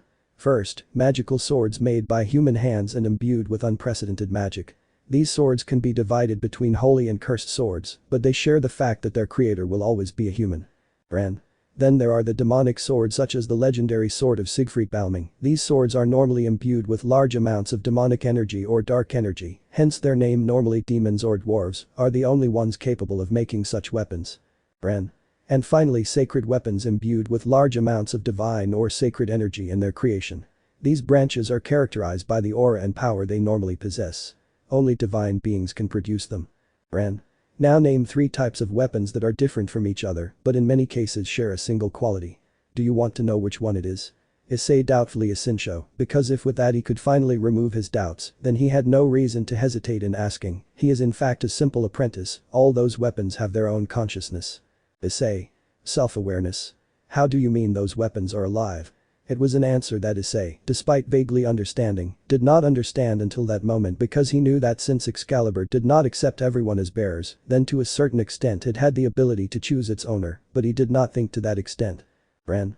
That's right, apprentice, self-awareness. This applies especially to the most powerful magical, demonic, and sacred weapons like Ascalon, present here, said Ren, pointing his finger at Ascalon still floating in the air. That sword also has its own awareness, and despite being asleep, it can still choose its owner. Issei. So you're saying that, just by seeing Ren Issei's face, he knew what he had to do. Even though he was a little unsure, he approached the sword, which, despite still causing him chills, didn't damage him or show any signs of hostility to Issei. If I take Ascalon right now, will it recognize me as a worthy bearer? Ren. That depends on your determination, apprentice. Issei, despite not having turned around, knew that he didn't need to do so to receive an answer. Ascalon can recognize you as a worthy candidate to be its master, but if you are not determined to wield its power, to surpass yourself, and forge a true bond with Ascalon, it will not accept you, just as St. George did in the past. If you do not have the determination to wield its power, Ascalon will not obey you. Issei understood that being worthy was not the same as being deserving. Freed was his clearest example. Through Valper Galilee's experiments, he became someone worthy of wielding the power of the Excalibur sword, or at least some of its fragments, but he was not worthy of said power. Now the same thing was happening to him. Ascalon considered him worthy of his power, but he was not yet worthy of said power at all. That is why now he had to show the sacred sword that Hyoudou Issei was worthy of its power. When his hand was about to take the handle of Ascalon, Issei hesitated for a second because he was still equipped with the boosted gear. That for him did not demonstrate his worthiness to Daiko power, therefore deactivating his only real protection against the sword. To the surprise of Michael and Akeno, Issei took the handle of the legendary sword Dragon Slayer Ascalon, which began his trial. The blinding glow covered the entire room in a second, a glow that caused Akeno slight pain, which only stopped when she was covered by Ren, who was expectant of what would happen next, since his apprentice was facing the judgment of Ascalon, and it was only up to him to overcome it. But Issei, he barely touched Ascalon and felt an unimaginable pain so intense that it almost made him wish for death in comparison, and with each second it became more and more intense. He wanted to open his hand, but he couldn't because something inside him told him that if he did, he would regret it forever because of the opportunity he would lose forever. Even when Drake himself advised him to drop the sword, he didn't give up. Issei. Certainly it is painful, Gaah, more than anything I have felt before. I could barely speak because of the pain. Each word that came out of my mouth was accompanied by a great effort not to scream in that same place. But if what you want is to prove me GGHHK, then this is not enough for me to give up, not just for me. Through Issei's mind his memories were played back as if it were a movie. Issei. For my friends. The images of his friends Mitsuda and Motohama along with Aki Akiba and now Gasper appeared in his mind as he remembered his closest friends in his life, even though he hates to admit it. Issei. For my family. The image of his parents smiling at him, scolding him, encouraging him but above all happy passed through his mind in an instant. Issei. For the women I love the most in this world. The images of the girls with whom he shared so many experiences in such a short time came to his mind. The innocent Asia, the expressionless Kaneko, the playful Akeno, the lively Arena, the serious Inovia, the serene and gentle Ayano, the hyperactive Inral, but above all, his beloved Rias came to his mind. He couldn't give up, he couldn't and he wouldn't do it under any circumstances. Issei, this is not enough to make me laugh. Nothing was ever enough for him to give up, no matter what the world threw at him. Issei. I will always get up and fight because it is not just for me that I do it. For Issei Hyoudou, his loved ones are worth more than his own life. It is because of them that he has never given up. It is because of them that he has achieved the impossible. Issei, and it is because of them that I will never give up. And so the trial ended with that blow ceasing completely, almost as if it had never existed, but before anyone could say what was happening, a voice spoke to Hyoudou Issei. I hope then that you will show me that determination of yours from now on and forever, master. Once the light ceased, the first to regain his sight was Ren, who only showed a calm smile, almost as if he had known what was going to happen. The second was Michael, who showed his surprise on his face, not believing what he saw. Akeno was next, who looked shocked by what she saw, and finally it was Issei himself, who, no longer feeling pain, saw in his left hand that he was still holding the handle of a sword. Issei. What the hell was that? Still somewhat stunned by both that light and the pain that Issei had suffered until recently, he saw in his left hand that he was still holding the handle of a somewhat heavy sword. What he expected to see was Ascalon, but he got a huge surprise. What the hell is this? It was only fair that it was surprising because in his hand was a very different one than the one he had been holding before, now with a dark blue hilt with golden decorations at the end of it, a guard similar to a harp with two golden wings on the sides, and a blade that seemed to shine with a beautiful deep blue light inside. The sword that Issei now held was truly divine, he now wielded the true Ascalon. I thought the image was just suitable for an Ascalon update. Ren. You shouldn't be surprised, apprentice. After all, the sword you're holding right now is the true divine sword Dragon Slayer Ascalon. Issei didn't understand why that sword had changed so drastically from how it looked before, and almost waiting for an answer, Ren spoke. Upon passing the trial of Ascalon, it recognized you as its legitimate master, which is why it changed so much, because the sword of the Ascalon grade is as strong as the one who wields it. Issei. I didn't know that. Issei knew about the sacred gears that evolved with their bearers based on their feelings, but he never thought that weapons could also go through that. This is incredible. Now it seems like a powerful sword, but now what do I do with it? I say it makes me sad to have to keep it in the boosted gear, and I doubt that Drake would be happy to have Ascalon nearby. And Issei was not wrong because Drake inside his prison was revolted at the idea of housing Ascalon in its current form, because only the aura of the sword made him nervous, and there was a wall called boosted gear, preventing that aura from reaching him, and even so, he felt very nervous just having that weapon nearby. Ren. I don't think you should worry, apprentice, just look at the back of your right hand. Issei, paying attention, looked at the back of his right hand, and what he saw shocked him, because now there was a peculiar tattoo on the upper part that emulated a sword with 2 wings on the sides, and on the lower part a cross, a very peculiar tattoo for him, but that until a second ago wasn't there. Ren. That tattoo is a representation of your current bond with apprentice Ascalon. For now, it's only your hand, but it will eventually cover your entire arm as your bond with your new partner grows stronger and stronger. It's also the place where Ascalon will rest while you're not using her. Issei now could not believe what he heard. According to his master, that tattoo on his hand was in fact a representation of the link between him and Ascalon, and in addition to that, a kind of sheath for the sword. That is why he tried to guard Ascalon in said tattoo, before realizing the sword had disappeared, and now the tattoo shone with a faint blue light, indicating that Ascalon now lived in that place. After that, Michael dedicated a few words to Issei, telling him that anything he wanted to ask him would only be during or at the end of the meeting of the factions that would decide the fate of the world as it is known. Thus, Michael and Ren withdrew from the temple, leaving only Akeno and Issei in that place, who wanted to take advantage of that opportunity to finally clear up one of his biggest doubts since the fight against Gabriel. Issei, Akeno-san, excuse me for staying here taking advantage of your hospitality, Issei spoke, while Akeno offered him a cup of tea. Ah, thank you very much. Akeno. There's no need for you to apologize, Issei-kun. After all, I quite like your company. Akeno, with her own cup of tea, sat down next to Issei so they could talk, even though something told her he wouldn't like the subject at all. Well, Issei-kun, what was it you wanted to talk to me about? Issei. It's about something that has been bothering me since we concluded our first year of training with Ayano-san and Inral-san, and it was true that from that moment on Issei managed to notice something about Akeno, but he never got around to asking her, because he assumed that she would say it, or that he would eventually find out, but since none of those scenarios occurred, he decided to be the one to ask. Issei. Since we finished that training, Akeno-san, every time I felt your aura it was always strange to me, even though I always felt your demon and human energy, there was something else between all that. Suddenly Akeno was startled by what Issei was assuming, and to her misfortune, she knew that what he was about to say was correct. Issei.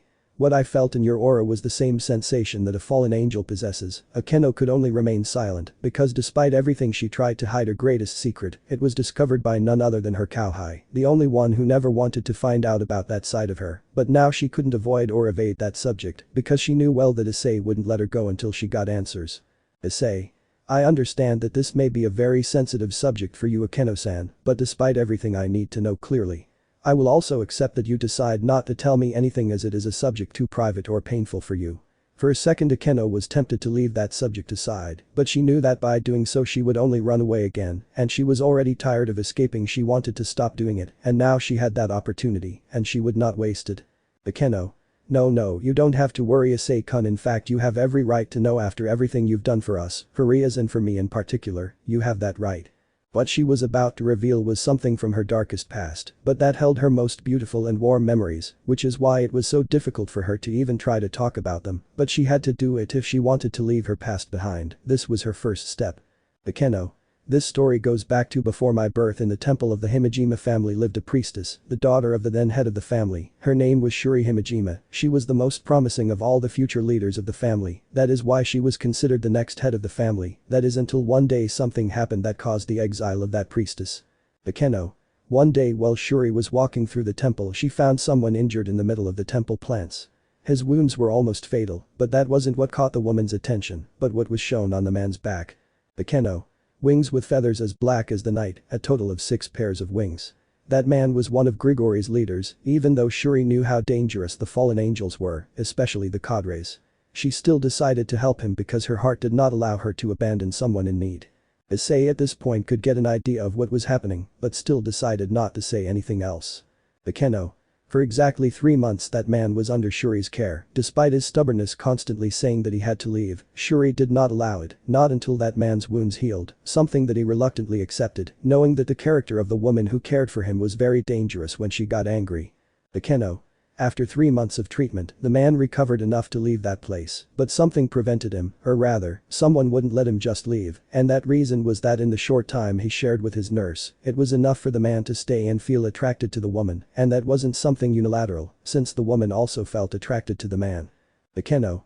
Their feelings eventually stopped being attraction and became true love despite what others thought about it, especially the girl's family they married moving away from that place where they were rejected becoming an independent family. That was how Shuri Himejima became the wife of Grigori Barakiel's cadre. Akeno. At first they had a peaceful life, more than they themselves expected, even though Barakiel had to leave frequently due to his work, they lived in peace until they discovered that a new life had been created from the fruit of their love. The happiness they felt was immeasurable, so Barakiel, in order to protect and care for his wife, temporarily left his position as cadre, and after 9 months that baby was born. The name they gave her was Akeno. Issei to some extent already suspected that Akeno's family history was complicated, but he never believed it would be to that extent with her being the daughter of one of Grigori's leaders. Despite everything, he still didn't understand why she seemed to hate the fallen angels, being one herself to some extent, but he knew he was about to find out, so he just decided to keep listening. Akeno.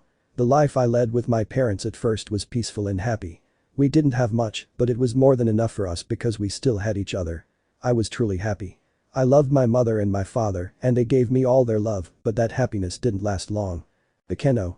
The Himejima family, despite showing on the outside that we stopped mattering to them and that they forgot about us, the reality is that they always held an immense hatred towards my mother and father, and even more towards me, who in their eyes was an abomination of nature that should not exist, but they did not act for fear of what Barakiel would do in retaliation, so they remained silent until the long-awaited opportunity finally presented itself. Akeno. Azazel had called Barakiel to help him with an urgent matter, which Barakiel accepted without hesitation, and despite having promised to return soon, he never arrived on time. Akeno.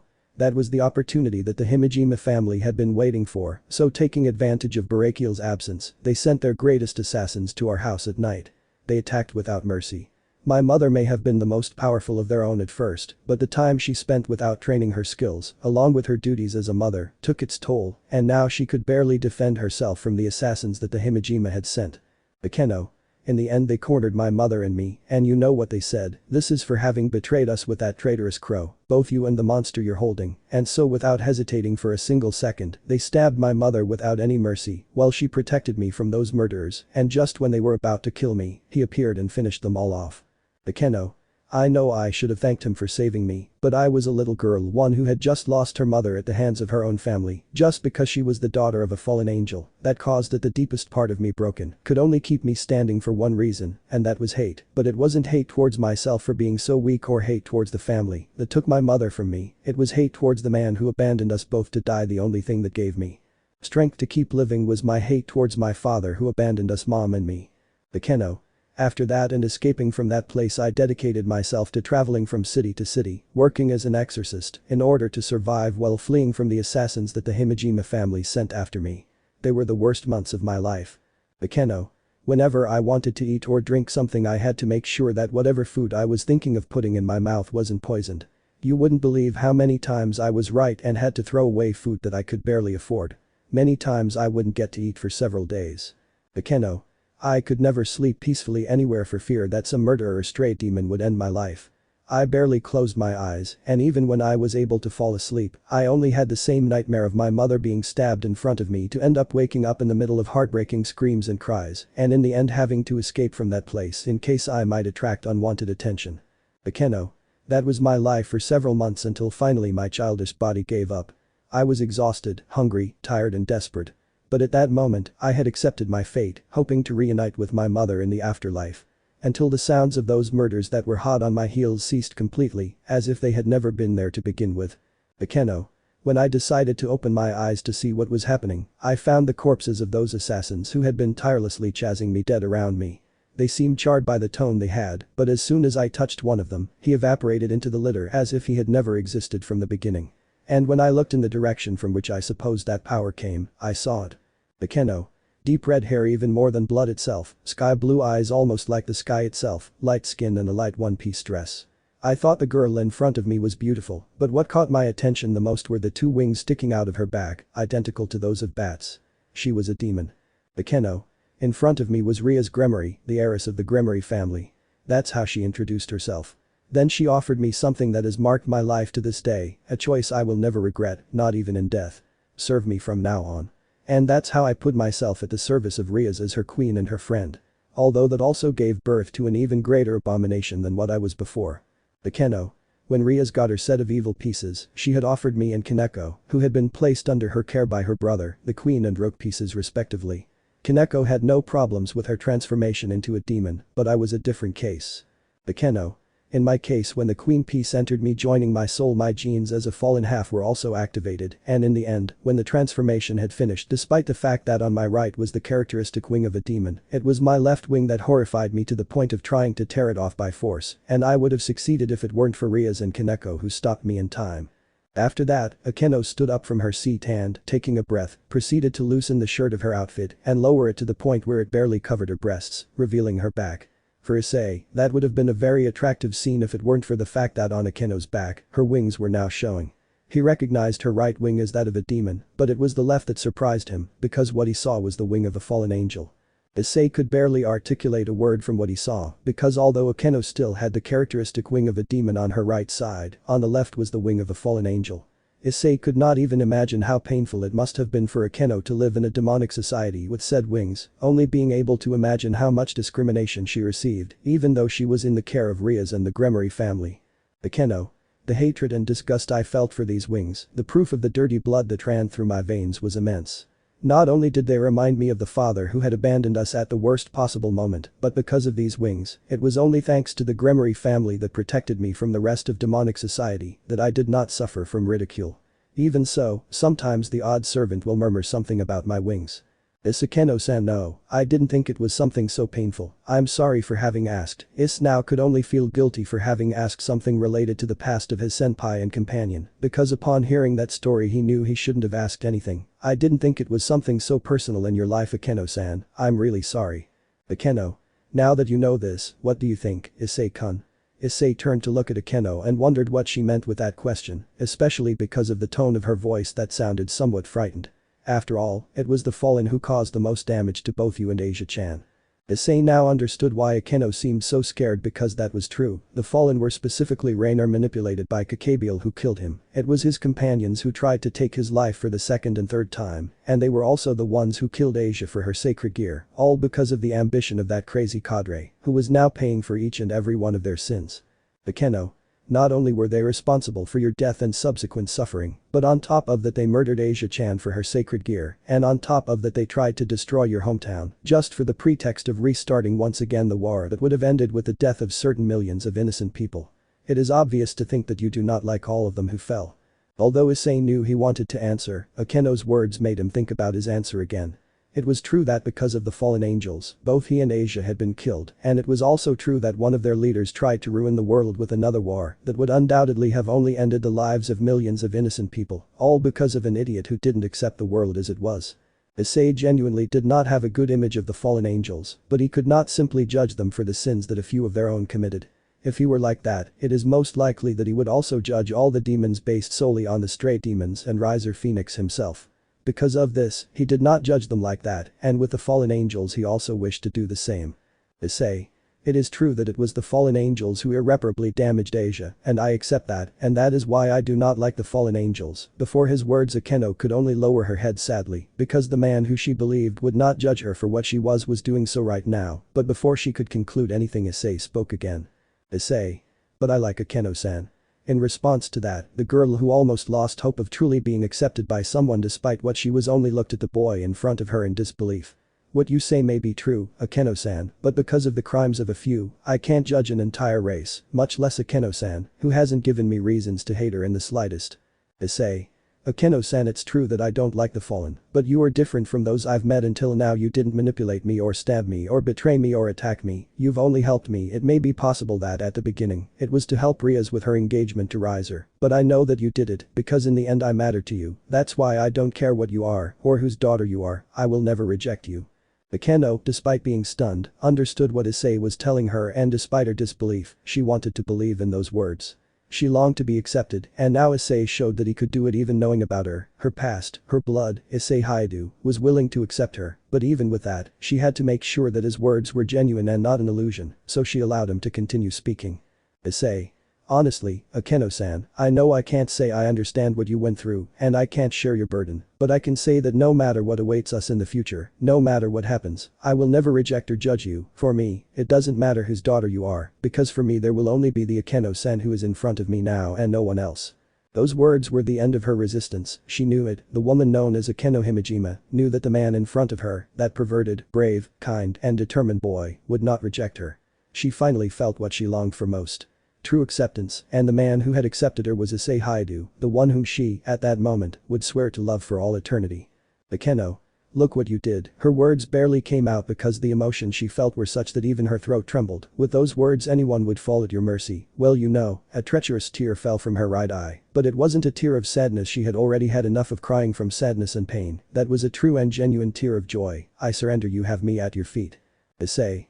Honestly, I'm sure there are better words with which I can express my feelings, but I can't find them. Seriously, I'm sorry if I sound a bit abrupt. Akeno-san couldn't finish his sentence because Issei had been knocked down without even putting up any resistance from Akeno herself, who without hesitation had jumped towards him, not caring about falling to the ground. Akeno-san. Akeno. I've decided, was the whisper that Issei heard coming out of Akeno's lips while she was still hugging him on the ground. I've decided, and so raising her face, Akeno looked at Issei who was still stunned by what was happening. I don't care about being Issei-kun's third wife. Issei. Third. That had caused great confusion in Issei, who had always proclaimed that he would be the king of the harem. Akeno's declaration only caused confusion in him. Akeno. Yes, the third, bringing her body even closer to Issei's, she did not hesitate to hug him, causing the brown-haired boy to react to said stimulation, barely managing to hide it. In fact, I think it's a good position, especially because of this feeling of infidelity that I feel for stealing something from Rias. It excites me quite a bit. Issei, thoughts? I don't know how the hell we ended up like this exactly, but what I do know is that I'm grateful to be in this heavenly situation right now. While listening to Akeno's voice, Issei could barely think properly because feeling Akeno's half-naked body was stimulating him too much, and if he went any further, he might lose control of himself and do something there's no turning back from. Akeno ni Issei-kun, can you call me by my name? She longed to hear her now beloved Issei call her by her name. Tangible and complete proof that he loved her was what she wanted at that moment. Issei Edo, I don't think it's right to call a senpai by her name just like that. Somewhat cynical words considering that he already called his mistress by her name, but that didn't cross Issei's mind at that moment because he was still focused on the situation that was happening in front of him. Akeno. Just for once please. Issei saw it in his eyes that woman in front of him wanted proof that he genuinely accepted her and would not abandon her, and although calling her by her name was not the best proof, she was and he was willing to live up to her expectations. Issei. Akeno, nothing more, said those words. Akeno without hesitation hugged tightly the brown-haired man who was at the limit due to the sensation of the black-haired woman's body that he now felt with total clarity despite her shirt, especially her breasts which pressed quite a bit on his pectorals. Akeno.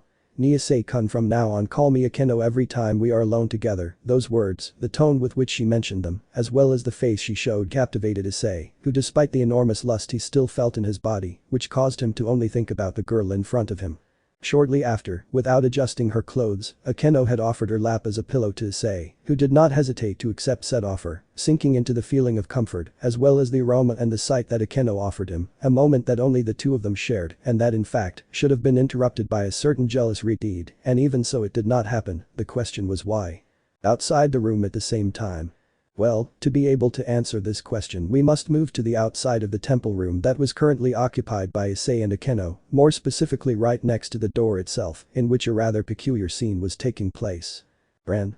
Damn apprentice, look at making your master have to work harder, you genuinely have no shame, but don't worry, during training I'll get even. The one who was just outside the temple room was Issei's master Ren Destinies, who with one hand pointing to his right, seemed to be holding something, or rather, someone. Ren. I would recommend that you stop resisting please Rias-san. That is what Ren Destinies was holding was in fact a containment barrier that currently kept Ria's Gremory tied hand and leg, which just a few seconds ago was preparing to interrupt the special moment of Issei and Akeno, and which despite most likely shouting insults against Ren, not a single word was heard outside the barrier. Ren. The barrier I locked you in is soundproof, so don't expect a single word of yours to come out of there. Please just listen to me, okay? Rias, after analyzing her situation, had decided that her best option was to keep quiet, stop resisting, and listen to her jailer, considering that she couldn't even do anything against him. Thank you. Ren. Listen, I know that scene, pointing at Issei on Akeno's lap, isn't pleasant for you to see for various reasons, but understand something here, Issei will never stop loving you no matter what. That caused a reaction in Rias, who despite her jealousy had calmed down a bit. You can understand that he has already shown that more times than necessary, in case you forgot. Ren. His first fight against Riser in which he never gave up even on the verge of death, all in order to save you and free you, that memory of Issei covered in blood, caused Rias to lower his head when he remembered how his incompetence as king ended with Issei wounded almost to death and all for wanting to help her. Ren. And how can we forget the moment when she burst into your engagement party declaring in front of all the guests as well as your parents and brother Rias Gremory's virginity belongs only to me. That memory actually made her laugh a little because despite how embarrassing it was also one of her most precious memories because it was the day that Issei had saved her at the cost of one of his arms. Ren. And how can we forget the fight against Gabriel? He was the one who, to protect them more than out of revenge, faced that enemy without the slightest bit of fear. That memory of Issei facing Gabriel and defeating him certainly brought a smile to his face. Ren. Listen Rias-san, he loves you, so stop doubting that. For once he already proved it, so just trust what your heart tells you and take the risk you want because he will never stop loving you just like you will never stop loving him. At those words Rias stopped resisting and just accepted that as the truth. Seeing that Rias wouldn't cause a commotion, Ren decided to let her go. Ren. But just as you love Issei, others do too, for example little Asia or Seraphil who, although she hasn't realized it, loves Issei. Kaneko is another good example, as well as Zenobia. She can say whatever she wants about only wanting strong children, but the truth is that she herself chose Issei as the father.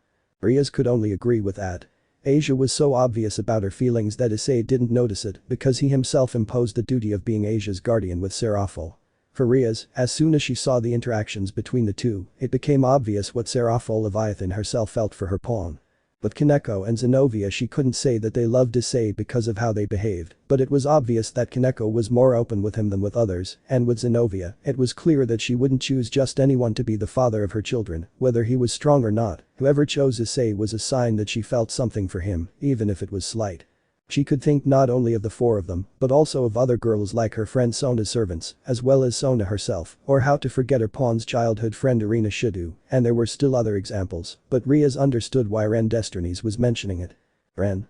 You will always be one of the most important in Issei Rias-san's heart, but like you, many others will come. You must learn to accept it or lose it forever. Only you choose, and it is now when you must choose your path, said the god, moving away from Rias' path. Ren. You can interrupt the moment that those two now share and get in the way of the happiness of your best friend, which she has always sought, or you can accept it and let your friend and you share it with those who will arrive from now on. That choice is yours. She could certainly simply let her jealousy get the better of her and go in, scold Issei and take him away, leaving her friend behind, who would take such a gesture as an act of war, or she could simply give them that time alone and wait for them to finish their thing, which meant accepting the idea of sharing her ice. Rias. Did you know from the beginning what a certain Ren-sama would choose? He just showed a somewhat calm smile while leaning against the wooden wall. How long would it take Ice to get out exactly? Ren. Exactly 1 minute and 32 seconds more until he comes out. Rias in that way resigned herself to wait for her dear Ice until he left that room that she currently shared with her queen and best friend. I'm glad to see that you have matured at least a little when you leave the temple. Why don't you ask him what has been tormenting you so much? I assure you that you will like the answer. After that, both Rias and Ren remained silent while they waited for Issei to come out. Clearly a second before Issei left, Ren left the place, leaving Rias and Issei alone to resolve their matters themselves, even though they already knew the only possible outcome for the situation that was about to unfold between them. After Issei left and was scolded by Rias for being late, she only proceeded to ask him if he received Ascalon, to which the brunette ended up surprising the Redeed when she saw that Issei had not absorbed Ascalon into his boosted gear as planned, but that in fact he had become its true carrier. Of course, she had decided to leave that topic aside, not wanting any more surprises today. Leaving the message clear to her queen, we have to talk later, the two of us alone. She left the temple followed by Issei, who was somewhat nervous for believing that he made Rias angry, followed her being seen only by a surprised Akeno, who did not think that her jealous friend would let her spend that moment with her Ice as she called him, and although she had an idea of how to take that action, she decided to leave everything for the talk they would have in a while. Entrance of the temple a few minutes later. After arriving at the entrance of the Kuo Issei and Rias temple, they were preparing to return home and rest, although Rias was preparing for a talk with her queen, but remembering Ren's words, trust your heart and take risks, she decided to ask a question that she had wanted to ask for some time. Rias. Ice, can I ask you something? That made the brown-haired boy nod with a doubt of what his mistress could want to ask, for you Akeno is Akeno, right?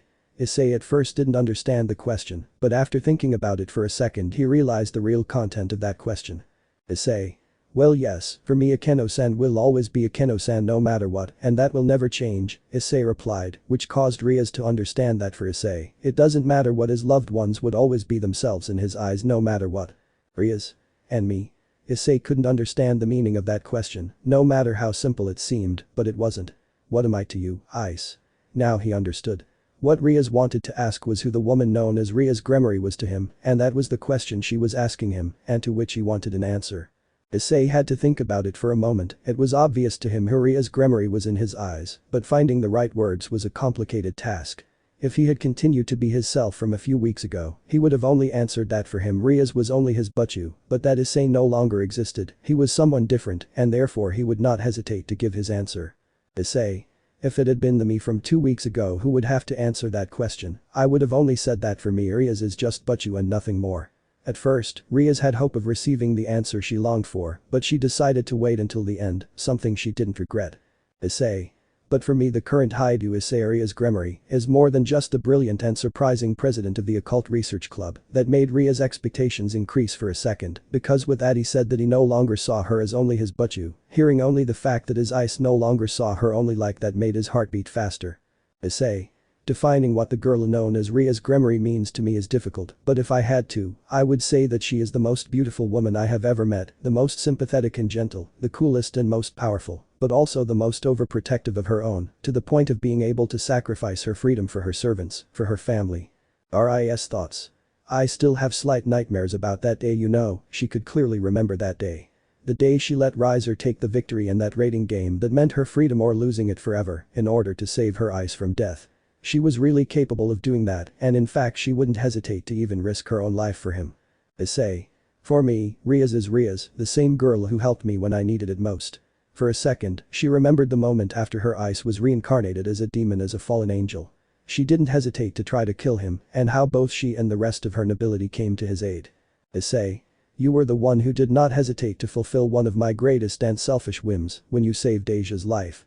She remembered that night in the church when, after having killed Rainer, she herself, with the excuse of obtaining a good bishop, had reincarnated the nun who was friends with her pawn, and although she would not admit it, she liked having Asia as a younger sister. Issei. You were the one who believed in me the most until the end without behaving as I was before being reincarnated as a demon. Rias certainly remembered the perverted attitude of her pawn before being reincarnated, and that even today, she continues to show on some occasions, and as always, she encouraged him to become stronger and stronger every day, believing that one day he would achieve great things. Issei. For me, Rias is one of the most important people in my life, and who occupies a very special place in my heart. For me, Rias is one of the women I love most in this world. That was all she needed to hear for the last traces of her doubt to evaporate from her heart, so without wasting a single second, Rias brought her face closer to Issei's, sharing their third kiss together. It wasn't a particularly long or lustful one, it was just a simple kiss between two lovers, but it conveyed the feelings of both of them perfectly, the fact that they both loved each other and would always love each other for all eternity. Rias. That's all I wanted to hear. Reluctantly learning of that kiss she shared with her beloved, Rias said, I hope that from now on you take responsibility for your words, my Ice.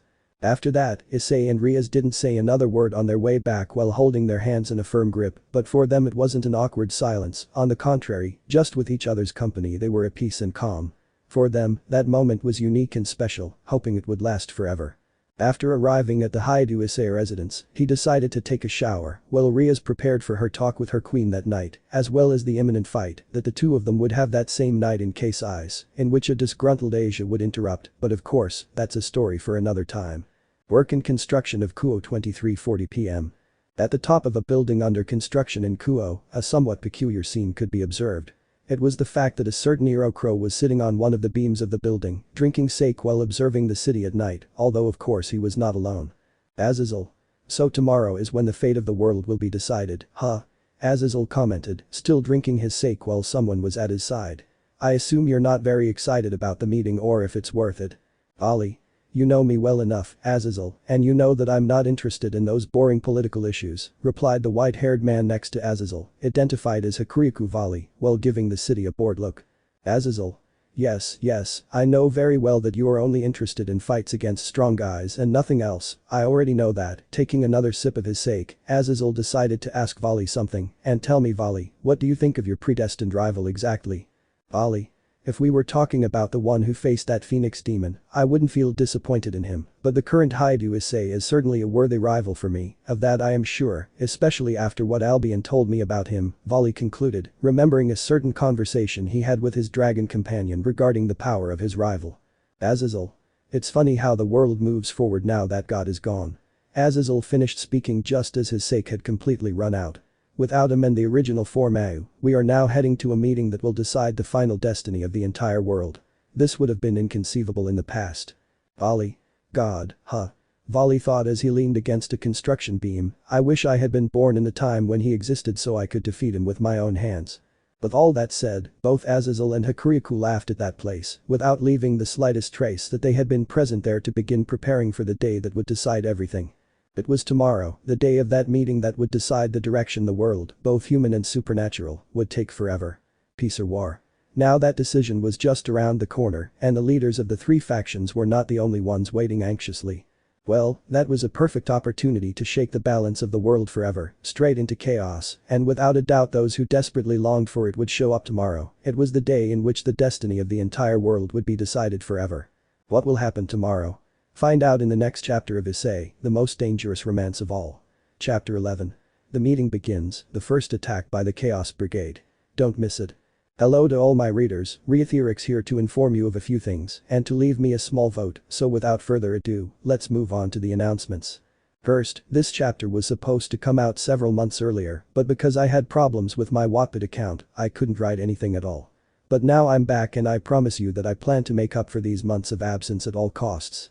Secondly, I wanted to inform you that before reaching the Hyoudou arc, I plan to publish 2 special chapters of the fanfic titled Divine Draco Invasion, The Rescue of Lilith, and Meeting the Complete Destinies Family, but since I can't decide on the order, I plan to leave a vote on which one you prefer me to publish first. Vote for Divine Draco Invasion, The Rescue of Lilith. Vote for Meeting the Complete Destinies Family. Third, do you want Katera in Issei's harem? Yes or no, this time you choose whether she lives or dies, so leave me your opinion here, and once it's finished, next Sunday I'll announce the results. And finally, as I had reported before, I will now announce the couple of that in this fanfic, and without further ado, ladies and gentlemen, I present to you the feared, the beloved and longed for by all, the first apprentice of our favorite god of destiny, to whom I even gave her last name, Elith Destinies. And let me tell you one thing, even though I give Saji such a goddess, it doesn't mean that he will stop suffering, rather it means that from now on his personal executioner will be Ren Destinies, so F for Saji. Once the voting is over, I will announce which one is chosen to be published first. With that said, have a good day, afternoon or evening, and until next time. Results and news. First of all, announcing the results of the first OVA that the fic will have, it will be getting to know the Complete Destinies family. Here is the synopsis of the OVA. Meeting the Destinies Family complete synopsis.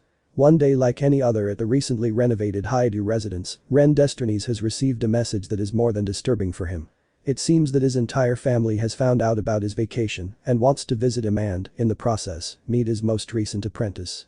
Will Issei be able to survive the entire Destinies family? Now regarding the vote on whether to include Kateria in Issei's harem, the result was a resounding yes on your part, therefore, pleasing you, I have decided to include Kateria Leviathan in Issei's harem, but not immediately, but rather I plan to do it little by little. You will see what I plan when chapter 12 comes out. Just wait for it eagerly because in the plan to reveal one of the greatest secrets of the biblical god and his greatest creations, the sacred gears. I won't say more than that it will be epic. Now moving on to the news and announcements, first of all there are 3. First of all, as all my followers know, I don't only have this fic among those I've written, but I also have others to update, so until I update them all, chapter 11 of Issei, the most dangerous romance of all won't be released, but don't despair, because I've already started writing the following chapters of my other fanfics. The next update will be Issei in Konosuba. We will finally see the appearance of everyone's favorite lich, and, if you want it that way, the Crimson Magician, incapable of making friends, Union, although of course you decide that. Now moving on to my announcements, I will only make 2 regarding my 2 future projects in 2022. Here are the 2 future projects. The first one will be called Rebirth of the Dragon in a World of Machines. This fanfic will be a crossover between DxD and Infinite Stratos, in which I plan to make our good Hyoudou Issei be reborn in the world of Infinite Stratos, as none other than Orimura Ichika. The Issei who will be reborn will be a hypothetical Issei after the final fight against Malvazoa, therefore it will be a more mature and controlled Issei in terms of his perversion, and of course you decide whether or not I give this same Issei some of Azazel's inventions, as well as the knowledge of how to create them, or simply being a more mature and strategic Issei. You choose that. Later I will create a vote about it. And my second future project will be another crossover, but this time between DXD and Tensei Shitara Slime Data Ken. I think there is no need to give an introduction to the fic, but I will say this right now, I give you the opportunity to see which Issei will be reincarnated as a slime. These are the 5 eligible Issei. 1 Human Issei. This is the Issei who, after his date with Rainer and being stabbed, listens to the voice of the world preparing him for his reincarnation. He observes the journey of a teenager with no experience in a new world on his way to greatness and, incidentally, to the most powerful harem the world has ever known. 2 Issei post first fight versus Shalba. Exhausted, wounded and with nothing more to offer, this Issei Hyoudou due to his immense hatred and despair at having lost one of his loved ones, succumbed to the curse of the Juggernaut Drive when suddenly, the voice of the world speaks to him, now reborn as a slime. He watches Issei's adventures in a new world, while doing everything in his power to protect his loved ones, for fear that his greatest failure will happen again. 3 Issei post Shalba's death. He had finally managed to finish off Shalba Beelzebub, but his life was about to end. Samuel's blood had almost ended his life, and very soon his soul would follow, but at that moment while Office was planning how to save her first friend, a mysterious voice speaks to Issei directly. This is the beginning of the one who always surpassed the limits and achieved the impossible, now reborn in a new world as a slime. 4 Issei post Sirzechs' death. He had given everything to end that confrontation against the very beast of the apocalypse, including his own life. Now on the ground, he is an exhausted and dying Issei who has accepted his end, but when a voice speaks to him offering him strange abilities, his journey to become the most powerful had just begun. 5 Issei post hypothetical final fight versus Malvazoa. 7 swords pierced him, each one different from the other, but they shared a single purpose: to end the life of that being called Hyoudou Issei, but he would not leave without a fight. And when a strange voice echoes in his head offering him typical abilities from a video game, he who knew that his last breath was about to come would carry out his last and greatest feat, killing 7 gods, while his last seconds of life were ending, and he prepared for his rebirth in a new world as the most powerful slime that has ever existed. That would be all I wanted to tell you, and I hope for your votes for this new project. Remember, this vote will last until December 18th, and without further ado, reytheorix, until next time. Final results and surprise. Well, hello to all my readers. Here once again is your good friend reytheorix to report the final voting results and offer a few surprises. First of all, regarding the vote on Reborn in a World of Machines, I'm happy to report that once the first season of Issei, the most dangerous romance of all ends, it will be published in parallel with my second future project, the title of which will be The Emperor Reborn as a Slime, of course, with the most op Issei I can offer you for these 2 stories. And now regarding the surprise I promised you, it is in fact a couple of trailers of the highly anticipated chapter 12 of Issei, the most dangerous romance of all. Without further ado, enjoy the trailer. The heat was suffocating, the flames produced by those 2 simply did not seem to give in to anything. The clash of their fists was audible as their armor creaked every time they exchanged blows, and it didn't seem like there was any end to the confrontation. Ren. With every second that passes, those 2 only increase their power more and more. It's somewhat ridiculous if you ask me. 2 suits of armor, one red and one white, collided with great intensity. The auras they radiated disintegrated everything around them, a true clash of titans. Rias. What will happen if Ice and Volley continue fighting like that? Ren-sama. Every time one managed to crack the other's armor, they regenerated almost instantly just to continue their predestined battle. One born into a normal family, raised normally with a normal childhood, normal friends, normal parents and normal dreams. The other was born and raised in an environment of absolute hatred and despair, cursing his miserable fate that even took away his most beloved being. Different but similar in one thing. The desire and the will that drives them not to give up, that keeps them standing and gives them more and more power, is the same. Protect your loved ones. Ren. I couldn't tell you honestly, Rias-san. After all, this is also the first time that the Sekiryuutei and the Sekiryuutei have a clash like this, so this is something unpredictable, even for me. When one of the 2 falls, he almost instantly gets up stronger than before. It wasn't just the 2 of them fighting, but also their eternal companions who have been with them since birth. Hyoudou Issei, an ordinary human whose will surpasses everything pre-established by both the gods and the world. For him the word impossible was just a simple and empty word. Bali Lucifer, the living miracle born of a demon father and a human mother, sold from the cradle with the power of the white dragon, a life of misery, was the only thing that awaited him until the fateful day he had lost everything due to the ambition of an insatiable monster. Every second the fight continued to increase its intensity, all the spectators no longer knew what they were watching, but the oldest ones did not see the fight between two carriers of sacred gear. This was a real fight between two celestial dragons. Ren. But if there's one thing I'm sure of, it's that today history will take a different course than anything ever seen by any living being. The two dragons were at their limit, they barely had any strength left to move, and they knew that whoever fell would lose, but their stubbornness absolutely prevented them from falling, because if they did, they knew that their most desired wish would slip through their fingers. The wills of Issei, Hyoudou and Volley Lucifer would not yield to anything. Boosted gear dividing. Alert, final restriction sealed deactivated initiating emergency protocol, Alpha 000283 keycode, Celestial Reborn. Coming soon in Issei. The most dangerous romance of all Chapter 12. Issei vs. Folly. The secret of the two celestials. Don't miss it. Let me know in the comments below if you guys want the next part. Also check out my other video that has been shown and left. Thank you for watching. If you enjoyed this video please like and share this video. And have a fantastic day. Bye.